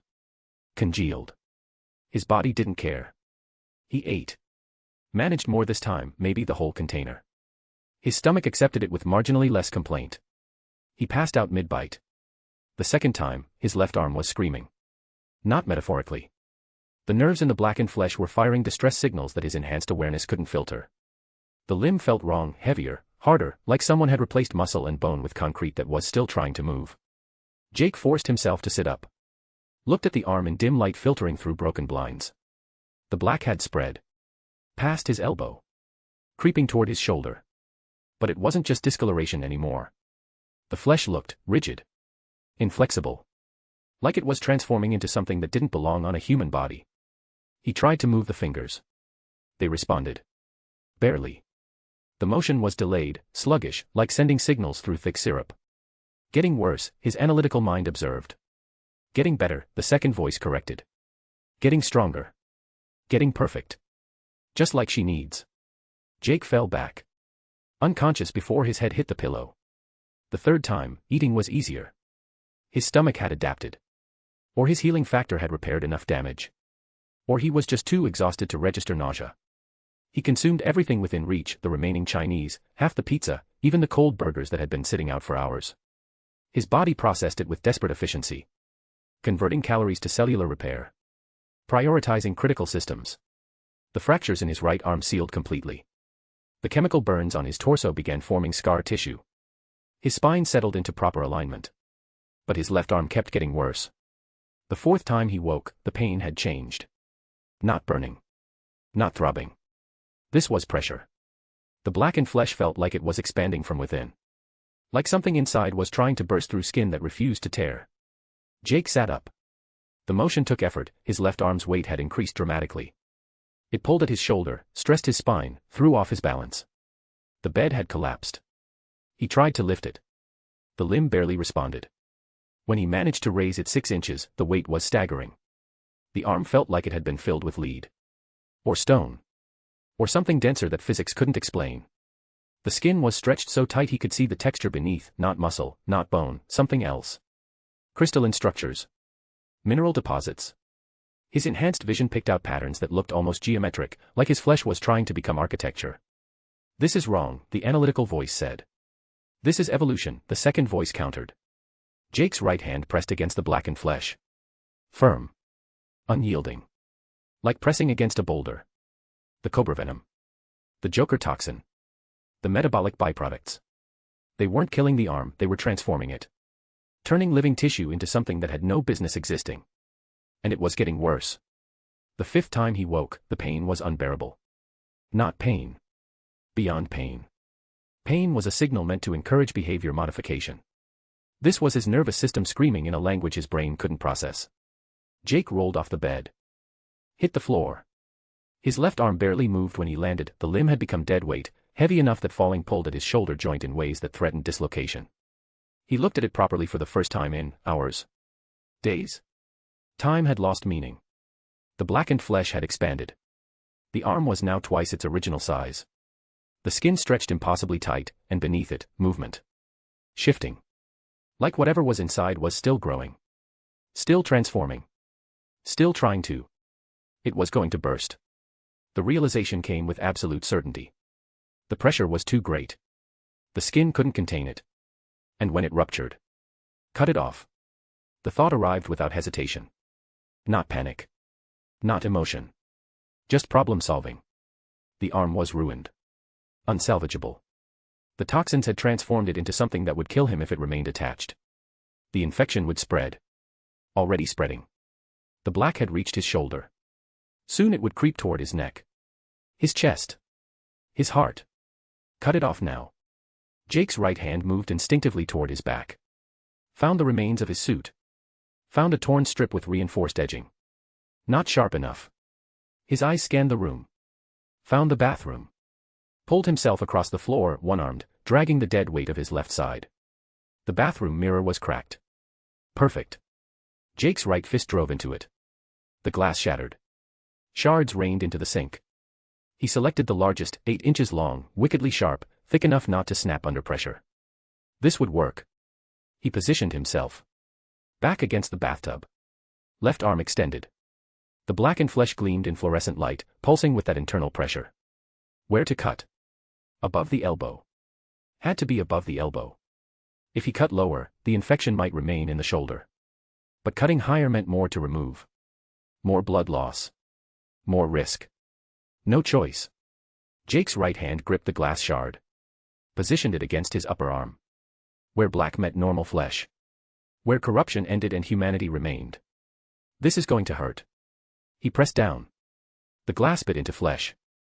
Blood welled, red, blessedly red, not green or black. His skin resisted. The glass was sharp, but his enhanced durability made cutting difficult. Jake pressed harder. The shard sank deeper. Reached muscle. His nervous system reported this development in screaming detail. His right hand kept cutting. Sawing. The motion methodical. Efficient. Like butchering meat, except the meat was himself. The glass hit bone. Scraped against it. His enhanced skeleton resisted. The cobra venom had reinforced it, made it harder than normal bone, designed to support the enhanced musculature. Can't cut through the bone. Jake adjusted his angle. Found the joint. The elbow. Where bone met bone with cartilage between. Softer. Cuttable. He repositioned the glass. Cut into the joint space. The blade scraped against cartilage. Separated the joint surfaces. Blood flowed freely now, bright arterial red mixing with something darker from the blackened flesh. The pressure inside the arm released. Green sludge erupted from the wound. Not blood. Not pus. Something else entirely. Thick. Viscous. Glowing faintly with that nightmare green. The toxins and metabolic byproducts concentrated into liquid form.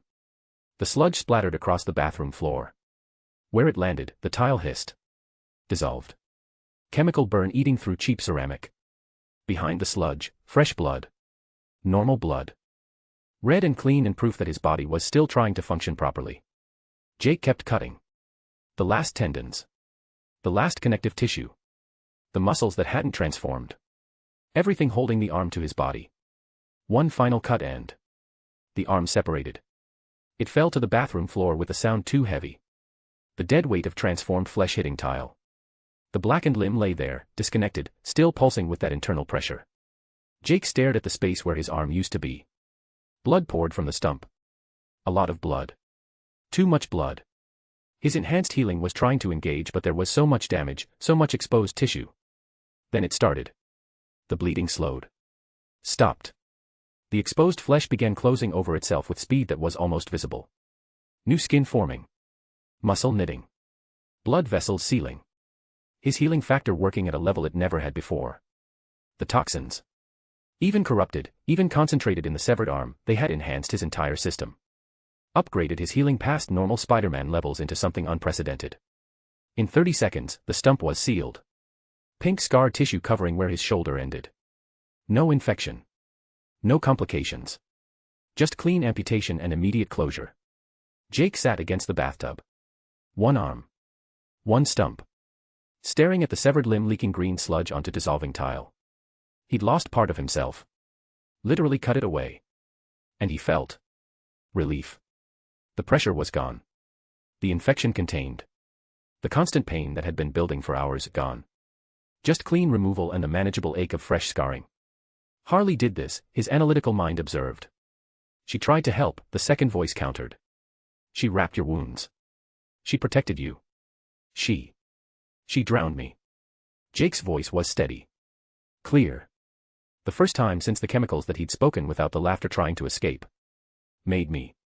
You took her mallet first. Consumed her identity. Her purpose. She wasn't wrong to take yours. The logic hit like cold water. He had stolen from her. Had consumed the totems. Had taken what people valued most and turned it into currency for his own survival. But I don't care. The words came out flat. Final. I will kill her with my bare hand.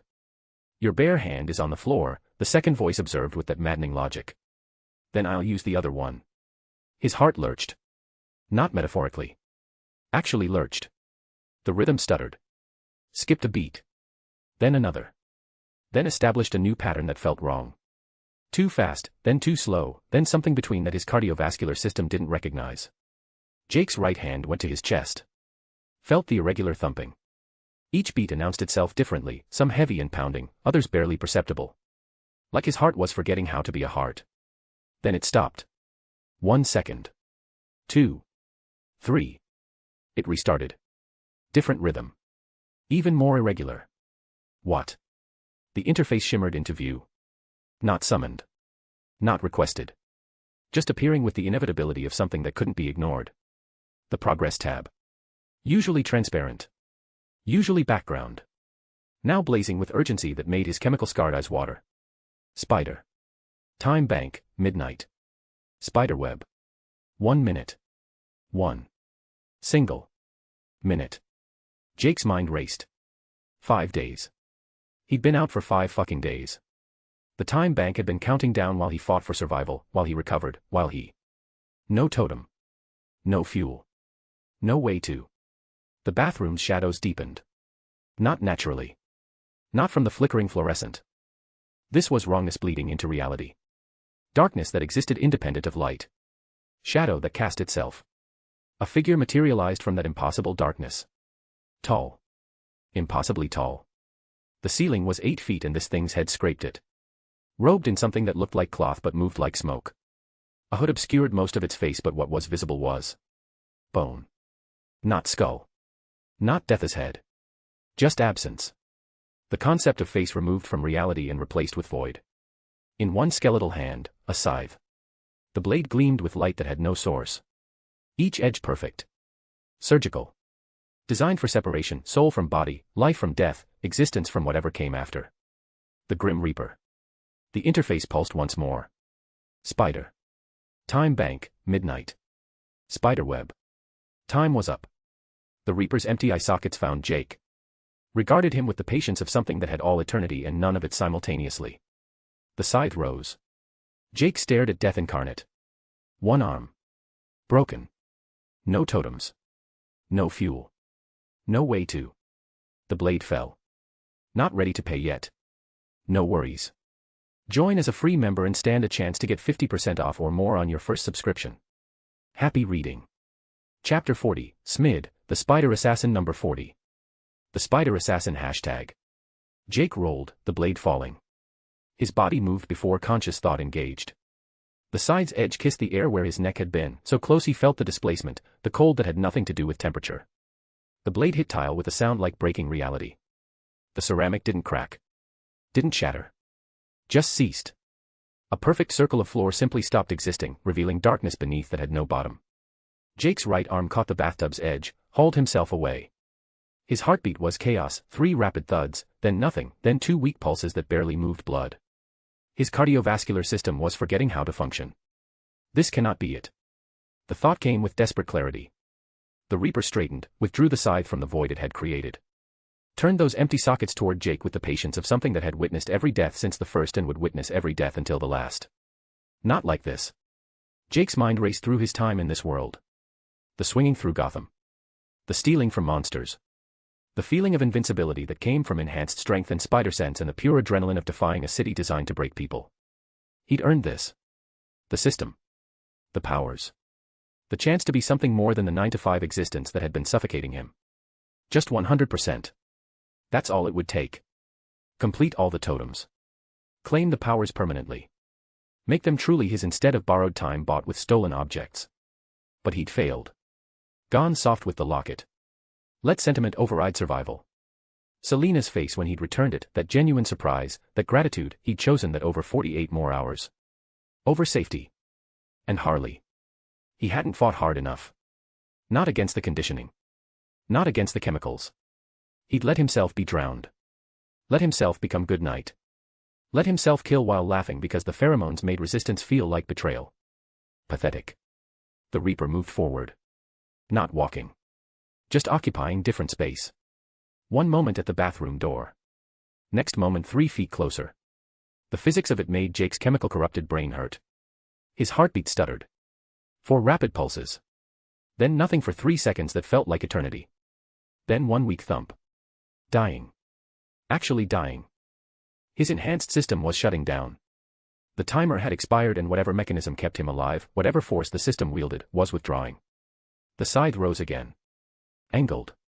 Precise. Jake tried to move. His right arm responded sluggishly. His legs wouldn't cooperate. The stump where his left arm used to be throbbed with phantom sensation. If this thing came for me personally. The thought crystallized with horrible clarity. This wasn't just death. Death was cessation. Peaceful nothing. End of consciousness. She, death herself, was beautiful. This thing was horrid. Tied to the system. That suggested it was here to take him to some special hell reserved for disappointing the system, failure to achieve. A place of broken dreams and wasted potential where he'd spend eternity knowing he'd been this close to something extraordinary and pissed it away. The blade fell. Jake's spider sense gave him angles. His body tried to comply. Rolled right. The side's tip grazed his shoulder, not cutting flesh, just touching. Where it made contact, his skin went numb. Cold. Dead while still attached. His heart stopped completely. 1 second. 2. 3. 4. It restarted with a violent lurch that made his chest cavity spasm. Arrhythmic. Each beat announced itself differently, like his heart was learning the job from scratch. Giving up. Being pathetic again. The accusation came from somewhere deep. The part of him that had stolen from Gotham's monsters. That had survived the chemical bath. That had fought Batman and lived.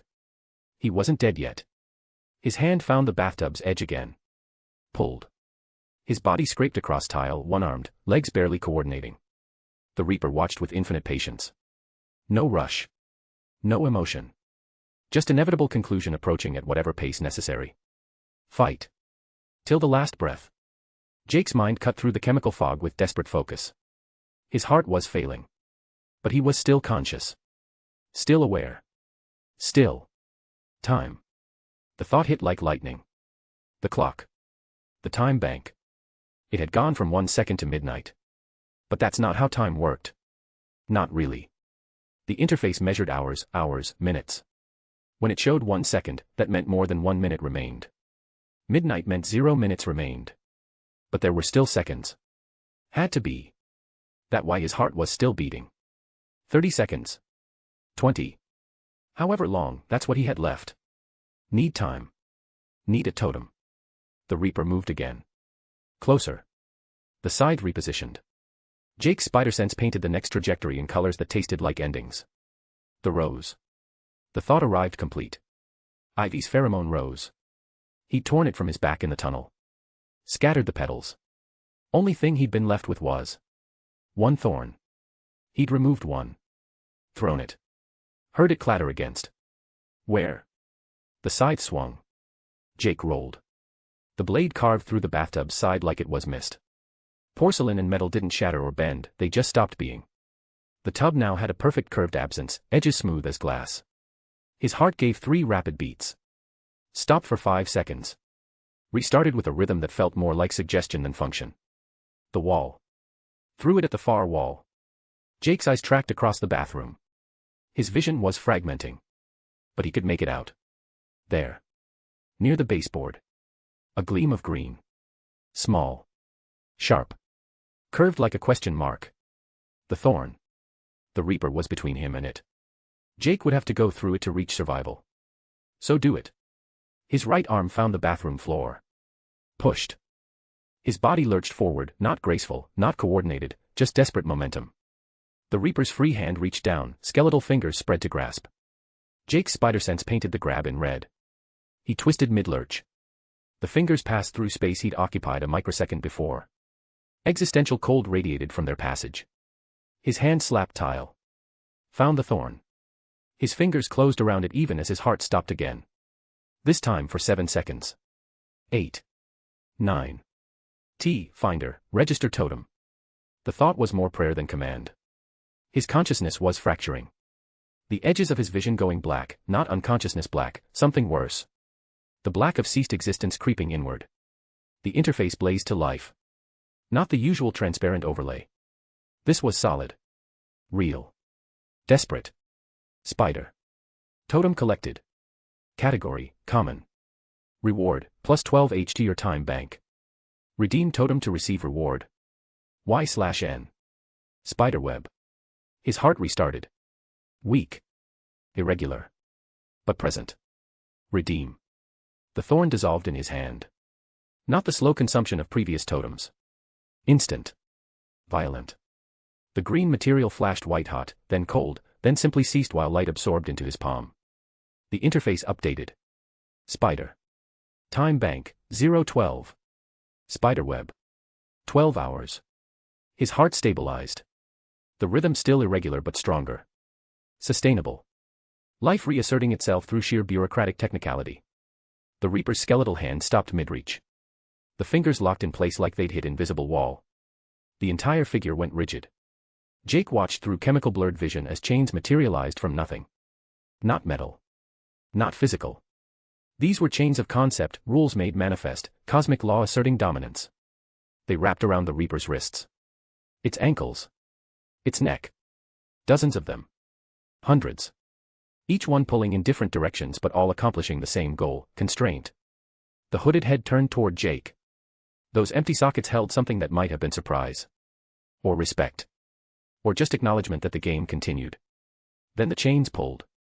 The Reaper's form stretched. Distorted. Like reality couldn't quite hold it once the rules demanded its removal. The scythe clattered to the floor, physical, suddenly, just curved metal without the metaphysical weight. The darkness that had bled into the bathroom's corners retreated. The cold withdrew. The sense of ending dissipated like smoke. The Reaper vanished. Just gone. No fade. No dramatic exit. Simply ceased occupying space, recalled by whatever force governed the system. Jake lay on the bathroom floor. One arm. Exhausted. Alive. His right hand trembled as he pressed it against his chest. Felt his heartbeat. Still irregular.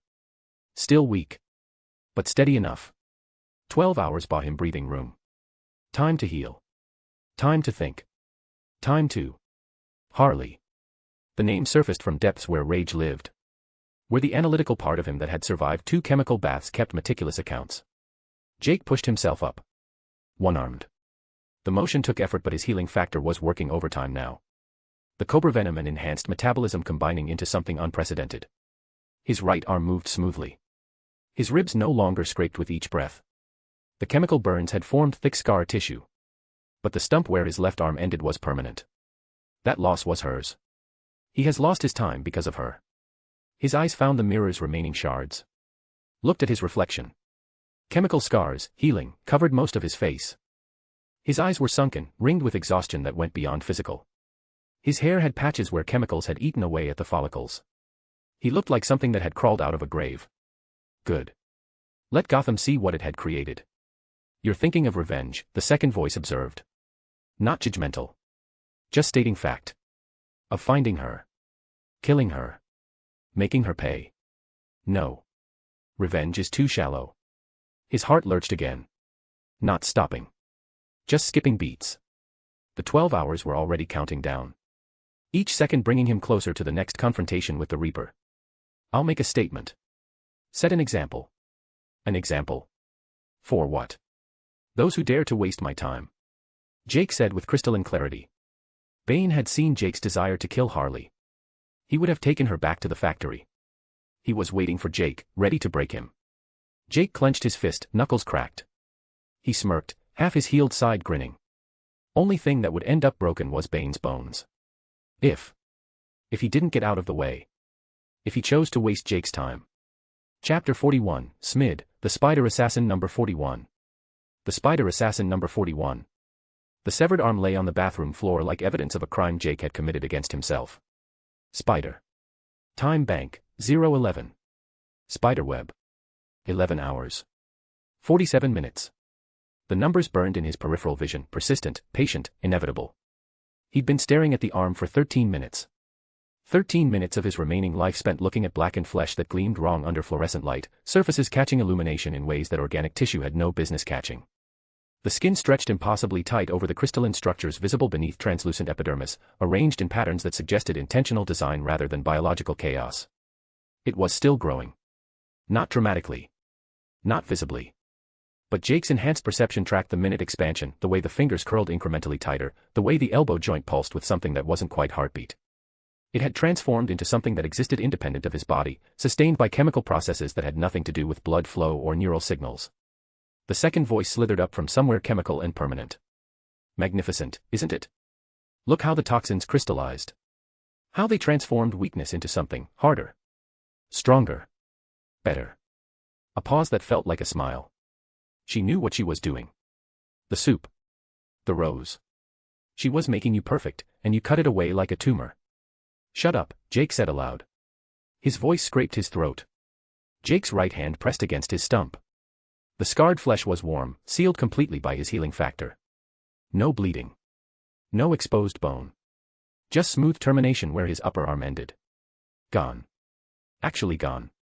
He'd cut off part of himself and there was no putting it back. Could try, the second voice suggested. Press it against the stump. Maybe the healing factor reconnects it. Maybe. It's dead tissue. Jake's voice was flat. Corrupted. Poisoned. Even if my healing factor could reattach it, the infection would spread. He was rationalizing. Had to be. Because the alternative, that he'd cut off a perfectly functional limb in panic, was too horrific to acknowledge. But looking at the blackened flesh, at the way it moved independently, at the crystalline structures that had replaced anatomy with something alien, he'd made the right choice. Small comfort. Jake's eyes found the interface still shimmering in his peripheral vision. The bonus reward selection. 3 options waiting with patient digital inevitability. Spider. Totem redeemed. Select 1 bonus reward. 1. Bundle of cash. 2. Totem icon. 3. Mystery reward. Spiderweb. His jaw tightened. The system. The thing that had given him powers. That had dropped him in Gotham with a ticking clock. That had sent the Reaper when his time expired. The thing that wanted him to collect or die. Maybe it could fix this. Maybe the mystery reward would be a replacement limb. Enhanced cybernetics. Magic regeneration. Something. Anything. Hope was pathetic. But he had it anyway. Mystery reward. The selection confirmed. The interface pulsed once, processing, then. Spider. Mystery reward obtained. Classic spider suit, repaired. Spiderweb. The tattered remains of his suit began glowing. Not the golden consumption of totems. This was different, white light spreading across torn fabric, chemical burns, blood stains. Wherever the light touched, material reconstructed itself. Threads rewove. Colors restored to their original red and blue vibrancy. The spider emblem on his chest reformed, edges crisp and defined. Jake watched the repair spread across his torso, down his legs, restoring what had been destroyed. The light reached his shoulders and stopped. The right side completed perfectly. The left terminated at his stump. No hanging sleeve. No phantom fabric. Just clean ending where his elbow ended, the suit adapting in real time to his new anatomy. The light faded. His suit was pristine. Perfect. Mocking him with its completeness except for that one glaring absence. Of course. Jake's laugh was bitter. Chemical. Of course that's what I get. The system gave you exactly what you asked for, the second voice observed. A mystery. Not a solution. Not a hand. Just cleaned fabric. He'd been stupid to hope. The system didn't care about his problems. Didn't care about his missing arm or the fact that he was one bad fight away from the Reaper returning.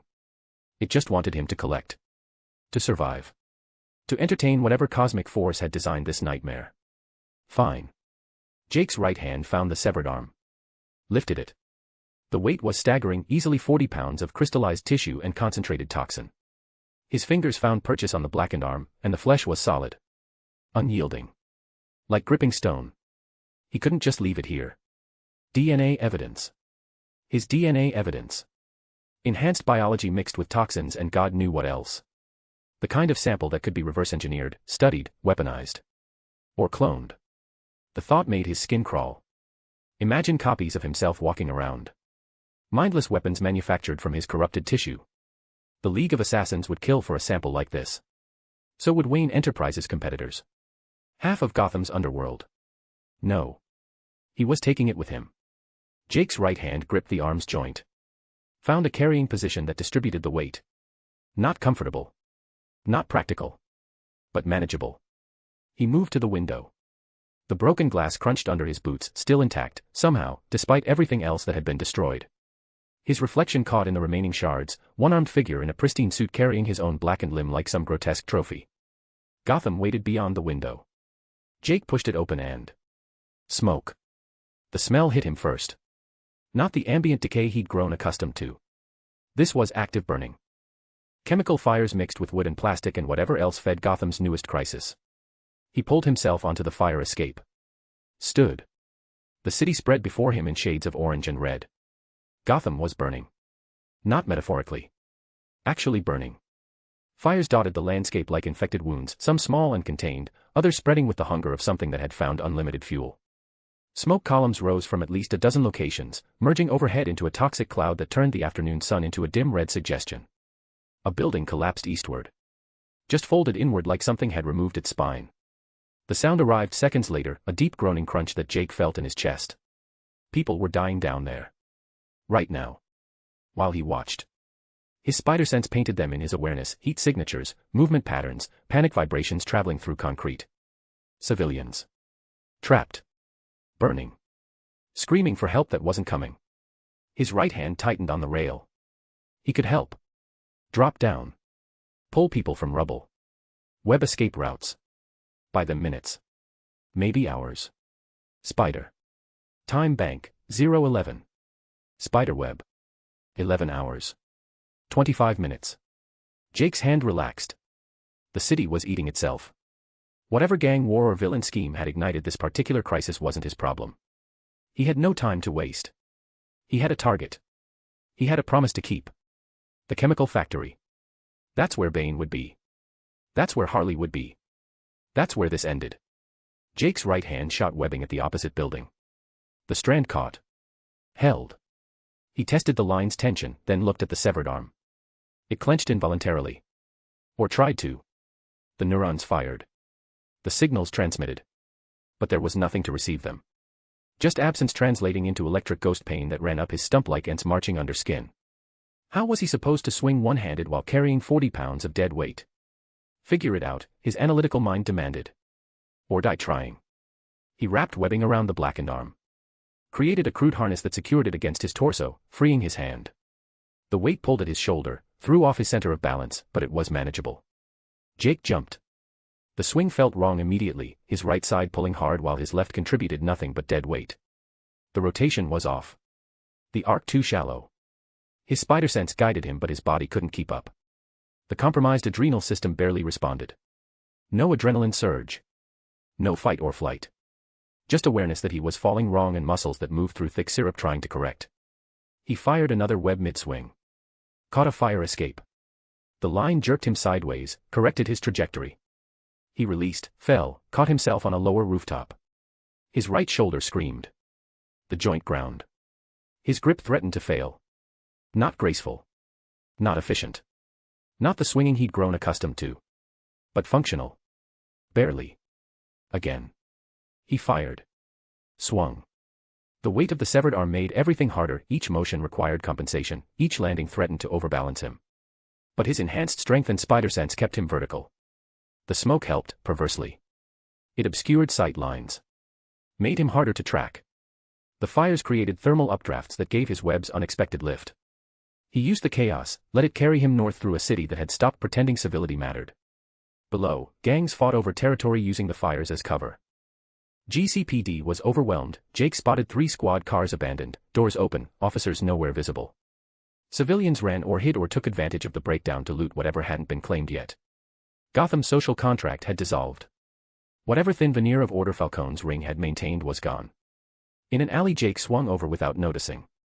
Maria Delgado pressed herself against brick that radiated heat from fires blocks away. Her son, 8 years old, asthmatic, wheezing, clung to her side.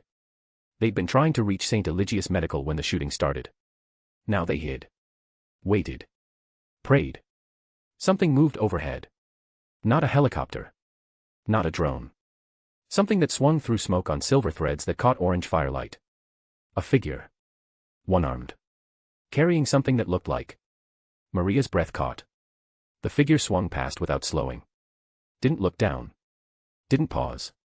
Just used the chaos as cover, treating their suffering as convenient camouflage. But in the half-second of visibility before smoke obscured everything again, Maria saw it clearly.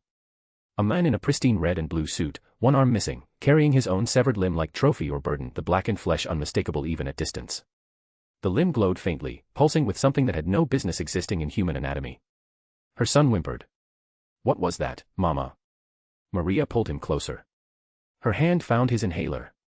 Pressed it to his lips. Nothing, mi hijo. Nothing. Above, Jake's spider sense painted her as irrelevant. He didn't care. These people had lived in Gotham by choice. Had accepted the corruption and violence and decay as normal. They'd made their beds. Let them burn in them. He swung past a building fully engulfed. The heat was intense even at distance, the flames consuming everything with the efficiency of something that had been starving. People screamed from upper windows. Fire escapes collapsed under their weight. Not his problem. Not his responsibility. He had 11 hours and a target. Anything else was just noise. Another swing. Another building. His right arm was burning now, not injury, just the sustained effort of doing work meant for 2 limbs. His shoulder joint ground with each motion. His grip threatened to fail. But he kept moving. The chemical factory should be north. Maybe 2 miles. He could make it. Had to make it. The timer was counting down and... A rooftop. Flat. Stable. His web caught the edge and pulled him up. He landed hard, the severed arm's weight making him stumble forward before catching himself. Jake straightened. Oriented himself. North. The factory was. His spider sense exploded. Instantaneous shrieking that his compromised adrenal system barely responded to. No adrenaline surge. No fight or flight. Just awareness that death was arriving with precision. Jake bent sideways. Fast. Something cut the air where his head had been. The displacement was violent, a projectile moving faster than sound, the crack arriving after it passed. The concrete behind him exploded. Not cracked. Exploded. Whatever had just missed him carried enough kinetic energy to pulverize stone. A bullet. Jake's eyes tracked the trajectory. Reversed it. Found the source. Spiderweb spider. 3 buildings over, elevated position, perfect sight lines. Deadshot didn't believe in hesitation. His finger rested on the trigger with the patient certainty of someone who'd made this shot 10,000 times. The rifle, custom-built, scope-enhanced with electromagnetic and thermal overlays, tracked the target with mechanical precision. One-armed spider. Moving north. Carrying something. His eyepiece analyzed. Movement pattern, erratic. Compensating for weight imbalance. Speed, 40% below baseline, rough estimate from gathered records. Trajectory, predictable within 2.3 degrees variance. Threat assessment, moderate, compromised. The scope's crosshair settled on center mass. Easy shot. Clean kill. 3 million from Falcone delivered within the hour. Deadshot's breathing slowed. 3 heartbeats. 2. 1. The target twitched. A fractional shift in shoulder position that placed his head exactly where center mass had been. His finger squeezed through the trigger pull. The rifle spoke, crack boom that rattled windows 3 blocks over. The bullet was already traveling. 1,800 feet per second. Supersonic. Faster than sound, faster than reaction time, faster than anything biological should be able to process. The target bent sideways. Fast, but simple. Casual. The round passed through space where his head had been microseconds before. Continued on. Hit concrete. Obliterated it. The eyepiece updated. Analysis, target demonstrated precognitive awareness. Movement initiated 0.03 seconds before trigger pull.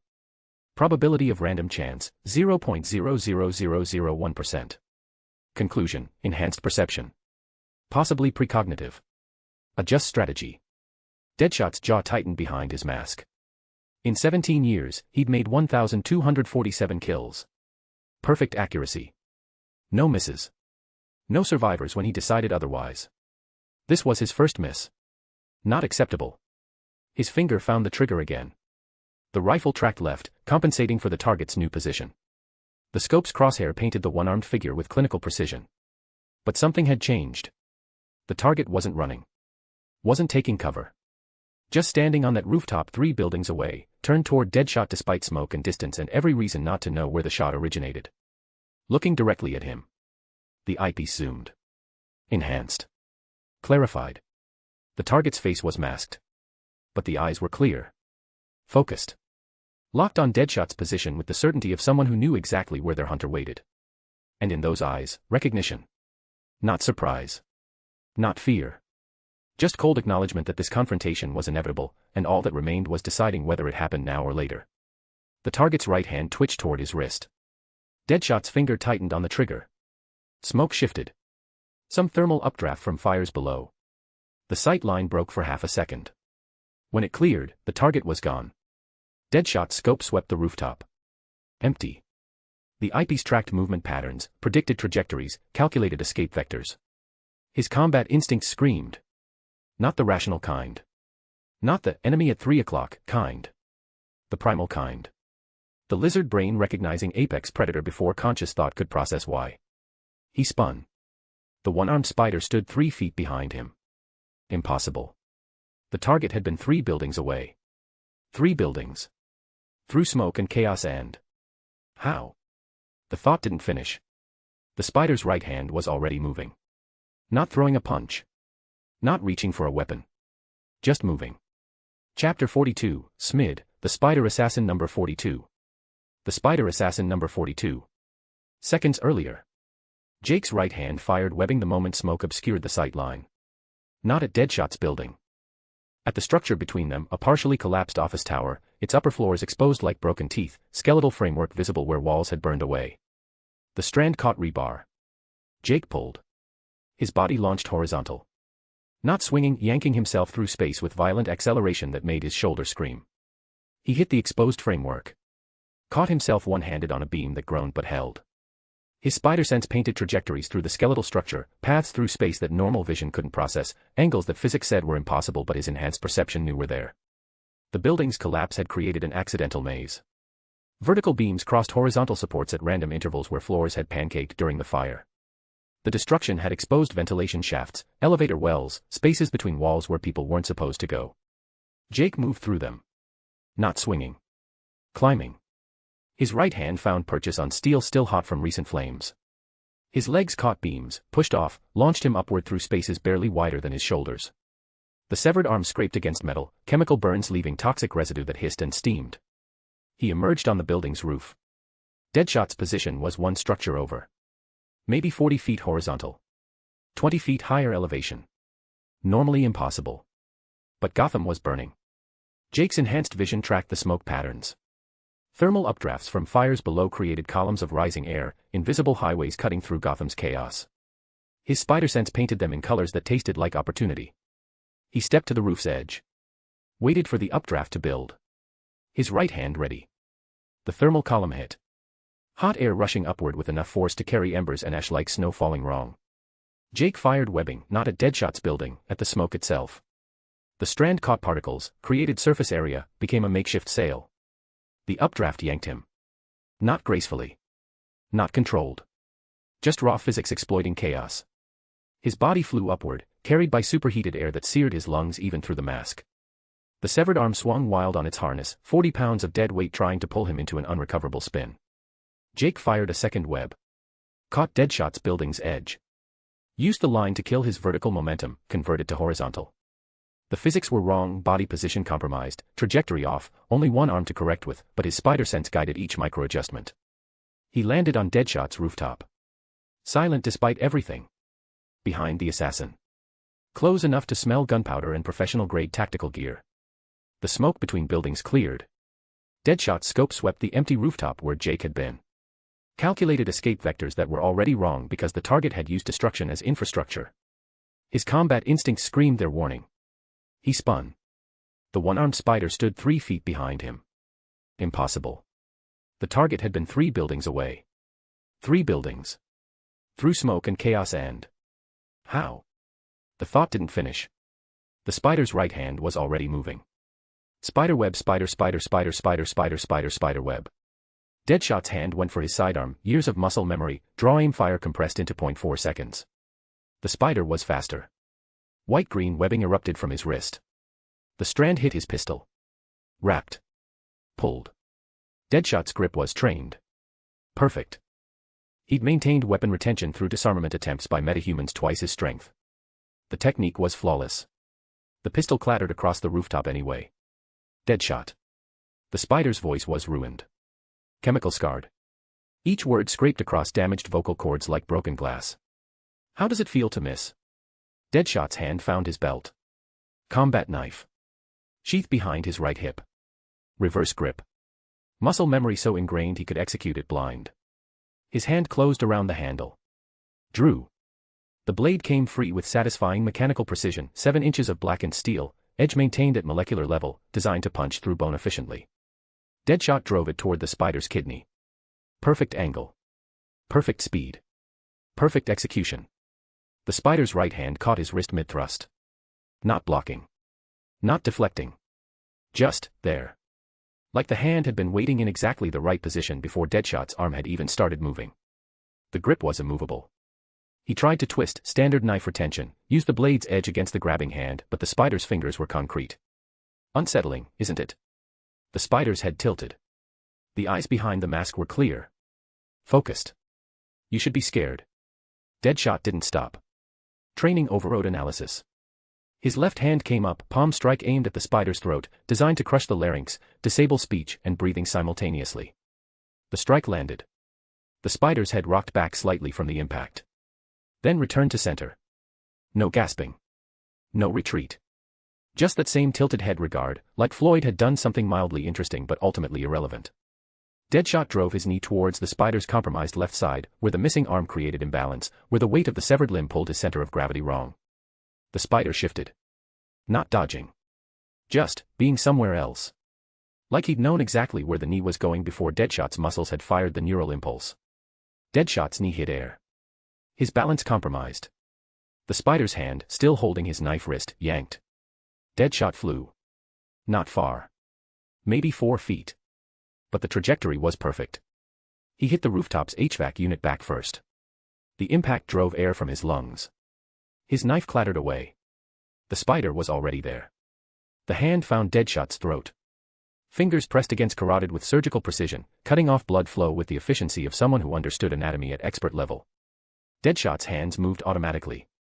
Training kicked in, pressure points, nerve clusters, joint locks. He found the spider's elbow, pressed hard enough to make bones grind. Found the wrist, twisted at the angle that should make anyone's grip fail reflexively. The spider's grip didn't loosen. Deadshot's vision began tunneling. Gray creeping in from the edges. His hands tried different techniques, thumb to eye socket, palm heel to nose, anything to break the hold, but his execution was slowing. The blood flow restriction was working. 3 seconds until unconsciousness.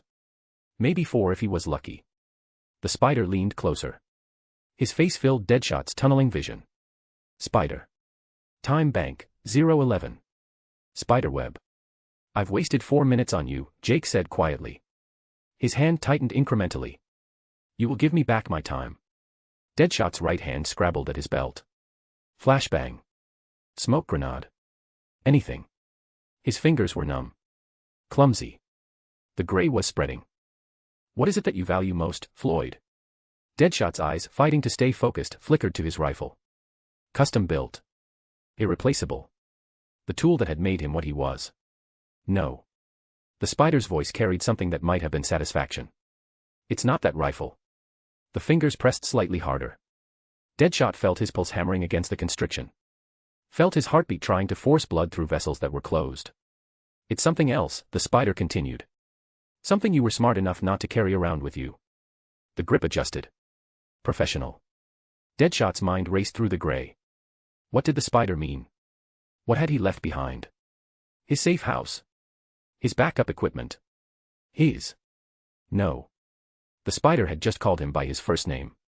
Thinking about it could give it up. Whatever it is, I'll be coming for it, the spider said. His voice dropped lower. Chemical damage making it sound like something from a nightmare. Deadshot's right hand found something on his belt. Flashbang. His fingers were barely responding, but training was training. He triggered it. The concussion exploded between them, sound and light compressed into a sphere of sensory overload designed to disable opponents for 3 to 5 seconds. The spider's grip didn't loosen. The hand tightened instead. Deadshot felt cartilage compress in his throat. His vision went white, not from the flashbang, from oxygen deprivation. His body convulsed. His hands tried one last time to break free. The grip released. You are more useful to me, alive. Deadshot collapsed. Hit the rooftop. Gasped air that tasted like smoke and defeat. His hands found his throat, checking for crush damage. Bruised. Not broken. The spider had measured it exactly, enough to prove dominance, enough to deliver the message, not enough for permanent injury. A professional courtesy. Or a warning. Deadshot looked up through vision that was slowly clearing. The spider stood over him. One arm. Carrying his own severed limb like some grotesque trophy. The blackened flesh pulsed faintly with internal light. His eyes, visible through the mask, were clear. Focused. Absolutely certain. Deadshot had fought metahumans. Had killed people with powers that should have made them invincible. But this was different. The Spider wasn't powerful because of his abilities. He was dangerous because nothing in his body language suggested doubt. No hesitation. No second guessing.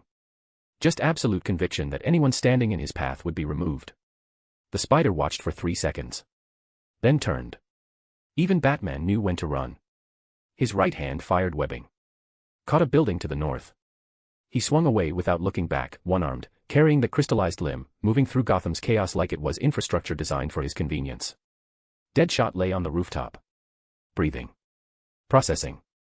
In 17 years, he'd made 1,247 kills. For the first time, he'd been the target. And he'd lost in under 10 seconds of actual combat. His hands shook while retrieving the rifle. Barely noticeable. Barely. He steadied them through pure discipline. The Spider was already gone, swinging north through smoke that turned him into suggestion rather than target. Deadshot's scope tracked the movement anyway. Old habits. Muscle memory. The crosshair settled on center mass. His finger found the trigger. Stopped. The Spider had spared him. Professional courtesy. The next shot would be answered differently. Deadshot lowered the rifle. Sometimes survival meant knowing which fights to walk away from. But 3 million, the Spider's bounty doubled, 3 days ago, was a lot of money to walk away from. Spiderweb, spiderweb. Jake swung north. The confrontation with Deadshot had cost him 4 minutes. 4 minutes of his remaining time spent proving a point, delivering a message, establishing that he wasn't prey anymore. Worth it. The chemical factory was close. Maybe a mile. He could make it. Had to make it. The timer counted down with patient inevitability. Spider. Time bank, 011. Spiderweb. 11 hours. 13 minutes. Enough time to finish what he'd started. The severed arm pulsed against his torso. The crystallized flesh warmed despite being disconnected from his body. He wasn't becoming something anymore. He'd crossed over. The man who'd hesitated before stealing Harley's mallet was gone. What remained measured lives in minutes and carried its own severed arm like a grotesque trophy. Harley would understand that. Right before he killed her. Villains are made, they say. We shall put that to the test. Thank you for enjoying this. Chapter 43, Smid, the Spider Assassin number 43. The Spider Assassin number 43. The skylight exploded inward. Glass rained down in glittering shards that caught orange firelight from Gotham burning beyond the factory walls. Jake dropped through the opening, his right hand gripping webbing that dissolved the moment his boots hit metal grating. The impact sent shockwaves through corroded infrastructure, bolts shearing from their moorings with sounds like rifle shots. He landed beside the vat. The chemical pool bubbled with patient malevolence, that nightmare green casting shadows that moved wrong across his face. Steam rose in lazy coils, carrying the stench of dissolution. Of rebirth. Of the place where Joker had been born and where Jake Cross had drowned. Twice. His chest heaved. The severed arm hung from its harness, pulsing with internal heat that had nothing to do with body temperature. His right hand clenched, knuckles cracking loud enough to echo through the factory's vast emptiness. Where is she? The words tore from his throat like broken glass. His spider sense painted the space in shades of blue, cold, empty, lifeless blue that tasted like absence. No threats. No targets. No red warning of danger approaching. Just void. Jake's head snapped left. The catwalk where King Snake had hung, empty now, the net dissolved or removed, leaving only corroded railing and the memory of vertebrae snapping under webbing's constriction. His eyes tracked to the floor where Lady Vic had landed. The blood was still there, dry to brown-black, but the body was gone. East. The tunnel entrance where Harley had dragged him, singing lullabies while his broken form leaked chemicals onto concrete. The passage yawned like a wound, darkness absolute beyond the first few feet. His boots carried him forward. Each step deliberate. Measured. The grating groaned under his weight, under the weight of the severed arm that pulled at his shoulder, threw off his balance, reminded him with every movement what she'd cost him. The tunnel mouth revealed nothing. Just absence where Harley Quinn should have been waiting. Should have been cowering. Should have been begging for mercy she wouldn't receive. Gone. Bane had taken her. Had to have taken her. To protect his investment in their eventual confrontation. But to where? Jake turned back toward the vat. His reflection rippled across its surface, distorted by chemical currents. One-armed figure carrying his own corruption like penance. The face that stared back was masked. But what he saw was chemical-scarred, eyes sunken, expression empty of everything except purpose. Harley had stood here. Right here. Bat in hand, makeup running, making choices that had seemed reasonable in her fractured mind. She believed she was helping. Believed the chemicals would make him perfect. Believed wrapping wounds made them disappear. The memory surfaced without invitation. Her hands on his face. Fingers gentle despite the broken ribs, despite everything. You came back for me. Twice. Jumped in the soup twice and came back stronger. Jake's right hand found the vat's edge. Gripped hard enough that metal groaned. The chemicals had rewritten his neurology, turned laughter into involuntary response, made killing feel like pleasing her. He'd murdered tournament fighters while giggling. Had pulled Lady Vic apart and presented the pieces for approval. Good boy. Oh baby, we're gonna paint this city red. No, green. Like your pretty webs. His reflection wavered. For a heartbeat, the face staring back wasn't his. Black eyes. Grin stretched too wide. Good night looking back at him with devotion that made his stomach turn. The laughter bubbled up unbidden. Started in his chest, climbed his throat, tried to escape through lips that wouldn't cooperate anymore. The chemicals were fading but not gone. Would never be fully gone. That corruption lived in his cells now. Jake's hand released the vat. Found his face instead. Pressed against chemical-damaged skin hard enough to hurt. The pain helped. Grounded him. Reminded him that he was still here, still present, still capable of feeling something beyond the conditioning. He'd lost an arm. Had cut it off himself because the infection was spreading. Because Harley's help had poisoned him at a cellular level. Because her love was toxic in the most literal sense. The severed limb pulsed against his torso. Warm. Heavy. Wrong. Where are you? The scream echoed off corroded walls, bounced through empty catwalks, died in the chemical haze. No answer. Just his own voice returning hollow and mocking. His spider sense rippled. Not danger. Not threat. Just wrongness. The vat was too close, the chemicals too concentrated, his enhanced perception struggling to separate present from traumatic memory. Every nerve ending remembered drowning. Remembered the green swallowing him. Remembered the moment consciousness had fled and something else had taken the wheel. Jake stepped back from the vat. His right hand trembled with the sustained effort of staying vertical, of maintaining forward momentum when his body wanted collapse. The cobra venom had helped stabilize his system, but the cost was mounting. His cardiovascular system ran on borrowed efficiency. His healing factor operated in overdrive just to keep organs functional. Spider. Time bank, 0:10. Spiderweb. 10 hours. 47 minutes. The numbers burned in his peripheral vision, patient and inevitable. Not enough time to search Gotham. Not enough time to track Bane's movements through a city that was actively burning. Not enough time to... Spider. The voice cut through his spiral like a blade through water. Jake's head snapped up. His spider sense shifted, the blue void suddenly interrupted by presence. Warmth. Life. A figure descended from the shattered skylight with acrobatic grace that made the movement look choreographed. She landed 15 feet away. Black tactical suit. No goggles this time. Face visible. Beautiful in ways that photographs never quite captured, sharp cheekbones, full lips, eyes that held recognition and something that might have been relief. Is it really you? Selina Kyle's voice carried genuine uncertainty. I've been looking everywhere. Jake's body went rigid. His spider sense painted her in colors that didn't make sense. Not threat red. Not safety blue. Something in between, flickering, indecisive. The vat's proximity was corrupting his perception, making everything feel wrong. Had to be that. Had to be. Selina took a step forward. Then another. Her movements were careful, measured, like approaching something that might bolt. I thought you were dead. The news said they found bodies in the tunnels, and I thought. She was moving faster now. Arms spreading. The universal gesture of embrace, of comfort, of connection between people who'd survived something terrible together. Jake stepped back. Instinct. Pure and undeniable. His body rejecting contact before his mind could process why. Selina stopped. Her arms lowered slowly. Hurt flickered across her features, quickly suppressed. It's me. Selina. Remember. The word should have meant something. Should have triggered warmth. She'd trusted him. He'd returned her most precious possession when he could have consumed it. They'd survived together. I thought you left Gotham. His voice came out flat. Chemical damaged. Empty of inflection. I wanted to. Selina's hand went to her chest, fingers finding something beneath her suit. The locket, probably. Still there. Still safe.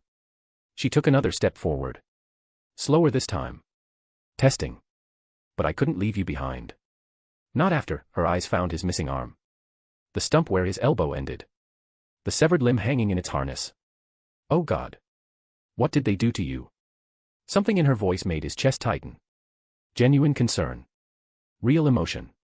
The kind that penetrated even through chemical corruption and survival instinct. Jake's right hand lowered fractionally. His guard dropping. Just slightly. Selina moved closer. Let me help. Please. We can get you out of Gotham. I know people in Metropolis. Doctors who don't ask questions. We can. She was within arm's reach now.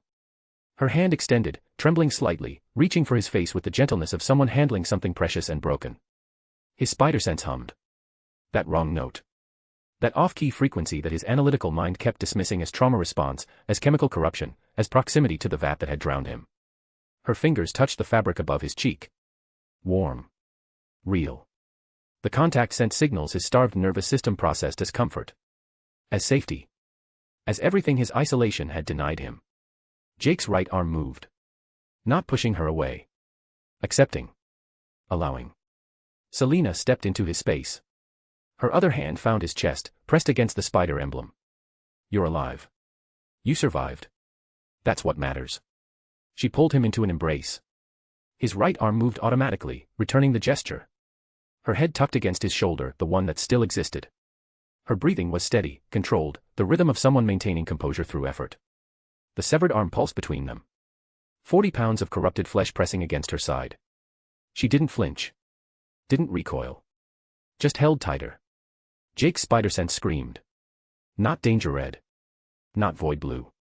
This was different. This was wrongness concentrated into certainty.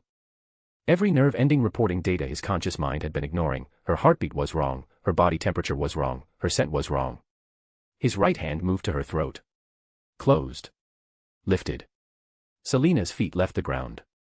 Her hands flew to his wrist, clawing, trying to break the grip that wouldn't break. Enhanced strength channeled through one arm, holding her suspended like she weighed nothing. Her eyes went wide. Not just surprise. Recognition of threat. Of mistake. Spider, the word choked off as his fingers tightened. Please, what's gotten into? Jake's face remained empty. His voice came out quiet. Conversational. The tone of someone asking about weather. The locket. Where is it? Confusion flickered across her features. Genuine confusion that would have been perfect if his spider sense wasn't shrieking wrongness. Her hand went to her chest, fingers scrabbling at her suit, trying to show him, trying to prove. Nothing. No chain. No locket. Just tactical fabric and desperation. It's at the safe house. I can take you there. Spider, please. Where is it? His grip tightened incrementally. Her face was going red.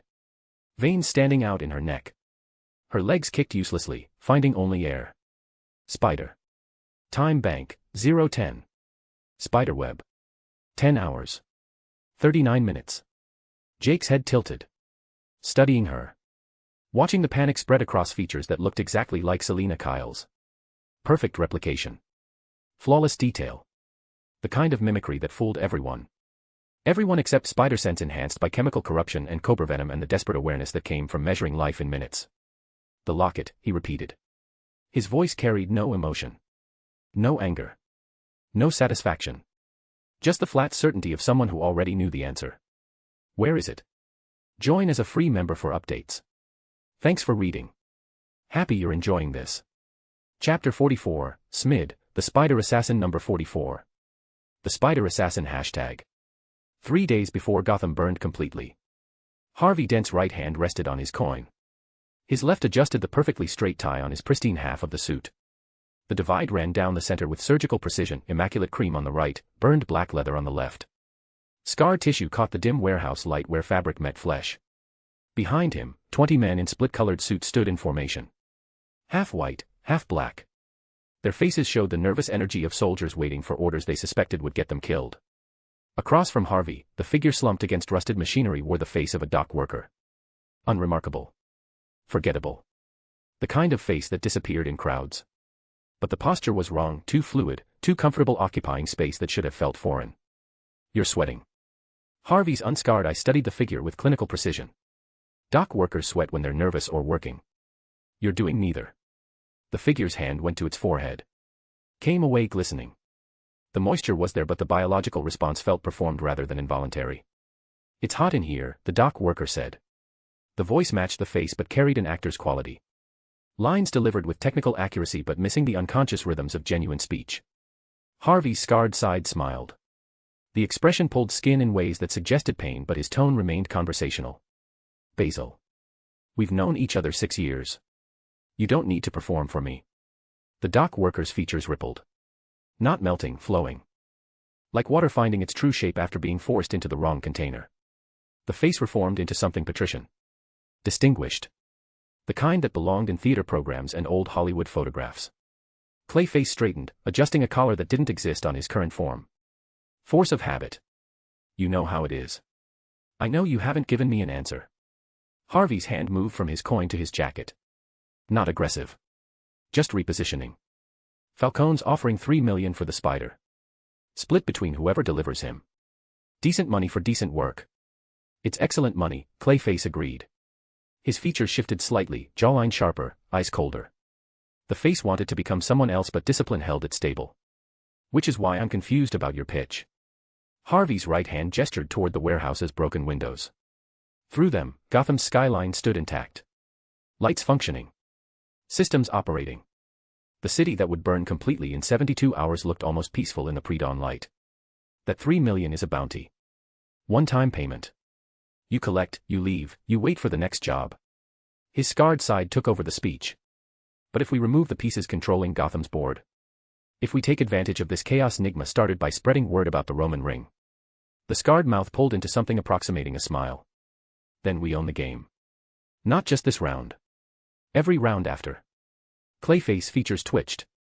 The edges blurring slightly before resolving. You're talking about going against Falcone. Against the families. Against a power structure that's already fracturing. Harvey pulled out his coin. The two-headed silver dollar that decided everything when his mind couldn't. The Roman ring is gone. Consumed by some spider freak who steals identities through objects. The foundations are cracking. He flipped the coin. It spun through dusty air, catching light on both sides. Harvey caught it. Looked. His face remained neutral. Head says we make our move now. While Gotham burns. While the families scramble to fill the power vacuum. While Falcone's distracted hunting the spider. He pocketed the coin without revealing which side had landed. Or we wait for the chaos to settle and collect our $3 million like good little contractors. The warehouse settled around them. One of Harvey's men shifted weight from foot to foot. The small sound echoed too loudly in the silence. You're planning on taking Falcone's money for protection, Clayface said slowly. The pieces arranging themselves in his mind showed on his face as micro-expressions fought for dominance. Then using that position to eliminate him. Along with Maroni. The Odessas. The Skeevers. Everyone who matters. I'm planning on investing in Gotham's future. Harvey's unscarred half delivered the words with the earnestness of someone who genuinely believed them. This city needs structure. Order. Not the corrupt foundation Falcone built, but something cleaner. Something with you at the top. With us at the top. Harvey stepped closer. His men tensed but didn't move. You.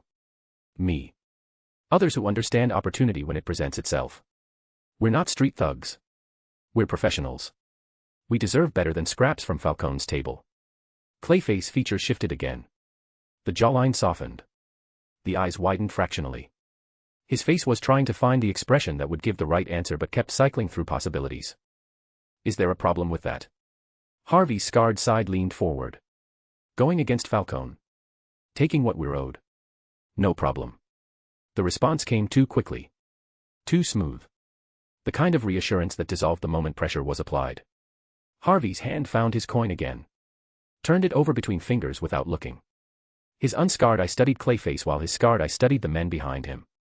I don't like two-faced answers, Basil. The irony hung in the air like smoke.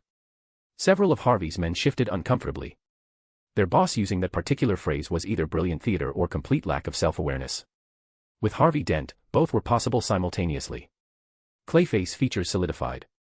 Locked into the patrician face with absolute stillness. You're asking me to betray a contract. Falcone hired me for protection. Taking his money then eliminating him. He shook his head. That's not how I operate. I'm a professional. You're an actor. Harvey's voice dropped. You play roles. Right now you're playing the loyal contractor who honors his commitments. But we both know that's just another face you wear. Maybe that face is more honest than you think. Harvey's hand stopped moving. The coin rested between his thumb and forefinger. Then we have a problem. The warehouse's temperature seemed to drop. Harvey's men spread out incrementally. Not threatening. Not yet. Just repositioning with the casual efficiency of people who'd done this before. Clayface's body language shifted. The patrician bearing dissolved into something looser. More adaptable. Ready to flow in whatever direction survival demanded. I'll think about it, he said carefully. Each word measured. Your pitch has merit. The timing is opportune. But I need to consider. The coin already decided. Harvey opened his palm. Revealed the scarred side facing up. Fate says you're either with us or you're an obstacle to remove. Harvey. 3 million bounty split between hunters. The scarred side of Harvey's mouth pulled into something sharp. Or Gotham's entire underworld controlled by people who saw the opportunity. The choice was always simple. Clayface features began rippling. Not changing faces. Just losing cohesion. The molecular bonds holding his form steady were loosening as his concentration fragmented between maintaining appearance and calculating escape vectors. I choose the bounty. The words came out firm. Final.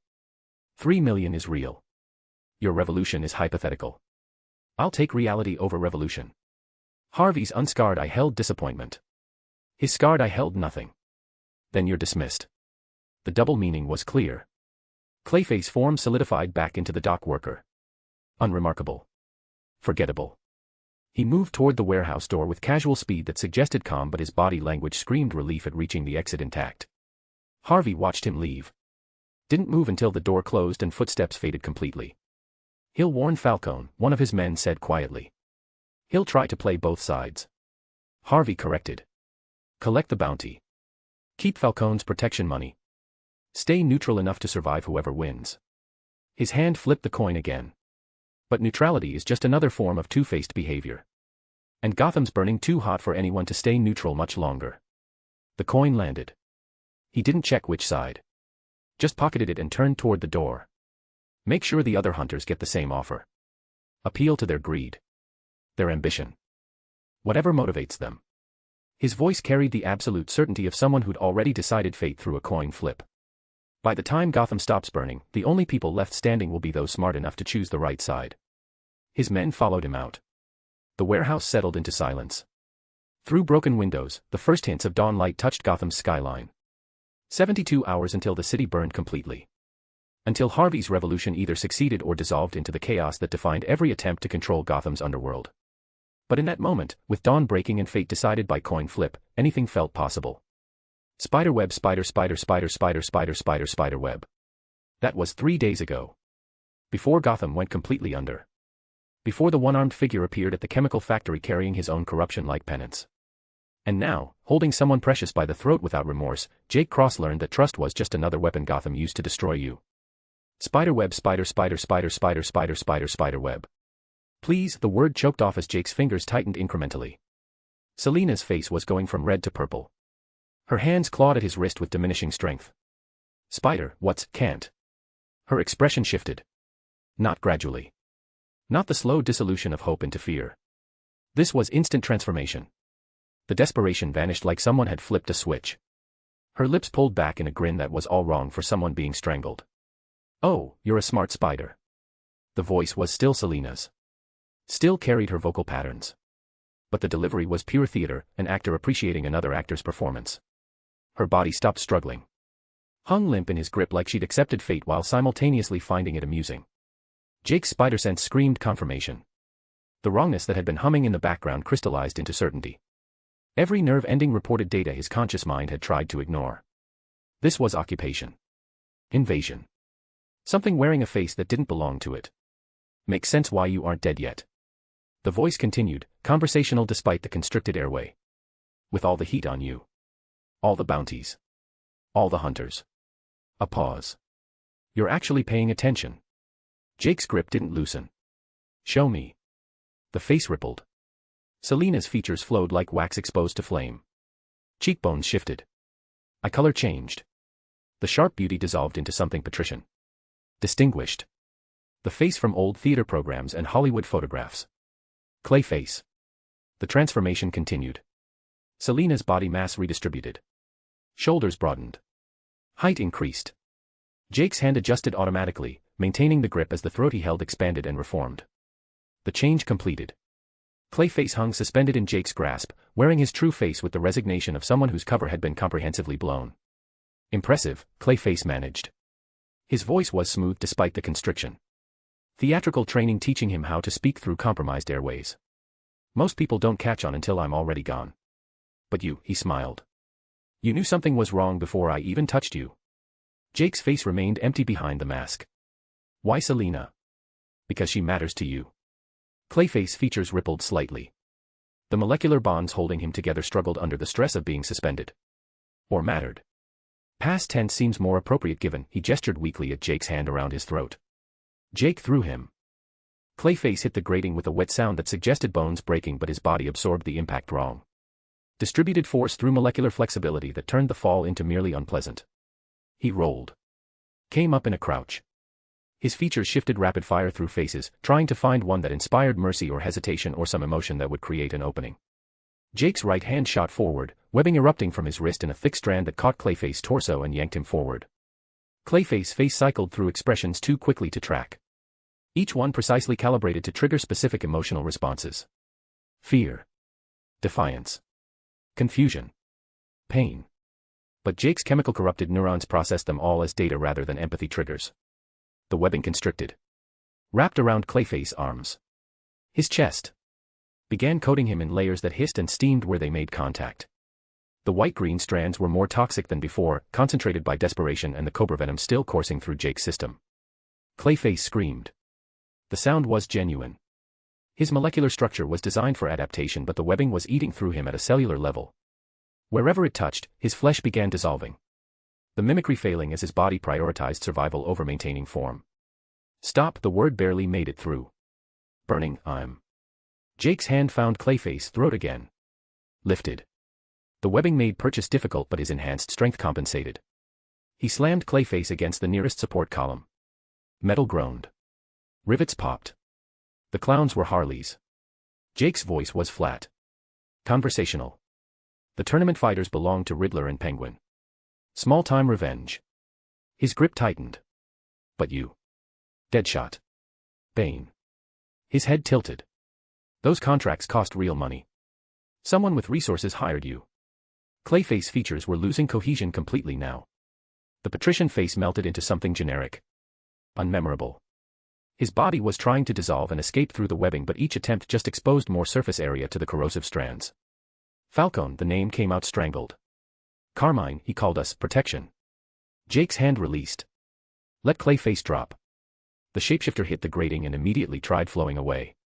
His body spreading thin, seeking gaps in the metal to escape through. Jake's boot came down on Clayface's head. Pinned it. The pressure wasn't enough to crush but sufficient to prevent further transformation. Clayface's features froze mid-shift, trapped between faces. Bane. Jake's voice carried absolute certainty that disobedience would be answered with escalation. Where is he? Clayface's remaining eye, the one not pressed into metal grating, tracked desperately. Looking for rescue that wasn't coming. Looking for escape vectors that didn't exist. I know where, his voice was losing its theatrical quality. Raw panic bleeding through professional composure. Secret hideout, Falcone's, I can take you. Jake's boot pressed harder. Clayface's head compressed slightly. The molecular bonds holding his skull together groaned. You're lying. No, the words came faster. We were all called, extra protection, since the ring, since everything, his features rippled again. Desperate to find a face that would inspire mercy. I can take you there, it's the only way. Why? Jake's boot remained steady. Neither increasing pressure nor releasing it. Just maintaining the pin while his analytical mind processed. Why would you take me to Falcone? To Bane. You're trapped. Desperate. You'd say anything. His head tilted. Clayface's body went completely still. The desperate shifting stopped. What remained of his features arranged themselves into something approaching honesty. Because it's the only way I know you'll spare my life. The words hung in the chemical-tainted air. True or false? Genuine or performance? The kind of statement that could go either way, and Jake's spider sense couldn't distinguish between sincere desperation and expert theater. Jake's boot remained pressed against Clayface's head. 30 seconds passed. 40. His mind cycled through variables. Falcone was the source. The one who'd hired the expensive hunters. The one who had the resources and motivation to want Jake dead. That made tactical sense. But trusting Clayface was suicide. The shapeshifter's entire existence was deception. His survival depended on making people believe whatever served his immediate needs. Spider. Time bank, 010. Spiderweb. Jake didn't have time to waste on suspicion and caution. His boot lifted. Clayface had remained on the grating before slowly reforming into something approximating human. His features were generic now. Unmemorable. The face of someone who'd given up on manipulation and settled for survival. Show me. Jake's voice carried no warmth. No trust. Just the cold arithmetic of someone who decided that following a liar to his destination was faster than finding it himself. And if you're lying. He gestured at the severed arm hanging from his harness. The blackened flesh pulsed with internal light. The message was clear. Clayface pulled himself upright. His body moved wrong, joints bending at angles that suggested recent trauma, molecular structure still recovering from the webbing's corrosion. But he managed vertical. Managed to face Jake without completely dissolving. North, he said quietly. Restricted district. Building that doesn't officially exist. He started moving toward the factory entrance. Each step careful. I'll show you. I'll prove I'm. Move faster. Jake's voice cut through. And if I sense you're leading me wrong, your death won't be merciful. Clayface's pace increased. Not running. Not quite. But moving with the speed of someone who understood that hesitation would be interpreted as deception. Jake followed 3 steps behind. Close enough to web. Far enough to react if Clayface tried anything. His spider sense painted the shapeshifter in colors that still hummed wrongness, but the threat level had shifted to unreliable. Thank you for reading. Keep posted, gang. Chapter 45, The Spider Assassin Hashtag. The Spider Assassin Hashtag. Jake's spider sense was on alert. Clayface moved ahead. His body shifted constantly, unconsciously, maintaining human form through visible effort. Each transformation attempt was aborted halfway, his molecular structure still recovering from the webbing's corrosion. Your heart is beating fast, the second voice whispered. You are excited because you can't wait to see her. Harley. Your queen. She must be thinking about you too. But you let her down. Shut up. Jake's voice was barely audible over distant sirens. The voice had been getting louder, more insistent. Clayface's shoulders tensed at the sound. His head turned fractionally, not looking back, just acknowledging Jake had spoken. The shapeshifter's pace increased incrementally. Turn left at the next intersection, Clayface called back. The restricted district is maybe half a mile north. They dropped into an alley where smoke hung thick enough to cut. Jake's spider sense painted threats in colors that tasted like ash, civilians huddled in doorways, gang members conducting turf negotiations with bullets instead of words. His boots hit pavement without sound. Clayface landed beside him with a wet thud that suggested his body wasn't quite solid anymore. Can I ask? Clayface started, then stopped when Jake's head snapped toward him. Keep moving. It's just, he pressed on anyway, theatrical training overriding survival instinct. You're walking into Falcone's stronghold. The men who put bounties on your head. Who hired hunters to kill you. And you're just, he gestured helplessly. Walking straight to him. Why? Jake's hand shot out, grabbed Clayface's throat. Slammed him against the alley wall hard enough to crack brick. The shapeshifter's features rippled, trying to dissolve and escape, but Jake's grip was concrete. Last warning. The threat landed with physical weight. Clayface's eyes widened. Jake released him. Resumed walking north. Keep moving. Don't waste more of my time. Clayface rubbed his throat, features settling into something that approached theatrical curiosity. He moved. Faster now, his body adapting to its compromised state, finding efficiency through necessity. He led them through shortcuts that suggested intimate knowledge of Gotham's geography, alleys that connected to maintenance tunnels that opened onto rooftops. This way, he called back. We cut through the old factory district, it's faster. Jake's spider sense hummed. Not danger red. Something else. A frequency that suggested wrongness, that painted Clayface suggested route in colors that tasted like deception. His hand shot out. Webbing caught Clayface mid-step, yanked him backward. The shapeshifter hit the ground hard, his body spreading slightly on impact before reconstituting. What are you? You're leading me wrong. Jake's voice carried absolute certainty. That route doesn't go to Falcone. Clayface features cycled through expressions too quickly. Calculating. Deciding whether continued deception serves survival better than honesty. It goes somewhere better, he said finally. Two-Face. Harvey Dent. He's preparing an ambush against Falcone tonight. If you team up with him, your odds improve significantly. Jake's right hand found Clayface's throat again. Lifted. The shapeshifter's feet left the ground, dangling uselessly while his body tried desperately to dissolve around the grip. You wasted my time. Each word came out measured. Controlled. The kind of calm that preceded violence. I warned you about wasting my time. Wait, Clayface's hands clawed at Jake's wrist. This is what Catwoman would do. She'd want you to have allies. She'd want you to survive. I was just. You think this is some role? Jake's grip tightened. Some amusing performance. His head tilted. You've tested my patience far enough. Spider. Time Bank, 009. Spiderweb. Please, the word choked off. Where are they? The question landed like a blade. Clayface's features froze mid-shift. His body quivered. Every instinct screamed that Jake meant it this time. The grip wasn't a warning anymore. The building. Exact address, Jake said, voice lower, sharper. Silence. Clayface tried to speak, tried to stall, tried to twist. Jake didn't move. He didn't release. His fingers were steel around the throat, holding life in place.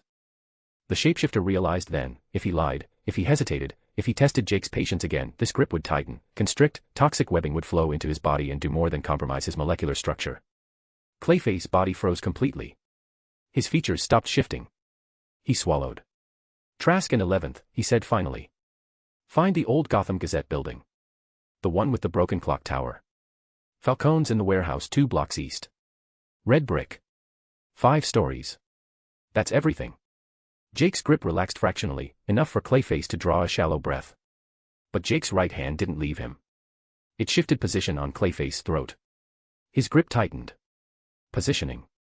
Fingers found the base of the skull, thumb pressed against the opposite side of the neck. Wait, Clayface's voice cracked. I told you everything. I gave you the address. You earned yourself a quick death. Jake's voice was empty. His hand twisted. The motion was efficient.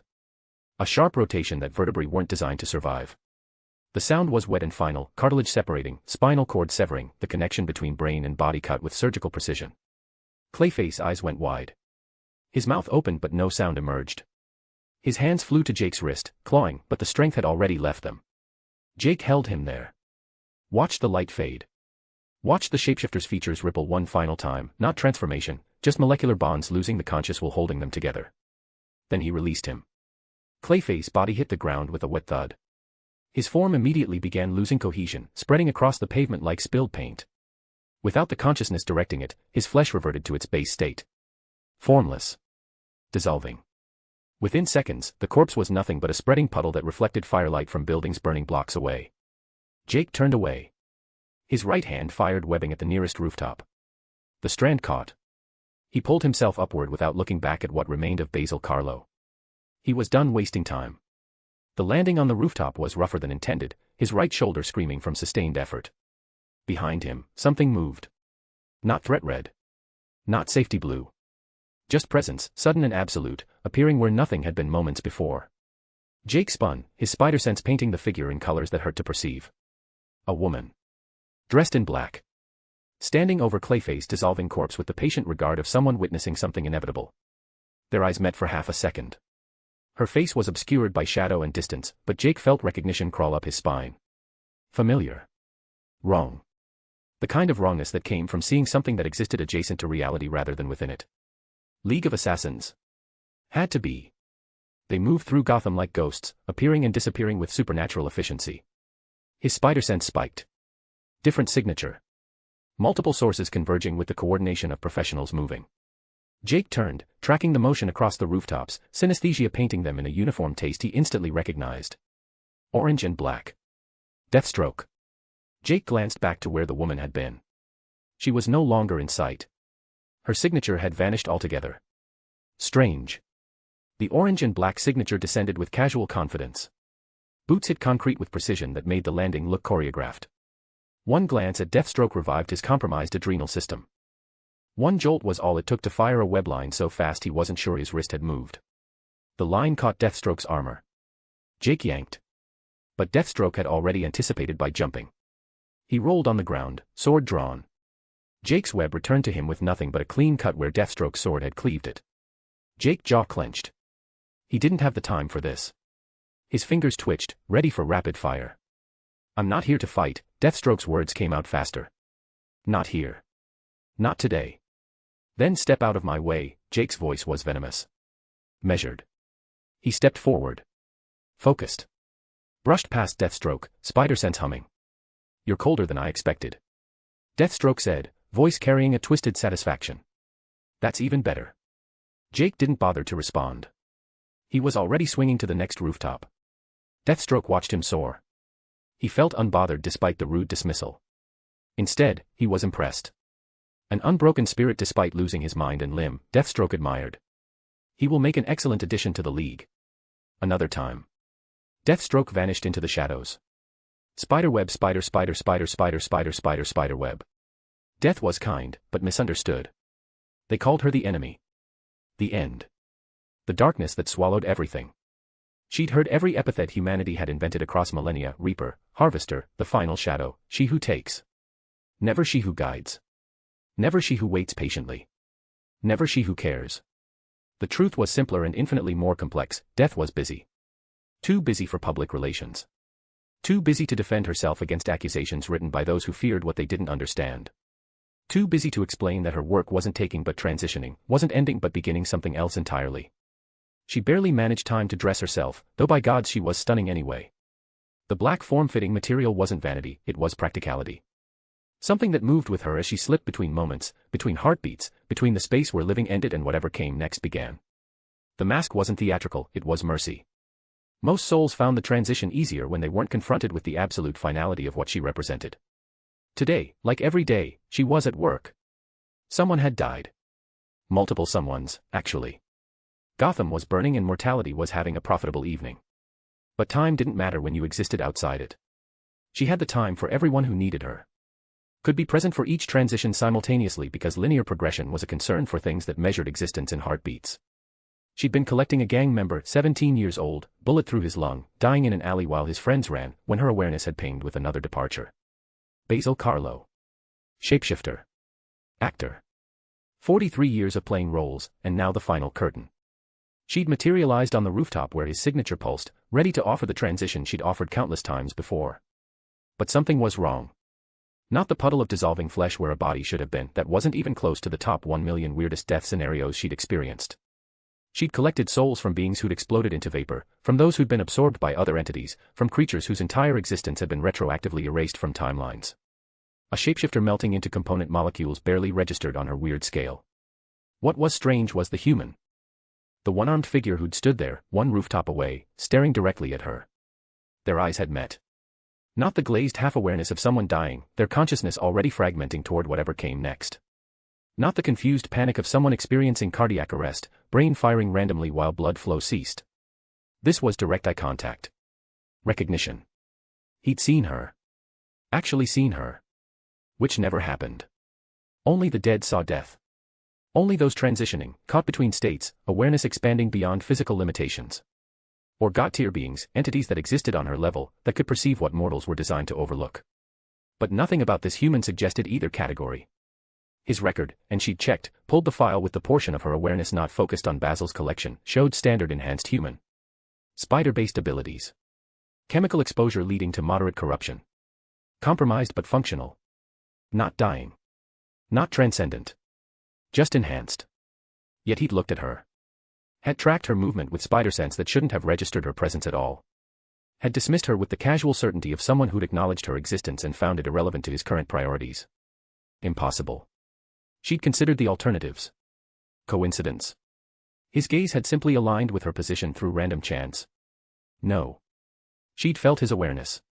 The weight of his perception landing on her like physical touch. Recognition that went both ways. Failed record update. His condition worse than documented, death approaching fast enough that his consciousness had begun expanding toward transition. Possible. The records weren't perfect. Reality moved quickly and bureaucracy, even cosmic bureaucracy, had delays. If he was dying, which was possible in his current situation, that would explain the impossible perception. She'd filed the observation away. Something to follow up on after collecting Basil. A mystery to solve during one of those rare moments between collections. Then she'd turned to where the shapeshifter's soul should have been waiting. And waited. And waited. And waited. This was wrong. Souls didn't take this long. The transition from living to dead was instantaneous from her perspective. The moment consciousness ceased, the moment that final electrical impulse fired and then stopped, the soul appeared. Ready. Present. Waiting for her to explain what came next. But Basil Carlo's soul wasn't here. Death's awareness expanded, searching. She perceived the dissolving flesh on the rooftop, molecular bonds breaking down, the complex structures that had allowed transformation reverting to base components. She traced the chemical signature, followed the energy patterns, mapped every particle that had once been Basil Carlo. No soul. Not hiding. Not delayed. Not confused about where to manifest. Just, absent. Death stood on that rooftop, form-fitting black material shifting slightly in wind that didn't actually touch her, and experienced something she rarely felt. Confusion. In 17 billion years of collecting souls, give or take a few millennia, cosmic time was imprecise, she'd never failed to find one. Souls didn't disappear. Couldn't disappear. They were the fundamental component, the thing that persisted when everything else ended. Bodies died, minds fragmented, memories dissolved, but the soul remained. Inviolate. Eternal. Waiting for her to guide it toward whatever came next. But Basil Carlo's soul was gone. Death's head tilted. Her awareness searched deeper. Traced Basil's timeline backward, his entire existence compressed into perception that existed outside duration. She watched him be born, grow, discover his powers, transform, perform, survive, adapt. She saw him die. Saw the one-armed spider's hand twist his neck with surgical efficiency. Saw the moment consciousness ceased, the instant Basil Carlo stopped being alive. And she saw nothing. No soul emerging. No transition. No presence waiting for her to collect. Just absence where something should have been. Impossible, she murmured. The word hung in air that didn't carry sound. Her voice existed on frequencies humans couldn't perceive, in dimensions they couldn't access. Speaking aloud was unnecessary, she only did it when processing information that defied her understanding. Death crouched beside the dissolving puddle. Her hand extended, not touching, just hovering. Feeling for resonance. For any trace of what should have been there.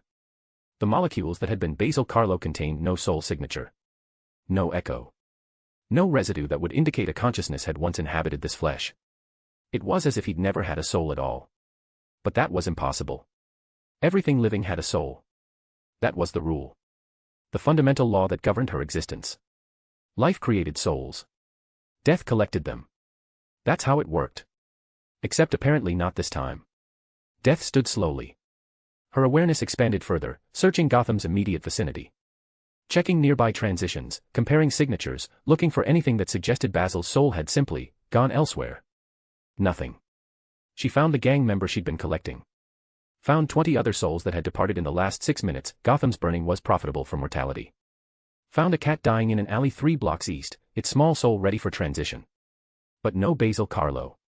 Death's mind, if mind was the right word for something that processed information across infinite dimensions simultaneously, turned to the only variable that didn't fit established patterns. The spider. The one-armed human who'd killed Basil. Who'd seen her. Who existed in her records as enhanced but not dying, as powerful but not transcendent. He was the anomaly. The factor that introduced impossibility into equations that should have been solved 17 billion years ago. What had he done? Death's awareness traced his path backward. Watched him climb to the rooftop, confront Clayface, extract information, deliver death with practiced efficiency. Standard murder. Nothing unusual beyond the enhanced strength. But his eyes. The way he'd looked at her. That impossible perception. And now a soul that should have existed simply didn't. Connection. Or coincidence. Death stood on that rooftop as Gotham burned around her, fires painting the sky in shades of orange that mortals found beautiful and she found functionally irrelevant, and made a decision. She would investigate. Not immediately, she still had collections to complete. The gang member needed transition. The cat deserved guidance. Others waited with the patience of those who had no choice but to wait. But after. Once her immediate work was complete. Once the knight's mortality had been properly processed.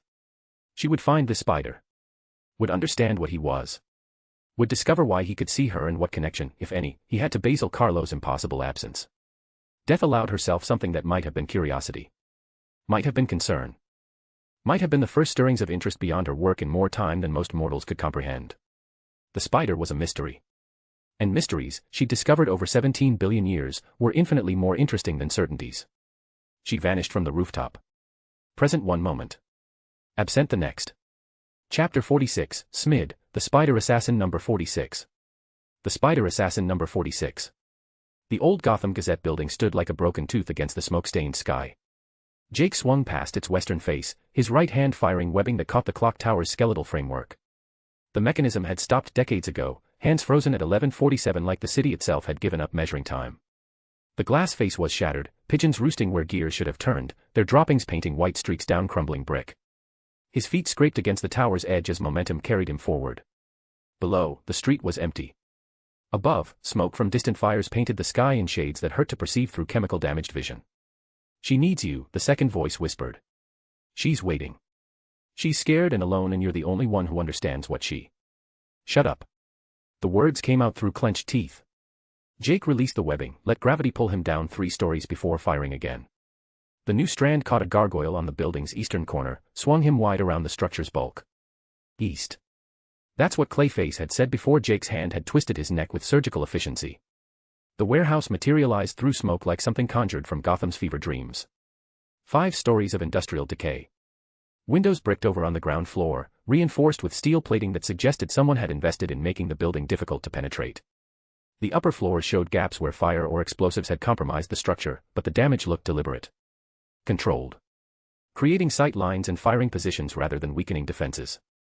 Jake's feet hit the rooftop of the adjacent building. His spider sense exploded. The warehouse lit up in his perception like a Christmas tree designed by someone who hated joy.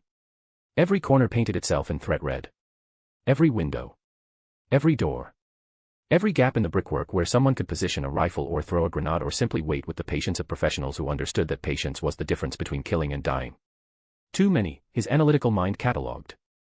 12 distinct signatures on the ground floor alone. More above. Overlapping fields of fire. Coordinated positions. Professional military spacing. Falcone had fortified this place.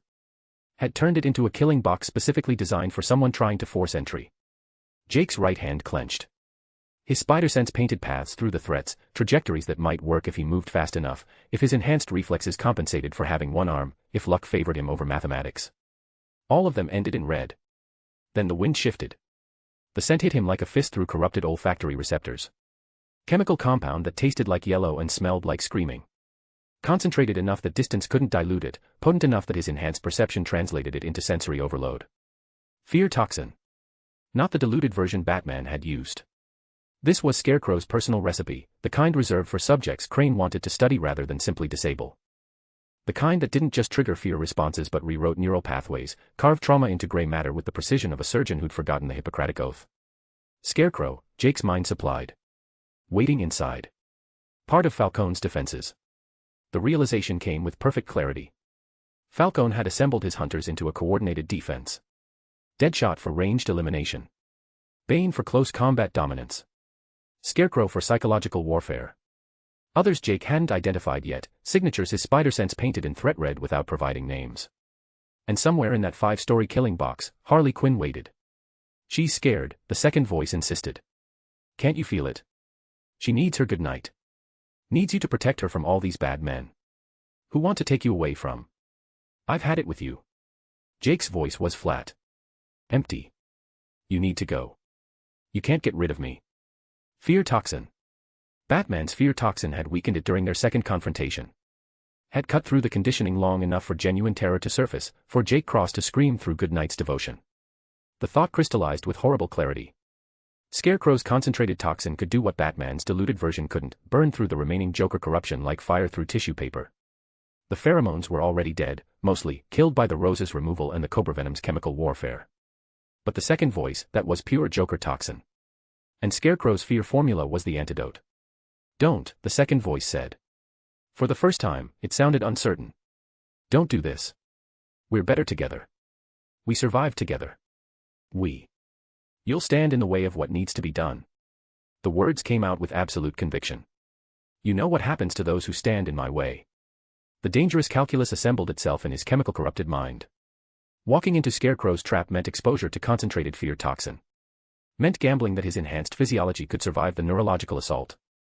Meant trusting that he truly feared nothing anymore, that Gotham had burned away every terror his psyche could generate. But the alternative was entering that building with the second voice still pleading for Harley's life. Still trying to make him hesitate at the critical moment. Still capable of turning his hand away when it should be delivering death. Unacceptable. Spider. Time Bank, 009. Spiderweb. 9 hours. 21 minutes. Not enough time to steal a canister. Not enough time for subtlety or planning or any approach that didn't involve walking directly into danger he understood. Jake's right hand fired webbing at the warehouse's roof. The strand caught. He pulled himself forward, let momentum carry him across the gap between buildings. His spider sense screamed warnings in colors that tasted like endings. Every landing zone promised violence. His enhanced perception cataloged 12 ways this could kill him before he even entered the structure. He ignored them all. His boots hit the warehouse roof with a sound that echoed through corroded metal. Below, he felt the signatures shift. Weapons training on his position. Fingers finding triggers. The building's defenders recognizing that their prey had arrived and was choosing the worst possible entry point. Perfect. Jake's right hand found a skylight, glass long since broken, frame rusted but structurally sound. He looked down into darkness that his enhanced vision penetrated, revealing the warehouse's interior geography. 5 floors. The ground level was open space, support columns creating a maze of potential ambush points. Metal stairs hugged the eastern wall, climbing to upper levels where offices and storage had once existed. Each floor smaller than the one below, the building's footprint shrinking as it rose. At the top, what looked like executive offices, windows intact, lights visible through grimy glass. Falcone would be there. Had to be. The crime lord surrounding himself with professional killers, trusting them to eliminate threats before they reached his position. And Bane would be close. The patient hunter waiting for flames worth breaking.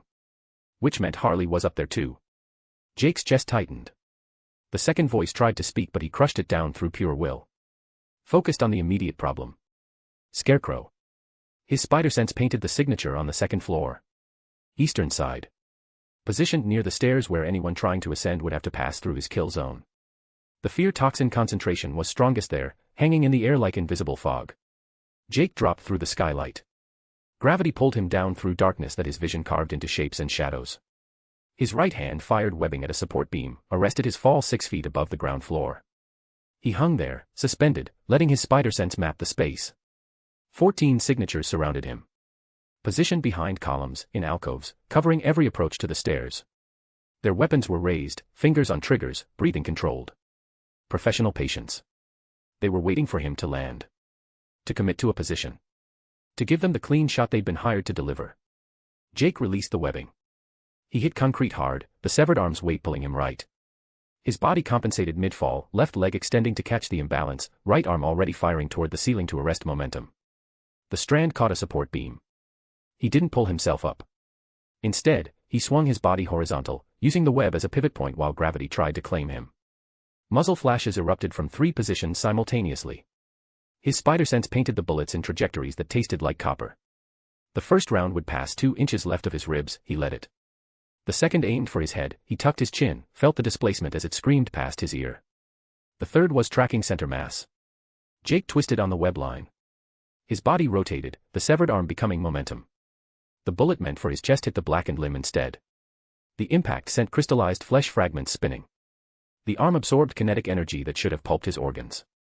Jake used the rotation, let it carry him behind a support column even as his right hand released the web. His boots hit vertical concrete. Stuck. Spider powers keeping him mounted to the column's side like gravity had become optional. East column, 6 o'clock. A voice. Professional. Come. Suppressing fire, move to flank. 3 shooters broke from cover. Their positioning was textbook, 1 maintaining fire to keep Jake pinned, 2 repositioning for clean shots from different angles. Jake's right hand shot webbing at the ceiling directly above the suppressing shooter. The strand caught. He pulled, not himself, but the web itself, creating tension. Then released. The webbing snapped back like a rubber band. The recoil was minimal but Jake wasn't trying to hurt anyone with the strand. He was creating distraction. The shooter's eyes tracked upward instinctively, following movement. His firing pattern interrupted for half a second. Jake launched off the column. His body flew horizontal, right arm extended, the severed limb trailing behind him like a grotesque counterweight. He fired mid-flight. The webbing caught the distracted shooter's rifle. Jake's enhanced strength yanked the weapon free as his boots connected with the man's chest. The impact folded the shooter backward. Jake used him as a landing pad, boots driving the men into concrete with force that cracked ribs. The shooter's head bounced once. Stopped moving. Gunfire from the flanking positions. Jake's spider sense screamed trajectories, both aiming for where he'd land, where momentum would carry him, where physics said he had to be. But physics assumed 2 arms. Jake's right hand found the downed shooter's tactical vest. Gripped. Pulled himself sideways with strength that made the dead weight irrelevant.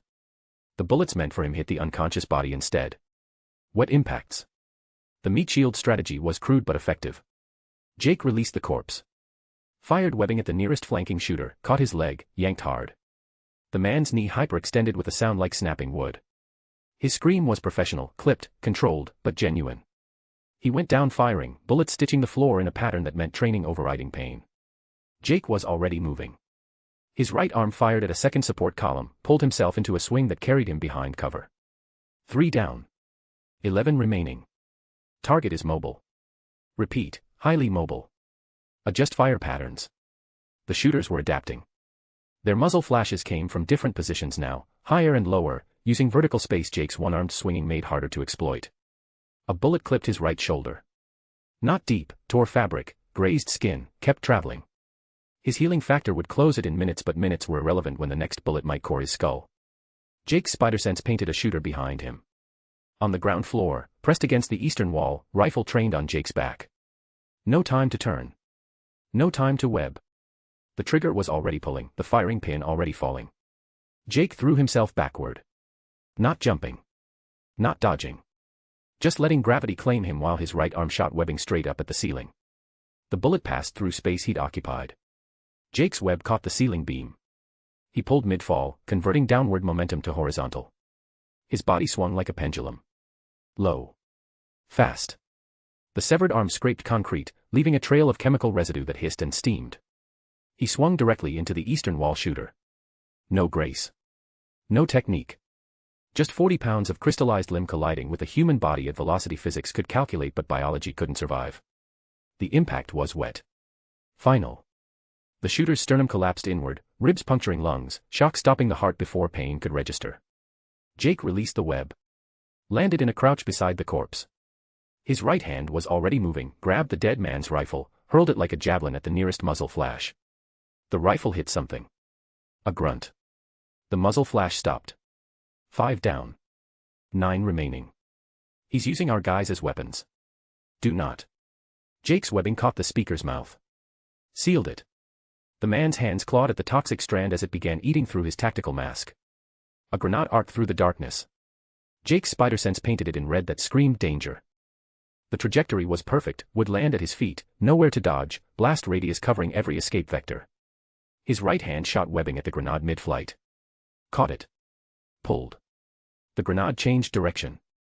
Flew back toward the cluster of shooters who'd thought themselves safely positioned behind cover. Someone screamed, "Grenade," with the special terror of professionals who understood exactly what they'd done wrong. The blast was contained, the warehouse's support columns channeling force upward rather than outward. But the shrapnel didn't care about structural engineering. 3 more signatures went dark in Jake's spider sense. 2 down from the grenade. 1 more from shrapnel that found the gap between helmet and vest. 8 down. 6 remaining. The shooters were breaking.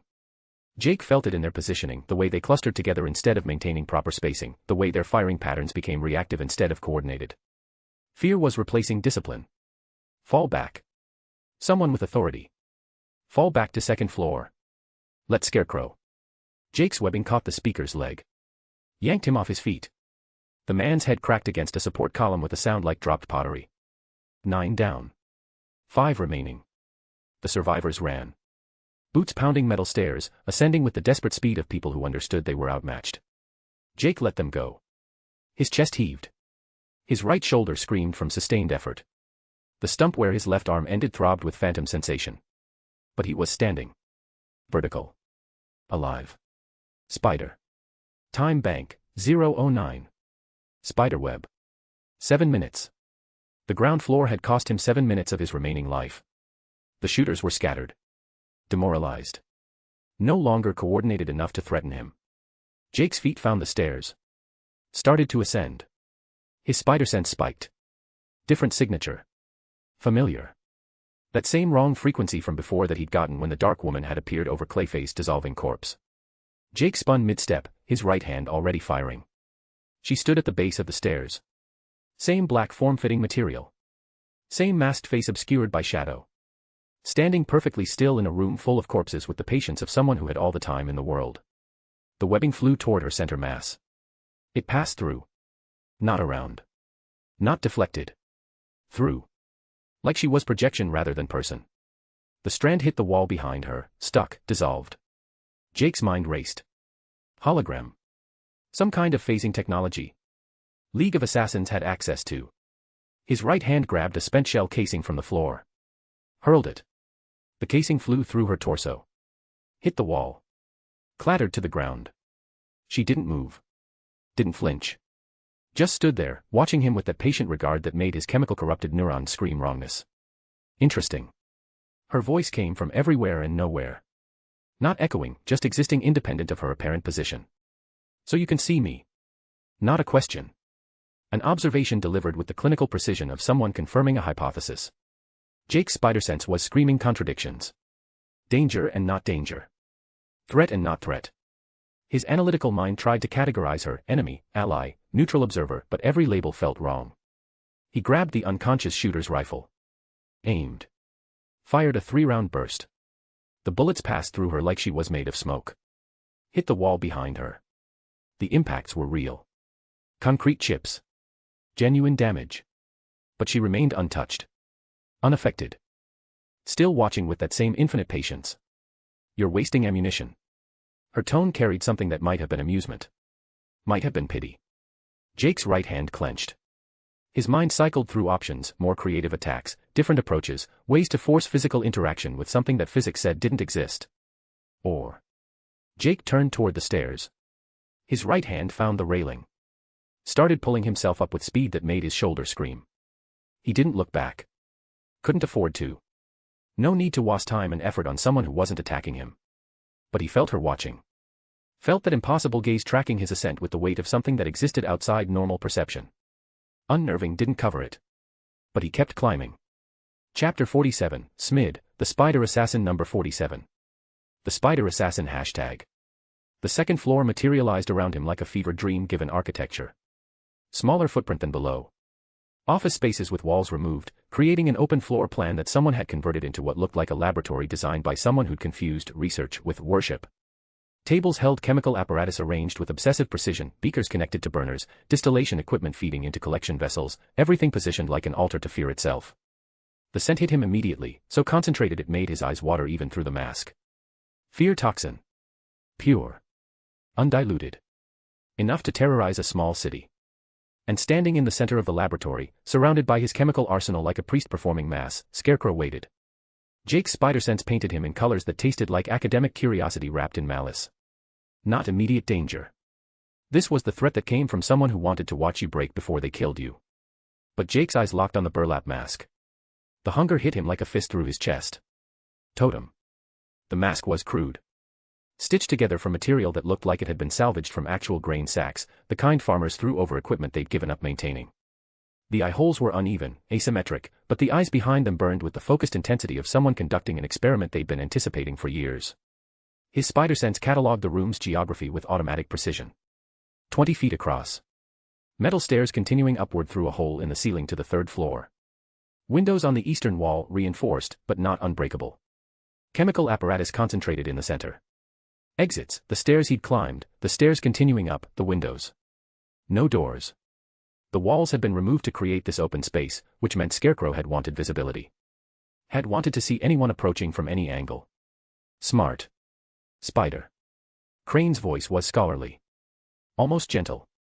The tone of a professor addressing a particularly interesting specimen. I'd hoped you'd survive long enough to reach me. Joker toxin. Ivy's pheromones. Cobra venom. He gestured with one gloved hand, the motion theatrical. A trifecta of neurological assault that should have killed you 6 different ways.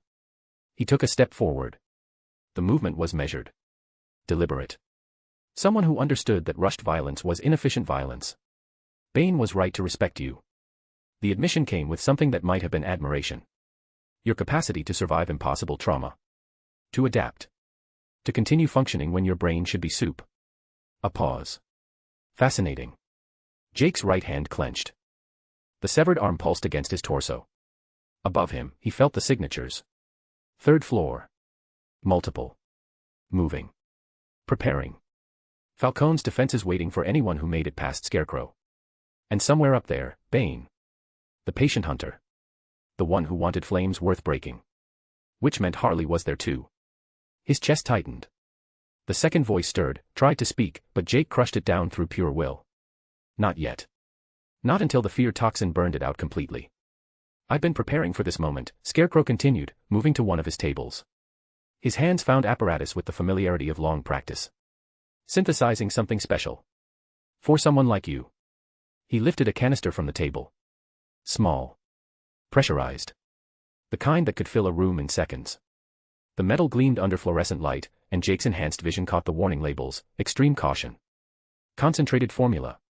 Lethal dose. Crane's thumb caressed the release mechanism with the tenderness of someone holding something precious. Let's see what you truly fear. The canister hissed. Green-gray gas erupted from the nozzle with violent pressure. The cloud expanded faster than breathing, faster than thought, filling the space between them with chemical certainty. Jake's body moved before his mind caught up. His right hand fired webbing at the canister.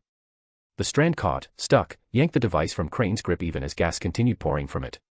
The canister flew toward Jake. His hand caught it, crushed it, threw it toward the windows. Why? Isn't that what he'd wanted? But Scarecrow had been expecting him. Prepared a lethal dose just for him. It could have unprecedented effects. Too late. The gas was already everywhere. Filling his lungs with every breath. Seeping through fabric. Finding mucous membranes. The fear toxin didn't ask for permission, it invaded with the efficiency of something that had been designed for exactly this purpose. Jake's spider sense exploded. Every corner of the room became threat red. Every shadow held death. Every sound suggested violence approaching from angles his enhanced perception couldn't properly categorize.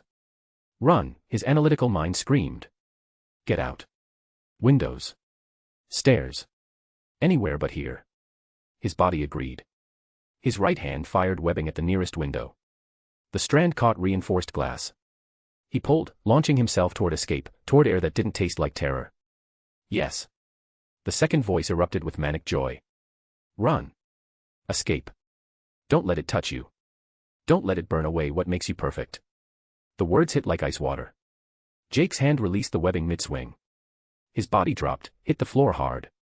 His spider sense was screaming at him to move, to flee, to do anything except stay in this gas-filled room with a madman and concentrated nightmare. But he was already running. The realization crystallized with horrible clarity. His body was trying to escape. His enhanced reflexes were firing flight responses. Every instinct was choosing survival over confrontation. He was afraid. When had that happened? Hadn't that part of him died? Drowned when he fell into the vat. Buried by the chemicals and toxins. Hadn't fear dissolved into nothing more than a concept when he'd cut off his arm and faced the Reaper? What was there to be afraid of? Jake's right fist drove into the floor. Concrete cracked. His knuckles split. Blood welled up, bright red, and his healing factor immediately began sealing the damage. No. His voice came out strangled. Chemical damaged. But certain. No running. No escaping. No fear. He breathed in. Deep. Deliberate. Pulling the fear toxin into his lungs with the same determination he'd used to steal from Gotham's monsters. The gas tasted like screaming. Smelled like endings. But he held it, let it saturate his bloodstream, let it find every receptor his corrupted neurology had to offer. Stop. The second voice shrieked. Don't, you're killing us. Killing what we survived to become. She needs to die, Jake said quietly. And you're in the way. Scarecrow watched from across the room, burlap mask tilted in fascination. Remarkable. You're deliberately exposing yourself. Inviting the toxin to do its work. His voice carried genuine scientific interest. Tell me, what do you see? What manifests from your subconscious? Jake looked around the laboratory. The apparatus was still there. The chemical equipment. The tables. Scarecrow standing in his theatrical pose. Everything exactly where it had been before the gas. No hallucinations. No manifestations. No fears crawling from his psyche to terrorize him. Just smell. Acrid. Chemical. Present but functionally irrelevant. Nothing, Jake said. The word came out with something approaching wonder. I see nothing. But he could hear the second voice. Choking. Gasping. Drowning. Please, it was weakening. The manic certainty that had defined it was fragmenting, dissolving under chemical assault. Don't, she made us, we're supposed to. You're supposed to die, Jake said. And you are. He breathed in again. Deeper. Maximizing exposure. The fear toxin was working. His chest tightened. Not fear. Not terror. Something else. His cardiovascular system was changing. The compromised rhythm that had plagued him since the time bank ran out was stabilizing. His heart beat. Once. Properly. The kind of beat that moved blood with purpose instead of barely maintaining circulation. Then again. Stronger. His adrenal glands engaged. Actual adrenaline flooding his system for the first time since cutting off his arm. The chemical that should have been firing constantly during survival mode was finally coming back online. Jake's vision sharpened. His spider sense cleared, not the synesthetic chaos, but clean threat assessment. The corrupted frequencies that had been painting reality in colors that tasted wrong were resolving into something cleaner. Functional. No, the second voice was barely audible now. Fragmenting. You need, she. Goodbye, good night, Jake said softly. The second voice screamed. Not words. Just sound. The death rattle of corrupted psychology being purged by something even more toxic than the chemicals that had created it. Then, silence. The absence was profound. Total. The mental space the second voice had occupied, the constant commentary, the manic suggestions, the conditioning that tried to turn his hand away from violence Harley deserved, was simply gone. Clean amputation. Surgical removal. Excised like the arm that had been killing him. Jake's mouth pulled into something that wasn't quite a smile. Wasn't quite a grimace. Just an expression his chemical-scarred face could barely form. More, he said, turning to Scarecrow. I need more. Crane's head tilted. The toxin isn't affecting you. That's unprecedented. The concentration in this room should be inducing catatonic terror. Should be rendering you. It's working perfectly, Jake interrupted. His voice was different now. Clearer. The chemical damage was still there but something else was emerging through it. I can feel it burning. Cleaning. Making me myself again. He took a step forward. So give me more. Concentrated dose. I want to feel this. Scarecrow's hands moved to his coat. You're insane. No. Jake's chest swelled. His heart beat again, strong, regular, the rhythm of someone whose cardiovascular system remembered how to function. I'm finally not. He breathed in again. The fear toxin was everywhere now. Saturating the room. Filling every space. But instead of terror, Jake felt alive. His adrenal system kicked harder. Adrenaline flooded through him in waves, each surge bringing clarity, bringing strength, bringing the feeling of his body working the way it was designed to. Yes, Jake laughed. The sound was his own. Not Goodnight's manic cackle. Not the chemical corruption forcing joy from horror. Just genuine satisfaction at feeling his heart pound, his nerves fire, his enhanced physiology operating at something approaching full capacity. Yes. I can feel it. Everything. My heart. Beating. Actually beating. His right hand found his chest, pressed against the spider emblem. Each beat was distinct. Powerful. The kind of heartbeat that said the body was ready for whatever came next. More, Jake demanded, taking another step towards Scarecrow. You said you synthesized something special. I want it. All of it. Everything you've created. I want to feel it burn. Crane's hand moved to his coat again. Faster this time. Not confidence, survival instinct recognizing that the experiment had gone catastrophically wrong. Jake's spider sense painted the motion before Crane's fingers found the syringe. His right hand fired. Webbing caught Crane's wrist. Yanked him forward with enhanced strength that made the man's weight irrelevant. Scarecrow flew across the laboratory. Crashed into his own apparatus. Glass shattered. Chemical compounds mixed in ways they weren't designed to mix. Something began smoking. Jake was already moving. His boots found purchase on Crane's chest before the men could recover. Pinned him. The weight was distributed perfectly, enough to immobilize, not enough to crush. The mask, Jake said quietly. His hand reached down. I want the mask. Wait, Crane's scholarly tone cracked. You don't, the toxin is still active. My face, if you remove it while. Jake's hand found the burlap. Gripped. Pulled. The mask came off with the sound of tearing fabric. Underneath, Jonathan Crane's face was exactly what Jake expected, gaunt, angular, the face of someone who'd spent too many years testing chemicals on themselves before testing them on others. But it was the fear that interested Jake. Crane's eyes were wide. Pupils blown. The fear toxin that saturated the room was working on him, had been working on him the moment Jake removed the protective barrier of the mask. Please, Crane gasped. His hands clawed at Jake's boot. I can't, the concentration, it's too much. Good, Jake said. His hand found Crane's throat. Squeezed. Not killing. Just holding while the fear toxin did its work. Now you understand. Crane's body convulsed. His eyes tracked things that weren't there. His mouth opened in a scream that didn't make sound, the kind of terror that went beyond vocalization into pure neurological feedback. Jake held him there. Watched him break. Felt his own heart beating steady and strong while Crane's hammered in arrhythmic panic. Then he released. Crane collapsed, still breathing but gone. The psychologist who'd made fear into science had been undone by his own creation. Poetic. Efficient. Deserved. Jake stood. His chest heaved with the kind of breathing that moved air efficiently instead of barely maintaining oxygen levels. His heart beat with the rhythm of something that worked. He looked down at his right hand. Clenched it. Opened it. The movements were smooth. Controlled. His body was responding properly. The fear toxin had saved him. Spider. Time bank, 009. Spiderweb. 9 hours. 2 minutes. He'd spent 12 minutes on this floor. But his body worked now. Actually worked. The compromised systems were stabilizing. The adrenal function was restored. His heart beat with purpose instead of barely remembered pattern. Worth every second. Jake's eyes found the burlap mask in his hand.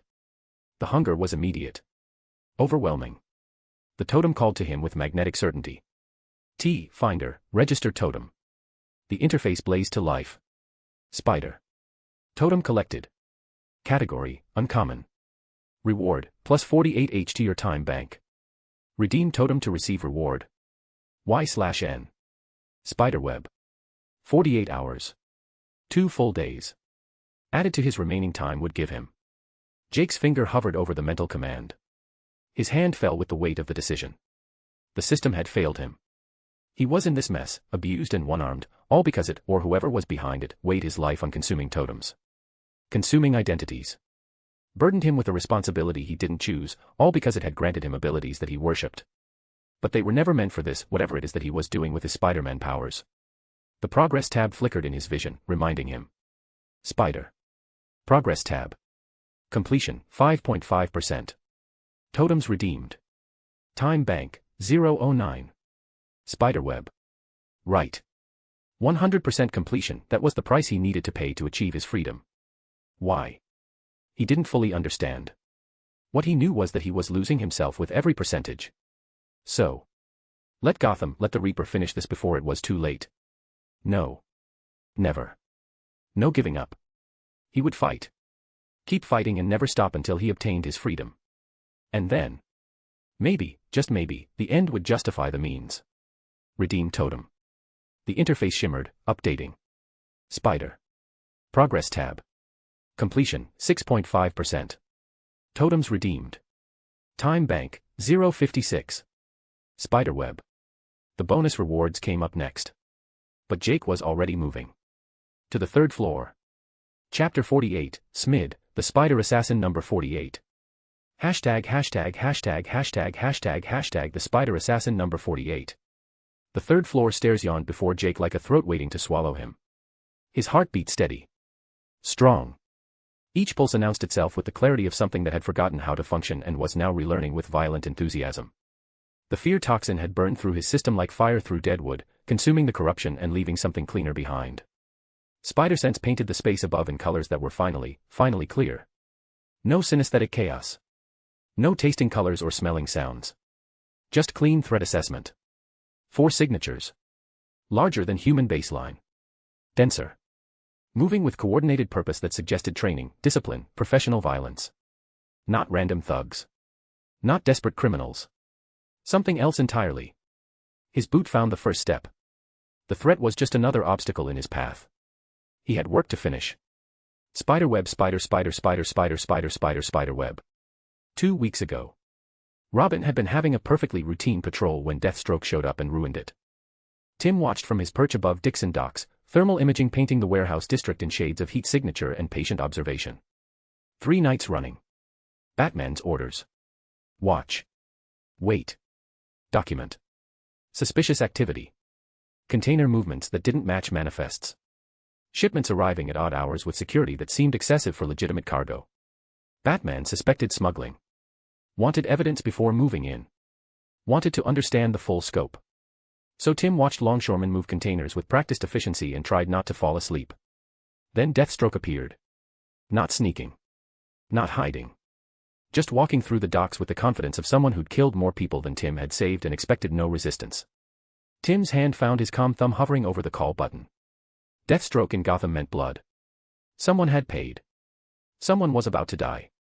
The mercenaries' route was deliberate, east toward the waterfront, straight toward the warehouse Batman had flagged. Tim's stomach dropped. Either the investigation was compromised, or Deathstroke's target was inside that building. He dropped to street level, closing distance. Eskrima sticks ready. If someone was about to die in a facility Batman was actively investigating. Deathstroke turned a corner. Tim rounded it 3 seconds later and found nothing. Empty street. Shadows. The warehouse's loading bay partially open, light spilling from inside. Movement caught his eye, orange and black on the warehouse roof. Deathstroke scaling the exterior wall with equipment that screamed infiltration. Tim fired his grapple. The line caught. He pulled himself up, boots scraping brick, landing on corrugated metal that groaned. No sign of Deathstroke. But a skylight was open. Recently. The frame still warm where someone had forced the lock. His comm crackled, he bumped the call button climbing. Robin, what's your... Deathstroke's at Dixon Docks, Tim said quietly, moving toward the skylight. Inside the warehouse we've been watching. He's here for someone. I'm going in before he... Negative. Wait for backup. That's an order.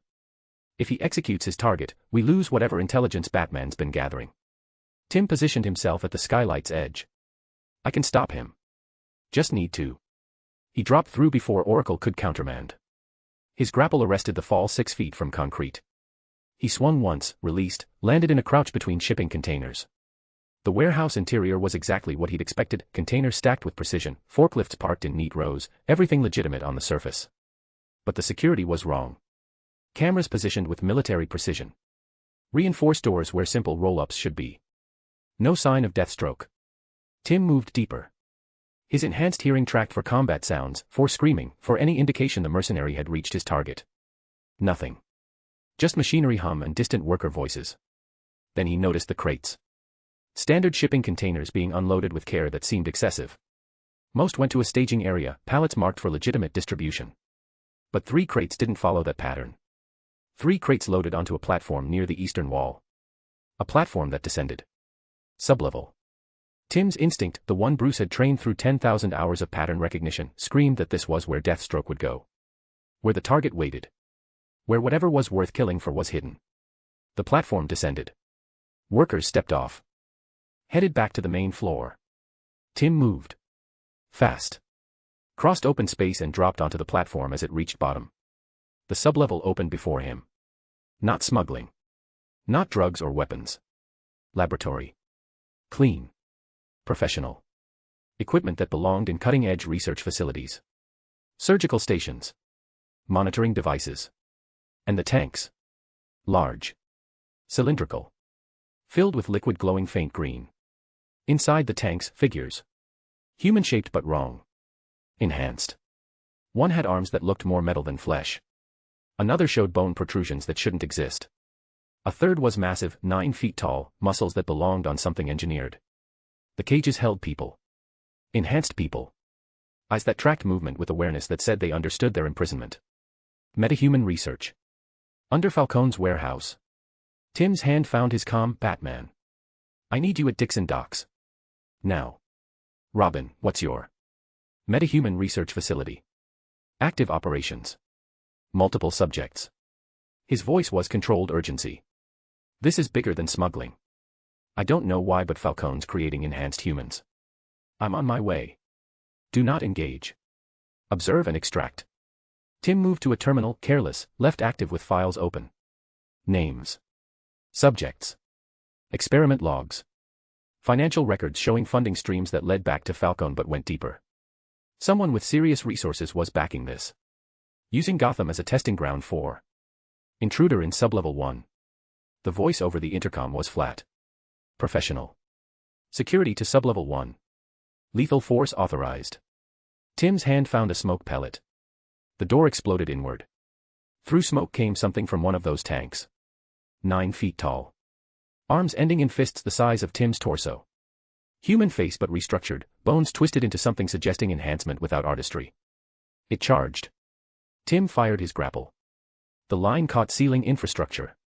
He pulled up as the meta's fist cratered concrete where he'd been standing. The floor turned to powder. Smoke pellets. Flashbangs. Everything designed to disorient. The meta stumbled but didn't stop. Its eyes tracked through chaos with focus that said its instructions were simple: eliminate. More footsteps. Security converging. And worse, alarms throughout the facility. Other tanks opening. Other cages unlocking. Someone had decided containment breach was preferable to capture. Robin. Status. Batman. Finally. I'm compromised. Tim dodged another strike that would have liquefied his organs. Multiple enhanced hostiles. Facility going into full lockdown. I'm 2 minutes out. Survive. The meta caught him mid-swing. One hand closed around Tim's ankle with strength that made bones creak. It yanked, slamming him into a support column hard enough that his vision whited out. He came to on the floor. Ribs screaming. Tasting blood. The meta loomed over him, fist raised.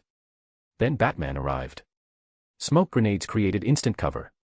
Batman dropped from ceiling height, cape spreading like wings, impact calculated to draw attention from injured Robin to the bigger threat.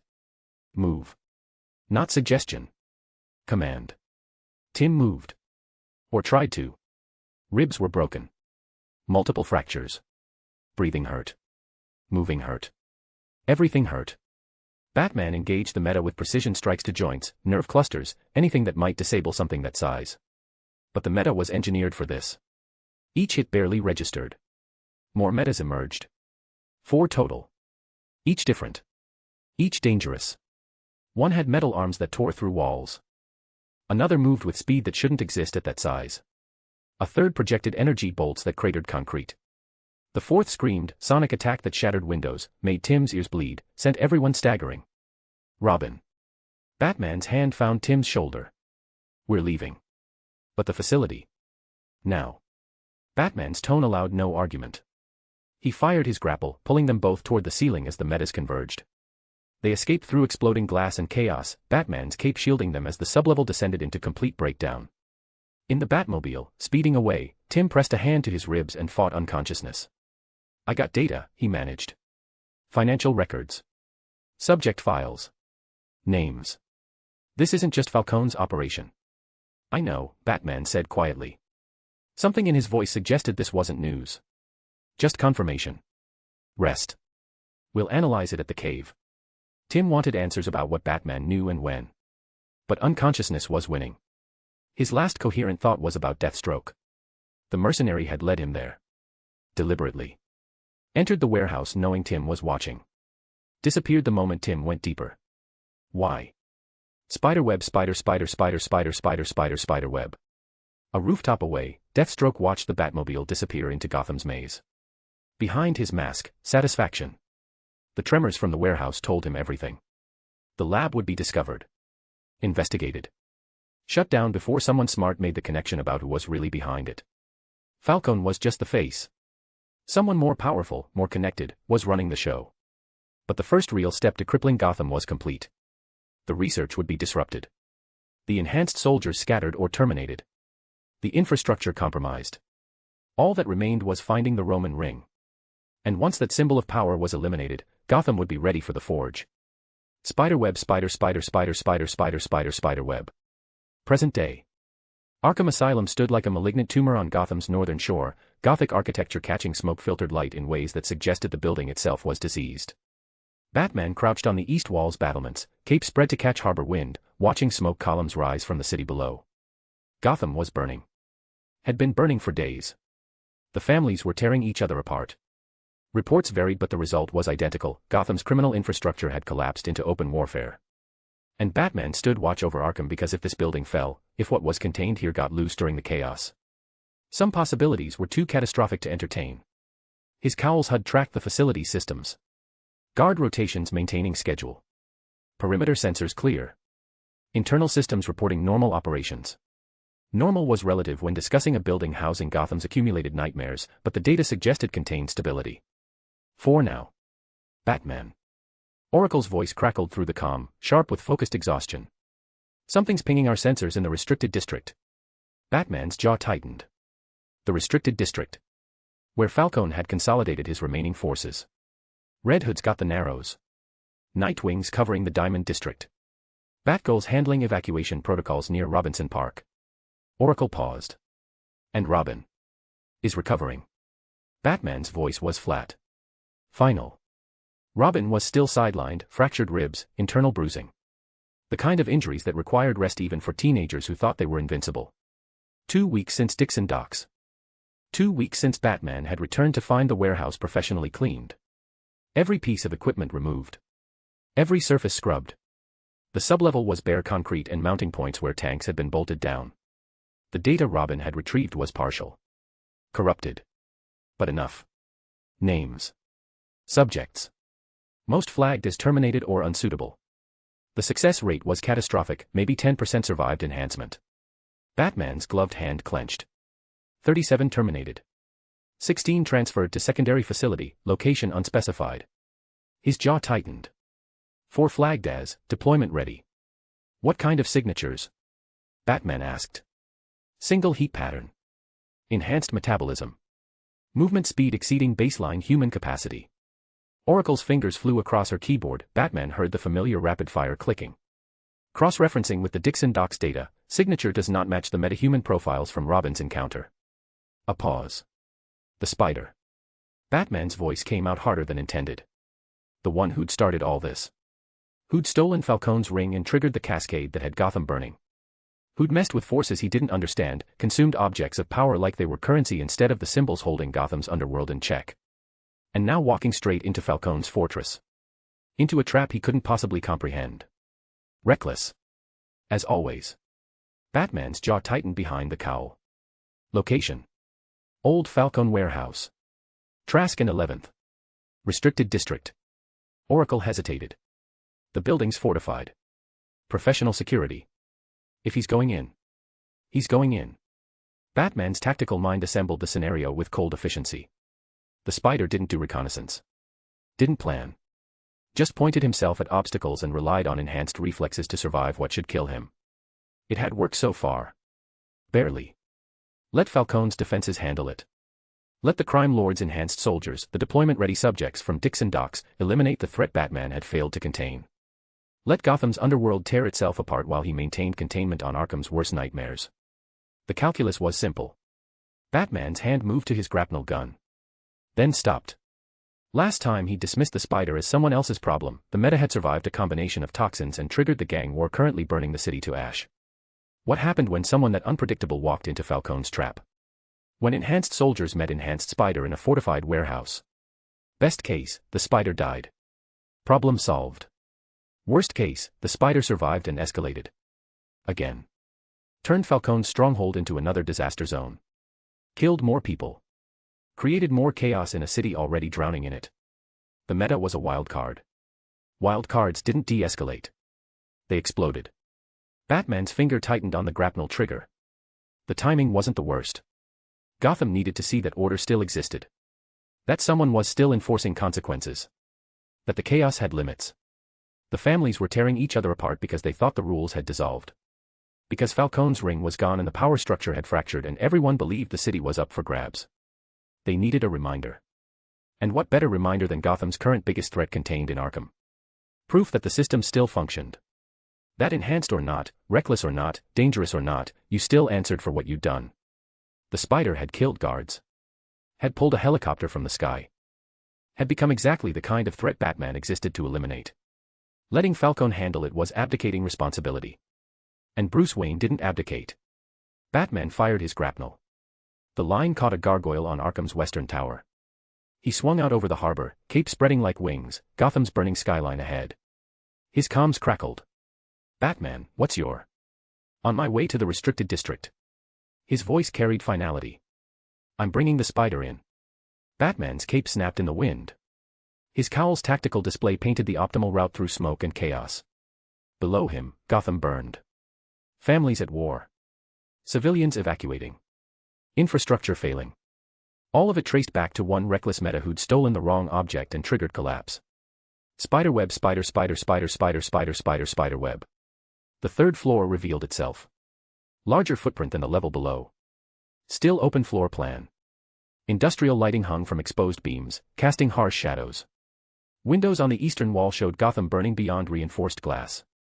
And in the center of the space, arranged with military precision, 4 figures. Jake's spider sense painted them before conscious analysis caught up. The first stood directly ahead, massive, easily 9 feet tall. Not fat. Not bloated.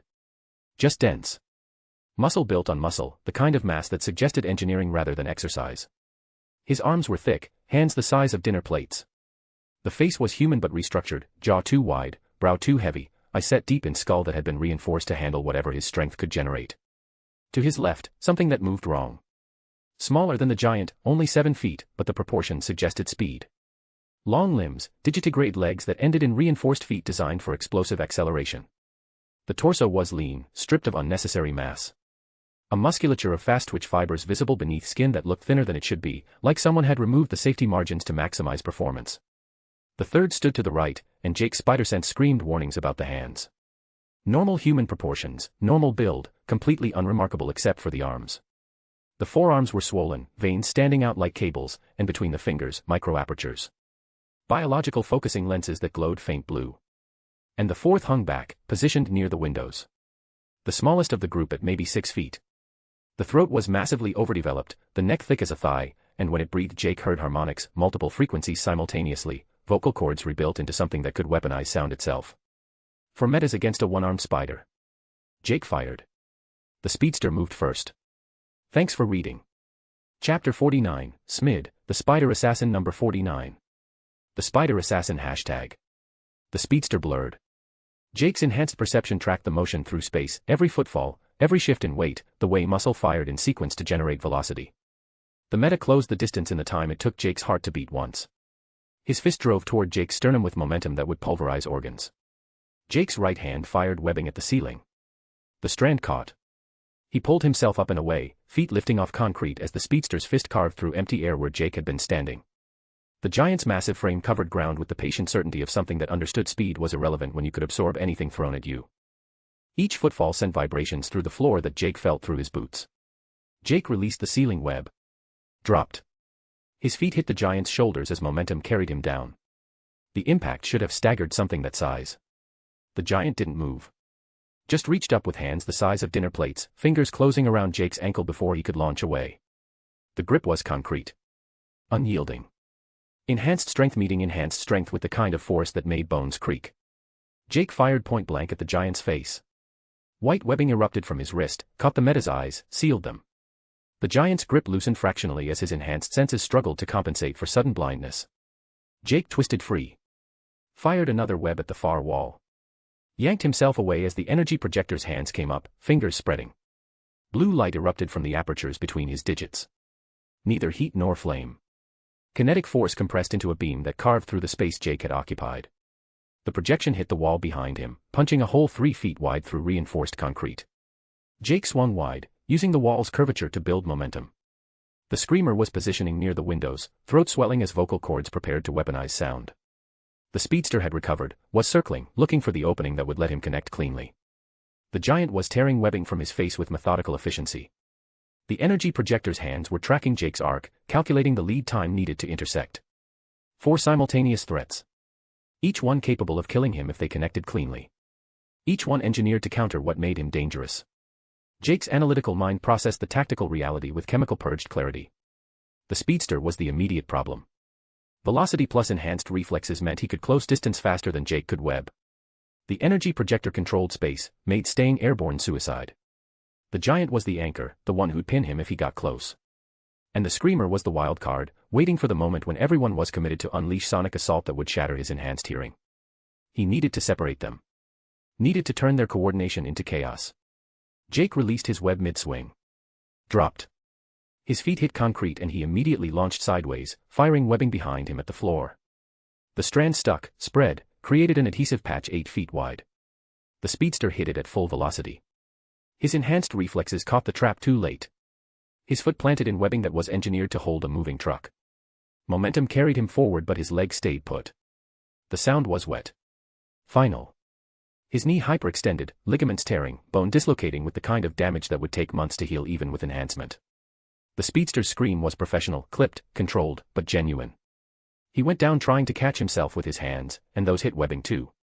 Now he was stuck, pinned, one leg bent wrong while he clawed at adhesive that hissed faintly where it touched his enhanced flesh. One down. The giant charged, covering ground with steps that made the floor groan.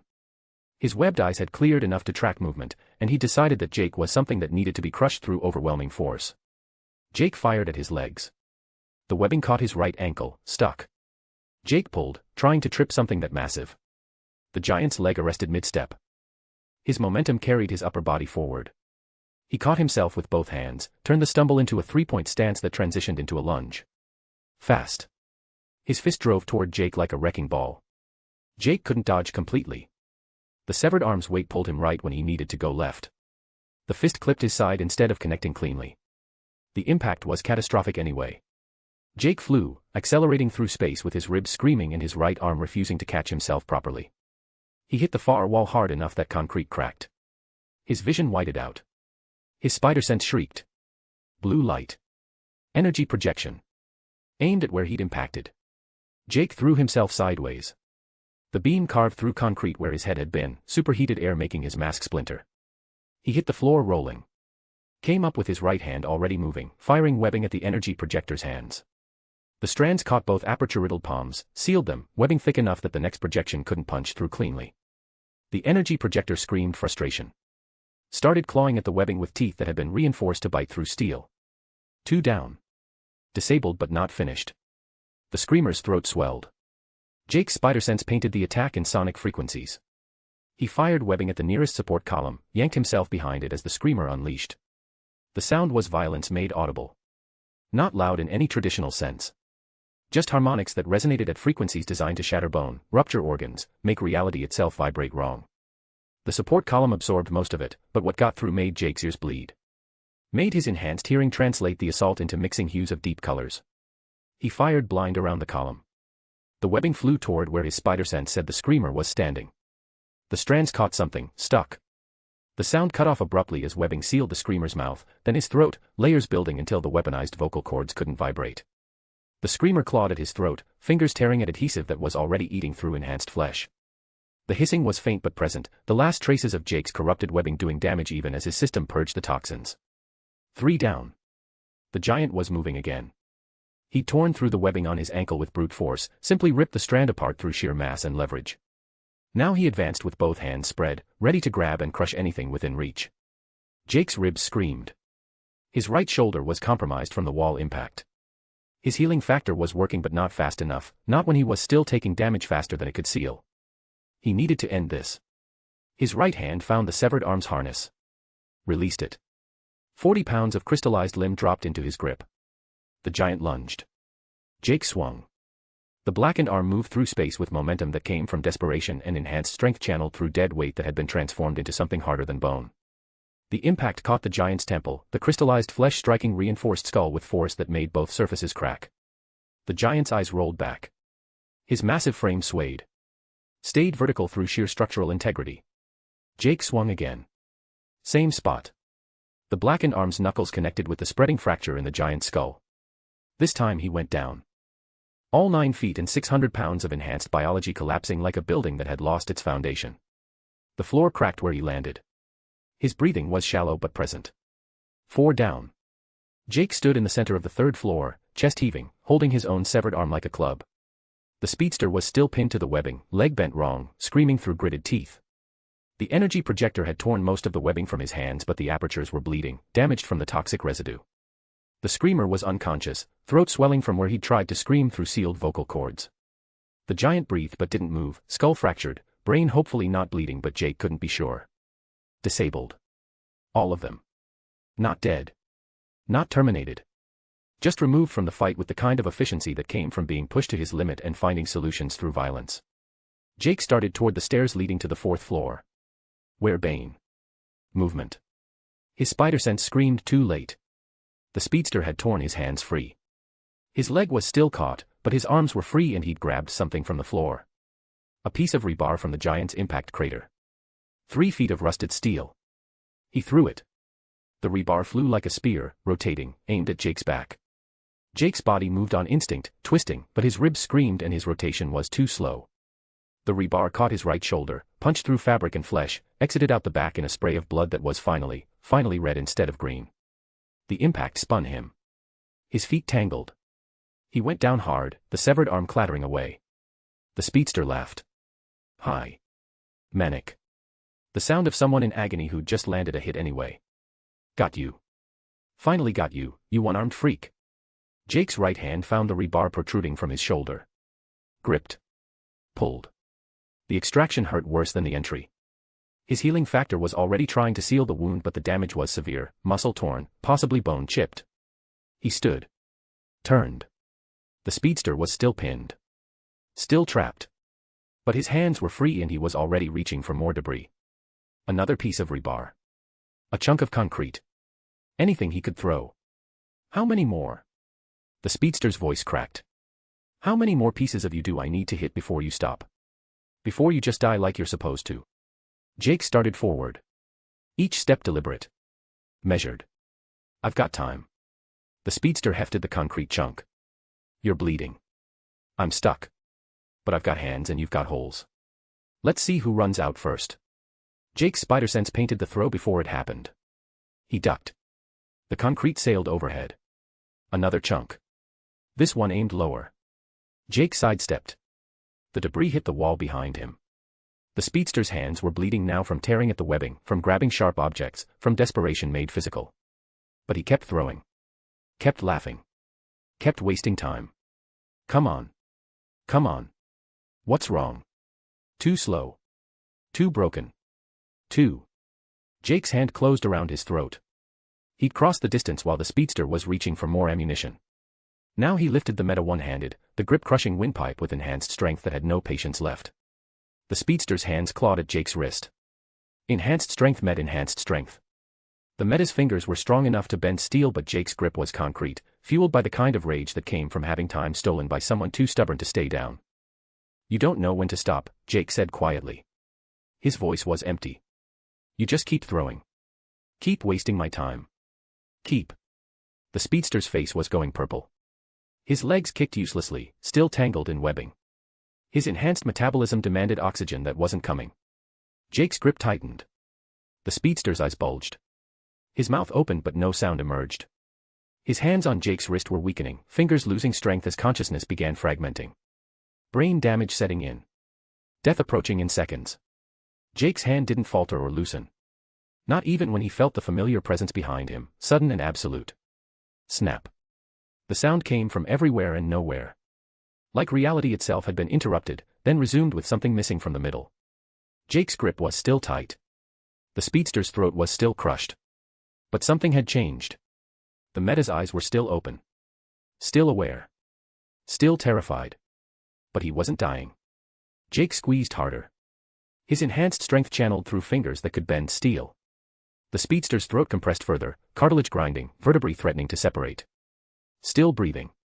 Color creeping back into a face that should have been going pale. Impossible. Jake released him and stepped back. Straight through something that made his entire body convulse. A soul-deep chill, like ice water, poured directly into his spine. His heart hammered as he fell through, rolled then turned. She stood there. His hand snapped toward his wrist on instinct, ready to fire webbing that had passed through her before. You. His voice came out strangled. What are you? She tilted her head slightly. I could ask the same question, she said, her voice touched with a British accent. Then, more sharply. But I have a more pressing concern. Her gaze flicked to the speedster, still gasping in his webbing. Where, she asked calmly, are you taking my souls?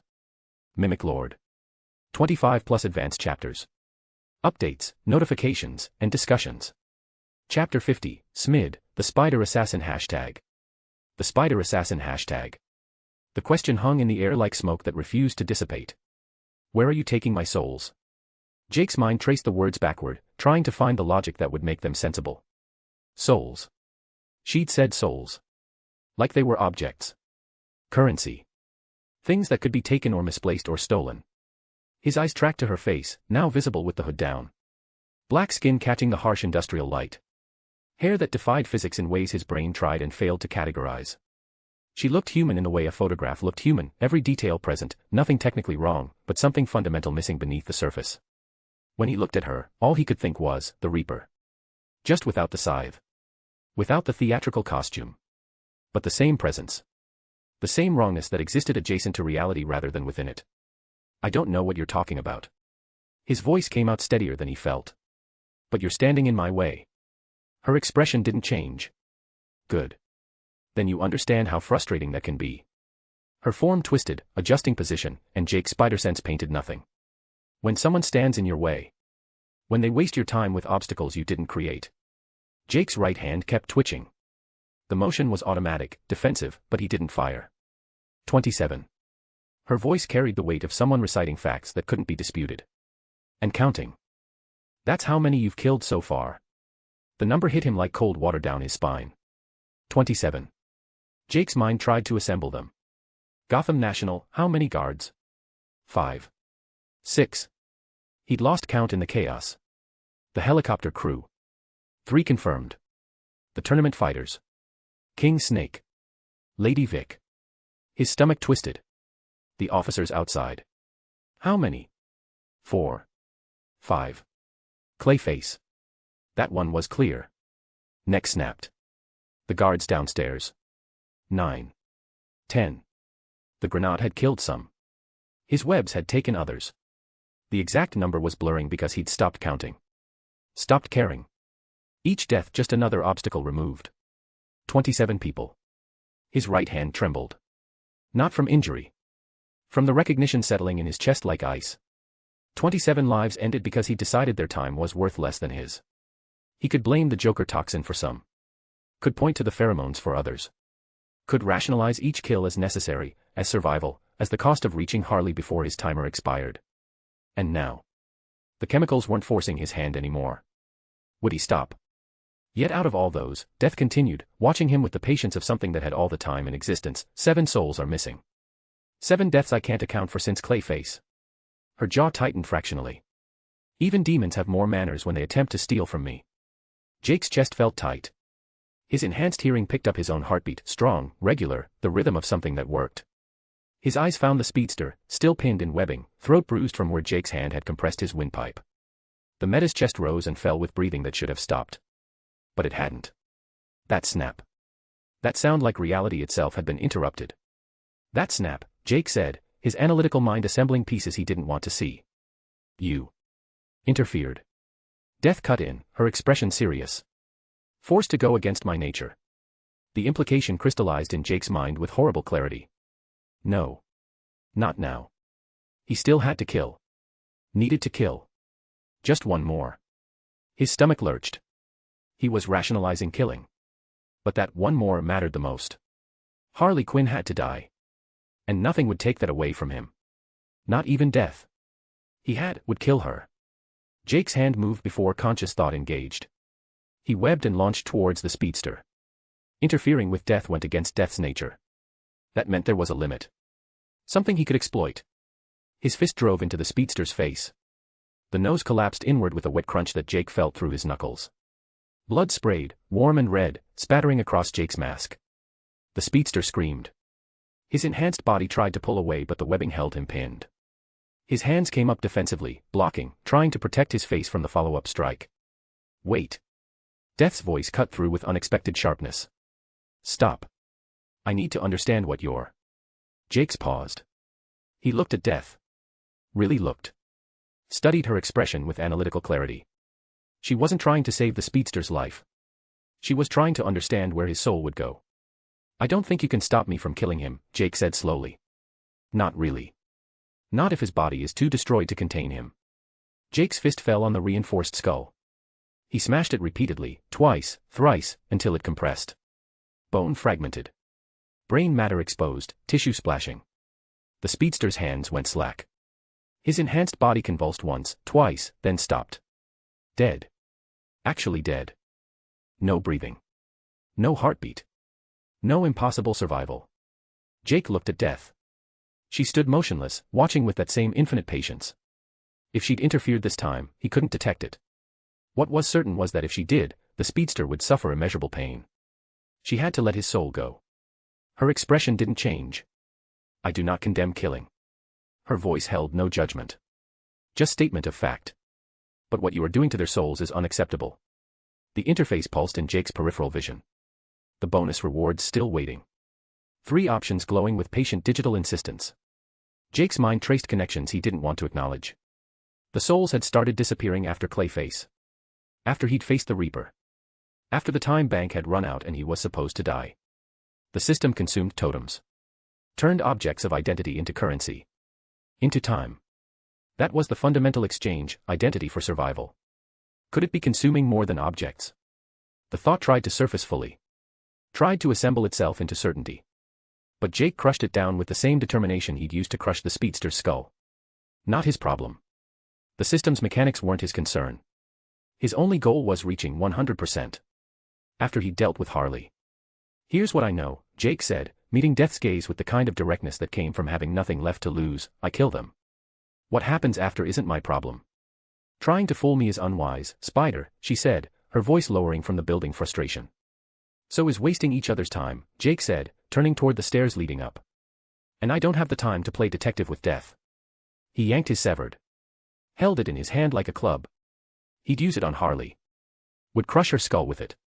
Yes. It was the only way. A clean kill was out of the picture. He couldn't risk death interfering and saving her life. He would make sure her death was brutal enough. That no divine intervention could save her from what she'd earned. 27 people. The number echoed in his skull.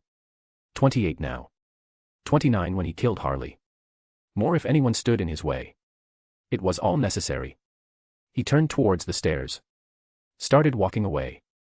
You're not going to stop. Death said, voice non-judgmental. You will keep condemning those souls. They deserve it, Jake said, voice heavy with unspoken pain. Everything that's coming their way. And you? Death asked quietly. Don't you see that vengeance is consuming you? All I see is someone trying to heal, he paused. By doing whatever it takes. Still, your actions are interfering with the natural order of things, Death saying, voice phasing out of existence. And I can tell that you're keeping something from me, Spider. I'll find out what. Silence stretched with the weight of her promise. Jake pressed on. His feet found the stairs. He started climbing. Spiderweb, spiderweb. In the center of the space of the 4th floor, surrounded by monitors displaying footage from every floor Jake had fought through, Bane waited. Spider. The voice carried through speakers positioned around the room. At last. We meet again. Jake's eyes found him immediately. That massive frame. The tubes pulsing with cobra venom. The patient stance of someone who'd been watching the entire approach and found it entertaining. But Jake's attention caught on something else. Tables positioned around the room's perimeter. On them, vials. Dozens of vials. Each one filled with liquid that glowed the same green as the tubes feeding Bane's mask. Cobra venom. The pull hit him immediately. Not the totem hunger. Something deeper. More fundamental. His muscles screamed with recognition. With desperate need. The cobra venom in his system had stabilized him, had given him the strength to survive impossible trauma, but it had also created dependency. His enhanced metabolism demanded more. Craved it with the kind of hunger that made rational thought difficult. What do you think of all this? Bane's hand gestured at the monitors. I designed it for you. Each floor calibrated to test different aspects of your capabilities. His visible eye gleamed with satisfaction. And you haven't disappointed. You are exactly who I think you are. The footage on one monitor showed Jake on the 3rd floor. Standing still. Talking to empty space. To something the cameras couldn't perceive. His lips moving. His body language suggesting conversation with presence that wasn't there. But now you're injured again. Bane's tone carried something that might have been concern or might have been anticipation. Hadn't properly healed from our last encounter. One-armed and still a little insane. He tapped the monitor showing Jake's apparent conversation with nothing. Do you still have what it takes to fight me? His hand moved to the tables holding the vials of cobra venom. Gesturing at them like an offering. Like temptation made physical. Do you still have what it takes to fight me and take everything you desire? Jake's muscles screamed. His enhanced metabolism demanded. The vials glowed with promise, strength, stability, the ability to function past the point where his body should collapse. And beyond Bane, through the windows, Gotham burned. Somewhere up there, on the 5th floor or hidden in some room he hadn't found yet, Harley Quinn waited. One more floor. One more fight. Then justice. His right hand clenched around the severed arm. I hold no grudge against you, Jake said, his voice cold and detached. That's why I'll give you a chance to survive. He stepped forward. Your safe word is, broken. Jake launched. Toward Bane. Thank you for reading. Chapter 51, Smid, the Spider Assassin #. The Spider Assassin #. Webbing caught the monitor bank. Jake yanked himself forward with velocity that turned his momentum into a weapon. His feet drove into Bane's chest, enhanced strength channeled through the impact point, force that would cave a normal human's sternum. The impact sounded like a car crash. Bane slid back 3 feet. Tubes hissed. Venom flooded. He was already moving forward again. Jake fired at ceiling. Pulled up. The severed arm swung, spinning his trajectory. He came down behind Bane. Swung the blackened limb at the tubes. Bane's forearm blocked. Crystallized flesh met enhanced bone. Sound like stone on steel. Like a hammer on an anvil. The impact rang through the warehouse. The arm cracked. Hairline fracture spreading through dead tissue. Bane's other hand came around. Palm strike. Aimed at ribs already damaged. Jake flipped back, out of the way, and fired at his feet. Webbing spread. Sticky. Dense. Bane hit it without slowing. Boots stuck. Legs kept driving. Each step tearing through webbing with brute force and venom-enhanced strength. 1 step. 2. 3. Closing distance. Jake's weight shifted right. Automatic. Pattern his body had learned. Preparing to lunge with web-assisted momentum. Predictable. Bane's hand shot out. Caught his wrist mid-motion. Too fast. Too precise. He'd been waiting for exactly that movement. Pulled Jake forward with force that dislocated shoulders in normal humans. Other hand found throat. Closed. Air stopped. Did losing your arm put out your flames? Bane's voice was flat. Almost disappointed. You have become reckless. World narrowed to pressure points crushing windpipe. To fingers like steel cables wrapped around his neck. To the steady, patient grip of someone who'd done this before. Many times before. Jake's wrist fired. Webbing caught Bane's face. Sealed eyes and nose in white adhesive that hardened on contact. The grip didn't loosen. Bane adjusted by touch. Fingers finding optimal pressure. Tubes pulsed faster. Compensating for lost vision with increased venom flow. Jake's vision darkened at the edges. His legs came up. Both feet into Bane's abdomen. Enhanced strength channeled through the strike. Should have folded him. Should have ruptured something vital. Didn't. Impact absorbed by muscle architecture designed to take punishment. To endure. To outlast. Bane grunted. That was all. He tossed Jake aside like a rag doll. I told you, Spider. Bane said, tearing webbing from his face. Potential unfocused is merely wasted energy. Jake stumbled back. Throat burning. Vision swimming. Lungs screaming for air they couldn't get. His right shoulder wept blood from the rebar wound. His ribs ground against each other with each breath. 20 Yagi people dead. The number surfaced unbidden. Each one a choice he'd made. Each one time bought with violence. And now this. Fighting Bane with one arm while Harley waited somewhere above. His body was failing. Glands depleting. Healing factor struggling to keep pace with accumulating damage. But stopping wasn't an option. He moved, firing webbing between them. A geometric field pattern of overlapping strands that should tangle, trap, or slow. Bane hit it without breaking stride. Boots stuck. Legs kept driving. Webbing stretched. Fibers strained. Tore. Step by step by step. Jake fired at ceiling. Standard repositioning. Body moving on trained instinct. Bane jumped, hand outstretched. He caught the web at midpoint. Yanked before the spider could release and fire another strand. Physics inverted. Jake's body jerked forward instead of up. Leverage stolen. Momentum weaponized against him. He released immediately. Let the pull carry him. Used it. Fired new strand at Bane's mask as he flew forward. Caught the tubes. Yanked. They tore free with a hiss of escaping pressure. Green liquid sprayed. Cobra venom bleeding from severed connections. Pooling on concrete floor. Bane's hand shot to his mask. Sealed the breach. Fast. Practiced. Like he'd done this 100 times before. But the damage was done. The steady flow interrupted. He was operating on what remained in his bloodstream now. A diminishing resource that would metabolize over minutes. Jake fired at the vials next. Multiple webs. Different angles. Toppling Bane's cobra venom supply. Most shattered on the floor. Others remained coated in layers of adhesive. Bane tore through the webbing Jake threw at him. Each strand required effort. Required force. But he had both. Had patience. Had understanding that this was attrition warfare. Jake's hand twitched.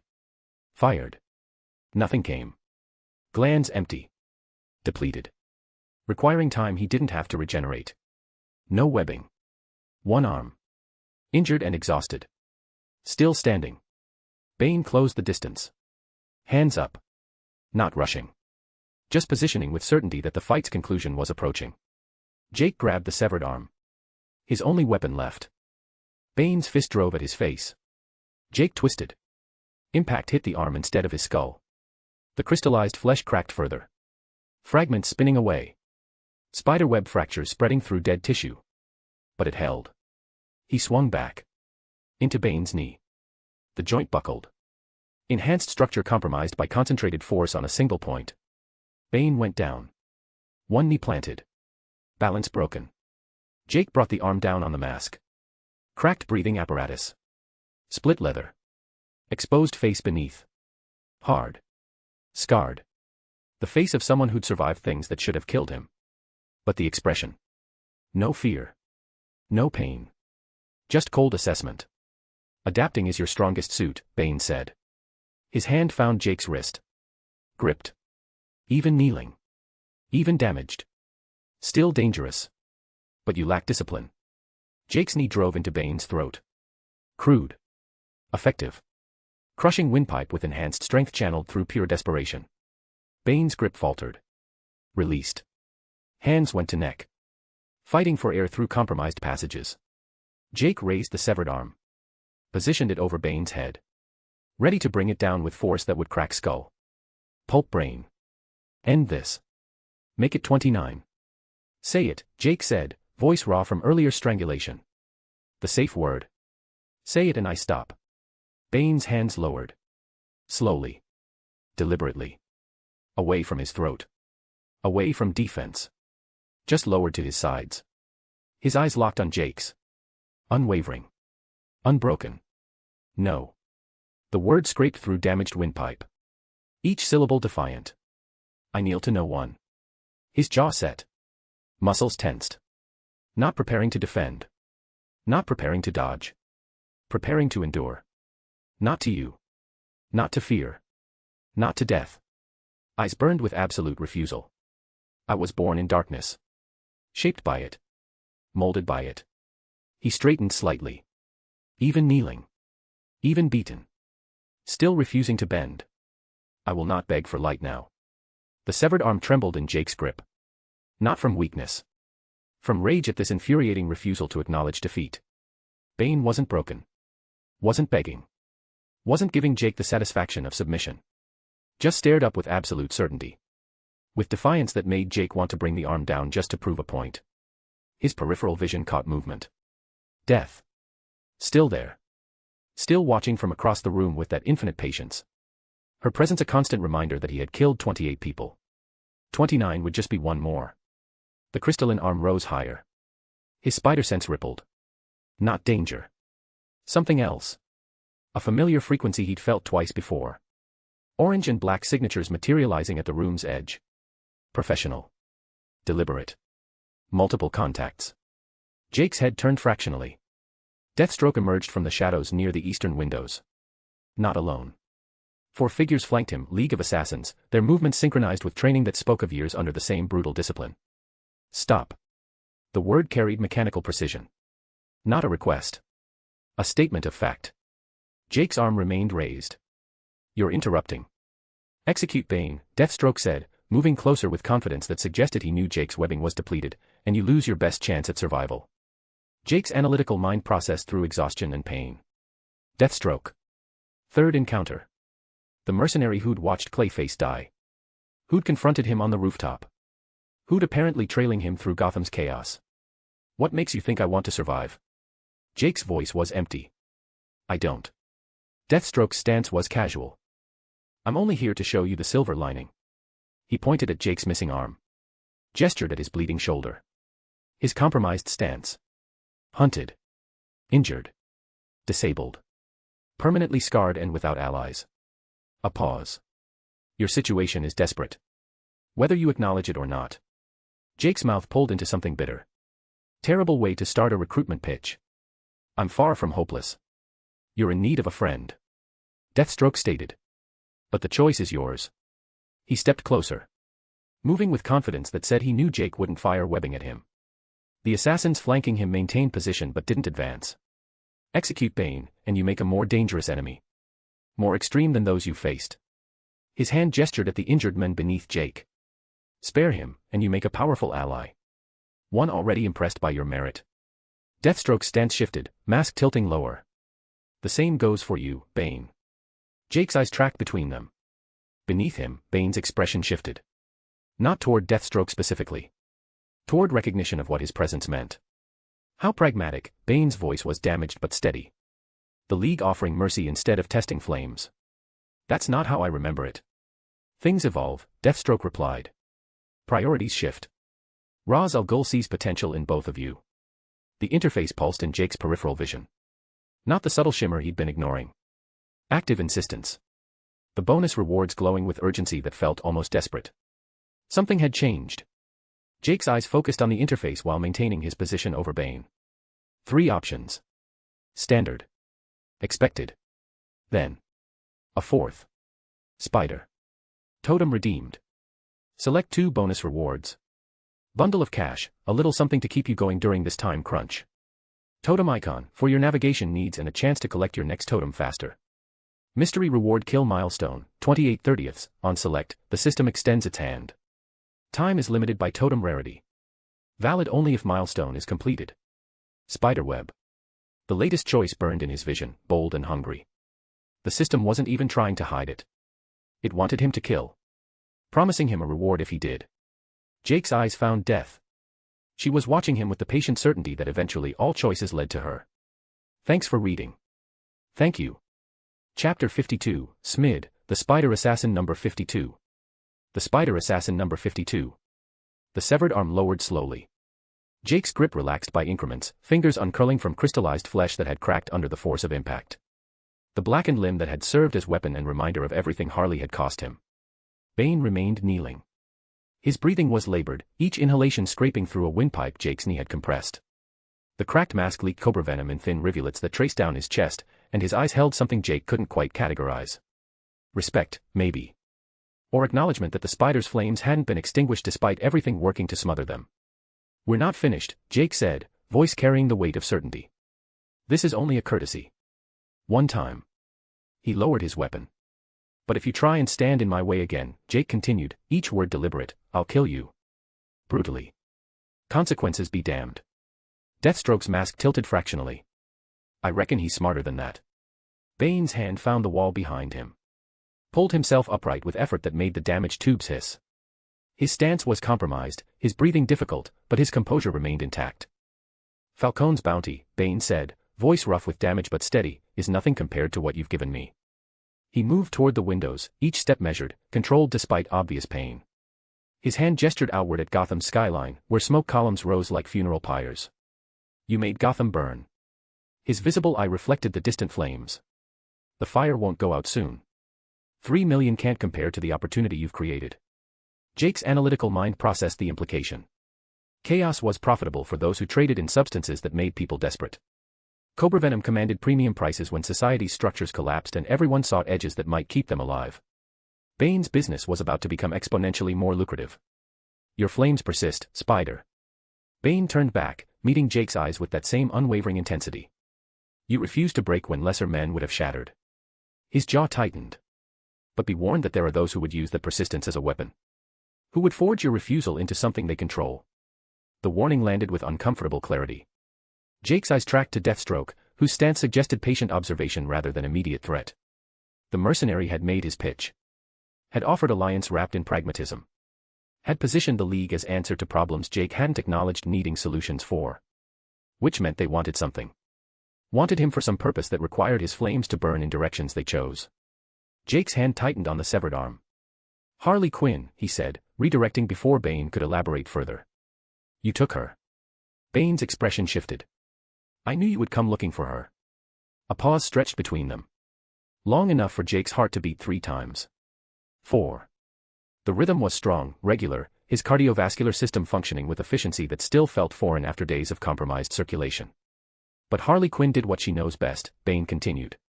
Jake's rage spiked. His spider sense rippled with the emotion, painting Bane's words in colors that tasted like betrayal. If she'd escaped, if he'd climbed through 4 floors of professional killers and enhanced soldiers for nothing, if his conviction that she'd be here waiting was wrong. She survived, Bane finished. The word landed like ice water. Jake's analytical mind traced backward through the statement, searching for the implication he'd missed. She survived. Past tense. Survived what? Their encounter in the tunnels. The chemicals. The injuries he'd inflicted when his hand had struck her chest with enough force to crack ribs. Capture by Bane. She could have run, Bane said, watching Jake's reaction with clinical interest. Could have disappeared into Gotham's chaos while you fought your way here. Use the time to vanish completely. Jake's jaw clenched. But you represent something of immense value to her. Bane's tone carried understanding born from observation. She's waiting for you on the floor above us. The certainty settled into Jake's chest like a stone. 5th floor. One more level. One more obstacle between him and the woman who'd drowned him twice. Who'd wrapped his wounds with sequin jacket strips and sung lullabies while his broken body leaked chemicals. Who'd believed in her fractured mind that she was helping when she'd been destroying. The question is, Bane said quietly, whether you're ready to face her. Jake's heart stuttered. The rhythm broke for half a second, muscles contracting out of sequence before stabilizing again. His enhanced perception caught the disruption, analyzed it, categorized it as emotional response rather than physical failure. Fear. The recognition landed with uncomfortable clarity. His heart had stuttered because some buried part of him that the chemicals hadn't fully corrupted was afraid. Afraid of seeing her again. Afraid that the pheromones might not be completely purged. Afraid that looking at her face would trigger responses his conscious mind had spent days trying to kill. But the fear toxin had burned through those corrupted pathways. Had cauterized the neural connections that made resistance feel like betrayal. The second voice was gone. The conditioning was dead. All that remained was Jake Cross holding 40 pounds of blackened flesh and the absolute conviction that Harley Quinn deserved everything he was about to deliver. His grip tightened on the severed arm until crystalline tissue groaned. I'll kill her, he said. Deathstroke moved closer, boots crossing concrete with professional precision. You made a wise choice, Spider. Sparing Bane demonstrates potential for strategic thinking. Jake's eyes tracked to the mercenary without turning his head. But the League cannot lend you a hand until a pact is formed, Deathstroke continued. His stance was casual but his words carried weight. Until you commit to something beyond your immediate vengeance. Jake's voice came out cold. Resolved. Fueled by adrenaline, his restored cardiovascular system was finally producing at functional levels. Who said I needed your help? Deathstroke's mask tilted in what might have been amusement. You don't have to need it to have it. Find me when you're ready to talk. The words hung in the chemical-tainted air. Jake's analytical mind processed them against the interface still glowing in his peripheral vision. The bonus rewards waited. 2 selections from 4 options. His eyes found the 4th choice again. The one that had materialized like temptation made digital. Kill milestone, 28/30. 2 more kills and the system would extend its hand. Would offer something time-limited based on totem rarity. Would give him back what Harley had cost him, maybe. Would restore the arm for 48 hours. Would make him whole again for brief windows that statistical probability said would expire during critical moments. Useless. The system had abandoned him when the time bank expired. Had sent the Reaper with scythe raised and absolute certainty. Had only relented when Jake's fingers closed around that single thorn, when desperation found currency the system recognized. It didn't care about him. Didn't care about his survival except as mechanism to continue collecting. To reach 100% through violence and theft. But Deathstroke's words echoed. You don't have to need it to have it. Jake's mind traced connections. All he'd gained had come from the system. The powers. The interface. The totems that bought time in exchange for identity consumed. Every advantage, every survival, every moment of enhanced strength that let him compete with monsters. All of it system granted. And now it offered more. Promised extension if he killed 2 more people. If he reached 30 deaths and claimed whatever reward waited beyond that milestone. 2 kills. 29 when he finished with Harley. Just 1 more after that. The rationalization assembled itself with frightening ease. 1 more death to unlock whatever the system wanted to give him. 1 more soul that death couldn't account for. 1 more step toward whatever completion meant. His chest tightened. No. The thought surfaced with crystalline clarity. He'd killed 28 people. Each one a choice. Each one time bought with violence. The number was already catastrophic. Adding 2 more for system rewards he couldn't trust would just prove he'd learned nothing. His eyes tracked to the standard rewards. Bundle of cash. Totem icon. Mystery reward. Practical. Immediate. Not dangling carrots designed to make him kill for the system's entertainment. But first. 5th floor. Harley Quinn. Justice delivered with 40 pounds of blackened flesh and the absolute conviction that she deserved nothing less. Jake's feet found the stairs. His right hand gripped the severed arm tighter, positioning it for the swing that would cave her skull. His spider sense painted the path upward in clear colors. Behind him, Bane's labored breathing. Deathstroke's patient observation. Death's infinite patience. Ahead, 1 more level. 1 more confrontation. Then decisions about systems and leagues and what came after vengeance was satisfied. The stairs ascended through industrial architecture, metal groaning under his weight. Each step brought him closer to resolution. To the moment when Harley Quinn's choices came due. The 5th floor materialized. Smaller footprint than below. Single open space that had once been executive offices but was now something else entirely.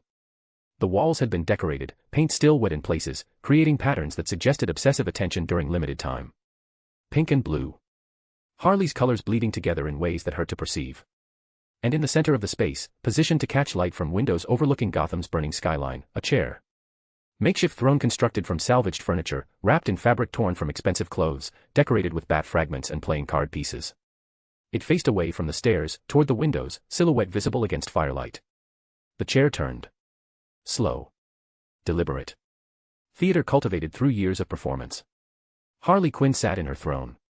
Unarmed. Makeup running but freshly applied, like she'd tried to reconstruct her face during the time Jake fought his way here. Her ponytails were intact, styled with care despite obvious injuries. She smiled. "My dearest good night," she said, voice carrying that broken glass Brooklyn lilt, that manic sweetness wrapped around genuine emotion. "How happy I am to see you. Mimic Lord." Chapter 53, Smid, the Spider Assassin number 53. The Spider Assassin hashtag. The makeshift throne sat bathed in firelight filtering through the eastern window. Harley Quinn smiled at him with makeup freshly applied over tear-tracked skin. Her sequined jacket, the one she'd torn apart to wrap his wounds, was gone. She wore something salvaged instead. Mismatched fabric stitched together with the kind of desperate care that came from having nothing left but the will to try. Jake's grip on the severed arm shifted. Positioned the crystallized flesh for the swing that would end this. Spider sense hummed. The room was clean. Just her. Just Harley. No threats. No complications. Simple. She didn't move from the chair. Didn't reach for weapons. Didn't flinch when his feet crossed the threshold and brought him 3 steps closer. "Look at you," she breathed. The words carried weight Jake didn't want to acknowledge. "My good night. My perfect weapon. You came back." His jaw clenched behind the mask. The chemicals were gone. The conditioning was dead. Her words meant nothing except proof that she was still trying to manipulate. Still reaching for control she'd lost when he tore the rose from his back. "Stand up." His voice came out empty. Flat. "Fight back." Harley's smile faltered. Her eyes tracked from his face to the blackened arm he held. To the space where his left shoulder ended. The recognition bloomed across her features like watching glass crack in slow motion. baby, she whispered. What did you do to yourself? The question landed wrong. Like she genuinely didn't understand. Like the direct consequence of her choices was somehow mysterious. Stand up, Jake repeated. His right hand tightened until crystalline tissue groaned. Defend yourself. I don't want to fight you. Her hand stayed in her lap. Open. Empty. I just want to talk. To explain. To make you understand that I was trying to help. His chest burned. The rage that had carried him through 4 floors threatened to crack his ribs from the inside. She was still performing. Still playing victim. Still refusing to acknowledge what she'd done. You drowned me. Each word scraped his throat raw. Twice. Made me into something that laughed while killing. That murdered guards and pilots and tournament fighters because the chemicals made resistance feel like betraying you. Harley flinched. The motion was small but genuine. Her fingers twisted together in her lap. I know, she said quietly. I know what I did. And I'm sorry. I'm so sorry, baby. I thought the soup would make you perfect like it made Mr. J perfect. I thought wrapping your wounds would help them heal. I thought, her voice cracked. I thought I was saving you. Jake's analytical mind catalogued the performance. The tears were real. The pain in her voice was authentic. But authenticity didn't mean truth. Harley Quinn was a therapist who'd specialized in understanding human psychology before the Joker had broken her. She knew how to weaponize emotion. How to make sincerity look like redemption. Fight back, he demanded. The severed arm rose higher. Give me a reason. Make this fair. It's not fair. Harley stood slowly. The motion was careful. Deliberate. Not threatening. Nothing about this is fair. You stole my mallet. I drowned you. You cut off your arm. I wrapped your wounds. We hurt each other because we didn't know how else to. Stop talking. Jake's voice cracked. Stop making excuses. Stop trying to justify what you did. She took a step forward. Then another. Her hand stayed open. Stayed visible. Stayed empty of everything except desperate hope that words could bridge the gap between them. We could start over, Harley said. Each word measured. Controlled through obvious effort. Just you and me. Against the world. Like always. We can survive anything if we just. I survived you. The correction came out venomous. Barely. And only because I cut away the parts you corrupted. Harley's eyes tracked to his missing arm again. Something broke in her expression. Not performance. Not manipulation. Just raw grief at what her choices had cost someone she'd believed she was helping. We can fix it, she breathed. The words tumbled out faster now. Desperate. I know we can fix it. We can find scientists who could grow you a new arm. We could steal the money we need. Together. We could. There's no we. The words came out flat. Final. But Jake's hand hesitated. His spider sense rippled. Something about the room felt off. The way light caught the corners. The way shadows lay across the floor. His enhanced perception painted everything in clear colors, but underneath ran a frequency that suggested wrongness he couldn't properly categorize. Harley noticed the hesitation. Her entire body language shifted. Hope blooming like poison flowers in her eyes. I'm not lying, she insisted. I promise. Cross my heart and hope to die. We can fix everything. We can make you whole again. Make us whole again. We just need. Stop. Jake's voice dropped to something dangerous. Stop pretending this is about us. There is no us. There was never an us. Just you drowning me and calling it love. The tears on her face were genuine. The way her hands trembled was real. But Jake's spider sense kept humming that wrong frequency. Kept suggesting the room held more than just Harley and her desperate pleas. Please, she whispered. Please don't kill me. I know I messed up. I know I hurt you. But I can make it right. I can be better. I can. His hand fell. The severed arm dropped 6 inches. His grip loosening fractionally. Not releasing. Not surrendering. Just exhaustion breaking through rage. You're a manipulating bitch. The words came out tired. Bitter. And you're not even good at it anymore. Harley's face crumpled. The hope that had been building shattered like glass. She stumbled backward. Her hands went to her mouth. Covering the sob that wanted to escape. I mean it, she gasped through her fingers. I really mean it. I want to help. I want to fix what I broke. Please believe me. Please. Jake's spider sense spiked. The wrong frequency resolved into clarity. The corners of the room. The shadows. The way certain sections of wall were positioned too deliberately. Turrets. Automated weapons positioned with professional precision. Covering every angle. Every approach. But dormant. Sleeping. Representing no active threat until someone activated them. His right hand found the severed arm properly. Repositioned it. His stance shifted. Defensive. Ready. You were trying to soften me up. Make me feel vulnerable before you could ambush me. The words hung in the space between them. Harley's face transformed from grief to confusion in the span of a heartbeat. What? No. Baby, I didn't. Enough. Jake's voice hardened. You played your part. But it wasn't convincing enough. No. Harley's denial came out sharp. Genuine. I wasn't. Light flared throughout the room. Holographic projection materializing in the space between them. Carmine Falcone's face rendered in blue-white wireframe. Larger than life. Expression carved from something cold and final. Harley Quinn. His voice carried disappointment that made her flinch. We tried it your way. You insisted he could be reasoned with. That your connection would make him hesitate. A pause. I'm a very impatient man. The turrets woke. Servos engaged with mechanical precision. Barrels rotated. Targeting systems engaged. Jake's spider sense exploded into threat red as every corner simultaneously announced lethal intent. Fire. The word was ice wrapped in silk. Muzzle flashes erupted from 8 positions simultaneously. The turrets had been positioned with professional precision. Overlapping fields of fire. No escape vectors. The kind of coordinated assault that assumed the target was enhanced and prepared accordingly. Jake's body moved before conscious thought engaged. His spider sense mapping trajectories that screamed death from every angle. The bullets carved through space with velocity that made dodging feel impossible. But Jake had fought Deadshot. Had faced professional marksmen. Had learned to read threat assessment faster than most people processed visual input. He dropped low. The first salvo passed overhead. Concrete exploded where he'd been standing. He rolled left. Webbing erupted from his wrist, glands regenerated during Harley's performance, caught a support column. He yanked himself sideways as bullets tracked his movement. The turrets adjusted. Compensated. Their targeting algorithms were good. Military grade. Designed to predict enhanced movement patterns.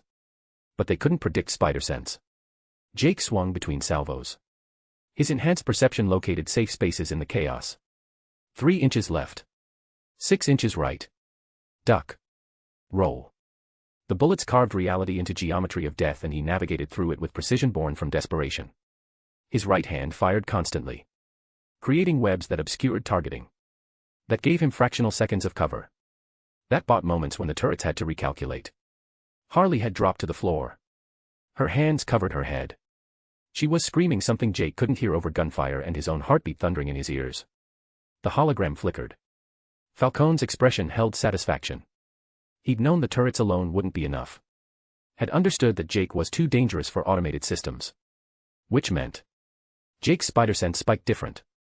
Not the threat red of bullets. Something else. Something distant. Something patient. The eastern window. His enhanced perception tracked outward through glass. Through smoke from Gotham burning. Through 300 yards of open air to a rooftop where orange and black waited with rifle positioned. Deadshot. Spiderweb spiderweb. Floyd Lawton's breathing was controlled. Professional. The kind of calm that came from making this shot 10,000 times.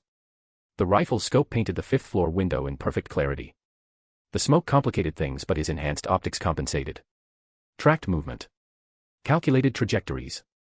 The spider was chaos incarnate. Dodging turret fire with reflexes that shouldn't exist. But chaos followed patterns if you watched long enough. Found rhythms in the randomness. Deadshot's finger rested on the trigger. Waiting. Patient. The turrets would force the spider into position eventually. Would herd him toward the window. Toward the exact angle where Deadshot's bullet could punch through glass and end this. His eyepiece calculated windage. Elevation. The bullet drop over 300 yards. The way smoke would affect trajectory. Everything compressed into numbers that promised certainty. The spider swung across the window. Too fast. Wrong angle. Deadshot tracked him. Waited. His breathing slowed further. 3 heartbeats per minute. 4 at most. The body's betrayal minimized through discipline. Movement in the scope. The spider landing near the window. Positioning himself perfectly. Presenting the shot Deadshot had been waiting for. His finger began the squeeze. The trigger's resistance measured in grams. The rifle's mechanism precise enough that even this slight pressure registered. 300 yards. Through smoke. Through glass. Into a skull that had survived impossible trauma. But Floyd Lawton never missed. Twice. The trigger reached the breaking point. Spiderweb, spiderweb. Harley's head snapped up. Through the chaos. Through the gunfire. Through her own terror. Something clicked. The eastern window. The only clear sight line. The position where someone patient would wait with a rifle. Deadshot. Falcone would have positioned him there. Would have planned for the turrets to fail. Would have created this entire scenario to force the spider into that window. And the spider stood there now. Dodging bullets. Unaware that the real threat came from outside. Her body moved before thought caught up. Years of acrobatic training overriding fear. Overriding pain. Overriding everything except the desperate need to protect what remained of her good night. She launched toward the window. Toward Spider. Toward the trajectory she knew was coming. Her body flew through space. The world compressed into singular focus. Glass ahead. Spider's silhouette. The knowledge that somewhere out there a bullet was already traveling. She saw his eyes widen behind the mask. Saw his spider sense trigger too late. Saw him try to move but momentum had him committed. Harley's body intersected the line between window and spider. The glass shattered. Multiple impacts. Turret fire catching her mid-flight. Bullets punching through ribs. Through lung. Through organs that had kept her alive through impossible trauma. And one more. Different sound. Different impact. The bullet that had been meant for Spider's skull entering her chest instead. Punching through sternum. Through heart. Through everything that made her Harley Quinn. She crashed into the spider. Her momentum carrying them both sideways. Away from the window. Away from the sight line. They hit the floor together. Harley's blood spread across concrete in patterns that looked almost artistic. Her breathing was wet. Labored. Each inhalation bringing pink froth to her lips. Jake stared at her. His hands moving automatically. Trying to staunch bleeding that wouldn't stop. That couldn't stop. The word caught in his throat. Why? Harley smiled. The expression was genuine despite the pain. Despite everything. Her hand found his face. Touched the mask with fingers that trembled. My mallet, she whispered. Blood bubbled. I really did love you, baby. Her eyes held something Jake couldn't name. Something that looked like love filtered through corruption. Like devotion that had never learned healthy expression. Like someone who'd finally found purpose in the moment of losing everything. The turrets fell silent. Their ammunition depleted. The hologram flickered out. And Harley Quinn lay dying in a spreading pool of her own blood while Jake Cross knelt over her with 40 pounds of blackened flesh forgotten beside him. Chapter 54, Smid, the Spider Assassin number 54. The Spider Assassin hashtag. Blood pooled beneath Harley Quinn's body in patterns that spread like ink across concrete. Jake's hand pressed against the wounds without conscious thought. His fingers found entry points where bullets had punched through ribs, through lung tissue, through the architecture that kept her alive. The pressure should have slowed the bleeding. Should have bought seconds. Minutes, maybe. It didn't matter. Her chest hitched once. Twice. Each breath weaker than the last. Pink froth bubbled at her lips where punctured lungs were filling with blood. Her eyes tracked upward, finding his face through the haze of approaching death. My mallet. The words came out wet. Broken. Protected, you. Jake's mind fragmented into competing imperatives. This was what he'd wanted. What he'd climbed 4 floors to deliver. Justice. Vengeance. The woman who drowned him dying by violence she'd earned through choices that had cost him an arm and 28 lives. But not like this. His hands kept pressing. Kept trying to staunch bleeding that wouldn't stop. The analytical part of his brain catalogued the damage with clinical precision: femoral artery compromised, cardiac tissue destroyed, multiple organ failure imminent. Deadshot's bullet had done what Jake's severed arm had been raised to accomplish. Except Jake hadn't been the one to swing. The realization settled in his chest like ice. He'd been robbed. Again.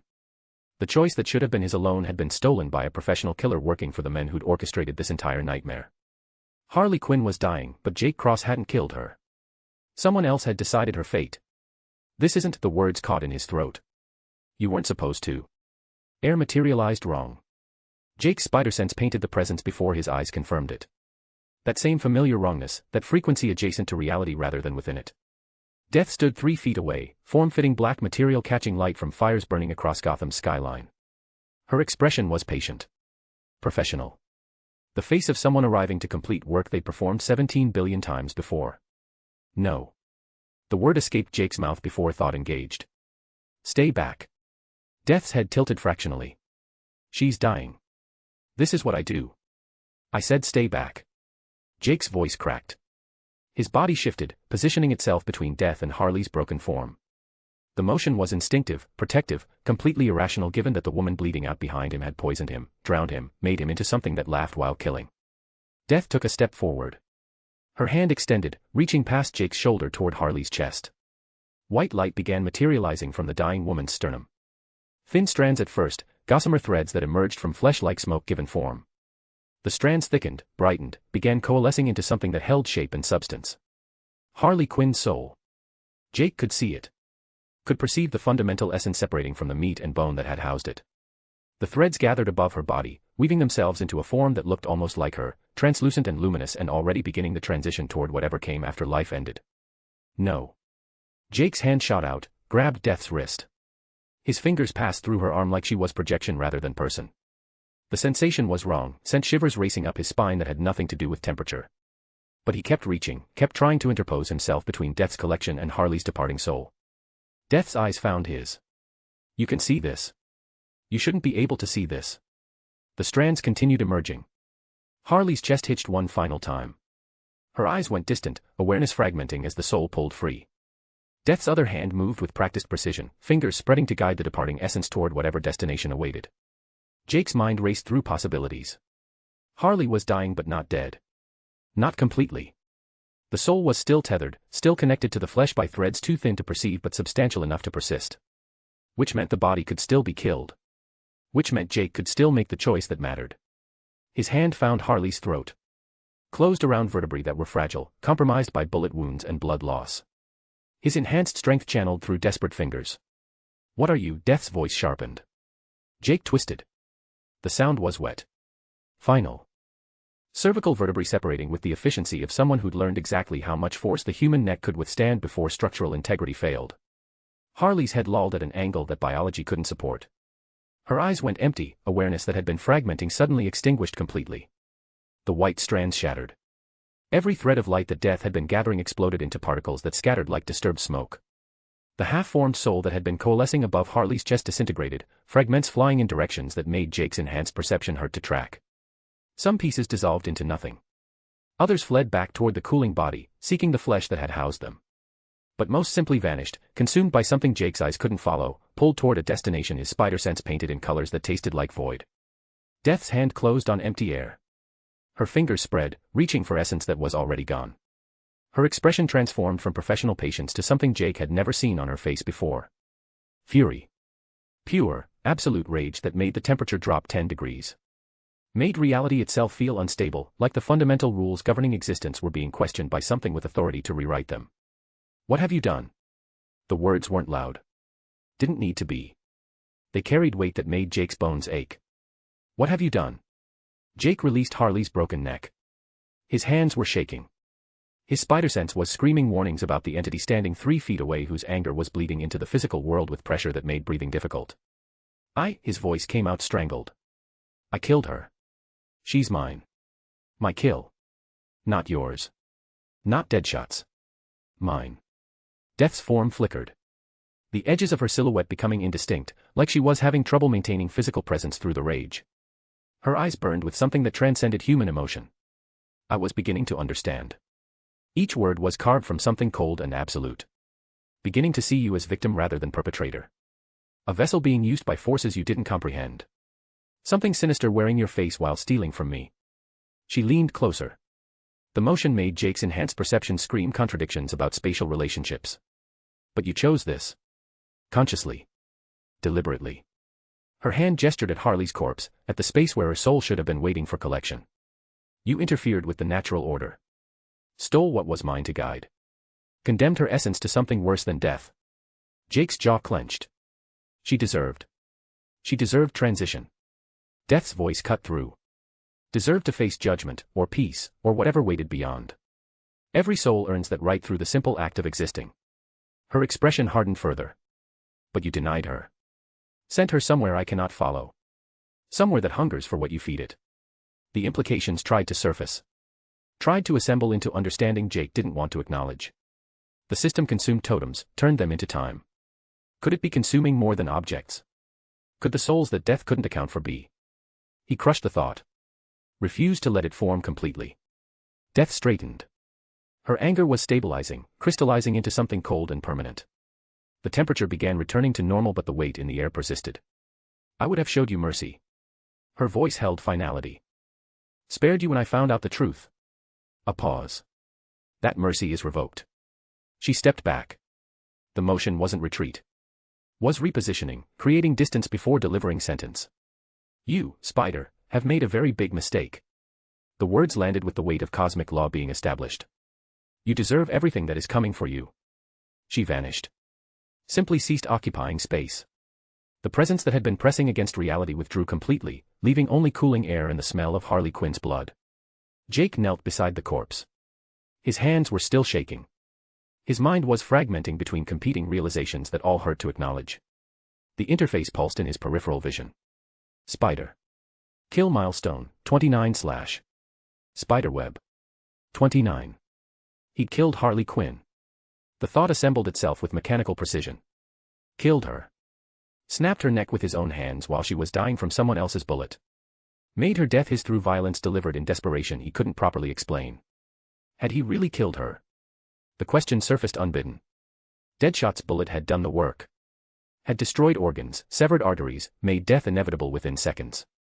Jake had just accelerated what was already happening. Had claimed ownership of something that was never truly his choice to make. He'd been robbed. The realization hit like voltage through his spine. Robbed of the confrontation he'd earned through 4 floors of professional killers. Robbed of the choice between mercy and vengeance. Robbed of the satisfaction that should have come from delivering justice to the woman who'd drowned him twice. Deadshot had taken that from him. Falcone had orchestrated it. The assassin Jake had spared mere hours ago on a rooftop had returned to haunt him. Had positioned himself 300 yards away with a rifle and patience and absolute certainty that his bullet would find its target. When would Jake learn? When would he stop making the same mistakes? Harley had drowned him, and he'd hesitated to kill her properly. Deadshot had threatened him, and Jake had let him walk away with warnings instead of broken bones. Mercy was weakness. Hesitation was failure. Every moment he'd chosen to spare someone had come back to cost him something irreplaceable. His right hand found the severed arm lying beside Harley's body. The blackened flesh was still warm, crystalline structures pulsing faintly with residual heat. The weight felt familiar now. Comfortable, almost. Jake stood.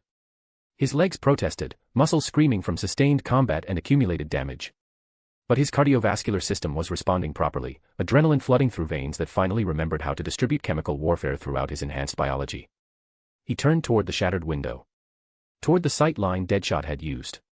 Toward the rooftop 300 yards away where an assassin had positioned himself with professional precision. Glass crunched beneath his feet as he approached the opening. Smoke from Gotham's fires painted the air in shades of black. His spider sense mapped the city's geography with enhanced clarity. There. 3 buildings east. Elevated position with clear sight lines to the 5th floor window.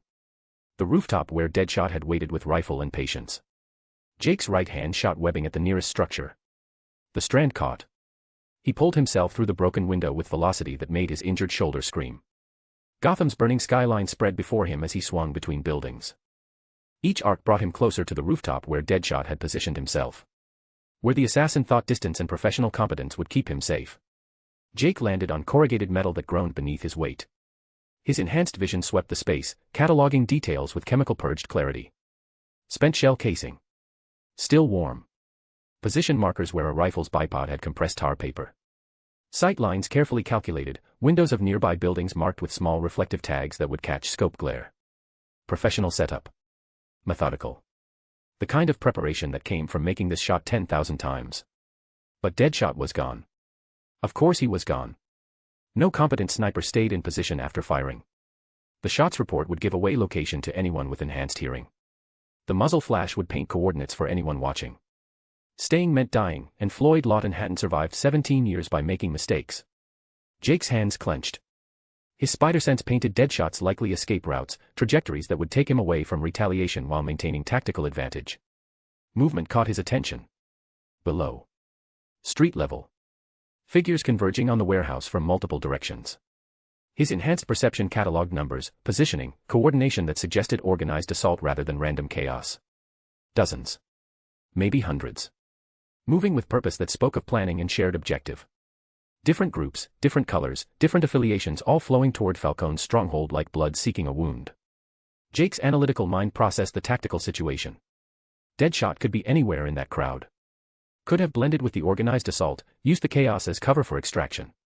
Finding one assassin among hundreds of criminals would take time Jake didn't have. Below, something different. Panels sliding away from pavement near the warehouse's eastern foundation. Underground exit revealing itself with mechanical precision. A vehicle emerging from darkness into firelight. Black sedan. Armored. The kind that cost more than most Gotham families earned in a year. It accelerated hard, tires finding purchase on smoke-slicked asphalt. Through the windshield, a face. Carmine Falcone. The Roman himself fleeing his stronghold while criminals converged to tear him apart. Abandoning the fortress he'd turned into a killing box. Running. Jake's decision assembled itself with brutal simplicity. Deadshot was human. Fallible. Could be hunted later with time and patience. But Falcone was here, now, exposed and vulnerable in ways the crime lord had never allowed himself to be. The men who'd orchestrated this entire nightmare. Who'd hired the assassins? Who'd put bounties on Jake's head? Who'd triggered the turrets that had forced Harley to sacrifice herself? Who'd stolen Jake's choice through professional violence purchased with blood money? Falcone was 3 seconds from escaping into Gotham's maze. Jake jumped. Gravity claimed him as he dropped from the rooftop. 5 stories of empty air that his spider sense converted into trajectory calculations. His right hand fired webbing at the sedan's roof. The strand caught, stuck, and Jake's enhanced strength yanked him forward. He hit the vehicle's hood with force that crumpled metal. The impact sent the sedan into a spin, tires screaming against physics. Jake's right hand punched through the windshield, safety glass shattering into 1,000 fragments that caught firelight. His fingers found expensive suit material. Closed around fabric and flesh beneath. Pulled. Carmine Falcone came through the broken windshield with a scream that was more rage than fear. The crime lord's hands clawed at Jake's wrist, trying to break a grip that wouldn't break. His face was twisted into something beyond composure, beyond the calculated mask he'd worn for decades. Jake threw him. 20 feet. Maybe 30. The physics didn't matter. Only the result. Falcone's body hit pavement and rolled, coming to rest against a wall that had survived whatever explosion had scarred the district. The sedan continued its spin. Hit a barrier. Crumpled. Died with the sound of metal accepting inevitability. Jake landed between Falcone and any possible escape route. His feet found concrete with precision that made approaching gangs pause in their convergence. His enhanced perception tracked them in his peripheral vision, catalogued them as complications he'd address after finishing what mattered. Falcone pushed himself upright. Blood ran from a gash above his eye where his head had hit pavement. His suit was torn, expensive fabric shredded by glass and impact. But his eyes held fury that decades of controlling Gotham's underworld had cultivated. You. The word came out venomous. You did this. My ring. My power. My empire. Everything I built. Gone because of you. Jake's right hand tightened on the severed arm. The blackened flesh was ready, positioned for the swing that would cave Falcone's skull and add 30 to his count. And now you're about to lose your life. The statement landed with finality. With absolute conviction. With the certainty of someone who'd learned that mercy was weakness and hesitation was failure. Footsteps. Multiple. Coordinated. Jake's spider sense painted them approaching from the north before his eyes confirmed what his enhanced perception was reporting. Men in suits. Half white, half black. The divide running down the center with surgical precision. 20 of them. Maybe more. Moving with discipline that spoke of training and shared purpose. At their head, Harvey Dent. Two-Face stood with coin balanced on his thumb. The scarred side of his face caught firelight in ways that suggested pain made permanent. His unscarred eye studied the scene with analytical precision. Behind him, his crew waited with weapons ready but not raised. Jake's right hand moved with enhanced speed channeled through desperate fury. Webbed a knot around Falcone's throat, and pulled with speed and pressure. The crime lord's eyes went wide, hands flying to the web in futile attempts to break free. Falcone's body went slack, awareness extinguishing instantly. The Roman's corpse hit pavement with finality that made approaching families pause in their convergence. Jake released the web. Let the body fall. His chest heaved with breathing that moved air efficiently through lungs. More footsteps. From the east. The west. The south. Jake's spider sense exploded with signatures converging from every direction. His enhanced perception catalogued them in rapid succession, men in expensive suits moving with the confidence of established power, others in street clothes carrying weapons with the casual familiarity of those who'd used them often, groups marked by matching colors or tattoos that suggested territorial affiliation. Dozens. Maybe 100. All flowing toward this intersection like sharks drawn to blood in the water. Falcone's blood. The Roman pushed himself further upright against the wall, expensive suit torn and bloodied. His eyes tracked the approaching crowds with the rapid calculation of someone who'd survived decades in Gotham's underworld by reading situations faster than his enemies could act. Harvey. Falcone's voice carried desperation wrapped in command. Finally. I called for backup days ago, but better late than never. Two-Face's scarred side smiled. The expression pulled tissue in ways that suggested mockery rather than warmth. You look like you're between a hard place and a rock, Carmine. The coin flipped. Tumbled through smoke-tainted air. Harvey caught it without looking, pocketed it with the casual certainty of someone who'd made this motion 10,000 times. Jake's magnetic hunger surged. The coin was calling to him. Kill the spider. Falcone's voice regained some of its command. 3 million. Right now. 5 if you make him suffer. Cut him limb for limb and I'll. You'll what? Two-Face interrupted. His unscarred side took over the speech, tone shifting to something almost gentle. Pay us. With what money? What power? The scarred side returned.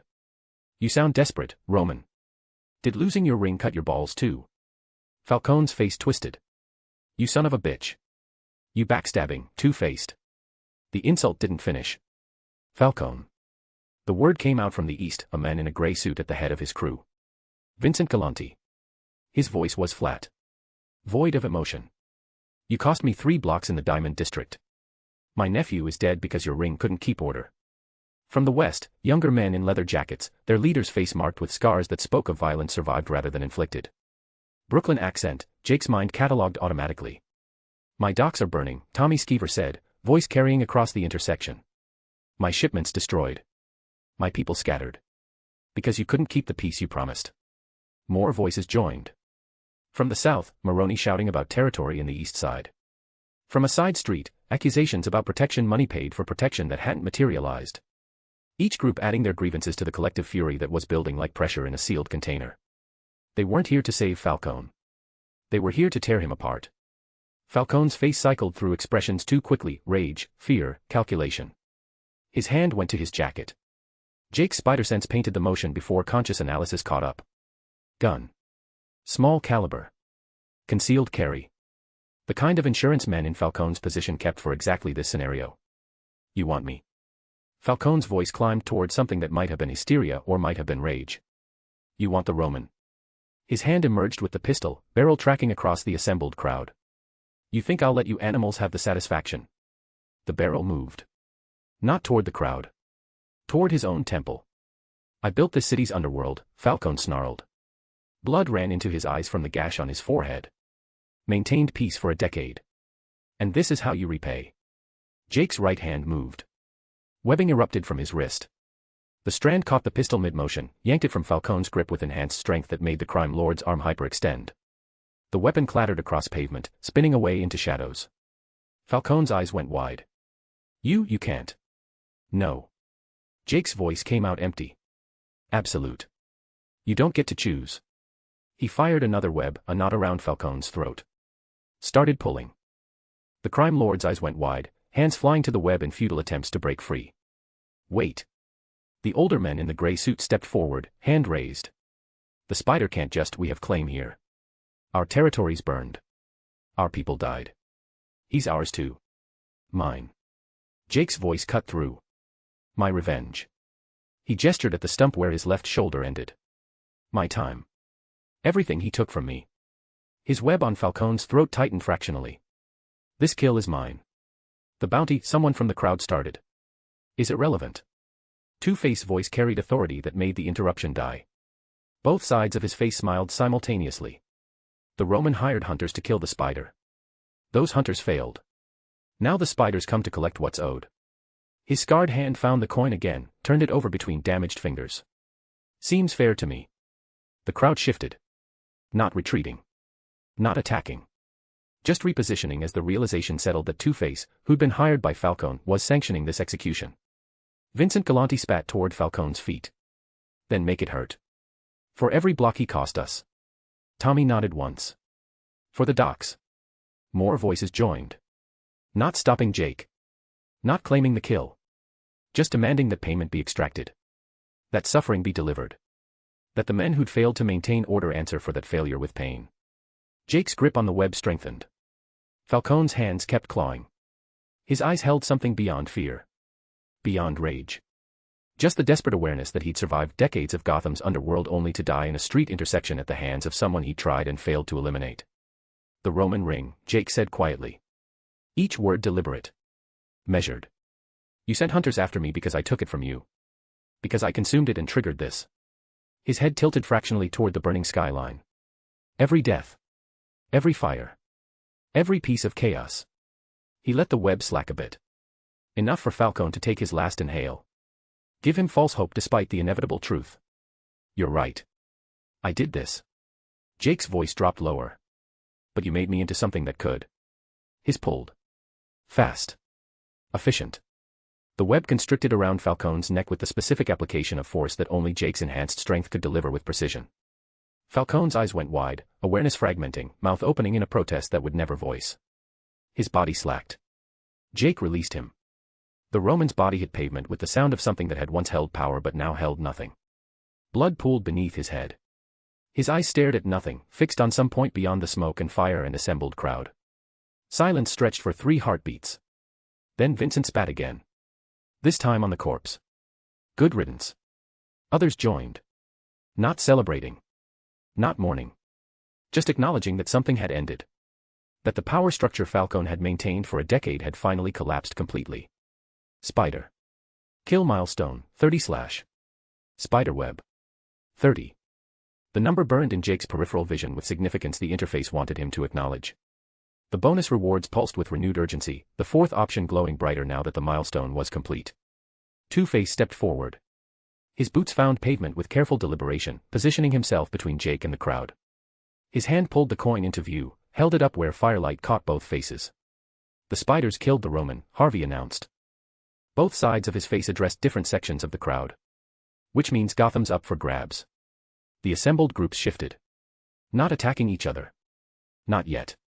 But the weight of that statement settled across them with the gravity of understanding that everything had changed. Two-Face coin flipped. Tumbled through smoke-tainted air. He caught it, looked, smiled with his scarred side. Jake's magnetic hunger surged. The coin was calling to him with intensity that made his teeth ache. Harvey Dent's identity and power compressed into simple metal that decided fates through random chance made physical. Gotham's about to get a lot more dangerous, Two-Face claimed. Chapter 55, Smid, the Spider Assassin number 55. The Spider Assassin hashtag. 30 kills. The interface pulsed in Jake's peripheral vision. Spider. Select 2 bonus rewards. Bundle of cash. Totem icon. Mystery reward. Kill milestone reward, time is limited by totem rarity. Valid only if milestone is completed. Spiderweb. Jake's eyes tracked across Falcone's corpse while his mind assembled the arithmetic with mechanical precision. Each kill had bought him something: time, survival, distance from the Reaper's patient scythe. The system wanted more. Promised rewards if he claimed what the milestone offered. Could be power. And power wasn't about necessity. Power was about possession. About having options when circumstances demanded flexibility. About being ready for threats you couldn't predict until they materialized with violence and absolute certainty. The question wasn't whether the milestone reward was worth claiming. The question was, why wouldn't he? Around him, the assembled family shifted with the restless energy of predators who converged on prey only to find the kill already delivered. Gotham was about to get a lot more dangerous. Two-Face's words lingered in the air. Gentlemen, Maroni stepped forward, hands spread in a gesture meant to project reason. We're all men in understanding. We could work together. Divide territories fairly. Establish rules that. Rules. Two-Face scarred side laughed. The sound carried mockery that made Maroni's spread hands lower slightly. Falcone's rules kept us in chains. Kept us paying tribute to a throne built on symbols rather than strength. His unscarred eye studied the assembled crowd with calculating precision. Why would we rebuild those chains when we could forge something better? Such are the words of a lowly mercenary who couldn't even get the work done. Maroni's expression remained calm while his words cracked Two-Face's grin. It's not in your place to speak of matters you don't understand when you know nothing about maintaining. Maintaining what? Two-Face interrupted. The illusion of order. The pretense that we're not all animals fighting for scraps. His hand found the coin, pulled it into view where firelight caught both faces. Falcone's dead. The old structure collapsed. Pretending otherwise is just delusion wrapped in hope. Tension rippled through the crowd. Hands moved toward weapons with the unconscious readiness of people who'd survived by being prepared for violence to erupt without warning. You're breaking the negotiations, Harvey, Maroni pressed. We need to find common ground. Gotham's big enough for all of us if we're smart about. Smart. Two-Face scarred side smiled. Smart is recognizing opportunity when it presents itself. Smart is understanding that consolidation beats fragmentation. His coin flipped once, landed in his palm. He didn't check which side. Smart is knowing when to strike. His crew moved. Not attacking. Repositioning. Two-Face men spread through the intersection with coordinated precision that spoke of planning and shared purpose. Flanking positions. Overlapping fields of fire. Professional spacing that turned conversation into siege. The other families responded immediately. Weapons appeared from jackets and waistbands. Safety switches clicked off with sounds that carried across smoke-tainted air. The intersection transformed from tense negotiation to imminent warfare in the space between heartbeats. This is insanity, Vincent said, voice hard. We're stronger united than. United under whose banner? Two-Face voice cut through. Yours. Maroni's. Mine. His hand gestured at Jake, still standing over Falcone's corpse. Or maybe the Spider's, since he's the one who actually killed the Roman. Every eye in the intersection turned toward Jake. He felt the weight of their attention like pressure against his damaged ribs. Dozens of criminals. Hundreds, maybe, if he counted the crews waiting just beyond immediate visibility. All of them calculating. All of them wondering if the meta who'd killed Gotham's most powerful crime lord could be recruited, controlled, or needed to be eliminated before he became a bigger problem. Two-Face unscarred side smiled with something that might have been genuine warmth. You've proven yourself, Spider. Survived the hunters Falcone sent. Survived impossible odds. Executed the men who tried to end you. His scarred side took over the speech, tone shifting to something harder. Gotham respects strength. And you've demonstrated more strength than anyone here. He took a step forward, coin balanced on his thumb. Join me. Together we could rule the city. Divide it between us. You handle the metas and enhance threats. I manage the families and territories. The coin flipped, tumbled, landed back in his palm. Anyone who stands against us gets removed. Simple. Efficient. Profitable. The assembled family shifted again. Not agreeing. Not protesting. Just watching with the careful neutrality of people who understood that interrupting this particular negotiation could be fatal. Jake's eyes tracked across them. Catalogued their body language. Their positioning. Their readiness for violence if circumstances demanded it. They feared him. The meta who'd survived chemicals and toxins and professional assassins. Who stood over Falcone's corpse with a severed arm in one hand and the absolute certainty that he could kill everyone present if motivated. But fear wasn't respect. Fear was just hesitation wearing a mask. Let's flip a coin for it, Jake said. His voice came out empty. Measured. See how it lands. Two-Face expression shifted. Both sides simultaneously registering something between satisfaction and caution. This was his language. His method. The way he'd been making decisions since Harvey Dent had died and Two-Face had been born from acid and trauma. Heads, you join me, Two-Face said, holding the coin where everyone could see. We rule Gotham together. Build something that lasts. His scarred side smiled. Tails, he paused. His crew shifted positions fractionally, weapons training on Jake with practiced efficiency. Well.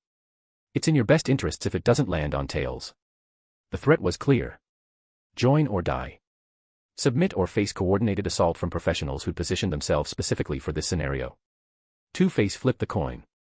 It tumbled through smoke-tainted air, rotating end over end. Silver catching firelight on both faces. Heads. Tails. Heads. Tails. The physics of chance made physical. You forgot one more option, Jake said. His right hand shot out. Webbing erupted from his wrist, caught the coin mid-rotation. The strand yanked it from its arc with enhanced strength channeled through desperate precision. The coin flew toward Jake's hand. He caught it. Closed his fingers around metal that was still warm from Two-Face's palm.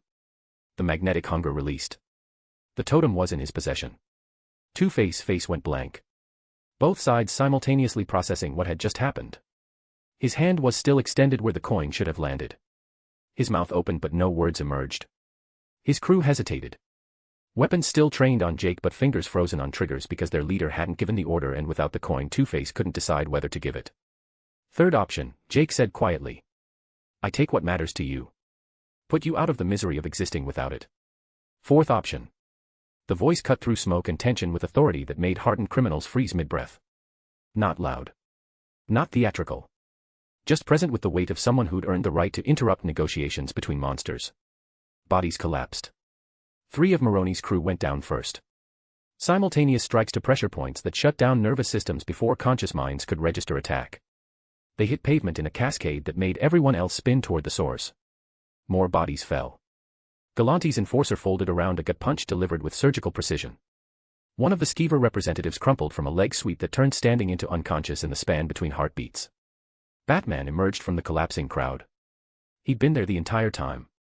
Positioned among the families. Moving through their ranks while they'd focused on Jake and Two-Face and the political theater of Gotham's underworld fracturing. Now he straightened from the last takedown with cape settling around armored shoulders. You all get to pay Arkham a permanent visit, he said. His white eyes swept across the assembled criminals with the clinical assessment of someone cataloging targets. Starting with you, Spider. The intersection erupted. Criminals scattered in every direction. Self-preservation overriding territorial ambition. Weapons fired wild, muzzle flashes painting chaos across smoke-tainted air. Bodies collided as everyone tried to flee simultaneously through streets designed for orderly traffic. A blur of red and black dropped from a fire escape. Nightwing's Eskrima sticks crackled with electricity as he swept through fleeing gang members. Each strike was measured. Professional. Designed to disable rather than kill but delivered with efficiency that made unconsciousness look inevitable. From the west, someone in a hood and leather jacket moved through Galante's crew with brutal simplicity. Red Hood's punches carried the weight of someone who died and come back angrier. His targets went down hard, stayed down longer. Batgirl materialized near the south exit. Her movements were economical. Graceful. Each strike flowing into the next with the kind of precision that came from training under the best martial artist alive. Bodies fell around her in patterns that suggested choreography. Two-Face crew tried to move their paralyzed leader. One grabbed his shoulder, another his arm. They pulled him backward through the chaos while their boss stared at his empty hand with the vacant expression of someone whose entire decision-making process had been stolen. Batman was already moving. He crossed the distance between himself and Jake with speed that belied the armor's weight. His cape spread wide, blocking sight lines. Creating the illusion of size and shadow that made tracking his actual position difficult. Jake's spider sense screamed trajectories. Batman's first strike came high. Gauntlet fist aimed at Jake's temple with force calculated to cause concussion without permanent damage. Jake ducked. The fist passed overhead with displacement that made his mask flutter. Follow-up came immediately. Leg sweep targeting Jake's injured right leg. Precise. Surgical. Aimed at the weakness Batman had predicted biased on Jake's missing limb. Jake jumped.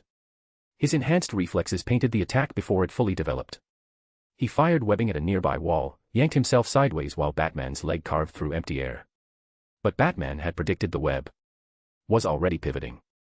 His other hand came up. Something small and metallic flew from his belt. Jake twisted mid-swing. The device sailed past his ribs, close enough that he felt the proximity. It detonated behind him.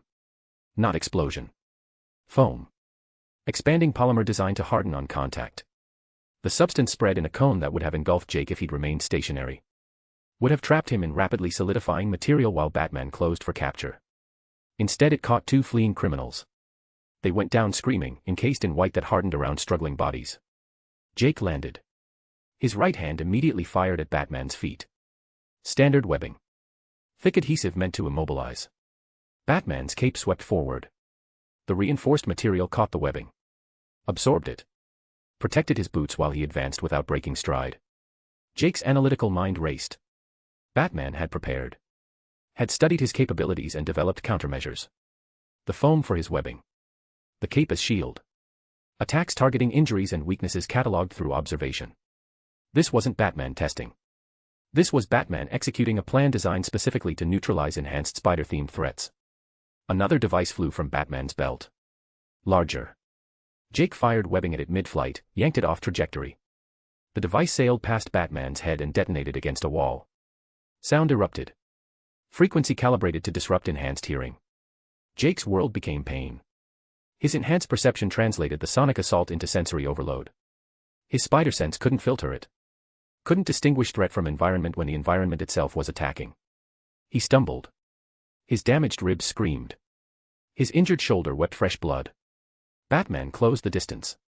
Fist drove into Jake's abdomen. Precise strike to the solar plexus.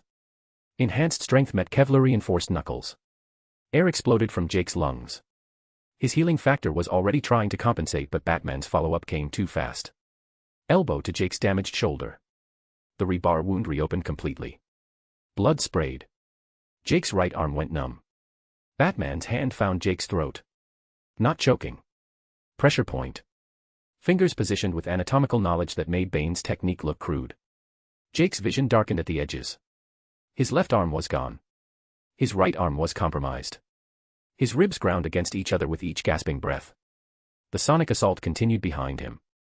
Batman's grip promised unconsciousness in seconds. The Dark Knight's white eyes held absolute certainty. This was control.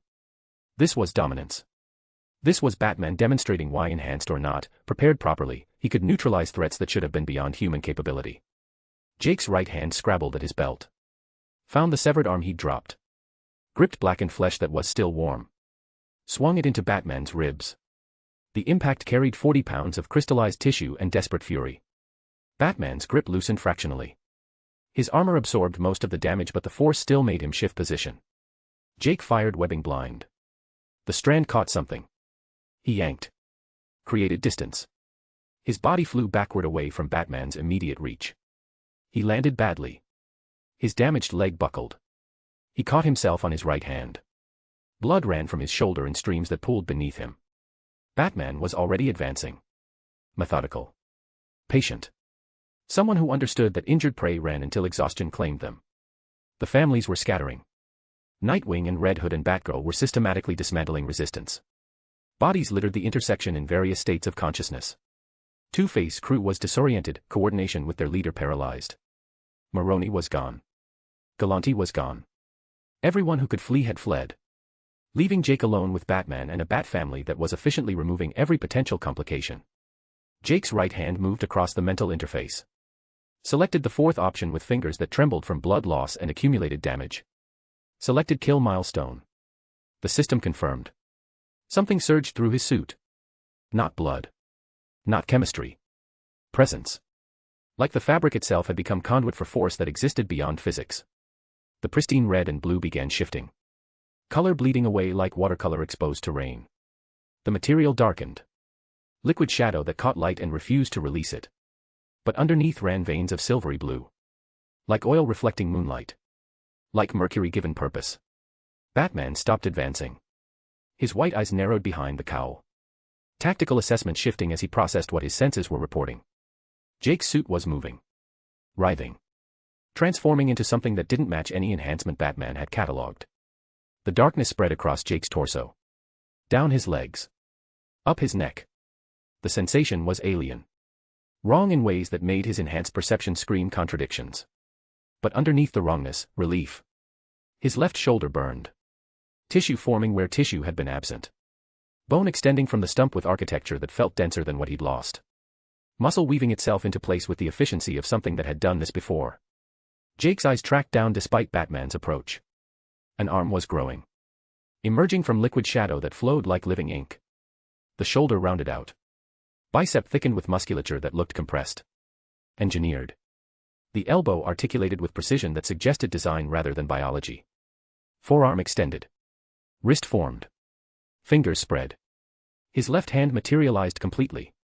The proportions were slightly different. The knuckles more pronounced. Claws tipped each digit where fingernails should have been. But it was there. Solid. Real. Capable of gripping and tearing and delivering violence with the same enhanced strength his right hand possessed. The transformation continued up his torso. The red spider emblem remained but changed. Veins of orange-red erupted through the black like lava flowing through obsidian. The pattern spread from the emblem across his chest, traced down both biceps in branching fractals that suggested barely contained heat. Jake flexed his left hand. The fingers responded perfectly. Immediately. Enhanced strength channeling through rebuilt architecture with efficiency that made his right hand feel inadequate by comparison. Around the intersection, the Bat family had stopped their systematic takedowns. Nightwing stood over unconscious bodies with Eskrima sticks lowered. Red Hood's fists were still clenched but his attention had shifted completely to Jake. Batgirl had frozen mid-strike, her target forgotten.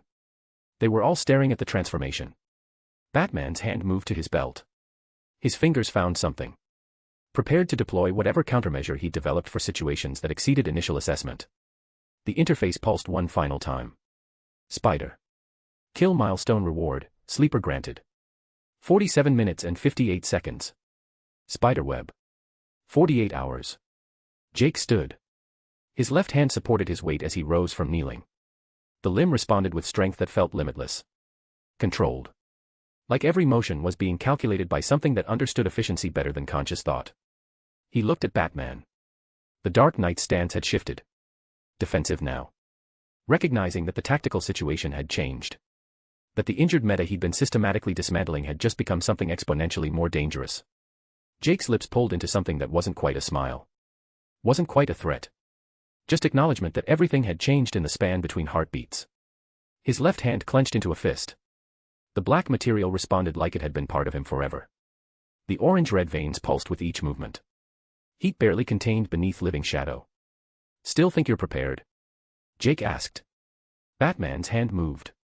Check out relevant images for number 55, hashtag. Chapter 56, SMID, the Spider Assassin hashtag. The Spider Assassin hashtag. The throw came high and right. A batarang flying faster and with more energy than Batman's usual, standard, throw. Jake's left hand snapped up and caught it mid-flight. His new fingers closed around reinforced metal with strength that made the weapon crumple like aluminum foil. The sensation was immediate and overwhelming, power flowing through rebuilt architecture that felt denser than anything biology should produce. He dropped the crushed batarang. The sound of metal hitting pavement echoed across the intersection with finality that made the Bat family shift their stances. Nightwing's Eskrima sticks crackled with renewed voltage. Red Hood's guns tracked Jake's center mass with professional patience. Batman's expression didn't change behind the cowl. His tactical mind was already recalculating threat assessment based on new data. Jake could see it in his body language, the fractional shift in stance, the way his hand moved to a different section of his belt, the slight adjustment in breathing that suggested preparation for escalation. You couldn't save me. The words escaped Jake's mouth before conscious thought engaged. Raw. Bitter. Carrying weight he'd been suppressing through 4 floors of professional killers and accumulated violence. I wanted you to save me. Batman's white eyes narrowed fractionally. I told you to leave Gotham when you had the chance. You should have listened then. The memory surfaced unbidden. Their first confrontation. Batman's warning delivered with absolute certainty. Leave or face consequences that survival couldn't guarantee. Don't try to turn this around. Jake's left hand clenched into a fist. The black material responded perfectly, orange-red veins pulsing brighter with each heartbeat. You failed. I know you could have saved me. You chose not to. The accusation hung in the air between them. Batman's jaw tightened behind the cowl but his voice remained level when he responded. And because of that choice, Jake continued, his voice dropping to something dangerous, you're about to face what Gotham turned me into. You did that to yourself. The words landed like voltage through Jake's spine. His spider sense spiked with rage that had nothing to do with external threat and everything to do with the refusal to acknowledge responsibility. Batman stood there in his armor and certainty, refusing to accept that his inaction had consequences beyond tactical calculation. Jake launched. His enhanced strength channeled through legs that had been rebuilt by chemicals and toxins and now optimized by living shadow. The pavement cracked beneath his feet. His trajectory carried him across the intersection faster than Batman's enhanced reflexes could fully track. Batman's hand moved to his belt with practiced efficiency. Something small and metallic flew toward Jake's approaching form. The canister tumbled through air with perfect rotation.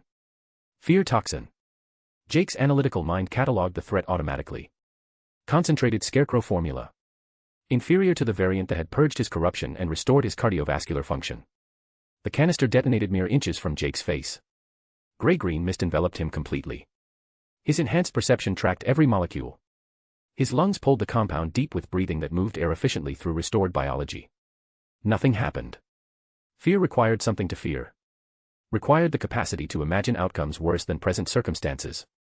Required neural pathways that could process terror as motivation rather than just chemical stimulus. Jake had drowned twice in chemicals that rewrote baseline psychology. Had cut off his own arm to prevent corruption from spreading. Had faced the Reaper with absolute certainty that death was approaching and chosen to fight anyway.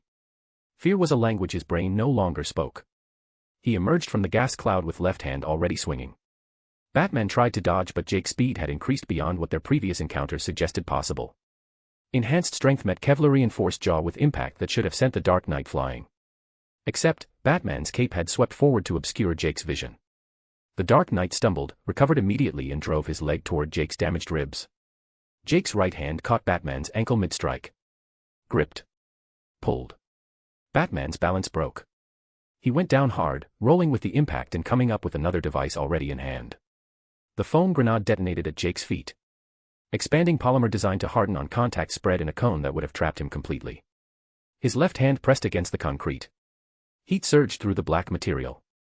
The orange-red veins flared brighter as something viscous began seeping from his palm. Green webbing. The substance spread across the foam with chemical hunger. Where they made contact, the polymer began dissolving. Eaten away by toxin remnants stored at the edges of Jake's severed elbow, now accessed and weaponized by the symbiote's intuitive optimization. The foam collapsed into hissing puddles. Jake straightened while Batman processed the implication with visible tension in his shoulders. "You can't prepare for everything I've become," Jake said quietly. His left hand flexed, testing the sensation of green strands forming at will. The symbiote was reacting to his altered biology. Jake could feel individual muscle strands energizing from the unused traces of cobra venom in his bloodstream. Efficient optimization. "I've faced worse monsters." Batman's voice carried absolute conviction. Jake's spider sense exploded into overwhelming threat assessment. Nightwing's Eskrima sticks were crackling to his right. He sidestepped the high-voltage attack, legs driving him upward to avoid Batgirl's sweep. Left hand fired green webbing, pulling him away. He landed on the nearby wall. Stuck there with enhanced adhesion while the Bat family repositioned below. Then Red Hood fired. Bullets flying with calculated precision that surpassed the random chaos of well-positioned turrets. Jake dodged and swung out of the way. The bullets followed, positioned at the predetermined endpoints of his trajectories. Jake dropped from the wall with impact that cracked pavement. Red Hood repositioned his weapons while still firing. Bullets aimed for Jake's center mass, punching through his suit. He let them. Stood still as the symbiote adjusted around each bullet and spit it out before it could reach his skin. Red Hood ceased fire. Jake's upper body burned with sudden intensity. Muscle mass expanded beneath the black material. His biceps and chest swelled with architecture that looked compressed. Engineered. The traces of cobra venom were being turned into temporary enhancement that made his already superior strength spike to levels that physics struggled to support. "When you said he was unpredictable, this isn't what I had in mind," Nightwing said to Batman. "Tell me you've got a contingency that actually works." "Gas masks," Batman said immediately. His hand moved to his belt. "Now." They responded instantly. Sealed breathing apparatus deploying from their suits with technology that suggested Batman had prepared for exactly this scenario. Jake's skin was secreting something. Invisible at first. Just sensation like sweat, except this carried purpose beyond temperature regulation. "You sense the pheromones," Jake said when the familiar scent hit him. Mostly altered from how Ivy's pheromone smelled, but Jake already knew it was the symbiote's doing. Sleeper, he was beginning to understand it. While it enhanced his physical attributes further, it was more chemical-based. Hence the efficient optimizations that made it even possible to use green webbing again. It was intoxicating him with power. Made him ridiculously stronger. Faster. Feel more dangerous. "Do you really have a contingency that would work?" Jake asked, curious. Batman's expression hardened behind the cowl. "Surrender yourself and you won't have to find out." Jake's eyes found Batman's through the mask. "Search them. I don't think you've got it. I'm giving you the safe option first," Batman's voice carried command. "There's good in you that can still be saved. It's just wrapped around in bad decisions." Jake's laugh came out bitter. "Good? In me? After you just called me a monster." His left hand clenched. "I know you, Batman. More than you'd like to believe. I know your trauma. Your strengths. Your weaknesses. I've studied you like a devoted fan studies his hero." Jake continued. "Enough to know that forgiveness isn't your favorite suit when breaking bones is the more efficient solution. I wasn't trying to forgive you." Batman's tone remained level. Absolute. You still have to atone for everything you've done. Surrender now, and maybe we can talk. The offer hung in smoke-tainted air. Jake's spider sense painted it as genuine. Batman believed negotiation was possible. Believed that somewhere beneath the chemicals and corruption and accumulated violence was someone who could be saved. That would be the smart choice. Jake's voice carried acknowledgement. But it requires time. Time I can't afford to waste anymore. Time. Is that why you stole from Gotham? Batman asked. Why you wanted the Batmobile? Why do you need these things? The question thundered in Jake's ears. They are necessary. Jake's jaw tightened. Crucial for my survival. But unsustainable, Batman's words were efficient. You need a better approach. This is the only way, Jake said. There's always another way, Batman's voice was measured. The words rang in Jake's ears like a bell reminding him of something important. Words he'd heard countless times before but was starting to understand that he'd never really believed in them. That statement only worked in stories where the plot driving the narrative always worked for the protagonist. But this wasn't a story. Not anymore. It was real. Every experience he'd suffered had been as real as the fire burning through Gotham. And he was standing before Batman. The power difference between them abysmal. Sure as day that he could end the Dark Knight in this moment if he chose to. Whatever conviction he'd ever had that the heroes always saved the day was quickly eroding like his toxic webbing did to fabric. If they did, if Batman could, it wouldn't be in the nick of time as it happened in the stories. Finding another way requires time, sacrifice, and fate aligning to guarantee success, Jake said, firmly. All things that you can't promise to grant. You're right. I can't promise those things. Batman's voice carried weight that went beyond immediate confrontation. But it shouldn't push you further from the truth. You are bound by chains that require breaking. A corruption you can choose to rise above. I find the idea of overcoming you more fruitful than this conversation, Jake said with a tone of finality. My answer is no, his jaw relaxed. I won't surrender. I will still take something of great value to you. Keep taking until I don't have to anymore. Stop me if you can. Batman's jaw clenched. Fine.